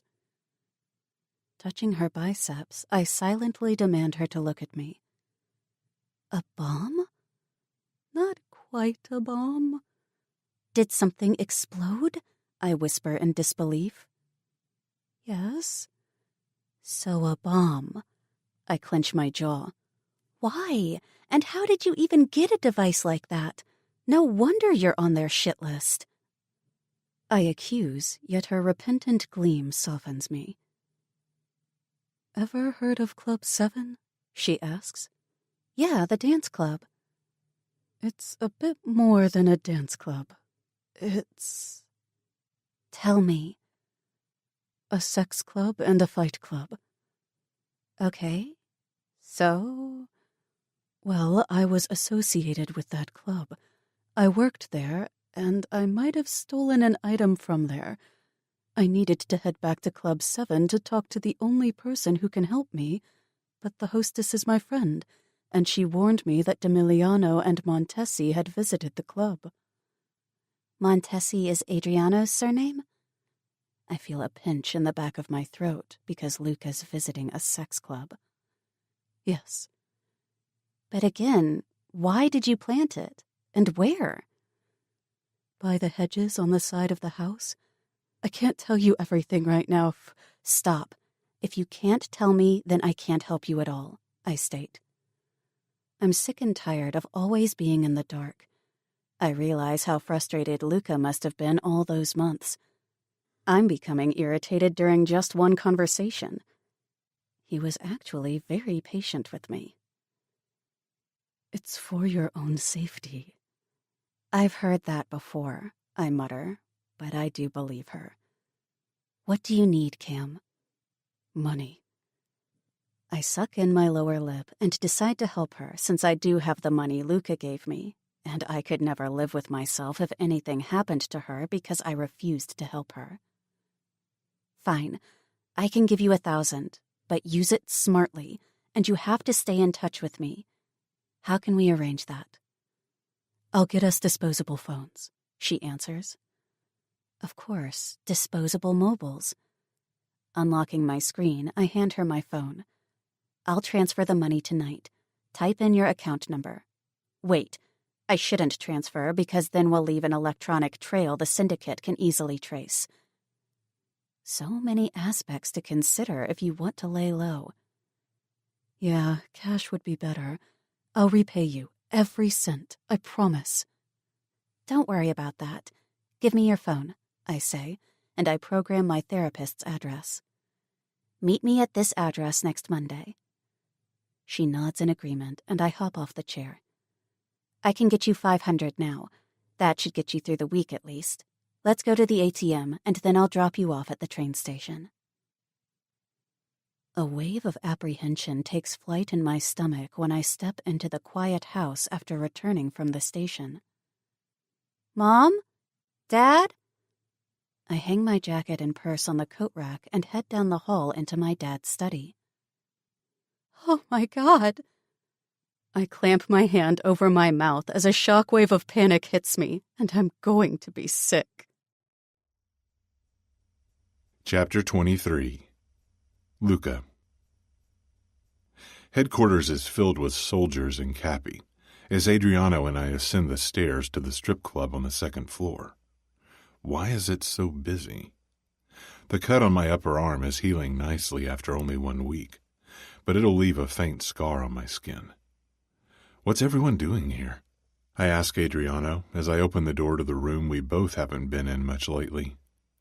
I couldn't stand being in this house, my private room, without Fallon, and I'm sure Adriano's visits have decreased because he misses Cam. Apparently James told the other Cappy to come have fun for a night. Cocking my head, I reply, When? James never gives out these kinds of orders to the Cappy. He rarely speaks to the other Cappy. Ordinarily, most communication lines go through me or Adriano. Adriano shrugs, and we take a seat on the rounded burgundy sofa in the center. It's never been so busy in here. Soldiers and members are everywhere, and I'm sure most of them don't even know who I am. Sky's dancing to the soft music with a member at the bar, but is staring at me. The soldier is groping her under that ridiculous short skirt she's wearing, and she's obviously displeased that she started it up with him. My guess is that she didn't expect to see me.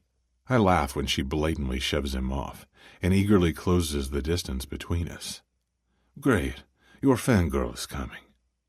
Adriano teases as an unknown woman plops down on his lap. You seem to have a new fangirl too. Eyeing the Italian girl with short chestnut-colored hair, I grin at him, and he smirks back. He knows exactly what I'm thinking. He's just as sick as I am because she bears an uncanny resemblance to Cam. Shut up. I'm going to fuck her brains out while I'm imagining it's Cam's sweet little ass. He squeezes her ass, making her shriek in delight. How nice. I counter mockingly, and then realize I shouldn't judge him, because I'll probably do the same with Sky. She's a brunette, and I have a weakness for brunettes with long hair and amber eyes. A weakness for one in particular. But I push her out of my mind. Luca? Sky joins me while Cam's twin tugs Adriano to one of the private rooms. Haven't seen you in a while. Missed me? I joke, as she leans sideways and presses her breast against me while I sit back. Want to have some fun? She asks seductively. Her hand slides up the inside of my thigh, and I grab it to cease her movement. Not here. She twists her fingers in mine and guides me to the private room and onto the edge of the bed. Without delay, she starts unbuttoning my pants, and I fall back on the mattress, gazing at the ceiling while an unidentified sensation, not pleasure, settles heavily on my soul. Luca. Don't talk, I order. Jesus fucking Christ. Can I not enjoy this without thinking of her? A heavy knock on the door has me sitting up and hurriedly pulling up my boxer briefs as Sky rises. Yeah? Adriano throws the door open with his phone in hand. Sal summoned us. I thought you would want to go right away. After tucking in my dress shirt and adjusting my clothes, I rush out without saying anything to Sky. Did he mention anything about Ashton? Does he have him? I ask Adriano. He's not a man of many words. Adriano shows me his screen, with only "come" written in the text from Sal. Sal, I greet, as Adriano and I enter the familiar surroundings of his underground office, and he stands up to meet us midway while Santino shuts the door. How can this guy work here? The absence of windows and this horrible artificial light feels suffocating every time I come here. Gentlemen, I just discovered I'm surrounded by incapable and untrustworthy people. One of the club members has been helping Banks when they were specifically instructed to inform me if Ashton contacted them. Do you have him? Ashton? No. The line of Sal's mouth flattens. But when a member of my club purposely defies me, I typically don't let them live. I've only held back for you. So where's that member? I need to talk to him before you end him. You can talk to him, but then I want him back. Do not kill him. He pins me with a determined gaze. My soldier can take him to our warehouse. Then after I've had a chat with him, you may do what you want with him there, and we will dispose of the body. If I help Sal to this extent, he'll be in my corner forever. This might be the start of a fruitful venture. He perks a brow and the corner of his mouth pulls up. I knew I liked you for a good reason. We shake hands on our morbid agreement. Where is he? Here? I ask. No, I haven't imprisoned him yet. I'll text you when I've captured him. Good. I nod, and we part. On Tuesday afternoon, when I'm having lunch with Adriano at France Italia, fate is playing a cruel joke on me. For a week and a half, I've cut all ties with Fallon, but that woman won't leave my thoughts. To this day, she's still the first person on my mind when I wake, and the last person I think about before I fall asleep. She's permanently engraved in my heart, relentlessly bleeding through my veins.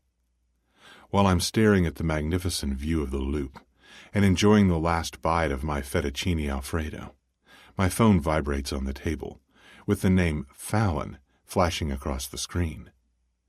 Adriano stops mid-chew and narrows his eyes, while pointing his steak knife at the device. Do you still talk to her? Shaking my head, I deny. Not since I found Wade at her apartment. This is the first time she's called. Don't let her suck you back in, he warns, with the knife pointed at me now. Curiosity is killing me, but Adriano is correct to warn me. Rubbing my fingers over my beard, I'm still tempted to press answer, but let it go to voicemail instead. It's ironic that she calls now, while we're here, because this is where she and I had dinner for the first time together. Adriano laughs at me sympathetically. Let it go. You two were finally breaking free from each other. I didn't answer, did I? Waving the waitress over, I request the check. By Tuesday night, Damien has dropped off Sal's member at the warehouse. Adriano's rolling up his sleeve as I enter the first room on the right, where our captive is already strung up, hanging restlessly with his wrists tied together and hooked on the bar that runs from wall to wall. Blood is dripping from his nose and his face, which is pressed between his upturned arms. He stills his useless struggling when he realizes he's only exhausting himself. Completely out of breath, he struggles to open his eyelids, trying to follow my movement to the left side of the room.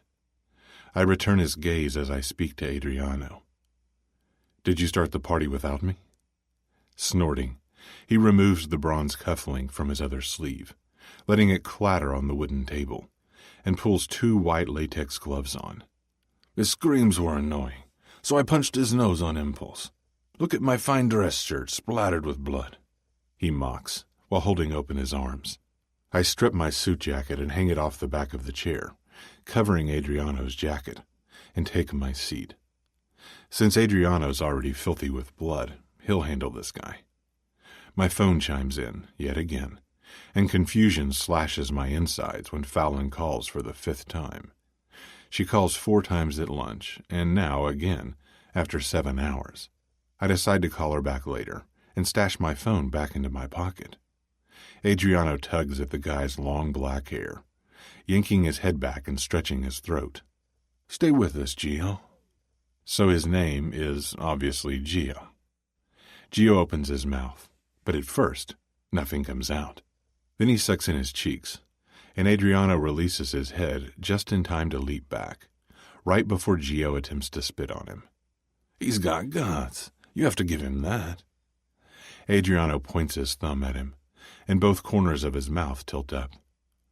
Rolling my hand, I order for him to continue quickly. Unease is starting to crawl over my skin about why Fallon suddenly wants to speak to me, and I feel the need to locate Ashton as soon as possible. The table displays a crimper and a hammer we often use to torture captives, and a few knives are thrown in the old corroded sink. But Adriano receives my hint and reaches for his piece, and I throw in the silencer, which was also lying on the table, to attach to the barrel of his weapon. After screwing it on, he digs his fingers in Giovanni's cheeks. "Open your eyes, asshole." When our captive doesn't acknowledge him, Adriano drives the butt of his gun into his nose. Gio screams and kicks wildly into thin air as he dangles off the hook. "Open your eyes," Adriano repeats while gritting his teeth. He obeys while coughing, irritating Adriano. "Fucker. Now my clothes are completely ruined. Where is Ashton Banks?"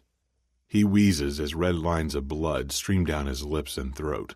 I don't know." "Don't make this harder on yourself by lying. You must have been in contact with him. When did you last speak to him?" "Yesterday." Adriano pushes the silencer under Giovanni's chin. "Where was he?" Is Sal coming for me?" "Yes, if you help us. I'll give you back to Sal." Adriano lies without remorse.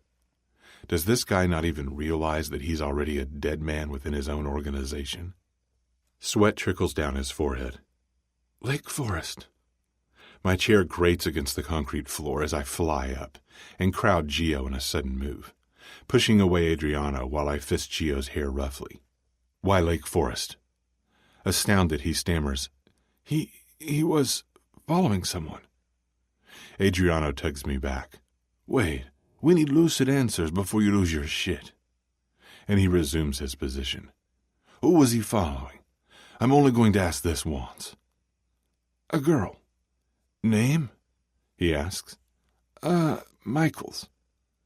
I break out in a cold sweat and bolt out of the room to my car while fishing out my phone. "Luca!" Adriano's on my tail, so I click the button that rolls down my window as I push the key into the ignition, missing twice. "Follow me. This takes precedence. You hear me?" I step on the gas, screeching the tires on a hard turn, and leave a cloud of dust in my trail. Connecting the phone to my car charger, I skate red lights and swerve around the cars that don't get out of my way fast enough toward Lake Forest, which isn't far from here. Fallon's probably visiting her parents, and I'm desperately trying to remember her father's name because I don't know her parents' address. During our 6-month relationship, I never once met them. So I contact my hacker. Henry, I need the address of Fallon Michael's parents. I think her father's name is Noah. Yes, Noah Michaels. Get me the address, immediatamente. Immediately. I'm on it. I finally return Fallon's call, and she picks up instantly. She lets out a strangled sound, and I can't discern whether she's crying or gagging. Fallon, where are you? She's sniffing, and incoherent words are coming out of her mouth. Mom called you often. Are you at your parents' house? Hitting the gas harder, I speed up as sheer panic fills my veins. Fallon, you have to tell me if you're at your mom's. I'm already on my way. Uh-huh. She hiccups. Not knowing what I'll step into, I need more answers from her. Is your mom hurt? Where's your father? She's disconcertingly quiet while Henry texts me the address, which I enter into the GPS. A loud honk shocks me, and I yank at my steering wheel when I look up from the GPS. My vehicle is veering into the other lane, almost hitting an approaching car, whose bright lights blind me for a second, but I'm able to swerve back into the correct lane. Fallon, I shout, where are your parents? Are you alone in the house? They're here with me. They're dead. She suddenly mentions indifferently. Fallon? Fallon!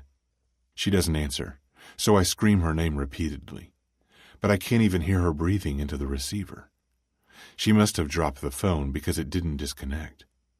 I'll be there within 15 minutes, I yell, hoping she'll hear me. Clutching one hand in my disheveled hair, I have a sick feeling in my stomach. The phone alerts me of Adriano's incoming call. Where are you going? She's at her parents'. It's not good. They're dead. Fuck! Is she all right? I have no idea. Are you behind me? I ask, while passing another idiot who's driving too slowly. Yes, a few cars behind. I'm going inside the house when I get there. I need you to scope out the area and make sure everything's safe. I park behind a metallic SUV in the driveway of a typical old-fashioned suburban house and grab my compact semi-automatic Smith & Wesson with the silencer from the glove compartment before jumping out of the vehicle. Of course, the front door is locked. I knock and wait, but no one comes to open it. I scan the area. Lights are on in most of the houses, but the street is pretty much deserted. I take the risk, and thankfully, the faint thud of my bullet destroying the lock doesn't resound loudly into the night. Pieces of the shattered lock clatter onto the porch. I push open the door with my shoulder and softly call her name while stepping through the silent, dark hall. Fallon? No reaction. So I keep moving forward and tap the suppressor against the first door to my right to push it open. It's the empty kitchen. A creaking noise from behind has me swiveling around lightning fast, with my gun directed at the front entrance. But it's just the draft of the wind ghosting the door open. Even though it's cold with the breeze flowing through the hall, and I'm... As this quiet moment unfolds, let the soft music guide your thoughts into a calmer space before the story returns.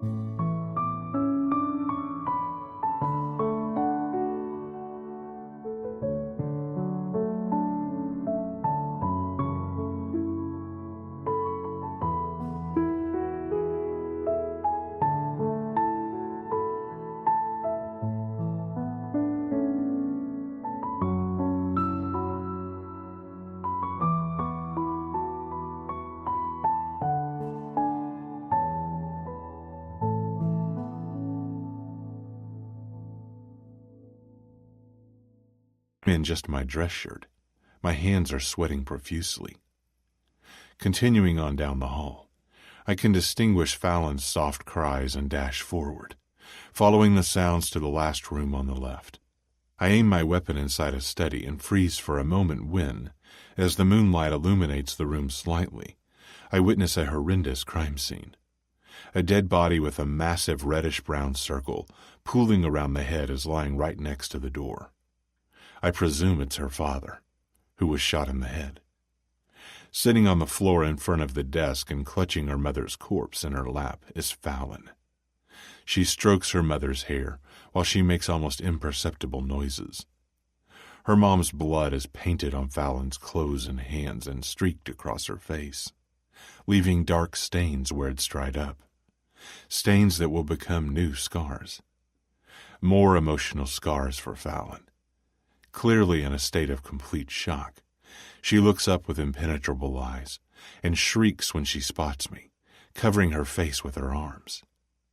Snapping out of my own astonishment, I stash my gun in the back of my pants and close the distance between us. It's only me. I tug on her arms, but she fights me. Fallon, it's Luca. We have to get out of here. Come, sweetheart.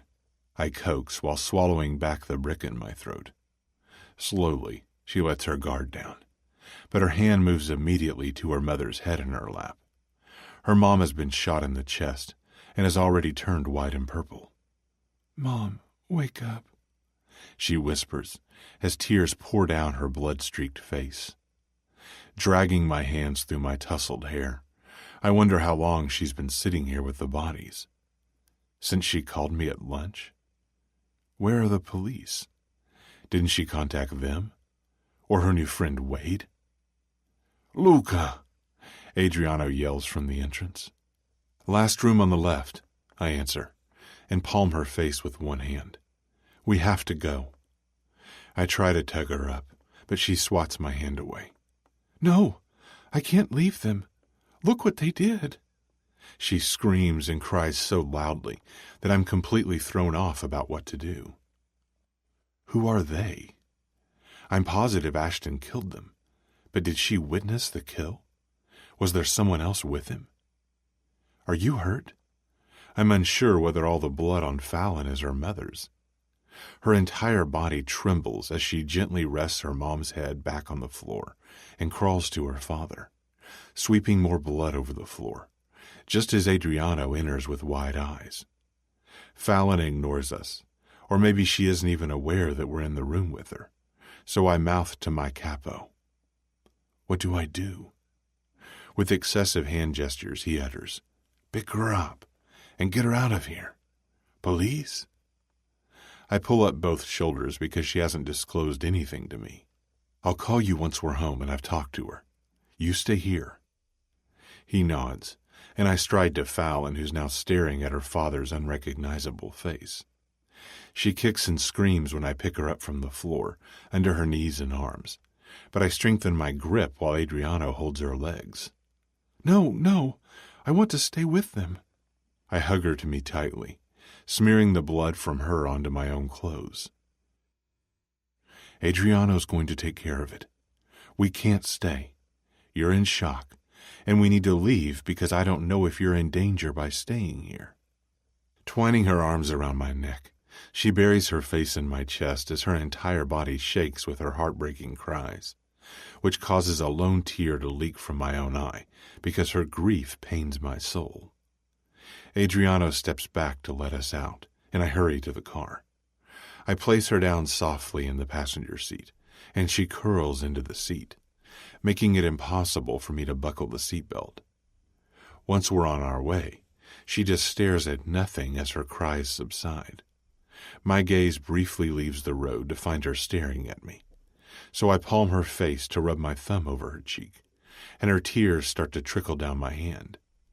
We drive back to the loop in silence, with Fallon using my hand as a pillow.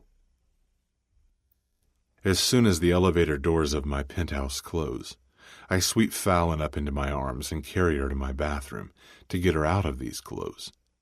It's upsetting her to see herself covered in her parents' blood. She sways slightly from exhaustion when I place her on her feet, and her eyes are completely swollen from crying. I keep my voice whisper soft. Let's get you cleaned up. Her fragile appearance saws at my heart, as she nods dully while her irregular breathing is loud between the bathroom walls. After pulling her sweater over her head, I bend down to remove her boots and unbutton her jeans. A pang of guilt hits me for ignoring her calls the entire day, as she silently obeys me now, resting her hands on my shoulders as I strip her clothes. I'm stunned that she hasn't asked to be taken home and is allowing me to help her. After 4 months apart, it feels like we never broke up, because I'm taking care of her as if she's still my girlfriend. She stands before me naked, so I hurriedly remove my own clothes, and we step into the shower. I let her stand under the stream of hot water alone. She closes her eyes and tips her head back, washing the blood from her face, neck, and hands. Crimson turns pink when it mingles with the water and courses down her body, cleaning this nightmare from her skin. Taking the white washcloth she always used and left behind, the one I could never make myself throw away, I lather it with my body wash. She opens her eyes, and I close the already short distance between us. Her head rests against my chest, and she hooks her arms around my waist as I suds her back in a circular motion, while her cries start all over again. Mirroring her action, I hug her tightly and kiss the top of her head, sifting the wet strands of hair out of her face. Minutes tick by as she calms, and when her body has finally stopped convulsing from her misery, I gently say, "Fallon, for your protection, I need to ask you a few questions, okay?" I pull back and cup her cheek as the steam rises around us, and she nods while sniffing. "Did you witness it?" She shakes her head. "Did you find them when you called me at lunch today?" She nods. So she was in that house for hours with the bodies. I have to advise Adriano of our course of action. If the Lake Forest Police Department has been notified, that would mean more intricate planning. And I don't even know if Fallon wants me to interfere. But that's a question for later.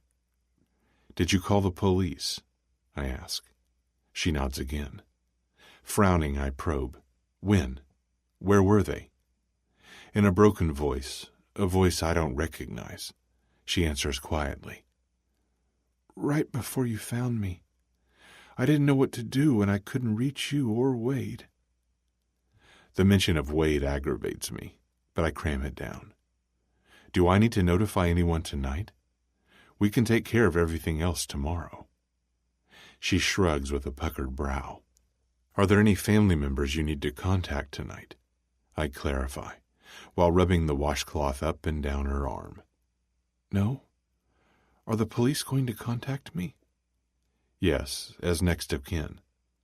We need to contact them right away, because you were at the crime scene. But I'll have Adriano handle the police for now. We'll just tell them he's a close family friend. Do you want that?" Again, she nods. "Everything else can wait." Her mouth contorts as her eyes fill with tears again, so I enfold her in my embrace, and a few minutes later, I dry her and wrap a thick cotton robe around her still trembling body. In the bedroom, she stands timidly while watching the stars from the floor-to-ceiling windows, with her palm pressed against the glass. "I'll be right back. You can lie in bed if you want." I throw on my black boxer briefs and sweatpants. First, I order some food from Walk to Go, which is located down the street, knowing they'll deliver quickly.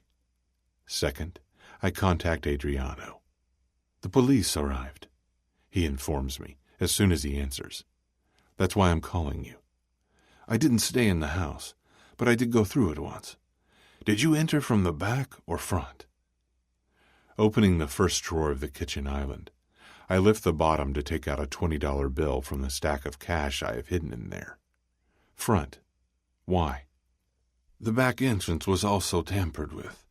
Ashton must have gotten in via the back. You and Fallon messed up the entire crime scene." "Well, nothing I can do about that. That guy is a menace to everyone. Why kill her parents? What would he ever gain by doing that? I think this goes to show you how far off the deep end Ashton is. Like you said, we backed him into a corner, and now he's lashing out. I think he just wants to hurt her in his own stupid ways now.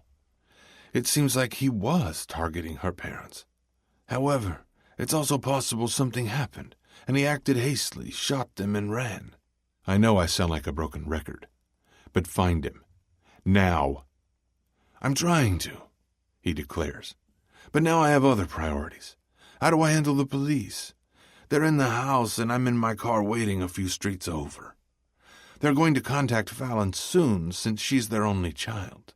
Go to the house. Tell them you're a close family friend, and that Fallon is now with a friend, and she's in shock because she was in the house with the bodies for a long time. Be honest, and tell them that she moved her mother's body. Don't interfere with anything else until I've spoken to her about what she wants to do tomorrow. They can't contact her anyway because she doesn't have her phone, and I forgot to get her bag. Get her phone and purse.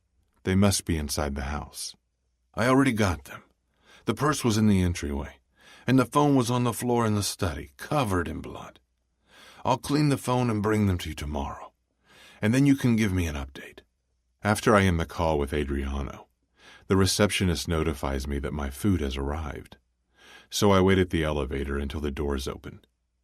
Grabbing the container of Chinese chicken noodles from the delivery guy, I pay him and return to my room. I ordered dinner, I say softly. Fallon's climbed into bed, with her back to me, and refuses to turn around, but her well-mannered behavior triumphs. Thank you. Setting the container of food on the nightstand, I round the bed and drop down beside it in front of her. However, she keeps ignoring me and stares at the view. My hand travels up the curve of her hip, and I jostle her so that she'll acknowledge me. Her saddened eyes lock with mine, and I see a look that will trouble me for a long time. The day will come when her anger prevails, after she's put the pieces of the puzzle together, and she'll blame me or the syndicate for her parents' murder. But right now, she's just too lethargic to grasp what happened. Her wounds are too fresh. Eat a little. I circle my palm over her hip. Her stare wanders back to the clouds drifting away. And then what? Then you can sleep or we can talk. Whatever you want. There are actually people I need to contact. But my phone is still at the house. Or did you bring it? No. Who do you need to call? I can have Henry track any number she needs. Wade will call me back, and he'll worry if I don't answer. She returns her attention to me. I detest that she wants to confide in Wade, but I try my best not to show it. Do you want to call him? Yes, but I don't know his or any phone number by heart. She pauses and swallows before adding, Only your number is still imprinted in my brain. Covering her face with her hands, her shoulders quiver as she cries. Because I can't bear Fallon's grief, I lift the covers and join her in bed, pulling her to me as I stroke her hair and press my lips to her temple. She's allowed me to touch her like this constantly all evening. After she's soothed again, I sit up and grab the food off the nightstand. Move up so you can eat. I motion for her to rest against the headboard. I'm not hungry. When I open the container, the smell of sweet and sour chicken wafts through the room. Just a few bites. Come on. I take the fork and taste it myself first, since I am famished. The smell entices Fallon to settle against the pillows while she remains quiet. So I feed her some chicken, and she chews it quickly. I knew she must have been hungry too, since she was in her father's study since this afternoon. I give her a couple of bites of noodles as well. When I feed her the second bite, it almost falls out of her mouth, and a strand of noodle hangs down her chin. So I take it and place it in her mouth. She pleasantly shocks me when she sucks on my thumb softly, and I let a groan slip out, making her stop immediately. Then we finish the entire container in silence, and to my surprise, she falls asleep with her head on my shoulder before I can contact Henry to find Wade's phone number. Slipping back down under the covers gently to avoid disturbing her sleep, I rest Fallon's head on my chest and hold her close to me. Ashton will be even more difficult to locate now. That worries me. He could have killed her tonight, a thought that causes my chest to tighten. Even though I hate the circumstances, I'm pleased that she's clinging to me and not some other man because she's still mine. Seeing how her pain affects my emotions is a sign that we're still inexplicably tied together. I remember telling Fallon when she was at our headquarters that our love would go on, whether she is with me or not. How true those words have turned out to be. Chapter 24. Fallon. I'm a shell of the person I used to be. There's nothing left in me but emptiness.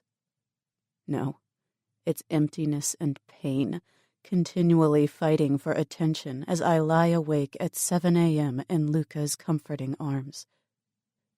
He was the first person I called when I found my parents dead in the study. The one constant in my life has been taken away. Everything else seems insignificant when confronted with this kind of grief, this kind of all-consuming grief.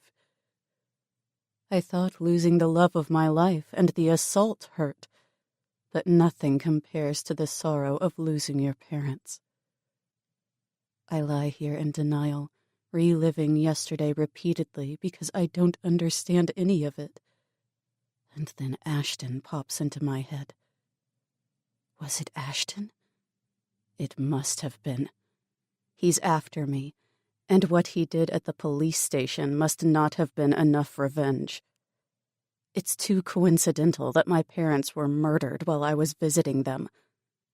Did he want to kill me? Or did he plan to kill my parents because he believes that will make me suffer more? Luca stirs and wakes up. In a sleepy voice, he says, "You should have woken me up." It's okay. My eyes feel heavy from crying and lack of sleep. Although I desperately wanted to fall back into a deep sleep, I didn't. So I've been awake for hours. I shed his robe during the night because it was too hot, and now I'm painfully aware that our legs are entangled, my knee almost touching his morning hard-on. He's in his sweatpants, and I'm completely naked, half of my body draped over him. But I can't be bothered about that one bit. As his fingers draw circles on my lower back, he asks hesitantly, "How did you sleep?" "Good, for a couple of hours." Automatically, my toes trace down his leg. "I was surprised that you called me yesterday. I'm sorry I didn't return your calls sooner." "You couldn't have known how desperate I was for you. Luca, I can't believe it happened." Palming my forehead, I try to roll back, but his strong hold doesn't budge. "Let's shower, then we can talk and discuss what you want to do." Nodding, I get out of bed, but when I reach the doorway, I crane my neck because he's not following me. His eyes move up my naked body and settle on mine. "Aren't you coming?" I thought he meant shower together, and I want that. I want to be comforted constantly, taken care of, and I don't care about anything else at the moment. Getting out of bed, he steps inside the bathroom and adjusts the hot water for us. His shower is enormous, with 2 shower heads, but we huddle together under one, my back to his front, without any awkwardness between us. And I now notice things I didn't see last night. My peach-scented shampoo and cotton washcloth are still on the chrome shampoo holder. Tilting my head, I raise my eyebrows at him, and he pecks a quick kiss on my nose. My thoughts keep wandering back to yesterday, and I want to stop it. Without thinking, I rub my ass against his groin, and that's all it takes. Luca pins me flush against the shower wall, my palms and breasts pressed against the cold tiles, and his entire body covers mine while he peppers my neck with kisses. Then he bites the soft spot where my neck meets my shoulder as he grips and massages the curve of my hips and ass, sliding to my stomach and down to cup me between my legs. I arch into him, and he groans against my skin as I tilt my head to give him better access and throw my arm back to grip the hair at his nape. His growing arousal thrusts between my ass cheeks, flesh on flesh, teasing me like only he can, pleasing me like only he knows how. But when I close my eyes, Ashton and my mother and father flash across my mind, obliterating the moment. Pushing Luca off, I turn around and slump against the tiles. We stare at one another through the falling water with lust-filled yet apologetic eyes as both our chests rise and fall rapidly. And without speaking, we each finish our own morning routine. Luca places a toothbrush, black sweatpants, and one of his t-shirts on the counter as I'm drying off, and then he disappears. I'm swimming in his pants, but they're comfortably warm. After I get dressed, I find him in the kitchen, which smells like fresh pastries, causing a lump to build in my throat when it reminds me of the croissants Mom always makes. Made, because she isn't here anymore. And with that thought, I break down. Literally, I can't hold myself up and collapse to the floor right in front of the kitchen island. "Shit," Luca mutters under his breath and picks me up within seconds. He carries me to the couch and comforts me in his lap without saying a word. It's so calming how even after months apart, he knows exactly what I need. I need to let it out. With everything that's happened since this summer, I just need to cry because my life has changed in ways I could have never foreseen. After we sit for a while, it starts to anger me that I feel so useless, and that's when I jump into action. Angrily dashing away my tears, I throw my words at him. I need to talk to the police, then to Wade and Tegan. I start to pace. I need to find their insurance policies and documents and then meet with an accountant to figure out how to handle everything financially. Fallon, I have to plan a funeral. I have to know where their bodies are. Fallon. Luca places his hands on my shoulders. What? I snap while catching the concern written all over his face. Calm down. You don't need to do everything now, and certainly not alone. I do need to do something because I... Blowing out a puff of air, I stop my rambling. Take a deep breath. He tries appeasing me. But calmness doesn't come. Do you know who did this? I shrug out of his hold and leap back. He tilts his head to the side. Yes. Silence ensues as we evaluate one another with a watchful expression. Tell me! I yell. His eyes thin, and he clenches his jaw, so I can tell he's caging his controlling personality because of my grief. I'm positive it's Ashton Banks, Alex's brother, Luca explains. I discovered he's been following you and has a vendetta against you because he thinks you're responsible for Alex's death. I knew Ashton thinks I'm responsible for his brother's death, but I need confirmation that he indeed murdered my parents. Are you sure? Pretty sure. What happens now? My rage shrinks when I realize I'm just taking everything out on him, and that's unfair. But he seems stunned that I've softened so quickly. Why are you so surprised? And please be honest with me. I can't handle any more lies or deceit or not knowing for my own damn protection. Please be honest. At least give me that. I cry while fisting my hair with both hands. He stays calm during my entire rant. Anger always follows despair. It's part of your grieving process. But, honestly, I was expecting the moment to come when you would blame me for this.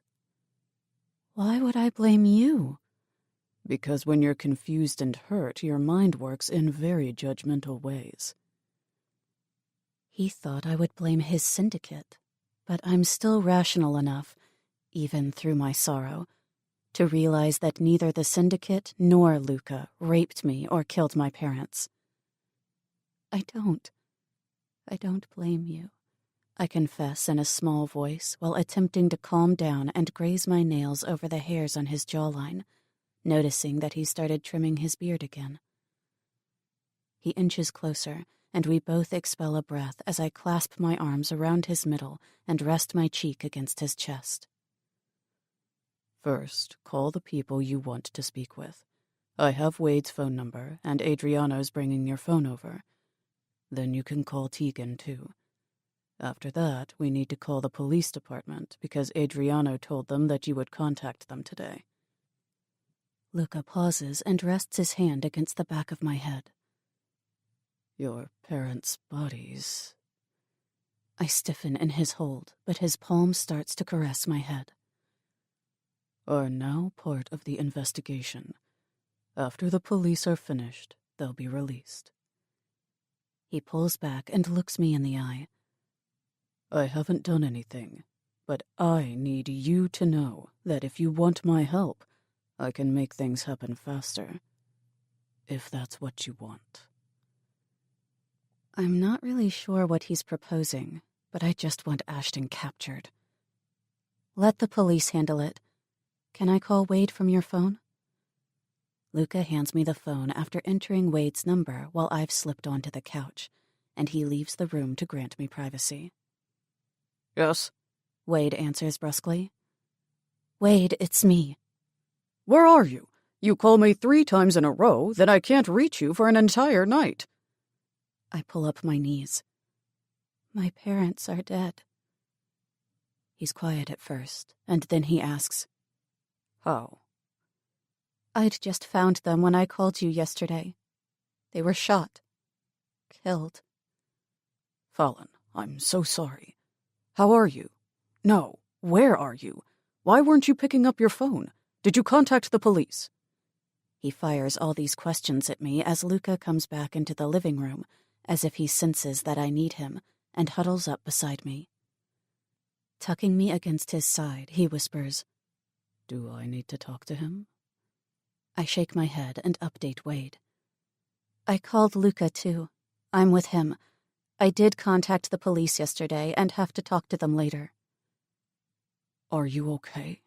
Wade asks. No, but I have to go now. I rest my head on Luca's shoulder. Call me later, he orders, and Luca's body tenses slightly, betraying his displeasure at how Wade and I interact. Yet he doesn't voice it and simply holds me. A few minutes later, Adriano steps out of the elevator and hands me my purse and phone. I took these with me last night. Thought you might need them. His sympathetic smile is so genuine. How are you feeling?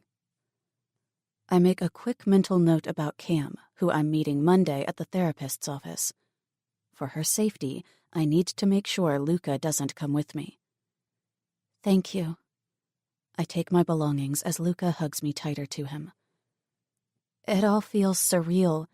I don't think everything's sunk in yet. Adriano squeezes my shoulder gently. I'm thankful that these two don't give me empty statements like, I'm sorry for your loss. Instead, they're just quiet and sense what I need. I'm calling Tegan, I announce with the phone already pressed against my ear as Adriano heads over to the kitchen. Hey, babe, I was just thinking about you. Tegan. Instantly, the waterworks begin. What's wrong? They're gone. Mom and Dad are dead. What? She screams, then adds in a softer tone, How? What? I found them yesterday, murdered in our own house. She gasps. Oh my God. And I can tell her tears have also started to fall. Shit. Val, I'm sorry, but I'm in shock. No, I get it, and I hate that I have to tell you over the phone. A door is being closed loudly on her end. How are you? Are you home alone? I'm with Luca at his place. I haven't been alone. Okay, can you stay there? Can he stay with you? I don't want you to be alone at our apartment until I'm back. Looking up through my eyelashes, I silently ask Luca if I can stay here, and he nods while cupping my face. Yes, he'll stay with me. I have to make some arrangements at work, and then I'm going to catch a flight out of here. There are plenty of flights to Chicago daily, so I'm sure I can be on one within hours. I'll call you later when I'm at Heathrow. I'm going to quickly take care of everything right now because I need to be with you. Thank you. Love you. Love you. Stay with Luca, okay? Don't go home alone. I know how you are. No, I don't want to be alone. I promise. I'm texting you his address so you can come here when you're back. Luca interrupts. Tell her someone will pick her up at the airport. Luca will send someone to pick you up. Okay, I'll text you my flight information. And we hang up. Adriano joins us again and sits on the table in front of us, taking a huge bite of a vanilla muffin. There's something comical yet dark about this guy, and he's quite handsome. I can see why Cam's infatuated with him.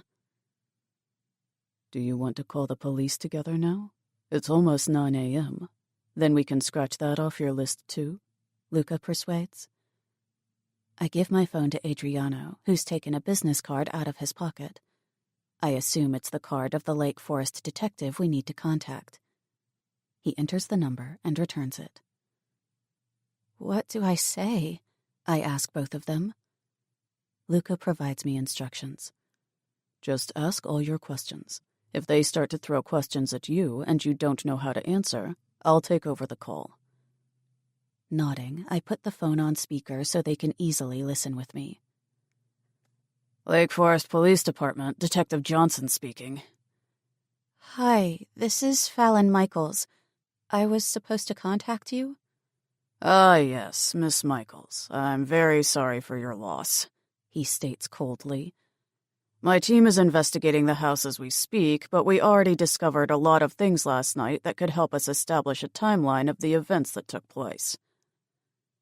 Luca and I lock eyes, both with a frown. Most likely scenario is a burglary that went wrong. Money and jewelry were stolen from the house. This kind of seems like you're already done with the investigation, I retort. When is the autopsy? He sighs. Autopsy hasn't been scheduled yet. Adriano waves his finger to me and whispers, Autopsy is mandatory in all suspicious deaths or homicides. Why not? I ask Johnson. Autopsy is mandatory in all suspicious deaths or homicides.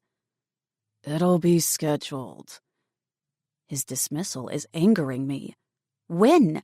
I want specific answers. When is the autopsy, and when can I bury my parents?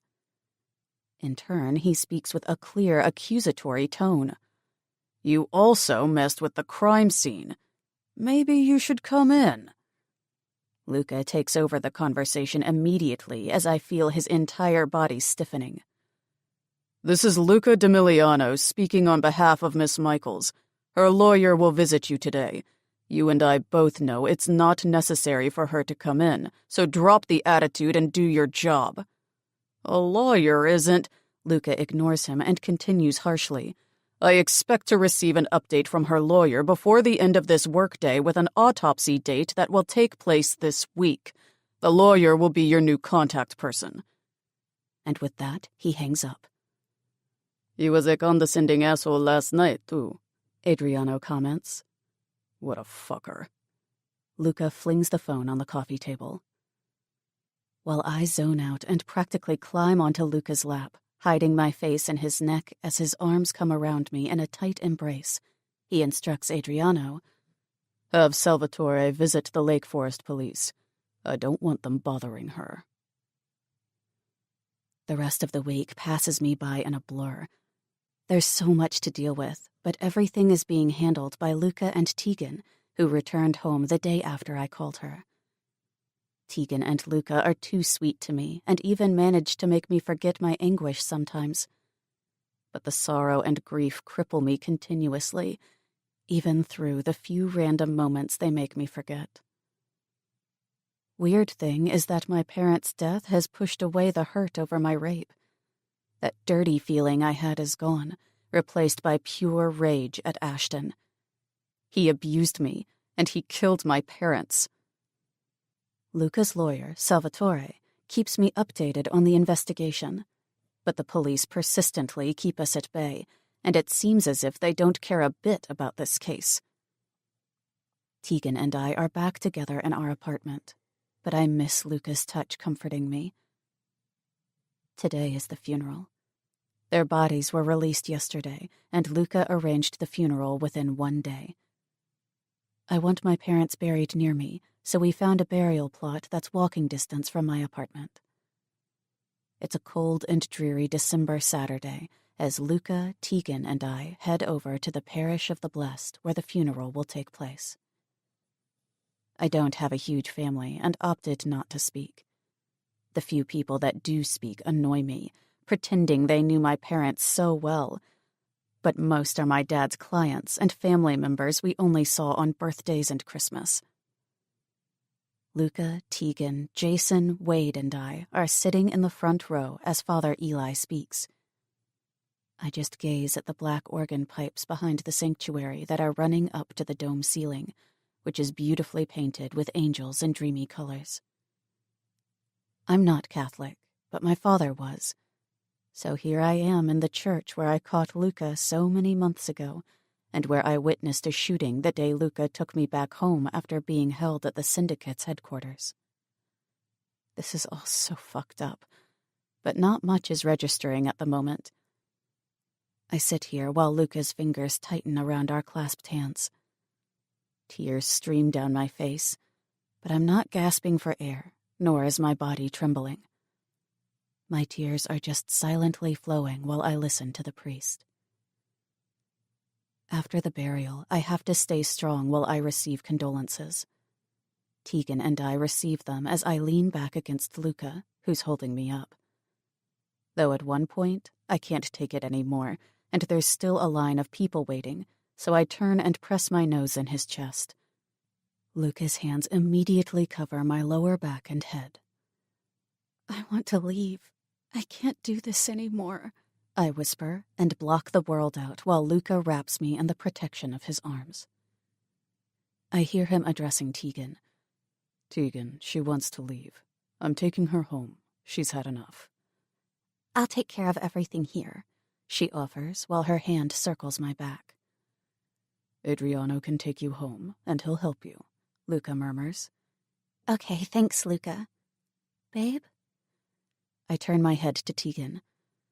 I'm just done with this now. I want to be home. She nods, and Luca and I escape the suffocating church. Realizing that I don't want to walk back, he hails a cab outside. At home, he tucks me under the covers. Fai un pisellino. Take a nap. Lo farò. I will. I cut in before he translates. I've been taking Italian lessons, I admit with a sad smirk.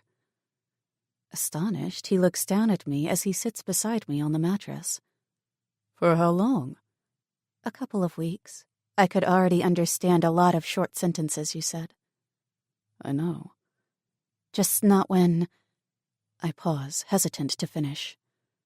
Not when you said things in the heat of the moment. That went too quickly, and you forgot to translate then.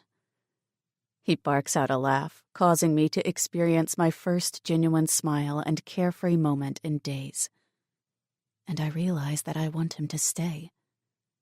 Can you stay? Checking his watch, he disappointedly answers, I have to leave because I've been neglecting work, but I can come back later. When he mentions his work, I'm suddenly weary and wondering what the hell we're doing. But I ignore it, because we can discuss it later. First, I need to cope with the abuse and losing my parents. I changed my locks, but I have a feeling you can find your way in. His lips curl up and he scratches his jaw. I'm a resourceful man. I'm starting to realize how resourceful you actually are. And we both grin. But now guilt follows and my smile wanes. Cosa c'è? What? How can I laugh today? I just buried my parents, I confess, appalled by my own behavior. Luca simply pulls the covers down slightly to trace his knuckles over my collarbone, causing a deep tingle in my lower stomach. That's not how this works. Of course you can laugh. Don't you think your parents would want you to move on? No parent wants their child to be overcome with grief. Don't feel guilty for laughing. Honor them with your smile, Dolcezza. His words spark a hope that one day my broken heart and soul will be mended. And he just called me Dolcezza for the first time in ages, which was his nickname for me when we dated. His knuckles stroke a path down to my neckline, moving over the swells of my breasts as my chest starts to rise and fall rapidly. He holds my gaze, swallowing me whole, but then he looks away promptly. Fallon, I have to go. His voice is rough, and I wonder if he's telling me or trying to convince himself. Rising, he turns and steps out. Luca returns Saturday night and stays with me Sunday throughout the day. We sleep and shower together, but he doesn't make a move to take it a step further, which is a slight relief because I'm not sure how I'll respond, since it would be the first time that I've been intimate with a man since the sexual abuse. On the other hand, with each day that passes, I'm becoming even more eager for him to make love to me. On Monday, Wade drops me off at Sylvia's office again because he and I agree that it's not safe for me to travel alone while Ashton is still out there. Wade and Luca were amicable to one another at the funeral and haven't seen each other since then. Wade's busy with who knows what, and I have a feeling he's thankful that I have Luca back again. I've been depending on Wade a lot lately, and I don't want to eat up all of his time. Fortunately, Cam's waiting inside when I tread through the glass doors after climbing the stairs. She stands up and rummages through her large leather bag that hangs off her shoulder. Hey, Fallon. We need to talk before we continue. I grab her hand as I slide onto the seat in the deserted waiting room. Cam, I've been in contact with Luca and Adriano. Her eyes round. My parents died last week. Her hand flies to her mouth as she sits next to me. Oh my God. The memories of what I found in that study haunt me every night, so I tell her the story quickly, but my tears are unrelenting and track down my face. I can't believe how much you've been through the past week. And she startles me when she surrounds me in a sympathetic embrace. It's been surreal, that's for sure. But Luca and Adriano have helped me, Cam. I pull back. I don't like lying to them now. Luca has arranged everything for me, and Adriano helped just as much. I believe we should confide in them. Cam runs her fingers through her hair once. I can't, Fallon, but I completely understand that you don't want to lie, and you should focus on yourself. How are you? Taking a tissue from my purse, I dry my eyes. I have major ups and downs. The entire week has been a dark cloud, but the people around me keep me sane, and I don't know what I would have done without my friends. Even though I was pushing them all away, from Luca to Tegan and Jason, they've all been there for me since my parents passed. She takes my hand in hers. I'm glad you have them, and I appreciate everything you've done. Don't worry about me. I can't not worry about you. Biting my lower lip, I ponder what to do. She's my friend, and I honestly believe that if the roles were reversed, she would help me. I withdrew another $500 from my account. I hand her the bills. Here. Are you sure you can spare it? I press the money in her hand. Take it. I know you're broke. And give me the disposable phone. I'm not sure that would be wise.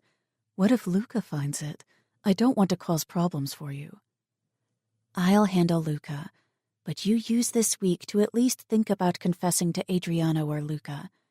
Don't dismiss my idea right off the bat. Let's meet again same time next week. Sylvia appears in her doorway. Fallon, are you ready? Cam and I stand up and hug. She slips the new phone into the pocket of my coat and mutters quickly in my ear, I'll be here next week. Thank you and take care.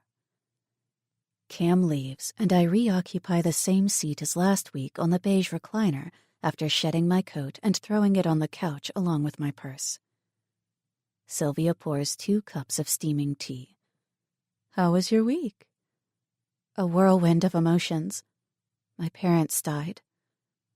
She takes her seat across from me and shifts closer to encourage me with indulgent eyes. I found them last week, Tuesday, in our house. Murdered. I'm clutching a tissue in my hand and am able to say these words without releasing my tears. Let your tears fall. Don't hold it in. All I've been doing is crying. I'm so sick of it. Crying is part of your healing process. I know. I want to talk about something else, though. Okay, we can discuss anything you want, but I do want to talk about your parents' death before the end of our session. I tuck my legs under my behind. Ever since they died last week, I've been in contact with Luca, and since then, that need I told you about, the need to feel desirable, it has intensified. I'm a bit hesitant to take it a step further, but I think I'm ready. Is that weird? Nothing is weird. If it feels good, go with your gut. I do think you should tell him beforehand about what you've been through. Does he know? No, I answer truthfully. She nods but stays quiet. He's been there for me, and I've been clinging to him and my friends. I'm proud that you're at least making an effort to open up to your friends and that you're allowing them to help you with your grief. My parents' passing and the dismissive way in which the police are handling the case have sparked a kind of anger I've never felt before, and honestly, it's consuming my mind to the point where I hardly think of the rape. The mind usually has the worst memories at the forefront. You've been through a lot, and although it might seem like you don't think about the abuse at all, you still need to work through it. And that's what we'll do here. I presume you didn't start yoga or writing in a diary? I shake my head and warm my hand against the hot teacup. Can you do that this week? She asks. I was planning to. I have to say, you come across as fairly calm now. What kind of anger do you feel?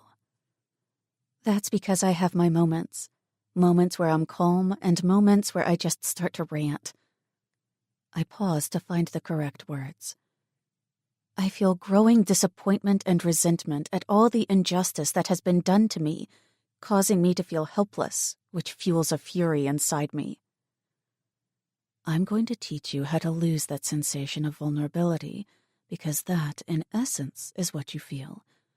Writing down your thoughts will help you immensely, and I want you to register for yoga classes today. For the rest of the session, she gives me insights on how to rearrange my negative thoughts into positive ones. After talking to Sylvia, I once again feel calmer, more hopeful, and a little lighter. For the next 2 weeks, Sylvia and I meet twice a week on Monday and Thursday. On Mondays, Cam meets me at Sylvia's office so that I can hand her cash, but I still haven't had much luck in convincing her to speak to Adriano or Luca. She's too apprehensive to give them even an ounce of trust. And I do understand her because I was in that same situation back in August. Though my friends all help me, without Sylvia, I wouldn't have ever gotten some sort of hold on my own life. She ensures I don't become this aggrieved person and helps me quell the bitterness boiling inside. However, this doesn't usually last for long. As the police continue to do nothing, the fury starts to resurface, and my way of thinking starts to change. How good and bad might not exist as I think. Cops are dismissing me and my parents' case, while a mafia man has offered to help me. It infuriates me that when Calliope died, they had a suspect. A wrong suspect, me, within a day, and were on top of that case because she was one of them, even though she was a crooked cop. While the case regarding my parents, 2 innocent people who were murdered, is just thrown onto some pile. Apparently, unless you're a cop, you don't count. Salvatore still keeps me updated, but there's not much to keep me updated on because the police handle this case like it's not important, like they don't care. The evidence isn't conclusive enough to label it a burglary, but they haven't made any effort to solve the case or found any leads as to whom the murderer is, even though I'm sure the killer is Ashton. Not once has Ashton or any other possible suspect's name come up, and not once has Luca mentioned his offer to help me again. So far, he hasn't interfered with the investigation. While I'm changing and evolving in those weeks after their death, the resentment grows inside of me, the disappointment at the world and at myself. And then comes the slow acceptance of how I want justice for my parents, justice the regular system might not provide. I'm tired of always looking over my shoulder because Ashton, the man who raped me and killed my parents, is still out there. I'm jarred from my inner rant and tighten the belt on my red wool trench coat when the freezing wind blows through my legs as I stand before my parents' graves. It's January 1st of the new year, and the marble headstones are dusted with a light layer of snow. As I deal with my grief, a sensation resembling revulsion and malevolence builds up. It's a need for retaliation, for payback. Although I realize payback won't bring them back, I ache for retribution while the police continue to let me down. Chapter 25. Luca. I unlocked the door of Fallon's apartment with the key I had made right after she changed her locks weeks ago. I knew exactly when she had them changed, and one of my soldiers was ordered to get me a copy of the new key. She also knew I had a copy. That's why she made a remark about how resourceful I can be. And I've been using it ever since that night. She's never even questioned me about it. We spent Christmas and New Year's Eve quietly at her apartment. Tegan went back to London after Christmas, and Fallon really misses her. So I try to spend as much time with her as possible, even though I have no idea where we stand. It's becoming more difficult every day for me to hide how much I want her physically. Damn, I want her bad. We shower together when I spend the night with her, and I need to relieve myself after our shower every time. If this goes on much longer, I might pound her in her sleep. Nevertheless, I try to focus and put her well-being first by showing her that I'm much more than just the underboss of the Chicago Syndicate, and it's working. She's slowly letting me back in, but I'm still on guard with her, as she is with me. The betrayal and deceit we both placed on each other aren't easily forgotten. Almost a year has passed since she bumped into me that night in the club, and I'm pretty much in a similar place. James doesn't know that she's taking up most of my time because Adriano's working double shifts to make up for my lost hours. My best friend is the only person I trust indisputably, and he's done everything to give me more free time because he sees how much I still love her. Meanwhile, I'm using every syndicate resource I have at my disposal to capture Ashton, but he always manages to stay a step ahead of us, and we don't know how he's doing it. Every time Henry follows a trail, or when Fat Sal has a lead on where Ashton has been spotted, he's always gone by the time we get there. Sal is currently investigating all of his club members because, chances are, there's another leak in his organization. James isn't happy with the way I use our resources, but he and I have grown apart to the point where we only speak over the phone and briefly discuss business. Adriano and I still don't know what James was doing at Club 7 when we caught him walking out of the front entrance, but we're keeping that information to ourselves a little longer. James is definitely up to something that he's keeping from his underboss, me, and Capo Adriano. As I close the front door behind me, I'm pleased that Fallon's sitting on the floor and watching her favorite series about witches. I see you're engrossed in your show, again, I tease. Her eyes stay trained on the screen. For your information, one of the characters reminds me of you, so you could be a little more grateful for this awesome show. She replies sarcastically while waving me off. I just laugh as I watch her. She wanted to visit her parents' grave alone this morning, on the first day of the new year, and I was afraid it would depress her to go alone. But she seems relaxed, settled back against the sofa, with a cup of tea in her hand. Her flawless face lights with a smile from ear to ear when she finally does look at me after the scene ends. You're back soon? Non riesco a stare lontano da te. I can't stay away from you. I'm in awe of how strong she actually is. She's fighting so hard not to get lost in her grief. Most people drown themselves in sorrow, but not her. She continues on, and I definitely underestimated her strength and perseverance. I used to think that she could never survive a life in my ruthless world with a man like me, but I didn't give her enough credit. She's a fighter like me, and I will always do anything to keep her with me, because there's no way I will lose her again.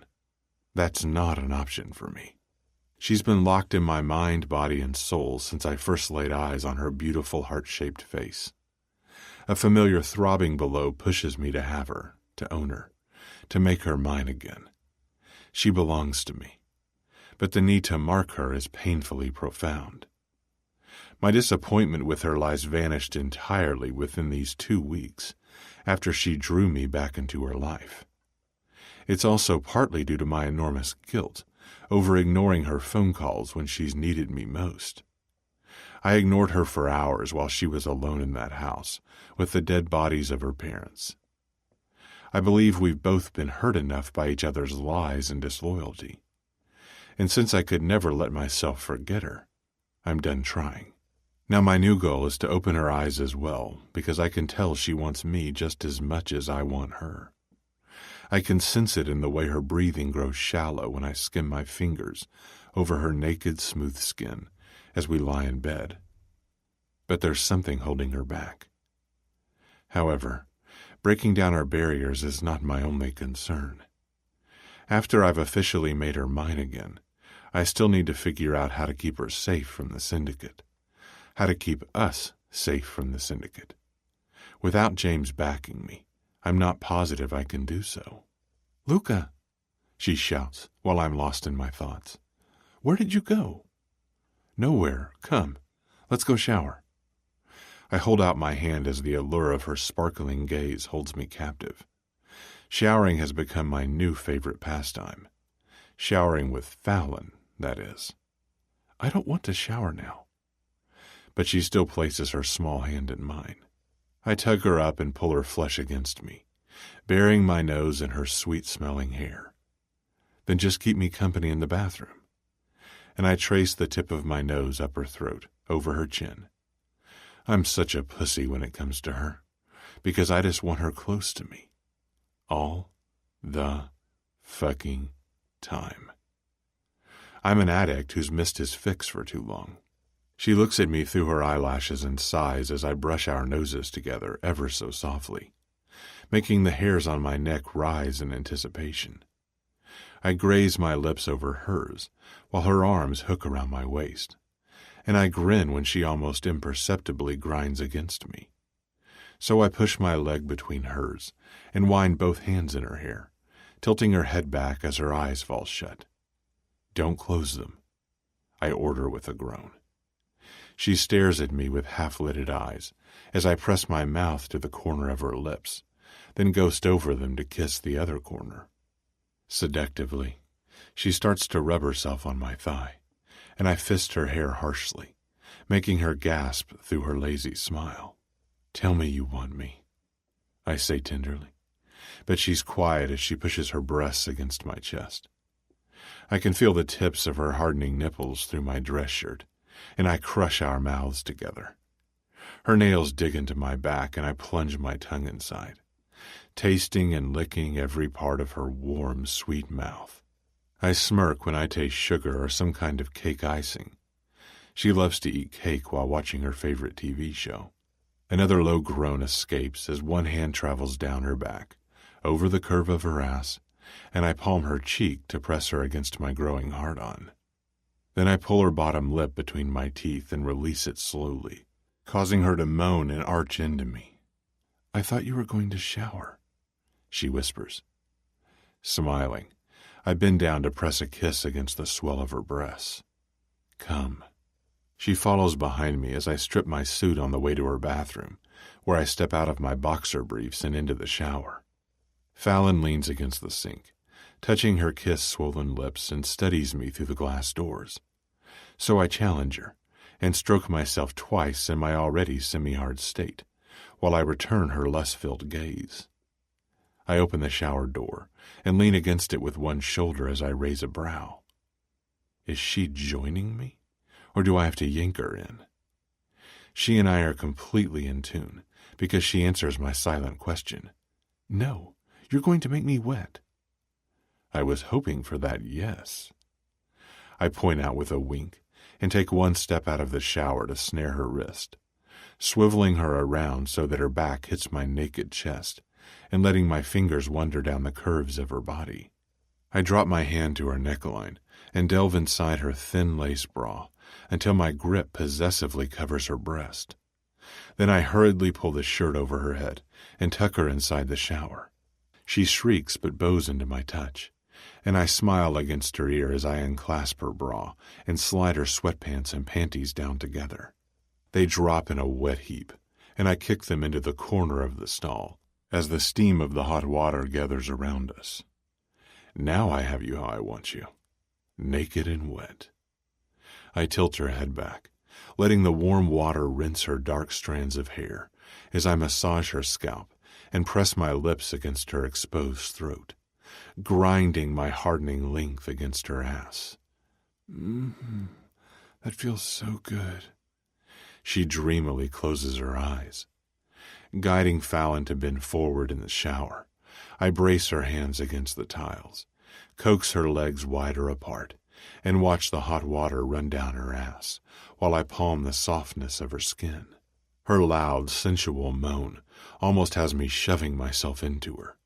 But I'm going to tease her first. Let her make the first move for sex. I need to hear her say how much she wants me. I want that wall she's erected around herself to shatter as she gives herself to me completely. I want her to desire me just as much as I've craved her for so many months. And I can wait.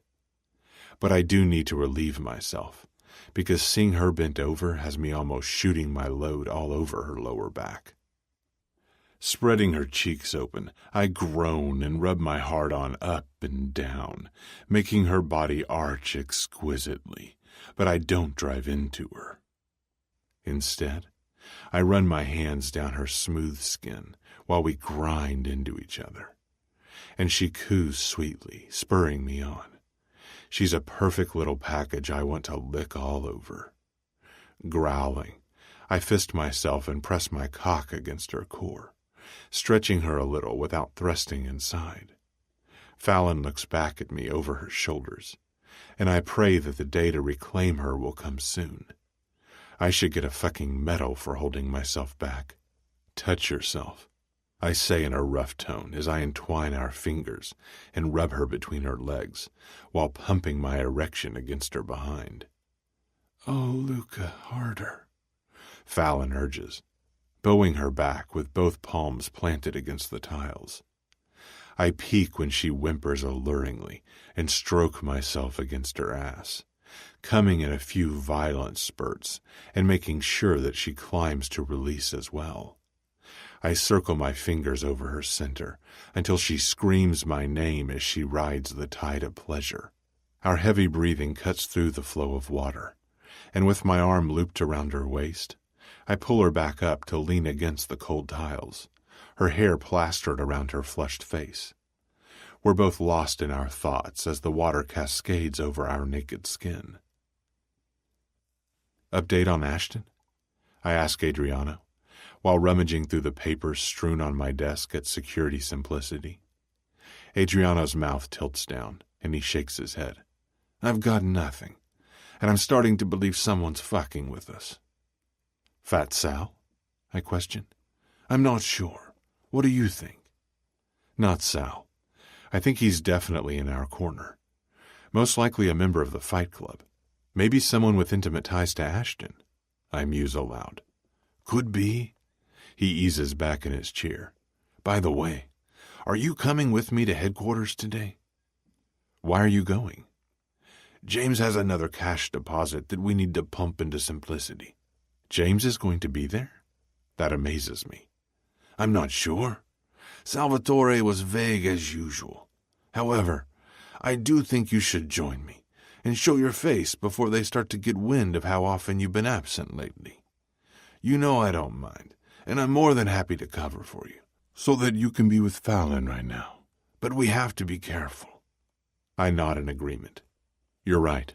James is already pissed with how many resources I'm utilizing to find Ashton, and he realizes it has more to do with Fallon than the fact that he waterboarded me. I want Ashton in order to settle the score for Fallon, and we still need to find out what James was doing alone at Club 7. But we can't ask Fat Sal. No one can know about the issues James and I have because it would be used against us, and I'm not positive if he's deliberately keeping us in the dark. Neither am I, but where do we start? Opening the desk drawer, I file the papers and then turn the key. We'll discuss it later, and I'll meet you at headquarters. Now I'm off to Fallon's therapist. She has appointments twice a week, but is curiously adamant about not letting me take her on Mondays. On Thursday, she loves it when I drop her off and pick her up, but every Monday, she declines. According to her, she doesn't want to alienate her friends, so she lets Wade drop her off on Mondays. But she's obviously lying. I just need to ensure that she's all right. How's she been doing? Surprisingly good. She mostly just cries at night when we're in bed, and I can't figure out what else is bothering her. She's opened up about her misery over losing her parents, but I have a distinct feeling that sometimes she wants to say more but holds it in. The therapy is helping a lot, because she always comes home in a positive mood after meeting with Sylvia. She writes down her emotions and has started yoga classes. And you, too? Standing up, I take my jacket from the back of the chair and throw it on. I don't know. We avoid having the talk, and I'm not pushing while she's still grieving. But at one point, I will let her know where we stand. Adriano perks his brow and grins. Doesn't she have a say in it? Fallon's not going to push me away. I can read her, and she's slowly coming to terms with the fact that she still wants me, even though I'm the underboss of the syndicate. Why do you think I haven't allowed anyone to interfere with the investigation of her parents? Or why I haven't put any pressure on the Lake Forest Police Department? Because I don't want anything to obstruct or affect the trust we're rebuilding. When Adriano opens his mouth to interrupt, I hurriedly add, yes, I'm aware that following her to the therapist isn't helpful when trying to rebuild trust, but I can't change that part of myself. I'm only giving her enough space to come to the same conclusion that I have, that we can't be apart.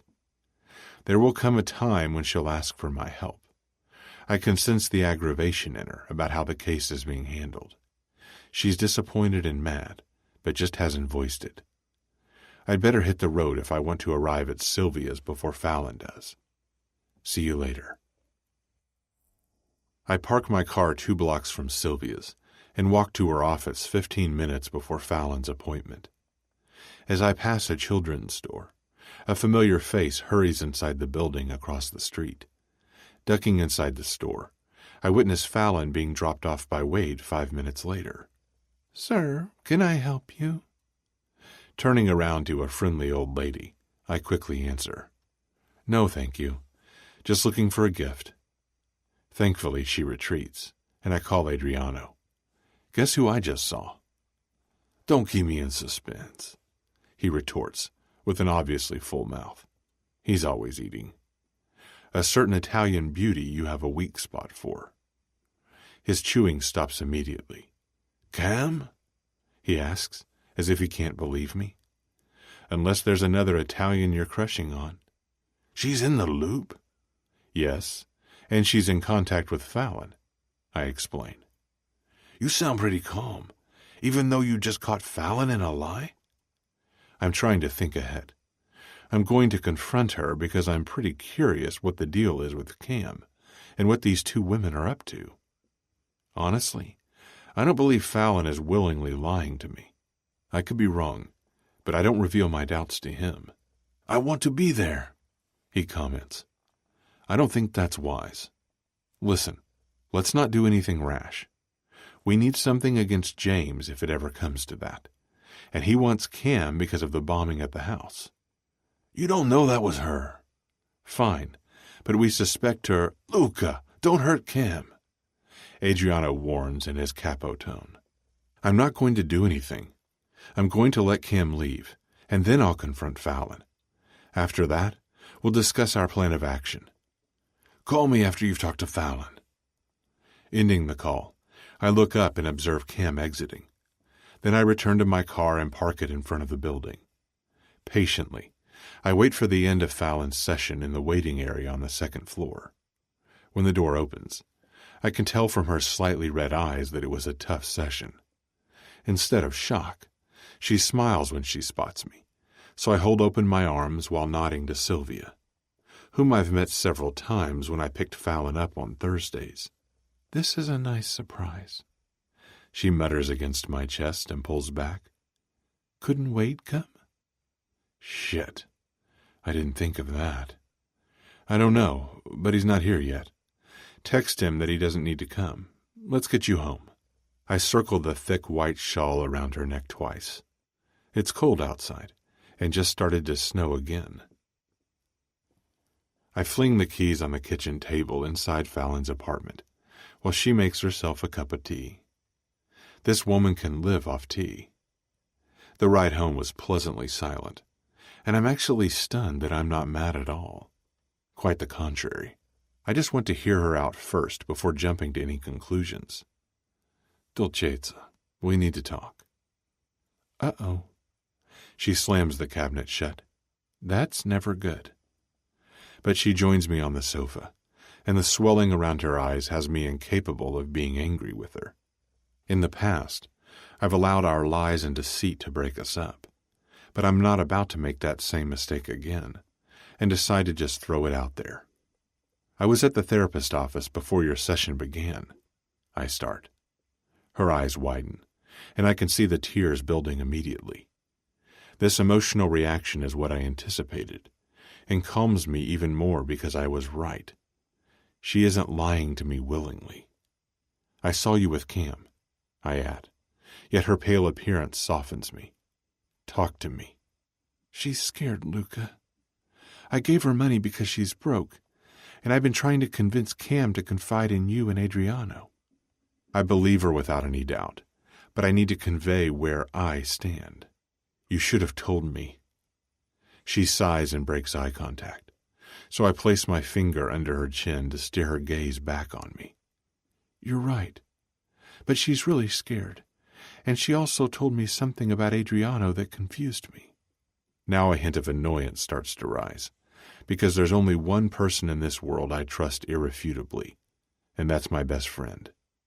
Don't. Stop right there. Don't you dare plant seeds of doubt in me about Adriano. He told Cam to disappear. Isn't that strange? He has feelings for her that go beyond friendship. He wanted to help her. There's more at stake here than we are both aware of. I'm positive of that. I defend my best friend in capo with conviction. But what if Adriano... Basta così. Enough. I told you once, don't go there. Last warning. Aggravated, I lean forward with my elbows on my knees in order to get the control back over my emotions and avoid a fight. This relationship we don't dare to define is still too vulnerable.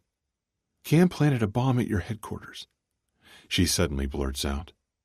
Craning my neck, I evenly demand, Did you have anything to do with that? No, she answers in a fragile voice, as the hurt over my question blisters to the surface. Do you believe me?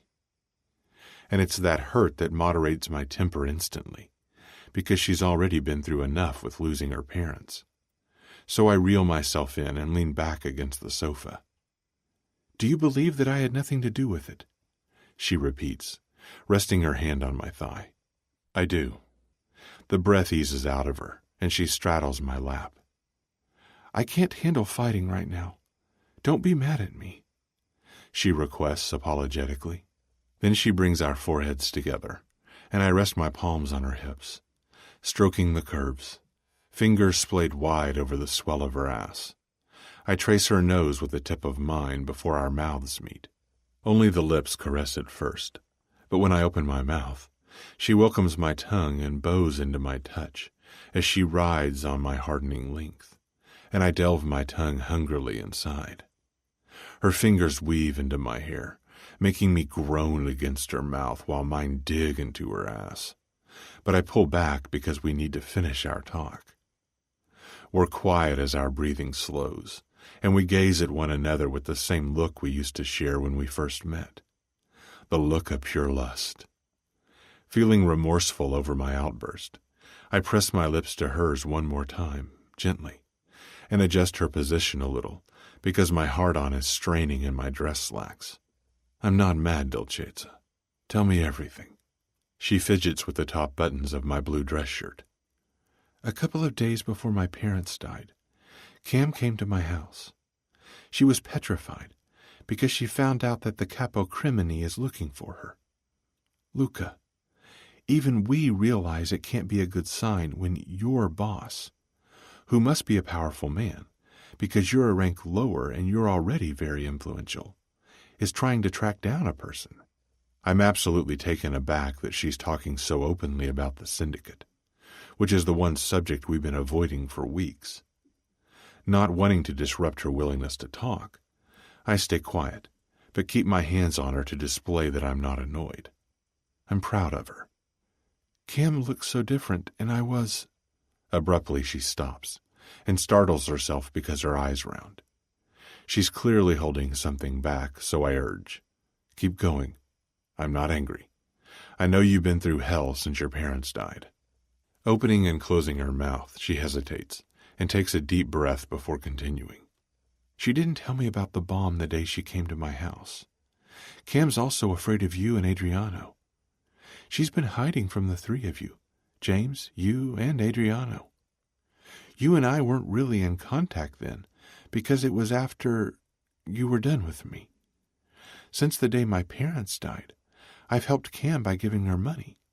She's been visiting Sylvia's office on Mondays for me to give her cash, and every time I do my best to convince her to let us help her. I've told Cam how you and Adriano have been helping me." Her story is slightly confusing, so I'm trying to draw a timeline in my head as she relays the events. Cupping her head with one hand, I rub my thumb over her cheekbone. "I believe you. I'm disappointed you didn't tell me before, but I do understand. Don't worry about that, okay?" She has enough on her plate while coping with the grief, so I shouldn't judge her harshly. "What's Cam's plan, and where is she staying?" "In a hotel. She doesn't have a plan, and I can't keep giving her money, but I feel obligated to help her since she helped me at your headquarters." Before we continue, I need to know for sure whether Fallon's opinion about me has actually changed. "Do you trust me?" "Yes," she answers without hesitation and keeps looking straight at me. I let the back of my hand skim down her cheek. "Good, but I need verification. Why do you trust me now?" Fallon glances outside the window before explaining. "I think I always trusted you to have my best interest, but when everything came out, my fear forced me into a certain behavior. And I still can't grasp exactly what the syndicate is, but I am starting to realize that not everything is what we make it out to be. I was also mad about the deceit, but mostly just confused. But through it all, I haven't stopped loving you. Even though we've been apart for 4 months, I've missed you every day." A few tears rush down her cheek, and I tenderly rub them away. "I was mostly afraid what it would say about me if I could love someone like you so deeply. However, since my parents died, I don't want to be alone. And I don't want to think about the future. Not yet. I just still want you to love me, she admits, and stares at me expectantly. Ma io ti amo ancora. I do still love you. You have no idea how much I've missed you, how often I've wished you hadn't continuously pushed me away. I will still do anything for you, and I want you to know that. She realizes I'm referring to interfering with the police investigation, or handling Ashton as I see fit when I've found him. I'm not sure I can live with myself if I ask you to help me break the law somehow. I'm just relieved that my grief hasn't completely consumed me, and that you've been here for me, because that's what's kept me sane through this nightmare. I know, don't ask me that. I can't make that decision now. Let's leave it up to the police, okay? She places her hands against my chest and inches closer while still sitting astride me. I hold her hips to stop her movement and grin. This woman has no idea what she does to me, because I instantly harden again. Secretly, I'm quite pleased because I was right. She's slowly losing faith in law enforcement, and I'm sticking to my original strategy and won't push her. Okay, this is the first time you've spoken about the syndicate. Did Sylvia encourage you to talk to me more? She nods. Did you say something about the syndicate in your sessions? No. Everything I've said has been vague, and I never mentioned the syndicate. I know that wouldn't be smart because I could be endangering Sylvia too. Smiling, I hug her to me. Did I ever underestimate her? She's much smarter than I give her credit for. This was the scariest yet most honest conversation we've ever had, she says, and presses her lips against my neck. I mirror her action. I think we just made some progress, Dolcezza, but we still have to discuss Cam. She rears back, and I quickly rest my hands on her upper back, preventing her from falling. What about Cam? She asks. What did you two agree on? Is she just going to keep visiting you on Mondays at Sylvia's? Well, we just take it week by week, she confesses sheepishly. Are you going to follow my instructions if I try to help you? You mean help me with Cam? You're not handing her over to James, are you? I won't. I promise. I knew I was right. She pecks me on the cheek. I knew you would help her. Tell me what to do because she desperately needs help.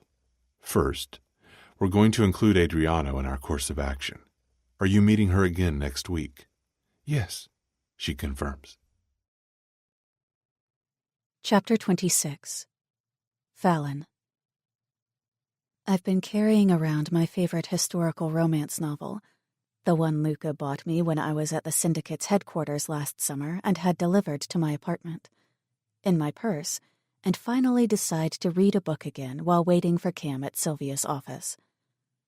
Opening my paperback, I realize that I've forgotten what chapter I'm on, so I start at the beginning. After I've read only 2 lines, the door slides open. Hey, Cam greets. How have you been?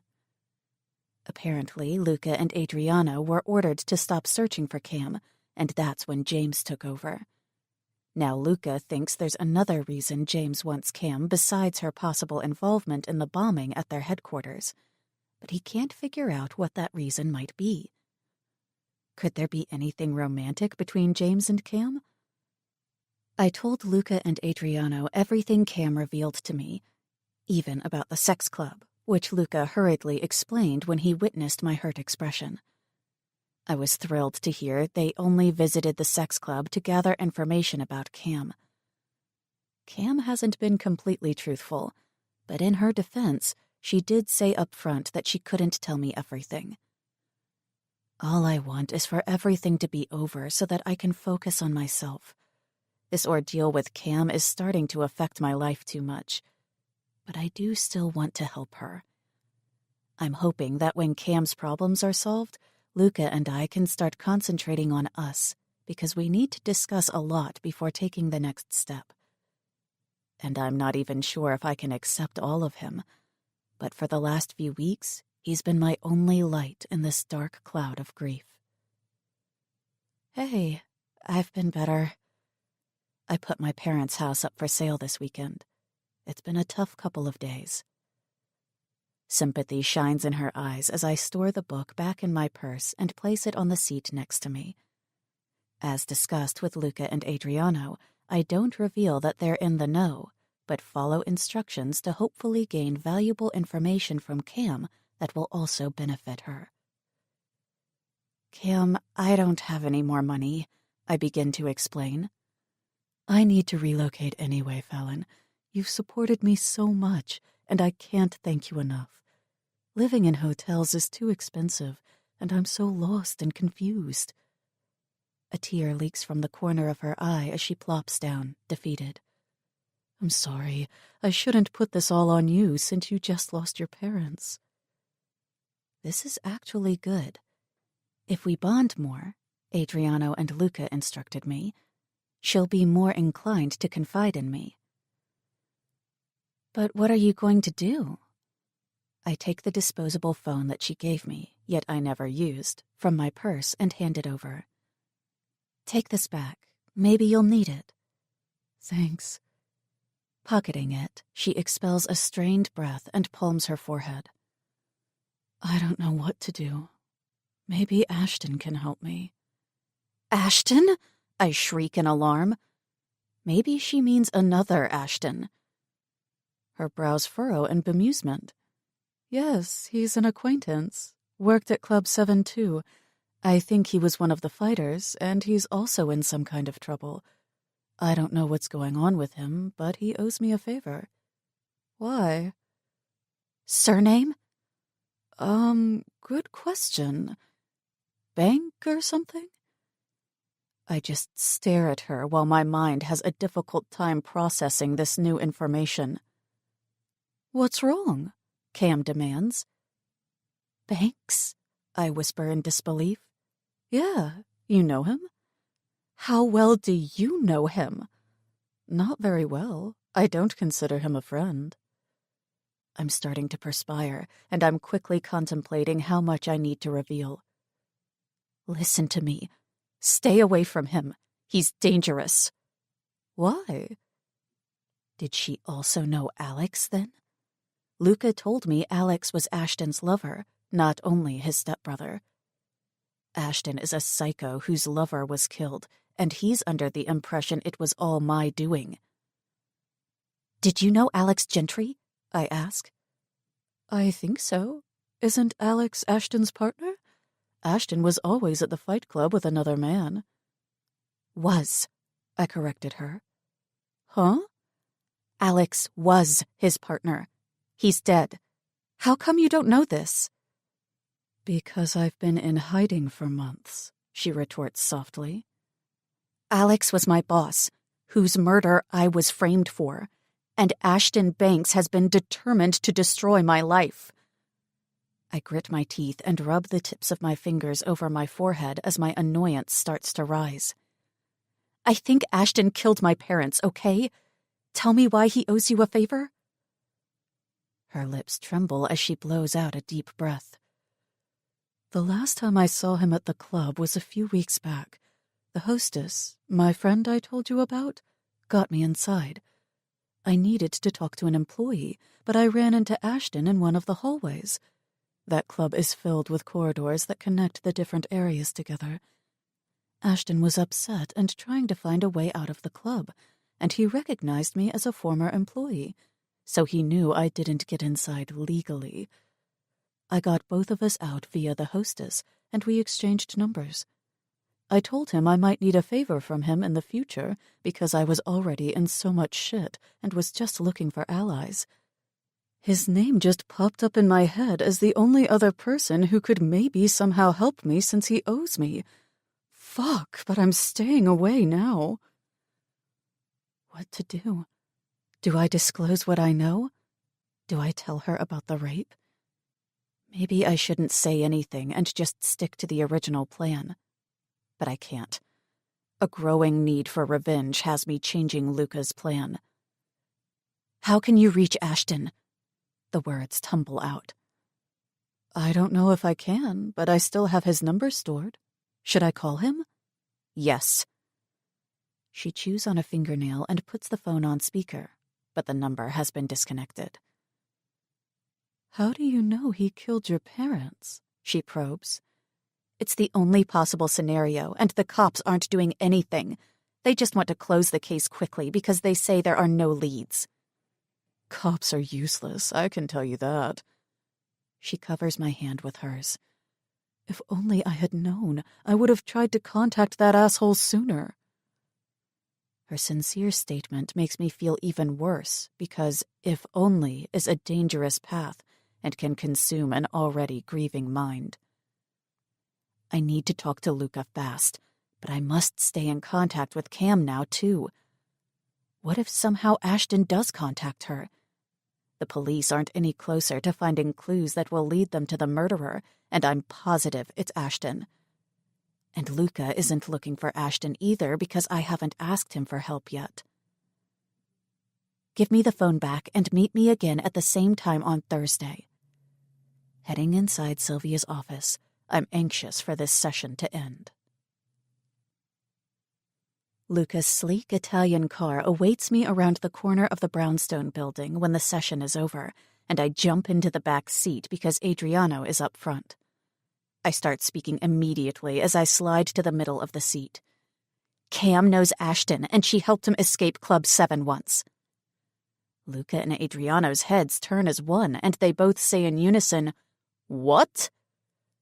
Leaning forward, I kiss Luca on the lips, and he cups my jaw. You okay? He asks. I shoot him a swift nod. I need to tell you guys what she told me before I forget. She referred to him as an acquaintance. Adriano stays turned toward me. I'm not surprised she knows him because they both worked in the fight club, but I am interested in how and why she helped him. Luca starts the engine to take us home as I relay. So a couple of weeks back, she didn't specify when, and I forgot to ask. She was in the club to talk to someone. The hostess of Club 7 is a close friend of Cam's, and she got her inside. In the halls, she ran into a distraught Ashton, who was trying to find his way out of the club and knew she wasn't supposed to be in there, or something like that. So she got them both out via the hostess friend. Cam hasn't had any contact with him, but she mentioned his name because he owes her for that night. We called his number, but the phone was disconnected. She says she never spoke to him after that night at Club 7, and I believe her. Luca, who knows me too well, asks calmly, What's changed in our plans? I didn't know what to do, so I told her to meet me again Thursday. I wanted to discuss how to handle this with you first, and I still have the disposable phone.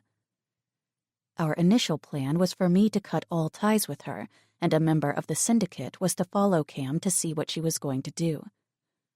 Is someone following her? A member was ordered to, but we just pulled up here, so Adriano still needs to verify. Luca replies, and then says to Adriano, Cam was there when I fought with Ashton and was the one who got Ashton out. Remember Sal was wondering how he got out when all the guards were told to keep him inside? The hostess is the leak in Sal's organization. She's probably still helping Ashton and the reason he's always a step ahead. She must somehow be keeping up with Sal's activities and warning Ashton when she finds out that Sal's hot on his trail. That way, Ashton can continuously escape Sal's clutches. With a quaver of surprise, I ask, You fought with Ashton? He cut me that night. Luca catches my eyes in the rearview mirror. What else did she say? Did you give her money? I didn't give her any money, and she didn't say anything else. I slide back to settle against the seat and watch the buildings go by as a thin layer of snow is decorating the city. I think we should talk to her Thursday, Adriano states to Luca. Luca nods in agreement before we drop Adriano at his apartment, and I move to the front passenger seat. Resting his warm hand on my thigh, he traces his fingertips up and down leisurely while steering through traffic. I want to get a few clothes and other possessions from your apartment and then head over to my penthouse because you're much safer there. Stay with me there for now. It's a question posed as an order, and I adore that he and I are interacting more and more like we used to, before everything went sour after my kidnapping. So much in my life has changed lately that I've come to appreciate the familiar things more. Turning my head to him, I smile when his fingers touch me between my legs. My hips start to move on their own accord. You're not playing fair. The corner of his lip curls up slightly as he cups me roughly, causing a moan to escape. I never play fair when it comes to you, he comments. Moaning louder, I open my wool trench coat as Luca skillfully unbuttons my black jeans with one flick. I'm pulling over before we have an accident. His tone drips with desire as he rounds a building and pulls into a parking garage and into the first vacant spot he sees. We both unbuckle our seatbelts, and I shed my coat. His hand disappears into my opened jeans, under my panties, and 2 fingers rub over my wetness as he leans sideways toward me. Luca's roguish smile shoots a sensational tingle to my center. So wet already. Take off those jeans and shoes and touch me, he orders. Luca strips his suit jacket while I excitedly kick off my boots and nudge down my jeans. Impatiently, I fumble with his buckle and the button of his dress slacks where his erection is already bulging. The windows are steaming up from our ragged breaths as I kneel on my seat and lower my mouth to him, flicking my tongue against the tip of his arousal and then wrapping my lips around it. Luca lets out an unrestrained growl, lacing his fingers in my hair. I reach down to cup his balls and caress the top of his thighs while his other hand drifts down my back to palm my ass under my panties, and his finger slides down the center until finding my core to plunge in. I start pumping with one hand and suck hard while whimpering in pleasure and pushing back against his finger. But he pulls out and spanks me startlingly hard, making me groan. Don't come yet, he demands through labored breathing and circles leisurely before curling in 2 fingers. I'm going to taste you and make you come on my mouth. Luca's hips start to move up as he fists my hair roughly, and I tighten my fingers around his erection while sucking hard until he comes with hints of a groan in his rasping tone. Oh, fuck. Swallowing, I sit up and wipe my mouth with the back of my hand as we lock eyes, his half closed with a lazy grin on his satisfied face. Suddenly, lightning fast, he moves and sinks his tongue into my mouth. Teeth clash as we kiss briefly before he pulls back to hook his hands behind my knees, letting me topple back against the seat as I shriek in surprise. Then the tear of my panties sounds loud in the vehicle, and Luca adjusts my body easily so that I'm leaning back against the side of the seat, almost against the door. One foot is placed on the headrest of his seat, while the other is propped on the dashboard, spreading me wide for him, and he dives in after showing me a playful smirk. "Oh, shit," I manage to croak out when he starts feasting on me like a man starved, so I entwine my fingers in his hair while pushing him between my legs. Luca's hands stroke down the inside of my thighs, and his thumbs spread me open to taste every delicate part of me as he groans. One thumb starts to rub fiercely while his tongue is pushing in, which makes me come so rapidly that it hits me unexpectedly fast, and I writhe unabashedly against his face.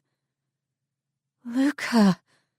My orgasm explodes when his tongue hits my most sensitive part, making my eyes roll back as I tug his hair. Slowly, I relax, and he keeps licking, up and down, with the flat of his tongue. He murmurs as I open my eyes gradually and look down to watch him taste me. My body keeps trembling from his pleasurable licks and just seeing him between my legs. Finally, he moves up and kisses me as his hands caress my bare legs and hips. He has no idea how badly I needed his seduction, how badly I needed to feel desirable to him again. Nonetheless, there's still a small part holding me back from taking the next step. However, he doesn't push it and actually retreats with a satisfactory gleam in his eyes. I missed your taste. He admits the one thing I want to hear. Me too, I reply before I put on my jeans, and I hold my ripped panties up by my forefinger. Luca grins and snatches them out of my hand to toss the piece of fabric into the compartment of the door. In mocking disgust, I remark, "Hey, those are my panties. I don't think I would want anyone to find those in your car." They're my panties now, he says, and then frowns, recognizing the ambiguity in his statement. That sounds very weird, I tease, and we both break out in a laugh as we travel out of the garage. In comfortable silence, we head to my apartment to retrieve some of my belongings with our laced fingers in his lap. Chapter 27. Luca. On Thursday, all three of us wait for Cam at Sylvia's office, but we're almost certain she won't show, because our soldier screwed up and wasn't as smart as she was. Monday night, Adriano called me, enraged that the soldier lost Cam right after she left the therapist's office. I called Cam with Fallon's disposable phone that night, but it was already disconnected. Much to Adriano's chagrin, it's clear that she ran again. Sylvia's door opens, and Fallon has to start her session. "Can you pick me up later?" she asks in such a sweet tone. "Of course. I'll be waiting downstairs." Cradling her head, I press my lips to hers before she enters the office. Later that day, Adriano's foul mood is vibrating off him as we drive through the snow-covered streets of the Loop, which is slightly amusing, because only about Cam would he get this worked up. Sal calls when we're on our way to drop off papers at Security Simplicity. "The hostess is definitely the fucking leak," Sal states when I answer. The agitated timbre of his voice is booming in the vehicle.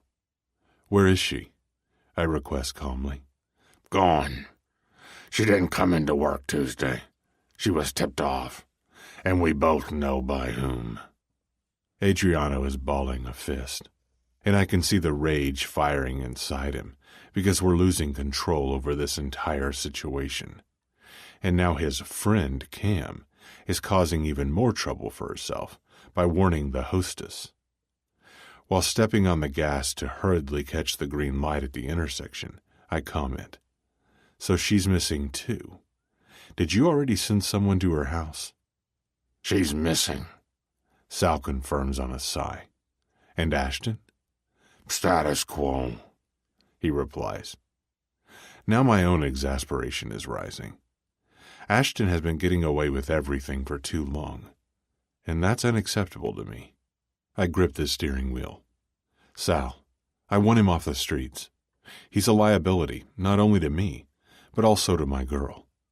This is starting to really grate on my nerves." Sal knows I crave to avenge Fallon's parents' death and retaliate for Ashton waterboarding me. It's quiet for a moment before he says, "I have one other boss I can reach out to. Perhaps he can be of assistance." "Grazie. Thank you." After I end the call, Adriano is unnervingly silent and rubs his hand over the back of his neck. "We'll find Cam," I reassure him. "I fucking miss her. And we were so close. I'm concerned as to what kind of shit she's gotten herself into." He confesses for the first time. "I promise you that we'll find Cam and help her out of this mess." Adriano has helped me repeatedly with regards to Fallon, so I won't hesitate to support him with whatever he needs when it comes to Cam. And as of now, her mess is connected to Fallon's predicament, definitely making it high on my list of priorities. That night, I arrive at my penthouse to find Fallon curled up on my sofa watching TV. She peeks from under the white blanket. "Hey." I loosen my tie while edging closer and press my lips to her forehead. Please don't tell me you're watching Charmed again. She chuckles and sticks out her tongue. No, the news. And she holds open the blanket for me to join her. Her warm welcome eases all the stress of this week. Let me go change first. Did you eat? No, I waited for you. Order something, I say, wandering into my bedroom to change into comfortable sweatpants. It's amazing how relaxed we are with one another again, and how much I look forward to coming home every night, knowing she's here and that she's safe. For a man who rarely wanted anyone in the sanctuary of his home, I can't imagine being here without her, even though she's only been here for 4 days. Little by little, we're becoming Fallon and Luca again. After agonizing months apart, it only took a few weeks for us to find comfort in each other again. She's still my positive counterpart to every negative characteristic I have. Where I'm dark, she's light. Where I'm controlled and guarded, she's open and free-spirited. Not even her grief changed that part of her, and I've come to love her even more because of it. However, I do believe it's time we talk about us. The conversation we've been avoiding needs to take place, because I require a commitment from her. I won't push her too hard, but I want some kind of promise that she won't leave when all is said and done. And I also want an answer to the one question that constantly infects my mind. I still wonder what happened the night she was in the hospital with Doc. What caused the distance between us and her sudden reliance on Wade the next day? When I return to the living room, she's standing at the kitchen island with different takeout menus scattered on the granite top, and without looking up, she shouts, "What are you in the mood for?" "I'm here. No need to yell." I grin as I stand across from her. "You're so quiet." Her eyes move from my gray sweats to my naked torso. "What's with you and no shirt lately?" "That's to entice you." I wiggle my eyebrows, and she lets out a huge laugh. "I'm actually not in the mood for anything savory. I just want dessert." "Then order something savory for me and dessert for you." "Yes. I love how you never complain about my addiction to sugar." I perk a brow. "I would never.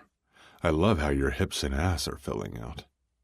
After she's placed the order, she rounds the island to head back to the sofa, but I wrap my fingers around her wrist, halting her and swirling her pulse gently with my thumb. Chapter 28. Fallon. I walk past Luca after ordering an arrabbiata pasta for him and a blueberry panna cotta for me, but I'm stopped when I feel my wrist being lifted from behind, trapped in the heat of his hold. Fallon. Firmly yet slowly, he pulls me to him, closing the already short distance between us until my shoulder hits his chest. What happened that night at the hospital? He asks as he sweeps his nose over mine, and I close my eyes. Luca's referring to the night of the abuse, and this is the moment when I decide to tell him everything because we've grown so close in such a short amount of time. No more lies, no more deceit, no more dancing around each other. Life can end in a split second, and I don't want to die with regrets. Only it's too difficult for me to speak the words, so I lead him to his bedroom. Grabbing the diary from my suitcase in his walk-in closet, I clutch it against my chest and stand before Luca, who's sitting on the edge of his bed with a frown. I didn't start therapy because of my parents' death. I actually started prior to their murder. He places his hands on the back of my thighs and tugs me to him. Then he looks up with expectant eyes as his palms slide over my hips, urging me to continue. I swallow back my impending tears. You're right. Something happened that night. But I'd rather you read it from my diary than for me to relay it and have to relive it. Please just read it entirely before you say anything and try to understand why I couldn't tell you. I hand over the diary hesitantly, and he takes it with a serious expression. Promise me you won't be mad? I insist. He lifts a brow, yet slowly nods, making me believe he realizes that he'll learn something dreadful. I promise, he vows.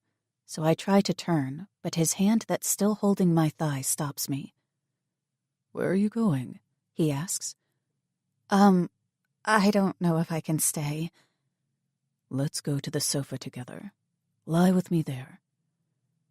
We snuggle together on the couch where Luca stretches his legs, feet resting on the table, so I can lie with my head in his lap as he strokes my hair while reading the diary. Chapter 29. Luca. From the moment Fallon hands me the diary with moisture pooling in her eyes, I sense that I'm going to read appalling words. So I want her near me. She rests her head in my lap, and I cover her with the white blanket as she watches TV. Opening the purple hardcover diary, I scan through several pages and notice that not much has been written yet. So I just start at page 1. By the third sentence, I'm already clenching my jaw while trying to hide my reaction from her by calmly winding my fingers through her hair. Nothing could have prepared me for the unadulterated rage storming through me as I read about how Ashton raped her at the police station. My hands are sweating, and I can feel her tensing up as my entire body becomes rigid. But I keep tangling my fingers through the strands of her hair in an effort to soothe her. My sweet Fallon. The woman I will grow old with has been through so much more than I could ever imagine. Sweat trickles down my neck and my fingers dig into the paper of the diary as I have to read how that fucker assaulted her in the worst way. Evidently, Ashton is an even bigger madman than I realized. He gets off on physically hurting people. I should have known that after I witnessed the horrific scenes in Club 7's Fight Club. When Calliope attacked her, I was already infuriated like never before. But now, there's no limit to the carnage I'd wreak. My need for retaliation against Ashton just magnified 100-fold. I will get you vengeance, Dolcezza, whether you want it or not. A newfound respect for Wade grows as I read how he helped her, and I'm beginning to understand the nature of their relationship. Surreptitiously, I wipe the sweat from my upper lip, but I can't control my enraged breathing anymore. And then she sits up with wide eyes, anticipating my reaction. So I immediately hug her to me, and she climbs onto my lap, burying her face in my neck as unbearable cries rake through her body. Stroking the back of her head, I soothe. Shh. Why would I be mad at you, sweetheart? My God, I would never be mad at you. But I do hurt for you. My own eyes water as her tears pour down my neck, and I press my lips to her hair. I swear to God, Ashton will pay. Her arms clasp tightly around my middle, and I return her embrace, needing her to feel safe with me as guilt darkens my soul. I was horrendous to her the day after she was raped, the day I decided I was done with her, the day she probably needed me most. She hiccups while trying to speak. I'm sorry for not... Don't. There's absolutely no need for you to say you're sorry. You did nothing wrong. With both my hands on the side of her face, I look her straight in the eye. You don't need to apologize, okay? She nods almost unnoticeably, and I kiss her forehead. You are so brave, and you are one of the strongest women I know. After everything you've been through, look at how you keep going. Not only did I underestimate her strength, but I completely undervalued the warrior hidden inside Fallon. Do you want to talk about it with me? I ask cautiously. Shaking her head, she rejects the offer. Do you? I want what you want. Then no, not now. I'm cut off by the buzzer announcing that our food has arrived, and Fallon takes this chance to end the conversation. So we eat on the sofa in companionable stillness, sitting intimately close together, and I touch her continually to reassure her that I'm not angry in the least. Not at her, anyway. My fury will be unleashed on Ashton. My resolve to talk about our relationship evaporates after reading her diary, and I can't bring myself to push her for answers right now. Although at night I come up with an idea to surprise her this weekend. We fall asleep with our bodies entangled, arms and legs hooked together to find comfort in the warmth of each other. Where are we going? Fallon grins at me enthusiastically as the sun is setting on this cold winter night. Stop fishing, Miss Impatient, and get in the car. After almost an hour of driving, we pass the sign she recognizes and she beams at me. The cabin. I love that cottage. But wait, there's more, I say while parking my vehicle in front of the cottage, equally eager because I want to spoil her, take her mind off everything. Jumping out, I round the car to help her out and lead us to the door. After I unlock it, she steps inside, and her mouth drops open at the decor. Oh, Luca. Dozens of scented candles light the room, and the already fired-up hearth warms the cottage. The aged wooden table is filled with desserts, chocolate muffins, creme brulee, red velvet cake, and dark chocolate cake. Swiveling around, she jumps into my arms, twining her arms and legs around me. I hold her up by her ass and lead us to sit in front of the fireplace while she presses her soft lips to mine. I trace her mouth with my tongue before excitedly delving inside as she grinds her hips against me, and I hurriedly remove our coats while avoiding to break our kiss. She lies back on the white Angora rug, pulling me down with her. I need your touch to make me feel safe again. I need to know that I'm still desirable to you. Make love to me. Fallon rubs her palm over my hardening link through my dress slacks and coaxes my mouth open with her tongue. Her soft moan spurs me on. All rational thoughts fly out the window. I grab her hips and wedge myself between her legs. You will always be desirable to me, but I want you to talk to me. Tell me what kind of intimacy you want. I want you to take the lead, and if at any time you want to stop, we'll stop immediately, okay? She covers a hand over my jaw, and I rub my cheek against her palm. Talk to me, I urge. I want it to be the way it always was, not different, she confesses as my thumb strokes the corner of her full lips. That I can do. I smirk and pull her sweater over her head and yank down her tank top to lavish her hard pink nipple with my tongue, causing her to squirm and arch in anticipation. Just focus on the pleasure I'm going to give you. I place a delicate kiss on one nipple and then the other. With slow movements, constantly brushing my lips against her bare skin, I remove every item of clothing until she's naked and lying back on the thick white rug. I know exactly what she loves and plan to give it to her. Spread your legs, I order, while unbuttoning my collared shirt, and she pulls up her knees and lets her legs fall open seductively, offering herself to me. I groan and strip my clothes as she watches me. Then I kneel down and my palms skim a path from her feet up her legs and over her outer thighs and hips. And she trembles when I press my lips to her inner thigh, and her hands clench in my hair. Another kiss, a little higher, and then one right between her legs that causes her to moan. So I lick her once, briefly, just to tease. Oh, Luca. Her breathing is shallow, full of expectation. She starts to writhe and circle her hips, but I move up, kissing my way over her stomach and marking her by biting the curve of her breast, making her mew my name. Taking her hands in mine, I intertwine our fingers while pinning them beside her head, and I grind my erection between her legs as I push my tongue into her mouth. She's always been desirable to me, but I worship her voluptuous body with wider hips and fuller breasts even more now. As I move away from between her thighs, her eyes open lazily, and I stroke myself as she bites her lip. Sera mozzare il fiato. You're breathtaking. Chapter 30. Fallon. Sei da mozzare il fiato. You're breathtaking.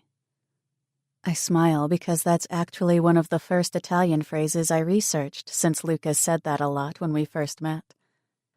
And I smile because his kisses have healed the wounds of pain and loss of the last few weeks. His touch builds up my trust and makes me whole again, one step at a time, providing me a heavenly sense of security. What I've been longing for. Luca's smoldering eyes trace my naked body, and I get a magnificent view of his sculpted chest while he kneels beside me.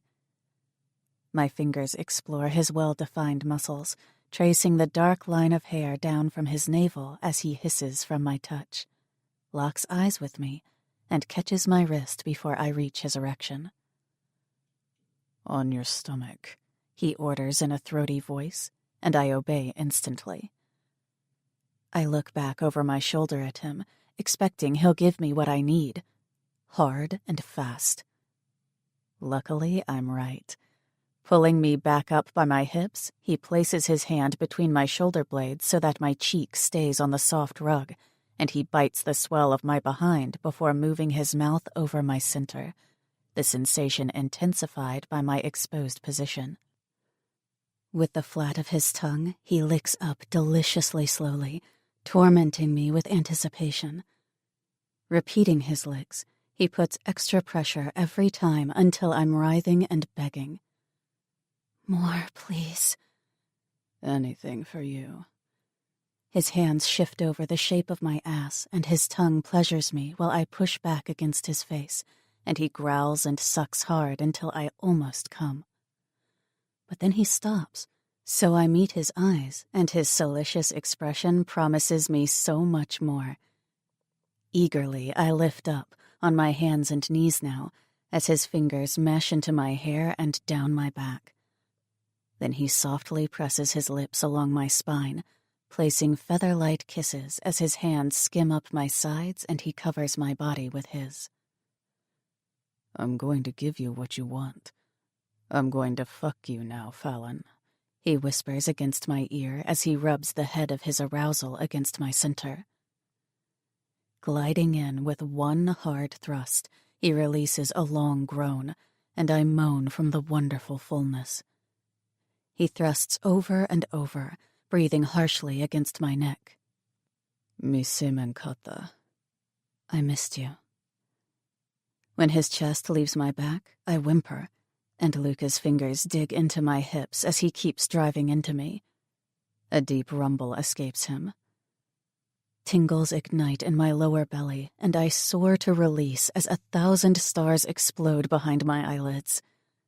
Luca rakes his nails down my back, slowing his movement, and then he moves me to my side and spoons me as we face the hearth.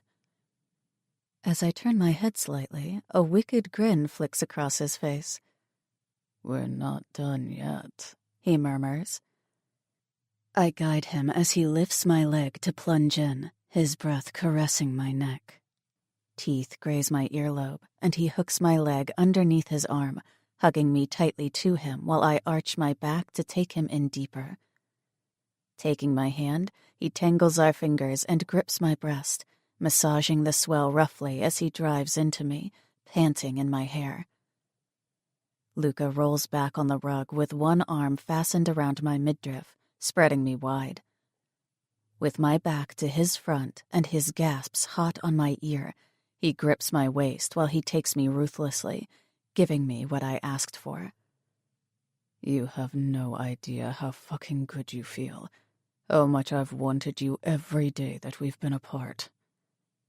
He pistons into me hard, bringing another climax trembling through my entire body before he growls his orgasm with a final barrage of thrusts. Gently smoothing my hair back, he holds me to maintain our position as the fire crackles in the hearth. Then his low voice tickles my ear. "I couldn't have stopped or taken it slow with you. You make me crazy with desire, and I just have to fuck you hard." Laughing, I roll off him, but a loud crash outside makes Luca jolt up. "Dress," he instructs harshly as he snatches his gun from his suit jacket on the floor by the fireplace while I scramble for my clothes. Chapter 31. Luca. Dress. After I grab my Smith & Wesson, I hurriedly put my boxers and pants back on and stride toward the window by the front door. Holding my gun against my chest, I inch the curtain open and witness a car slamming into the back of mine repeatedly. In the darkness of the night, the headlights of the other vehicle are blinding me so that I can't see who's driving it and whether I'm dealing with one or more people. Turning back to Fallon, I see she's in her jeans and tank top. Put on your shoes and sweater. Now. With round eyes, she obeys me in a rush, and I yank on my dress shirt to quickly button it up and step into my shoes. Yet another slam outside, and bullets being fired has me pulling Fallon down behind the sofa, as the window next to the front door shatters into 1,000 pieces, and an ice-cold breeze blows inside. My suit jacket with my cell phone is out of reach, so I can't call Adriano. Shit. Who is it? The tremble in her voice conveys her fear. Jumping up with her hand clasped in mine, I drag Fallon to the back door of the cottage amid flying bullets and splintering wood, swiftly positioning her in front of me to cover her with my body. Run fast, Fallon, I shout, while throwing open the back door as a bullet grazes right by my shoulder. Looking back, I see the shooter hasn't entered the cottage, but is still shooting from outside, and I try to come up with a plan to keep her safe. My only concern is protecting her, since I'm alone and have only one weapon, my handgun. The woods behind the cottages are a known hunting zone with animal traps and underground blinds, and although it's fucking dark now, it's our only chance. Pushing Fallon forward to urge her to hurry, I decide to take the lead again and drag her behind me as her breathing becomes erratic. I'm scared. Slow down. She falls forward in the cold grass when I'm moving too fast for her to keep up with me. Hurry! I tug her up and mutter, fuck, when we run into the trees, and the moonlight barely illuminates the dark space. Her hand is clutching mine tightly as I scan the ground, knowing there are small white signs where the traps and underground blinds are located. But in my panic to get her to safety, I have trouble finding one, and I can already hear our shooter running toward the woods. Look for a white sign on the ground, I whisper as we flee deeper into the trees. I can barely see anything. The nervousness in her voice is heartbreaking, so I slow down to hold her against my side, with my gun still in my other hand, and we almost slam into a tree. You're going to be fine. Thankfully, my eyesight is adjusting to the darkness. As we make our path through the forest, the branches snap loudly and Fallon's body is trembling in distressing cold, but I can't afford to slow down any more than I already have. Before I can reassure her again, I finally spot a white sign. I stop immediately and kneel down, patting the freezing dirt around the sign to locate a handle or something. Yes. Pulling it open, I squint my eyes and feel around to discover it's a tiny space, with only enough room to hold one individual. Without thinking, I haul her down beside me and cradle her head. You have to get in there and stay, understand? I yell in a desperate tone. No. What are you going to do? She clasped my dress shirt with both hands. Fallon, goddammit, I can't afford to worry about you two right now. I have to know that you're safe. You have to promise me you won't come out. You have got to fucking listen to me. In the meantime, footsteps are approaching.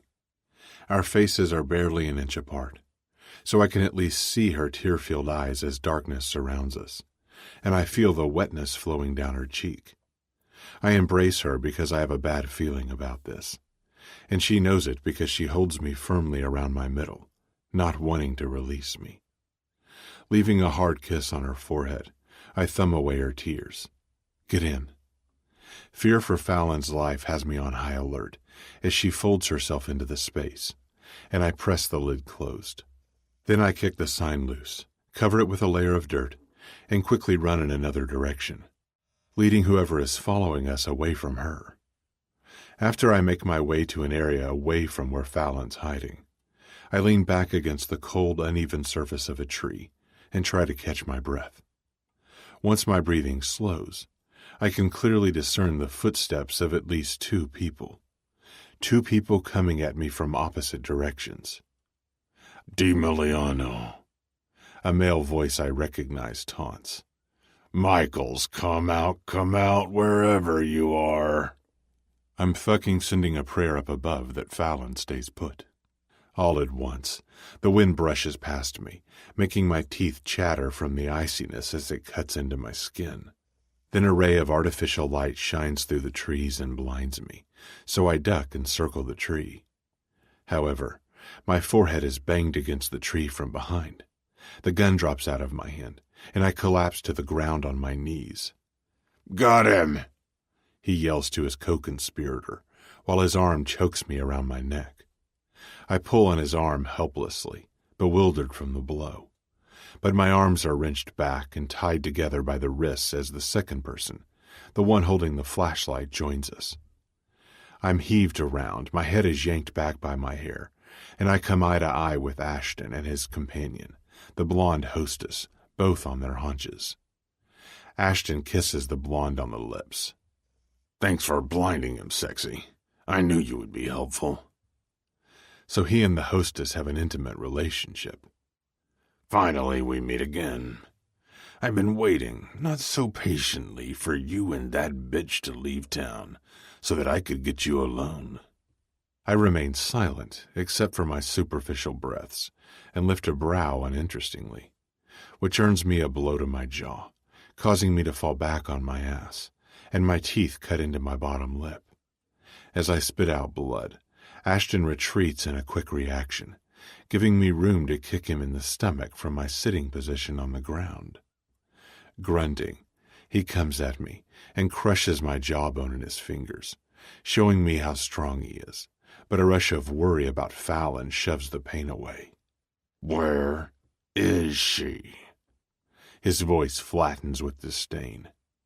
I don't give a damn what happens to me as long as Fallon is safe.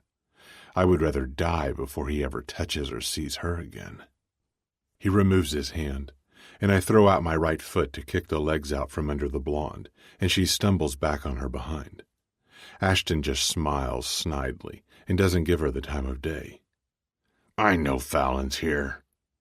But his belief in his statement wavers as I keep my face impassive once again, making his annoyance rise. I will not let that fucking cunt get away with Alex's murder, and she's dodging every trap I set up. Constantly. The woman resumes a standing position and directs her flashlight around, looking for any signs of Fallon, I presume. Ashton stands back up too while holding his handgun and towers over me, pointing the gun at my foot. Fallon, DiMiliano is too good at taking blows to his head, so I might just put a bullet in him now. He yells and gestures for the blonde to keep moving the flashlight around. Please stay put, Dolcezza. Crunching in the distance has the two of them whipping their gazes behind the tree. No, I told you to stay put. My stare is glued to Ashton's aim, which is moving from me to the noise, so with all my power I try to stand up, failing, and then jump up to slam my body against him as he fires his gun. No! I shout as we crash against the blonde, who shrieks, and I roll off Ashton onto my back. Crimson pools in the chest area of the woman's coat. The bullet hit her, and the flashlight is on the ground, still lighting the area around us. But I can't see Fallon. Wasn't she coming toward us? Ashton retaliates at once, digging his shoe into my lower stomach. You idiot! It was just an animal, and now you killed her. He laughs as she bleeds to death right next to me and does nothing to help her. My muscles tighten in discomfort, and the breath is knocked out of my lungs when he stomps on my stomach. Heaving and grumbling in agony, I receive another kick to my temple, which splinters through my head and blackens my vision. Stay conscious. I'm going to beat the shit out of him if you don't come out. His frustration is conveyed in firmer kicks to my throbbing body.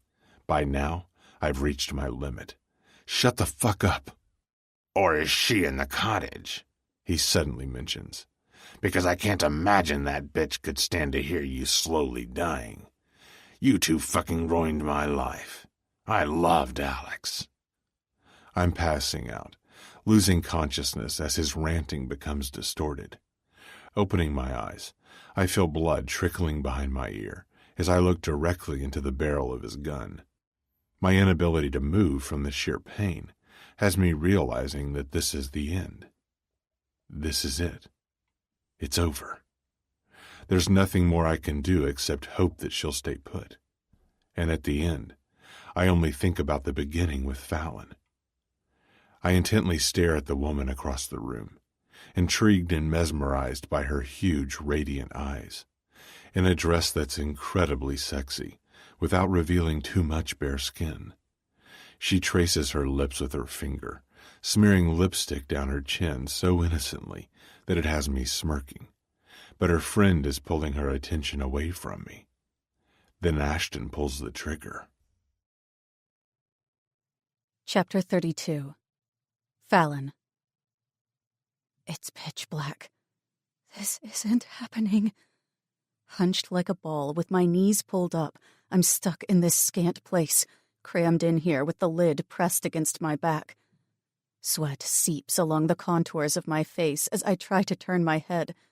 I dig my teeth into my knees to keep from making a sound, but my own heavy, trembling breaths are deafening, feeding my fear. Oh my God, no, stop! The blaring pain in my back is surpassed by the anguish I experience from hearing the constant blows and an incensed male voice. I shut my eyes tightly, and tears mingle with cold sweat as panic gnaws at my insides. This isn't real. I hear Luca grunting in pain, and I can almost sense his suffering burning through my body while I have to listen to him being beaten over and over again. Someone's yelling, and I want to help Luca, but I'm afraid to leave this space. So I honor the last promise I made to the man I love while the life is being beaten out of him. After what feels like hours, but is probably mere minutes, of shouting and fighting, the sudden stillness thunders my fear to unmeasurable heights. At least 2 shots were fired, but it could have been more. I clearly heard a shot being fired just now. It sounded weird, muted, but it was definitely a bullet leaving a gun. Shivering from the cold, yet sweating from fright and from being huddled in this small space, I wonder what to do. I have no idea what's happened to Luca, so how long do I wait? Why is it so quiet? Is Ashton gone? The attacker had to have been Ashton, but in my panic, I was unable to recognize the voice. I count to 180 to keep some sense of time. Oh my God, I just want to stay in here and cry, but I can't. Not hearing Luca anymore worries me, so I have to get out and help him. Rounding my back, I slowly lift the lid until I can look through the opening. But it's no use because all I see is pitch black with a blue hue in the distance where I think the cottages are located. I'll have to rely solely on my hearing now, but my own irregular breathing is still deafening me. I need to calm down. My chest constricts in warring sensations as I climb out, trying to make as little noise as possible. I scan the area, but don't see any lights. Ashton must have had a flashlight with him. How else could he have found Luca among these trees? Holding my breath, I stand completely still to focus on the sounds around me. But all I can hear is the wind, so I decide to head back to the cottages. Branches and dirt crunch beneath my shoes, and my ear-splitting, uneven breaths roar in my ears as I step forward with my hands out in front of me, feeling my way through the darkness. My head whips back and forth, and angst blazes through me while branches cut open the skin on my quivering hands as I unsteadily tread through the trees. The silence is equally unsettling. Where's Luca? Where's our assailant? I let out a sigh of relief when the moonlight starts to shine through the trees more and more so that I can see the open space that will lead me to the cottage. None of the other cottages are nearby, so I'll have to chance it and go back to ours to get a phone. Breaking out in a run, I reach the cottage's back door and listen for any movement inside. Silence. I open the door and grimace when it creaks on its hinges. Quietly, I tiptoe to the hearth, but drop down when a slam outside warns me of company. Broken glass cuts my palms as I crawl to the window on hands and knees, yet I bite through the pane and peek outside to see Ashton occupying the driver's seat of a car behind Luca's black vehicle. I need to get to a phone, but mine is in my purse in the car. Turning my head, I spot Luca's jacket in front of the hearth. Please let his phone be inside the jacket. I check the pocket, and thank God I'm touching the cold surface of Luca's smartphone. I haven't heard Ashton drive away, so I skulk to the back of the cottage and call Adriano, trying desperately to keep the phone from slipping out of my trembling hands. What up? He greets cheerily. Adriano, help me. Fallon, what's wrong? What's going on? Where's Luca? He's instantly on alert. I don't know. My chest heaves while I attempt to concentrate and give him useful information. I'm tracking his phone right now. You're at Cottage Woods in Lake Forest, right? Take a deep breath and then tell me exactly what happened. I hear him giving out orders to others as well. Damien, go to Cottage Woods. Now! I want someone there within 15 minutes. Yes, cottage. Ashton is out front. I think he and Luca fought in the woods, and I heard gunshots. I don't know where Luca is. I cry and sniff. Fallon, where are you right now? Inside the cottage, by the back door. You need to leave the cottage, okay? No, don't make me go out there again. It's so dark. I wipe my nose with my arm. Ashton could come inside at any moment, and it's going to take me 20 minutes to get to you. I need you to be brave and sneak back out, okay? When you get outside, cover the phone with your hands, run toward the woods, and hide behind the first tree you see. But don't disconnect our call unless you see him following you. Then you must disconnect it so the light of the screen won't give you away. I nod through my trembles. Talk to me, he coaxes in a gentle tone, laced with concern. Go back outside and run to the woods? I ask hesitantly. Yes, but don't go too deep into the woods, he warns. Hide behind the first large tree you see. Now run away from the cottage. I take off as Adriano instructed and round the first tree I see. For a long time he stays on the phone with me, consistently soothing me, until he finally tells me that he's arrived. I'm inside the cottage now. Ashton's gone, and I'm going to walk through the back door. 3 other soldiers are with me, so don't panic when you see us. Do you see me, Fallon? A tall shadow appears in front of the back door of the cottage. I'm waving now. Do you see me? Come to me. I dash back toward Adriano, who meets me halfway when he spots me, and I jump into his arms. You're fine now. Breathe. Adriano strokes my hair and pulls back. Where did you last see Luca?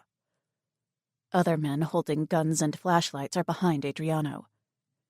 He hid me. I distinctly remember that when I left my hiding place, I walked toward the cottage in a straight line, so I pull Adriano forward until we're at the open lid of the underground space. Flashlights are examining the area to try to find any trace of Luca.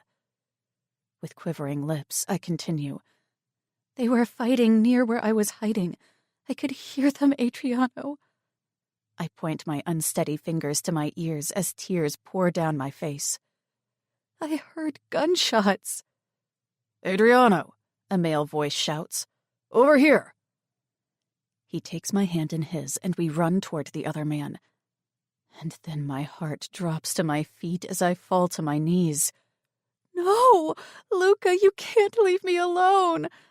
I scream and cry uncontrollably when I see Luca's body on the ground with blood covering his face and chest. But Adriano picks me up before I can touch him and holds me against his chest.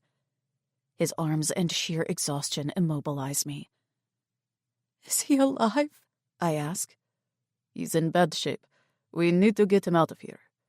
He answers me and barks orders to his men. "You know the drill. Doc and an ambulance.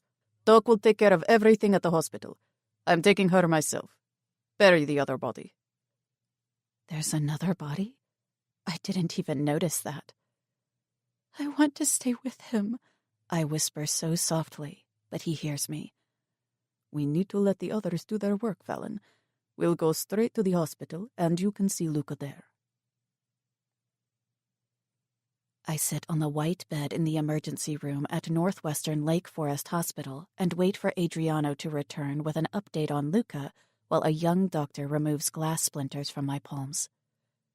The wait seems to take forever as my gaze is focused on nothing in this sterile room. I'm feeling numb, not because of the horror Ashton has inflicted on me and my loved ones, but because I don't know what's going on with Luca. Tears keep streaming down my cheeks as I wait and wait after the doctor is done with my entire examination while not even knowing if Luca's still alive. Adriano finally enters with an unrecognizable look. "He's in surgery." What is with these guys and always being in control of their emotions and expressions? Was he breathing? Where was he shot? I ask. "He was breathing, but he lost a lot of blood where 2 bullets penetrated the chest wall and damaged his lung. However, we transported him to the hospital fast, so the doctor said that at least the chance of infection is minimal." I start to cry again, so he joins me on the bed and throws his arm around my shoulder. "The most important thing is that we got him medical attention quickly.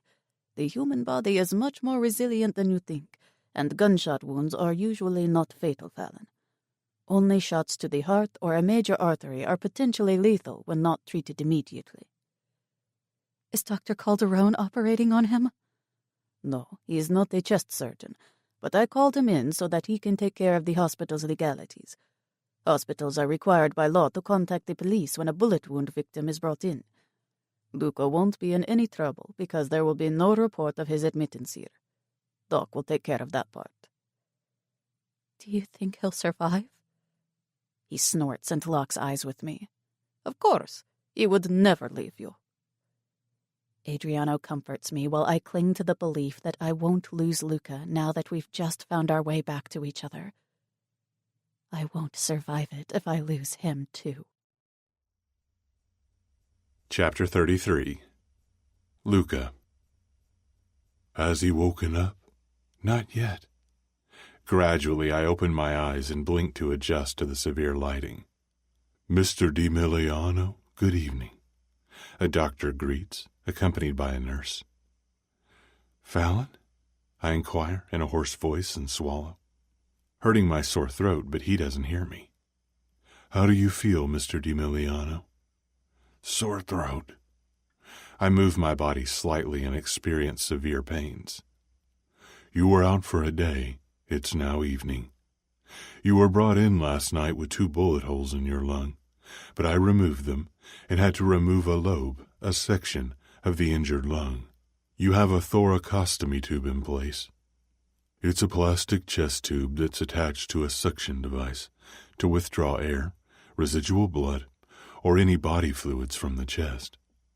This helps to keep the lung inflated, and once it heals after a couple of days, I'll pull it out." He checks my chart before he adds, "You've been on the ventilator all night and are now being given antibiotics to prevent lung and wound infections, along with pain medication. I would like to see you walk around a little today to prevent pneumonia, and we'll start respiratory therapy as soon as possible. Therapy will offer you deep breathing exercises to help the lung heal steadily. You don't have any rib fractures, but the extensive bruising on your body will hurt while healing." That's all useless information to me at the moment. All I want to know is whether she survived and is unharmed. So I repeat, "Fallon?" With a kind smile, the nurse answers, "Oh, the beautiful brunette who wouldn't leave. She'll be right back, sir. She just stepped out." Relieved, I feel the breath ease out of me. I want to see her.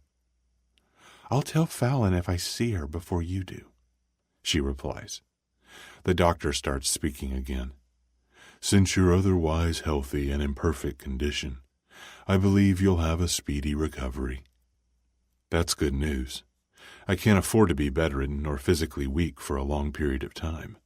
"We'll come back later," the nurse informs after she checks my vitals. She and the doctor clear out just as a furious James enters and begins talking without saying hello. "My underboss almost gets killed because of a woman?" Gritting his teeth, he closes the distance between us, and a look crosses his face that I've never seen before. A mixture of regret and pain. For the first time ever, I see remorse flash across his eyes, and I realize right away that he's here to strip my rank, because he knows I'm putting Fallon before the Syndicate. Her survival was my only concern last night. Don't make me choose, James. I will choose her. I answer his unspoken question and cough. A vicious glare is thrown at me. "Don't be ignorant. You know damn well there isn't a choice. What are you going to do? There's no way out of the Syndicate, and you know damn well that you made a mistake when you risked your life for hers." "Did you talk to Adriano?" I retort. "Did he bring you up to date? This wasn't solely about Fallon. It was about Ashton Banks, who's a huge liability against our organization." It fucking hurts to talk this much, and my throat is extremely dry. But I need to defend myself so I can take advantage of the doubt I sense in James. I didn't survive last night to be easily demoted due to the Syndicate regulations. Regrettably, James becomes disconcertingly quiet and turns away from me, gazing out the window, so I play my last card. "Furthermore, you need me to find Cam. I've seen Cam," I reveal, and James pivots around. "When?" he demands to know. "Last week." What the hell is his interest in Cam? I'm seriously starting to think these two had an affair. You need Adriano and me to find her again, and James, deep down you must realize I wouldn't jeopardize the Syndicate. Adriano and I took care of everything. Don't make a decision in anger that you'll regret later. And don't forget that Adriano isn't only loyal to you, but to me too. If you lose me, you'll lose him as well. Rubbing his fingers over his mouth, he scowls at me first, then softens his expression. "You two handle everything with the hospital, because I'm not lifting a finger to interfere with this mess." I nod and promise, since I'm positive Adriano has already done that. "Is Fallon in now? Has she accepted this mafia life? I can't accept your relationship with her if it puts my underboss's life in danger, repeatedly." "She's all in," I lie. "I haven't had this discussion with Fallon, but I'll be damned if she gets away from me again." James studies me for a long minute, mulling over his options. Will he make a choice as my boss or as my father figure? Our familial bond wins out as he comments. "Then you and Adriano ensure no one finds out about this incident, and then I need Cam found, Luca." "Tell me why." "I'll tell you and Adriano later. Do not disappoint me like this ever again. You scared me last night. I think I aged 10 years in one day, son." James blows out a troubled breath. Mission accomplished, for he's gone back to referring to me as son. "Lo prometo." I promise. Then at last the only person I need appears in my room. "Luca!" Fallon's voice makes me forget about everything else, and I'm instantly appeased when I see her in the doorway with Adriano. Fallon, my positive counterpart in everything, comes at me and kisses my forehead, while looking back and forth between James and me. "Hi," she greets him timidly. "Miss Michaels, I'm glad you're okay. Luca, we'll talk later." James heads out and takes Adriano with him. Fallon sits on the chair to my left and rests her head beside mine on the pillow. "Do you have Ashton?" I mouth to Adriano.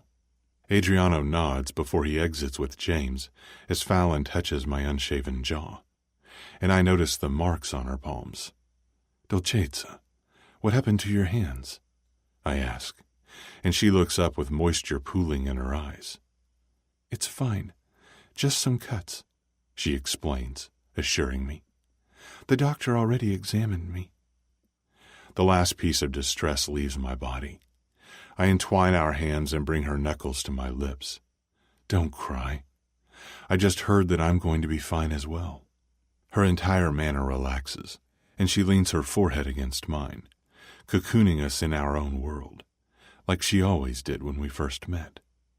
I know. I was so scared that I was going to lose you. You'll never lose me, I vow, tucking her hair behind her ear and ghosting my lips over hers.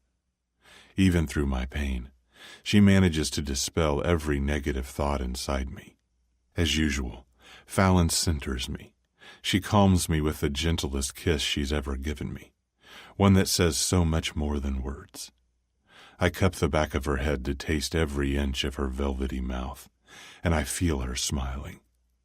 With a mere kiss, we're truly back to being Luca and Fallon. I have my solace again. It's one thing I wanted. But I groan and pull back when other parts come to life, and she sends me a salacious grin. Ti amo, Fallon. You'll never lose me, because I'll never leave you. You're mine, my love. I love you, Luca, she whispers tenderly, brushing her fingers through my beard, giving me a sense of peace. Come lie in bed with me, I say, but she gazes at me for a little while longer without speaking, and it's a perfect silent moment in time before she climbs in. Chapter 34. Fallon. Luca has recovered quickly, and after a month, he's back to his old, controlling, dominant self as we sit around his kitchen island and he expects answers from me. Stop overthinking every little thing. Do you know what I want? You, just the way you are. I want us to live and love together and to create new memories because today is our chance to live, not tomorrow. Live in the present with me and stop fighting your love because I'm not waiting around forever. Do you want to be with me? It's a simple question. Recently, he's been pressing the matter of us more often. In the past, we loved each other, then hurt one another by being apart, and nothing broke our bond. Throughout everything, he has been my rock. Sometimes the course of your life is determined when you're at your absolute worst. The worst moment of my life led me back to the love of my life. Since the day my parents died, Luca hasn't left my side. He fought for me, he protected me, and he put me back together, broken piece by broken piece. And the defining moment in my life was when I decided to call Luca on the day that I lost the two people I will forever miss. That day brought us back together. That day sparked a love that we so desperately suppressed. That day shaped me into the person I am today. There isn't a doubt in the depth of my heart and soul that I want to be with him. Yes, I answer, and his smile is my reward. He comes up behind me as I'm perched on the bar stool. Then I want you to move in with me permanently because I want you to be at our house when I come home at night, he explains with his chest against my back, warming me in a cuddle while his hands find their way under my shirt, searching for bare skin to touch. Happiness is right within my grasp as I look over my shoulder into Luca's piercing green eyes. I'm tired of always worrying, and he's the one that protects me. He deserves my commitment. He deserves to have the love we shared when we met a year ago, and I deserve it as well. I want that too. His lips curl up. Bene. Good. However, there's something else I want to discuss with Luca, but I'm not sure how to start. Luca? Yes? He pecks my neck and then adds when I remain quiet. You can tell me anything. The police called today. They pretty much told me that the investigation is going nowhere. Nothing has led them to Ashton, even though I've dropped his name several times. They still treat me like I'm an annoyance. I've been living with this longing for revenge. And I didn't tell you because it's scaring me somewhat to admit it to myself, let alone to someone else. He turns the bar stool and palms the back of my head in reassurance, urging me to go on. I just want justice for my parents, and it's eating me alive that Ashton's still out there after everything he's done to me, my parents, and to you. I told you the police won't give you justice, he says, and combs my bangs to the side with his fingers. I'm starting to understand that. What do you want? Do you want me to take care of it? All you have to do is say the word, he offers, unaffected by my admission, probably because he's detected this change in me. Yes. No. I palm my forehead, but Luca takes my hand and entangles our fingers. You're not an evil person because you want retribution for all that's been done to you. Do you want me to take care of him without giving you the specifics? I nod in approval, and Luca's mouth turns up into a devilish grin. This is kind of turning me on, he admits in a deep voice laced with yearning. You're crazy, I throw back as he wedges himself between my legs. Crazy to get inside you. He takes my hips in his hands. I wind my legs around his waist, and my skirt rides up, exposing my naked thighs. His lips trail kisses across my collarbone and up my throat until he meets my gaze, squeezes my ass, and whispering, I'm happy that you're moving in permanently. Keenly, I brace his neck, pulling our bodies close together as his mouth claims mine. I'm absent-mindedly playing with the hair at his nape as he massages my hips and his hands move over the rounded curves of my behind, making me writhe into him. His grip becomes more solid as I feel him stiffening through his pants, and I relish in his taste as our tongues push and pull desirously. But then Luca's hands glide down my arms and position my hands, palms flat, on the granite top behind me, so I'm forced to lean back a little. Keep them there, he commands and nuzzles my neck, kneading my breast with one hand and yanking up his white dress shirt to unbutton his charcoal slacks. Then he slides his knuckles up the inside of my bare thigh, nudging my panties aside to rub the head of his arousal against me. My hips jerk forward as just the tip moves inside, and he bites my lip, groaning. You're always so wet for me. He bunches my skirt in one hand to watch himself sliding slowly inside me, making us one. Locking my feet behind him, I rest my back against the counter, whimpering and arching from the exquisitely delightful sensation of him filling me completely. Luca, I pant. I love it when you scream my name, he mutters through short breaths, pushing in deep and then riding me hard. No more slow as he grabs my hips and hammers into me, rattling the bar stool and almost tipping us back, but I keep a firm grip on the island behind me as his eyes hold mine. We're both entirely dressed, yet intimately connected on our own level. I love you, I say a round moan. My husky voice isn't holding back any emotion, and I welcome his passionate thrusts as he growls and bends forward to nip and kiss a path down my throat. Te amo così tanto. I love you so much.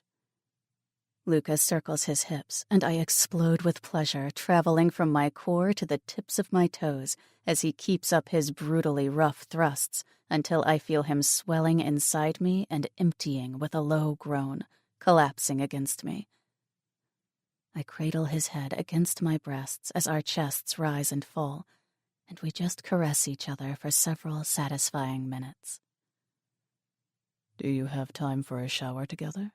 He whispers and bites my nipple through the fabric of my shirt, causing me to shriek. It'll have to be quick because I'm meeting Wade in the park. Just to catch up. I reply before he lifts me up and carries me to the bathroom. I'm waiting on the park bench for Wade with my book in hand when I notice a shadow from the corner of my eye, and Wade slides in next to me. "Well, hello," he greets with a cocky grin plastered on his face. "You're in an awfully good mood," I reply. Wade lost his job at the precinct, which gave him mixed feelings. "Guess who works as a private detective now? And I'm in a good mood because I'm glad to see you're doing well." "I'm so excited for you, and I am doing very well," I admit truthfully and store my paperback in my purse as he stares ahead for a moment at the people passing us by, making me frown at his hesitancy to ask his next question. But then he wonders out loud, "Fallon, you're good people, but I still worry sometimes." "Why?" I retort, yet I do understand where this is coming from.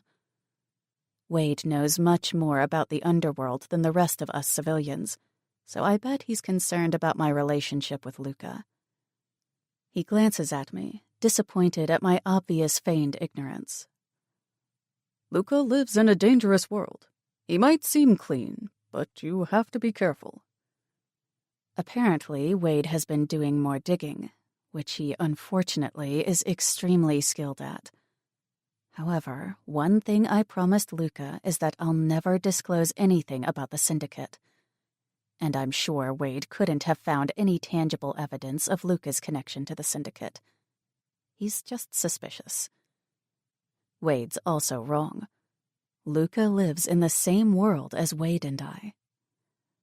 "I'm always careful, so I don't know what you mean," I defend. "You protect him?" "No, he always protects me." He releases a deep breath. "I have seen that." "For Luca, I would do anything because he's done no less for me." In a playful tone, I add, "I can hold my own, you know." "I have no doubt you can." A smirk pulls at his lips, and he changes the topic. "How are the sessions going with Sylvia?" "I forgot to tell you that I'm going to start seeing her every other week. She says I've made great progress, and I'm starting to feel like my old self again." "I'm glad, and you look really good. Content." "I think I'm getting there, Wade. Without you and Luca, I don't know what I would have done." "You're a survivor, Fallon." He pauses to take his phone out of his pocket and checks the screen. "Dinner next week? I have an assignment to get to right now," he announces eagerly. "It's a date." I kiss him on the cheek before he leaves. I deeply inhale the air, and serenity settles within my heart. And with that gratifying feeling, I stroll back home. To Luca's penthouse, my new home. As I pass a bookstore, a self-help book about love and life in the window catches my attention. My preconceived notions of love and life were based on a lie I created in my mind based on what I've been taught. Communication and trust are definitely an important part of love, or better yet, of loving someone honestly. Nevertheless, love is also accepting your partner, with all his flaws, without the resolve to change that person.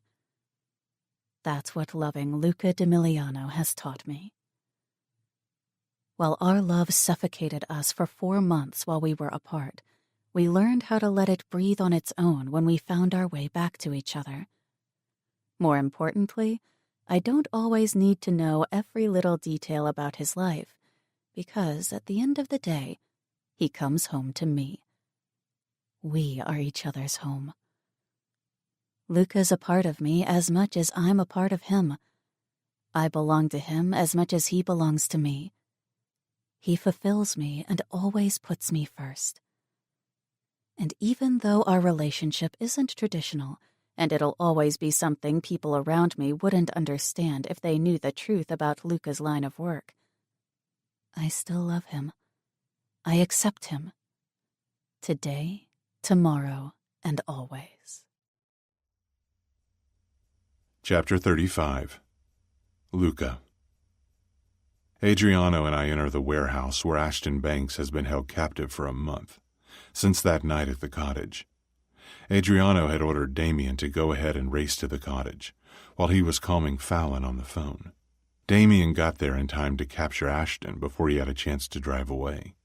I would have given Fallon Ashton's head on a stick if she'd asked me, but I knew that wouldn't have made her very happy, because she's still slightly too conscientious. So I've been waiting for Fallon to come to terms with her grief.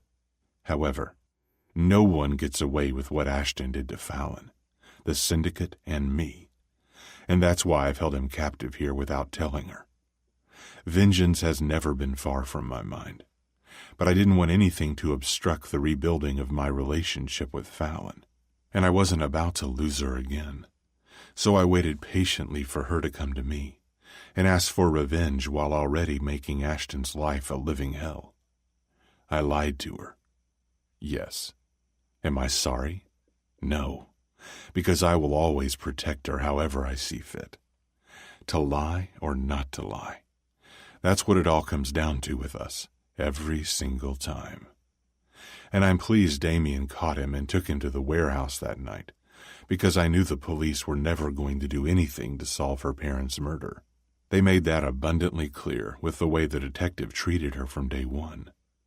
And even if the police were going to do anything, I still wanted to take care of him myself. Fortunately, it only took Ashton one day to confess everything to Adriano, and that's when we learned what a psychotic idiot he truly is. It all started with a note found in Alex's safe. Ashton was convinced that Alex left the note for him, but it was actually written by Kellyanne Callipy and meant for me. It was nothing more than a jealous ploy by Callipy to get my attention because she saw me with Fallon. Kelly started to dig into Fallon's life and found out she worked for charity events. And the moment she discovered Alex Gentry, who she knew was Fallon's boss, was dead, she planted the note in his safe. Two unrelated events ignited a chain reaction of destruction and murder. Ashton drugged Fallon's drink that night in cocktails and heels and was planning to kidnap her. If I hadn't shown up there in time, I would have lost her forever. Then Ashton first hid at Club 7, until we informed Fat Sal. He killed Callipy after he found out she attacked Fallon. He had someone else following Fallon when he was waterboarding me. Therefore, he knew Kellyanne assaulted her, and he decided to frame Fallon for a cop killing since she wasn't going to be tried for his brother's murder. But this didn't play out as planned because Wade helped her. Ashton raped her at the police station, simply out of spite because he gets off on hurting people. He wasn't done with making her pay for Alex's death.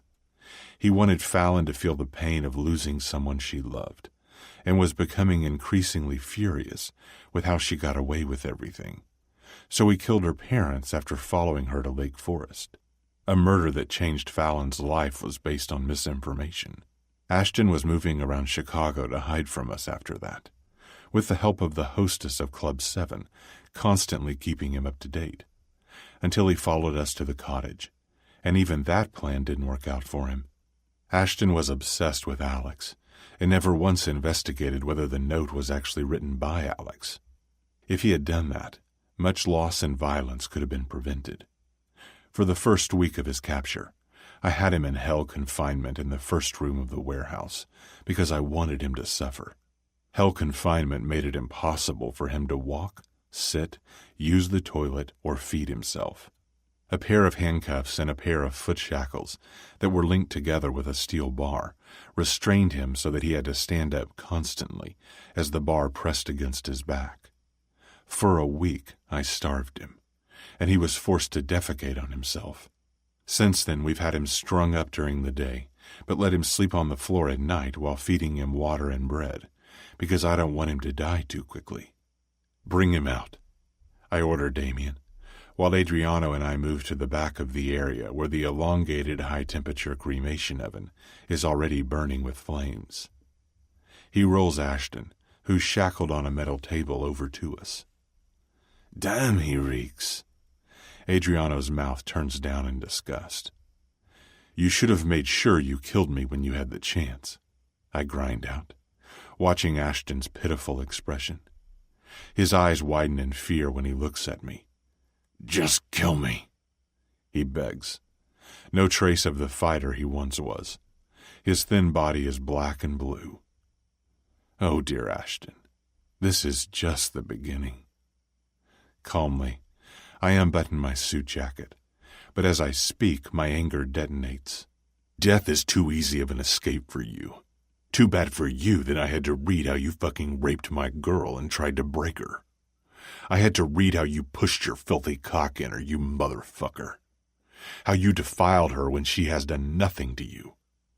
Inhaling a severe breath, I roll my neck as Adriano flicks open his golden lighter and holds it up to the end of his cigarette while approaching Ashton.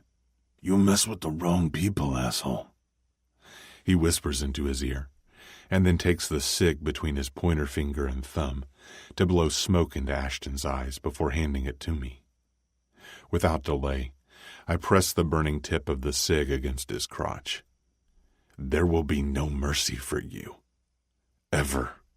First, the thin layer of his boxer brief singes away, making Ashton jerk in his restraints as his piercing screams fill the warehouse. Hold him down, I command Damien, as I crush the cigarette deeper into his burning flesh and grit my teeth. Hurts, doesn't it? I repeat my torture on different sensitive parts around his crotch. I'm going to keep you on the unbearable border of life and death for a long time.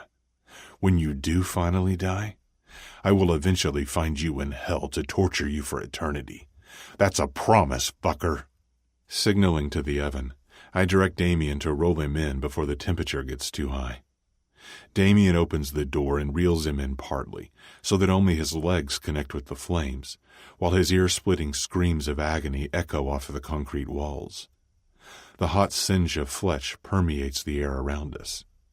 Yet his pathetic cries mean nothing to me. This is me in my full underboss mode. No empathy, no compassion. Violence overrules my mind because he's hurt what's mine. She'll always be mine to protect. Out, I shout, and inspect his wounds, which must hurt like hell, because he's already becoming delirious. Tend to his wounds, but don't give him any pain meds. Leave him in the first room and repeat this until he fucking dies. As Adriano and I head out, he comments, "The wounds will probably get infected." But I merely put up my shoulders. I don't care as long as he suffers. And trust me, he has and will. Chapter 36. Luca. Come. I offer my hand to Fallon, and link our fingers while we take a stroll through the park, on our way to the parish of the Blessed. I've always loved the smell of spring, Fallon remarks sadly, as she closes her eyes and sighs. I can tell she's reminiscing about her parents. Pulling her into my side, I throw my arm around her shoulder and kiss the top of her head. I need to tell her that Ashton has been dealt with. Sweetheart, Ashton has been taken care of. Her reaction amazes me. She doesn't become rigid, but on the contrary. She clasps her arms tightly around me, saying, "Thank you." I know she doesn't want the specifics on how I handled Ashton, but I do need to educate her on other dealings of the Syndicate for her safety. I want to show you something to give you some insight into the Syndicate. Now her body does tense up, so I rub my hand down her arm. Not anything dangerous. Sei sempre al sicuro con me, dolcezza. You're always safe with me, sweetheart. I tighten my grip when she snuggles up against me, as a gust of fresh spring air rushes past us. I'm going to disclose information to you, so that you can at least try to get an understanding of the Syndicate and my part in it. It's important for us to trust each other. I can't stress that enough. And you need to keep in mind that I'm the only person you can fully trust, and Adriano. If there's ever a problem and you can't reach me, call Adriano. He's the only person I'd trust to keep you safe. What about James? She questions, and tilts her head up to look me in the eye. Our relationship is complicated. It always walks a fine line. He wants to treat me like a son, but he must keep a certain distance because he's the capo crimine. He has a soft spot for both Adriano and me. And we do owe him a lot because he got us into college, which enabled Adriano and me to climb the social ladder. I trust him too, but not as much as I trust Adriano. Now, I want you to memorize what I'm about to tell you. There are 3 syndicates: L.A., New York, and Chicago. We, Chicago Syndicate, have a capo crimini, underboss, capo, and consigliere as the highest-ranking men. We also have regular captains and a number of soldiers and associates working for the syndicate. I pause and gaze down at her, nodding her head, conveying that she understands what I've said. There's a reason why we, the highest ranks, are elusive. No one knows for sure who the boss and underboss of the L.A., New York, and Chicago syndicates are, except for those high-ranking men in said syndicates. No one with a high rank in any of the syndicates has a criminal record, and bosses are never seen in public with soldiers. We're invisible, but pull all the strings. And each syndicate has many associates working for it. The most powerful people who you would never suspect, are our associates, and are involved in various illegal activities to gain wealth. This all happens in your world, Fallon. It's the same world you live in, only our rules are different, not governed by the state. We stop at the edge of the curb and wait for the light to change to green as she listens to me intently. So not many people, even in your own syndicate, know who you are or who James is? She asks. Exactly. Or they know I'm powerful, but not my exact rank. And all these associates, soldiers, and other people we work with, I can identify them all. Sometimes we can be forced to give away our identity for leverage. People who do know understand not to voice what they know. But weren't the people at your headquarters your soldiers? They see you there constantly, so they can identify you, can't they? Some of them can. But I'm never there as often as I was when you were at the house. There are maybe a handful of soldiers who know the hierarchy. For example, Damien knows. Of course, there are a lot of rumors, and many soldiers do think they know my rank, but they would never disclose it outside the syndicate for fear for their own lives. You need to understand how powerful we are. We're above the law. Look at how I can live, and yet I'm never under investigation. We can make anything and anyone disappear. I want you to stop being afraid. If you trust me 100%, I can guarantee that you'll always be protected. Stop thinking in black and white and open your mind more to the gray. I'm trying to, Luca, but it's complicated, she replies. When I was at your headquarters, I remember you said that none of you were blood related, but the doctor is James's brother. None of the members are related. I also told you that the doctor isn't truly a member. He's part of the syndicate, but only as our physician. We can't just use any physician we choose. It needs to be someone we can trust. And James's brother doesn't mind because they're very close. He's been part of the syndicate since before I joined. In the meantime, we cross the street to climb the stairs of the parish. As we stand in the back, I circle my arm around Fallon from behind and pull her back to my chest. When she rests her head against me, I speak softly into her ear. There's a good reason why I always tell you to be more observant. Remember the priest from your parents' funeral? He's at the front. His name is Eli. He's a mafia priest. Do you see the woman in the front row in the blue blouse? That's his wife. Huh? A priest can't marry? She blurts. Rules of religion don't apply to mafia priests, and most people attending this service know and accept that he's married. The guy in the gray suit on the left? Her attention turns to him. He's an associate, and also the DA. So you see, no laws apply to these people. And always remember that nothing is what it seems. We all live above any law except the syndicate laws. Ordinarily, no one knows the laws of the syndicate except the members. But I'm telling you all this for your own safety. You're my life, Fallon, and I will protect you with everything I have and know. Chapter 37. Fallon. You're my life, Fallon, and I will protect you with everything I have and know. Luca mutters and presses his lips to my temple as I pull his arms tighter around my middle. I'm not surprised Father Eli is part of the Mafia, because I knew he had a shady association with Luca. But I'm stunned that he can just do what he wants, even marry, and his congregation accepts it. Glancing around at all the different people, I realize that I shouldn't try to understand it. As long as Luca understands it, I'll be safe. I'm positive of that. He's quelled my need for revenge exactly the way I wanted it.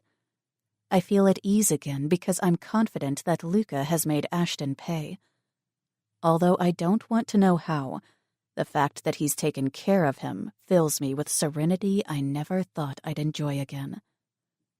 Ultimately, I've gotten justice for my parents and myself. And I finally realize that Luca is the good one in my life story. He might be an underboss, but he's mine, and he loves me fiercely and without boundaries. He loves me with all of his heart and is the only man who could comprehend my few dark parts. My morality changed the day my parents died, and that allowed me to love the dark parts of him as well. He's opened my eyes to a world I refused to see. Life isn't black and white. Life isn't even gray. It's actually an entirely different, unidentifiable shade when you open your eyes and see past the standards that society sets. Everything I've been taught about good and bad has been a lie. At last, Luca's words make sense, because indeed, nothing is what it seems. Chapter 38. Luca. I'm waiting for James in my office at our headquarters to discuss Cam when Adriano steps inside, eating as usual. Just in time. I'm expecting James soon, I inform him. Taking a bite of his green apple, he chews hurriedly and smirks when he sees a picture frame on my desk, and jerks his chin toward it. "How domestic of you," he mocks, and takes a seat across from my desk. "Fuck off." I throw my pen at him, but he ducks easily. "How is she?" "She's doing great. We've established a comfortable routine, and I'm quite enjoying it. You should try settling down with one woman." He cocks his head. "Not going to happen." Yeah. Wait until you find someone you want exclusively, who you can't function without. It's an overwhelming sensation, and you just want to take care of her and protect her all the time. To have her waiting for me at home at the end of each night fills me with indescribable joy. She's allowed me to accept that our lives don't always have to revolve around our work. I pause and peer at the picture on my desk of Fallon, with her arms flung around my neck. Have you ever had that feeling? No, Adriano admits unconvincingly, causing me to wonder if he's thinking about Cam. Incredibile, amico mio. It's amazing, my friend. A knock announces James, and he passes Adriano and me to stand at the window, so I swivel in my chair to face him. Finally ready to tell us? I start. What do you want to know? James leans with one shoulder against the window and a hand in his pocket. We saw you at Club 7, I reveal. Well, leaving the club. What were you doing there? Looking for Camilla. Why are you personally looking for Cam? Adriano asks, while chucking the fruit in the garbage can next to my desk. James hesitates before answering. It doesn't leave this room, capito? Understood? We both nod to confirm. She's my daughter, he states. My gaze cuts to Adriano, whose mouth is hanging open at the confession. Are you the person who so meticulously deleted her records? I muse out loud. Henry and I were baffled at the great lengths someone was going to for Cam. Everything suddenly falls into place.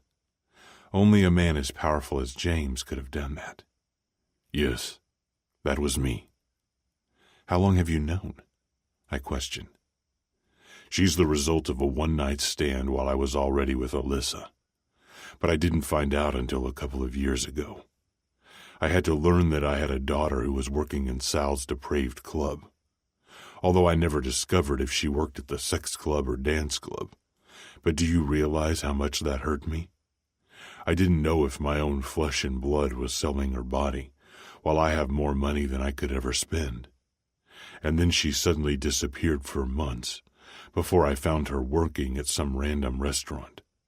So I got her fired from there, and offered her a job at headquarters, because I didn't know how to get close to her otherwise. Camilla was very distrustful.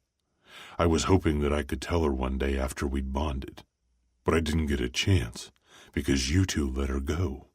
If you'd have told us, we would have handled things differently, I counter. Well, it's done now, and I can't change the past. And you almost had her. I need you to find her again for me because she's creating a mess, and I won't allow my daughter to roam this world alone anymore. He orders to me and then points to Adriano. And you stay the fuck away from Camilla. I couldn't say anything before when you were screwing my daughter under my own roof, but I swear to God, I'll cut off your balls if you touch her again. Adriano holds up both palms, still in utter shock at the revelation. Adriano has a better chance of finding her than I do, I suggest. James lets out a ragged breath and says to Adriano, Fine, but you don't touch her. I laugh, and James's glare redirects to me, so I hold up my palms too. Just find her. Then he marches out, downright worried about Cam. Abruptly, Adriano swears. What the fuck? I'd find her quickly if I were you. I'm going home to my girl. Rising, I clap his shoulder as I pass by him. Good luck. Let me know if you need me. Epilogue. Luca. Do we have a perfect life? No. There are always moments when Fallon needs to distance herself from me after I come back from business. Moments when her conscience plagues her. Nonetheless, her love always prevails. Fallon never asked about the syndicate or any specifics of my job, though I did brief her on the necessities to keep her safe without scaring her away with too much information. Her quiet persona is back to having a calming effect on me. She's back to being my solace. I don't drink anymore, even after a rough day. All I need is her waiting for me, preferably in bed. The first 2 weeks after she moved in were blissful. We had dinner together every night, a simple act that satisfied my restless soul. We were both content to be back together, and I treasured how devoted she became to me. How every ounce of devotion I showed her in the past was returned to me. She learned to always have her phone with her and to always answer when I called, or else I'd worry. Due to her presence in my house, I reduced the out-of-state business trips significantly, after consulting with James, of course, who accepted us easily when he saw how much I relied on her, how much her happiness affected me, and that's resulted in my being back to my old self, which pleases James since business is good, and we don't need to expand anymore. Drug routes are completely set up all over Chicago, and everything around us finally settled down after the previous year of chaos and disorder, giving me more time to spend with Fallon. And thankfully, after she stopped complaining about taking my money, I was able to set up 2 accounts for her, one in America and one offshore account in case anything ever happens to me. I explained how she could access the offshore account, which is filled with more money than she would ever be able to spend, because I don't want her to ever worry about monetary problems. Her determination to move forward makes me respect and love her even more. We sold her apartment, since Tegan isn't moving back to the States anytime soon, and she's still applying for jobs, which is unnecessary, because I have enough money for both of us. But I understand and support her need to work, so I suggested that she try volunteering for now. She started working at the community center 2 days a week, talking with other rape victims and even helping them financially, which isn't what my money was intended for, but as long as it makes her happy, I'm fine with however she decides to spend it. and she spends it by paying for professional therapy for some of the victims. She sends them to Sylvia Linter, her own therapist. She's also taking yoga classes and learning more Italian. Little by little, her love of reading has returned. But these days, her favorite pastime is watching that paranormal TV show while devouring a piece of cake. I've arranged for different fresh pastries to be delivered to our home every morning, and every day she's exultant to see what the pastry chef has made for her. I, in turn, am pleased that she's stopped with a no-carb diet and is just enjoying her food, since she has the biggest sweet tooth of anyone I've ever met. Nowadays, we work out together because I do expect her to stay strong. You never know what kind of situations we could end up in. So I've enrolled her in self-defense classes, which makes her feel more empowered. I never want her to feel powerless again. However, she's still not bearing my name, and I need to make her mine officially, since our penthouse is still filled with dozens of unopened moving boxes that are full of books. I've decided to surprise her and have a crew working for hours while she's at the community center. I've taken care of every detail, with the help of my assistant at Security Simplicity, because I know Fallon better than anyone. She isn't the kind of woman who has to plan everything herself, and she adores to be surprised. So I'm positive this will end up the way I want it to. But for the first time ever, I'm nervous while I wait for her to return. The elevator doors open, and she's startled that I'm home before she is. "Hey." She eats the distance and greets me with a long kiss. Placing my hands on either side of her head, I inhale Fallon's familiar sweet scent and immediately calm down. Her touch soothes all the tension from my body, and only her touch grants me the peace to just be. "Come with me." Tugging her to the extra bedroom that isn't used, I open the door for her. Fallon's hands fly to her mouth as she takes in the space. The walls are freshly painted a bright white, and there are now white bookshelves running up to the ceiling on the left wall with a sliding library ladder.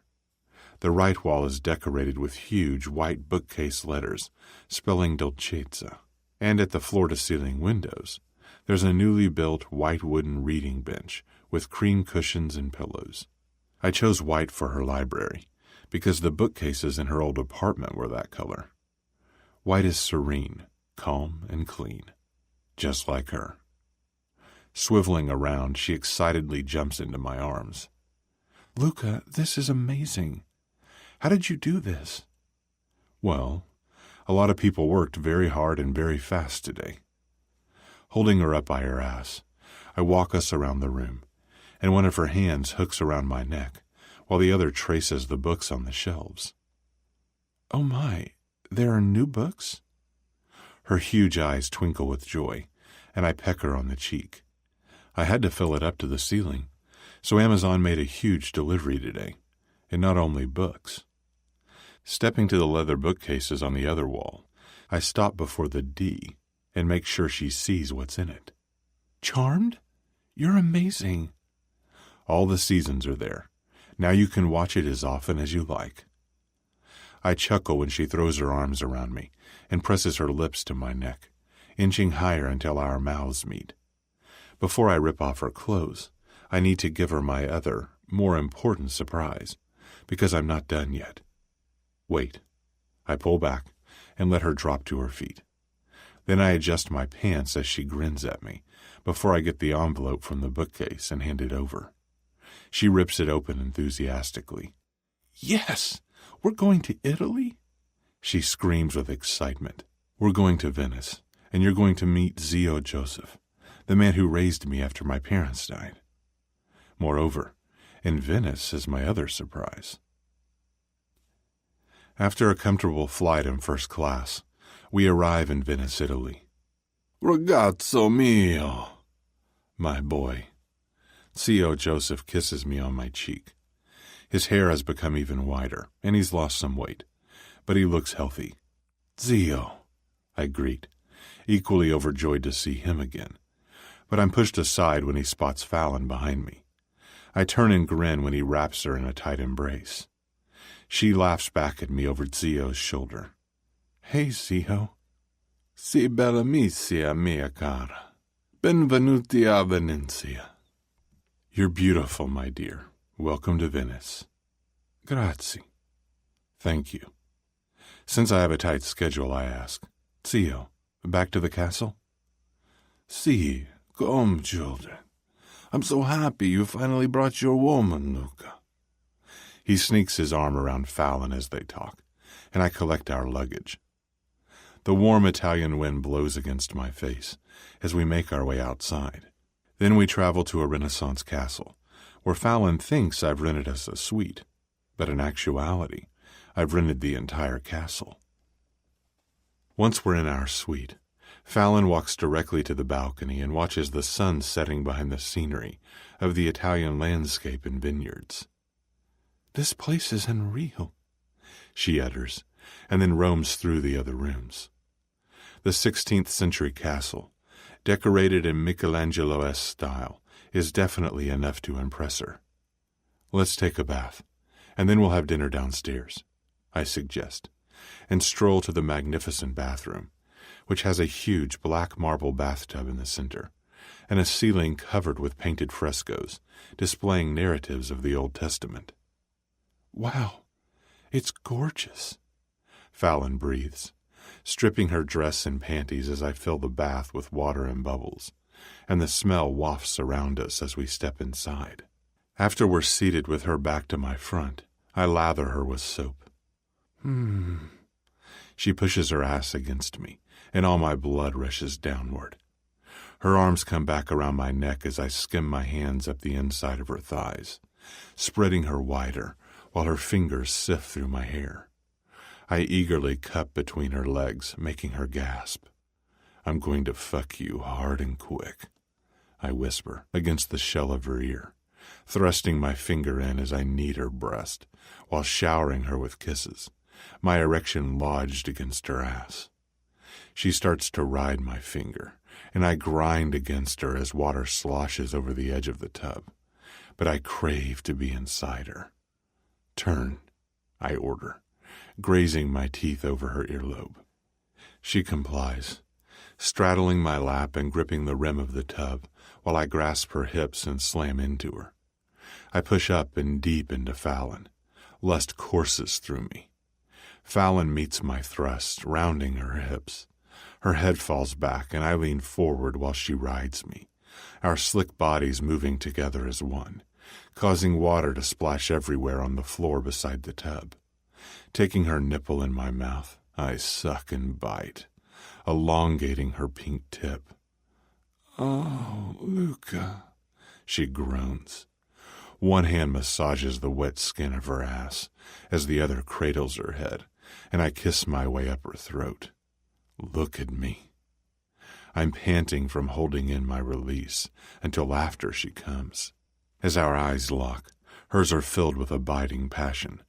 I can tell she's almost climaxing when her hips move faster and faster, so I let go at the same time she does. Growling in pleasure, her whimpers resonate off the painted walls, and she clutches my shoulders, nails digging roughly into my skin. With shallow breaths, we lean back against the tub. Fuck, that was good. I feel like I'm still coming. It's always amazing with you, she mumbles against my throat, and I smile. I have another surprise for you. She sits back instantly, and I pinch her nipple. Stop. It's too sensitive right now. She slaps my hand away and steps out. More surprises? I can't wait. Leaving the bathroom in a bathrobe, I open my suitcase by the foot of the bed and take out the pristine white floor-length satin gown with a plunging yet elegant neckline. It's beautiful. She lets the soft material flow through her fingers and looks at me expectantly. Dress. Do your thing and take however long you need. A stylist is coming to do your makeup and hair. I'm suiting up and going to keep Zio company in his room. Call me when you're ready, and I'll come get you. A knock at the door announces the makeup artist has arrived. Okay, she says hesitantly with a grin from ear to ear. and I give her a lingering kiss on the mouth before exiting. As I join Sio in the room across from ours, he's already looking handsome in his tux, and mine is perfectly pressed and waiting for me on the bed. While putting on the tux, I ask, "È tutto pronto?" Is everything ready? In an excited and gentle voice, he answers, "Tutto pronto, figlio mio." All ready, my son. After an hour, Fallon's ready, so I head back to our room in my black tux, white dress shirt, and black bow tie. But I'm stunned into silence when she turns away from the mirror. My gaze moves from the silvery, strappy sandals on her feet to the white gown that hugs her curvaceous body perfectly up to a graceful neckline. Her hair is pulled up loosely with strands of auburn curls, framing her lovely face. And as always, she isn't wearing a lot of makeup, just the way I find her irresistibly attractive. Natural. Our eyes meet, and we gawk at each other without speaking a word at first. Sei una delizia. You're exquisite. I need to touch her, so I approach Fallon and trail a path up her hip with my finger. You're looking dashing yourself, she replies. Her lips curve into a smile that melts my heart, and she traces a knuckle down my cheek, making the hairs on my neck stand on end. You trimmed your beard. She smiles in amusement with a slight frown, and I suspect she's on to me, so I proceed as planned quickly. Let's go. She dutifully follows me out, downstairs to the ballroom, before I open the heavy wooden door. I take an encouraging breath and look at her beside me. This is all for you, I say. Then I turn the knobs. She takes in the huge ballroom, which is decorated with gold-framed paintings, gold and burgundy draperies, and painted angels flying on the ceiling. To the left and right are two long tables with warm and cold Italian delicacies, and our guests, who Fallon's starting to recognize as the band on the elevated podium at the end of the room starts to play. She leans into my side and glances up through her lashes. How did you pull this off? I link our fingers and walk her down the aisle as she greets people. I'm deliberately escorting her down the aisle myself, so she won't miss her father too much later on. Oh my God, Tegan! Jason! What are you doing here? She exclaims. They both circle their arms around her as she continues to hold on to my hand. Tegan took care of the guest list on Fallon's side. I recognize an uncle and some cousins who were at her parents' funeral. Wade! Fallon shouts, thrilled when she spots him. You all came to Venice for me? Wade kisses her cheek, so she rubs her thumb gently over my knuckles, knowing my jealous side must be acting up. But Wade also greets me with a firm handshake, which I return, and then speaks to Fallon. I'll always be there for you, Fallon.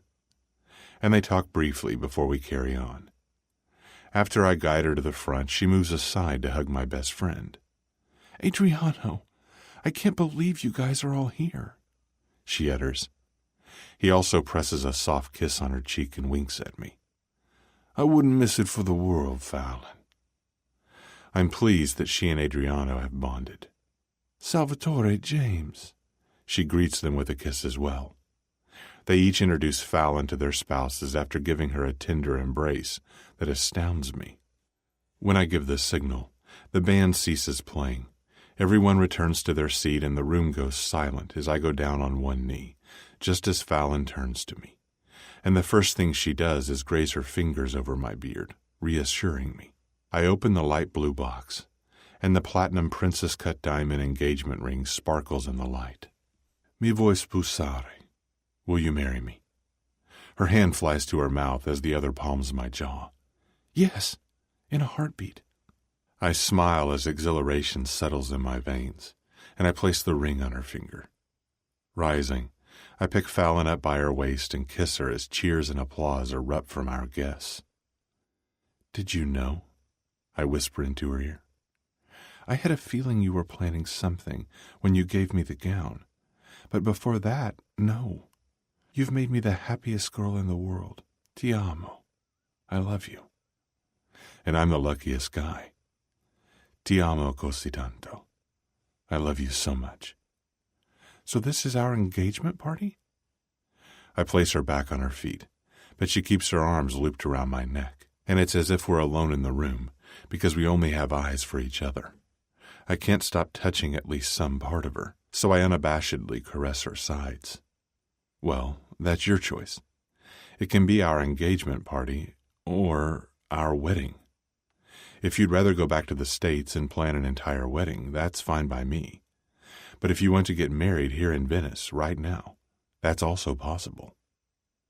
I rest my forehead against hers as the corners of Fallon's mouth curl up. I'd love to get married here. Her nose scrunches up slightly. I don't really want to plan a wedding, and with my parents gone, it would cast a dark shadow over it anyway. But now I feel good, and everyone's already here. Her tone rises with joy. Do I know my girl or what? I knew she wouldn't want to be bothered with the hassle of planning a wedding. Then, Dolcezza, we're getting married now, I announce, and hold up our entwined fingers while our guests rise and toast. Salute, bless you. The priest steps onto the podium right in front of us and starts the ceremony. And of course, I have platinum wedding bands in my pocket with our names and the date we met engraved on them. We haven't disentangled our hands and stand opposite one another, neither of us looking at the priest, but only at each other. How this woman could have captured my heart and soul so completely, I'll never understand. But every day, I'm grateful that I found her. When it's time to say our vows, I take out the wedding band and slide it onto her ring finger. Dolcezza, you're the one person who's given my restless soul a home. You've given me something I never knew I was searching for. You've given me solace, and you're the only person with whom I can just be. When your eyes cry, my heart hurts. When your soul is happy, mine is content. You're my life, and I promise to love you for the rest of our lives and beyond. I almost go ahead and kiss her, but stop my movement when I realize she has to say her vows. As I hand over the ring, a tear tracks down from the corner of her eye, and I thumb it away tenderly. She places the ring on my finger and inhales deeply.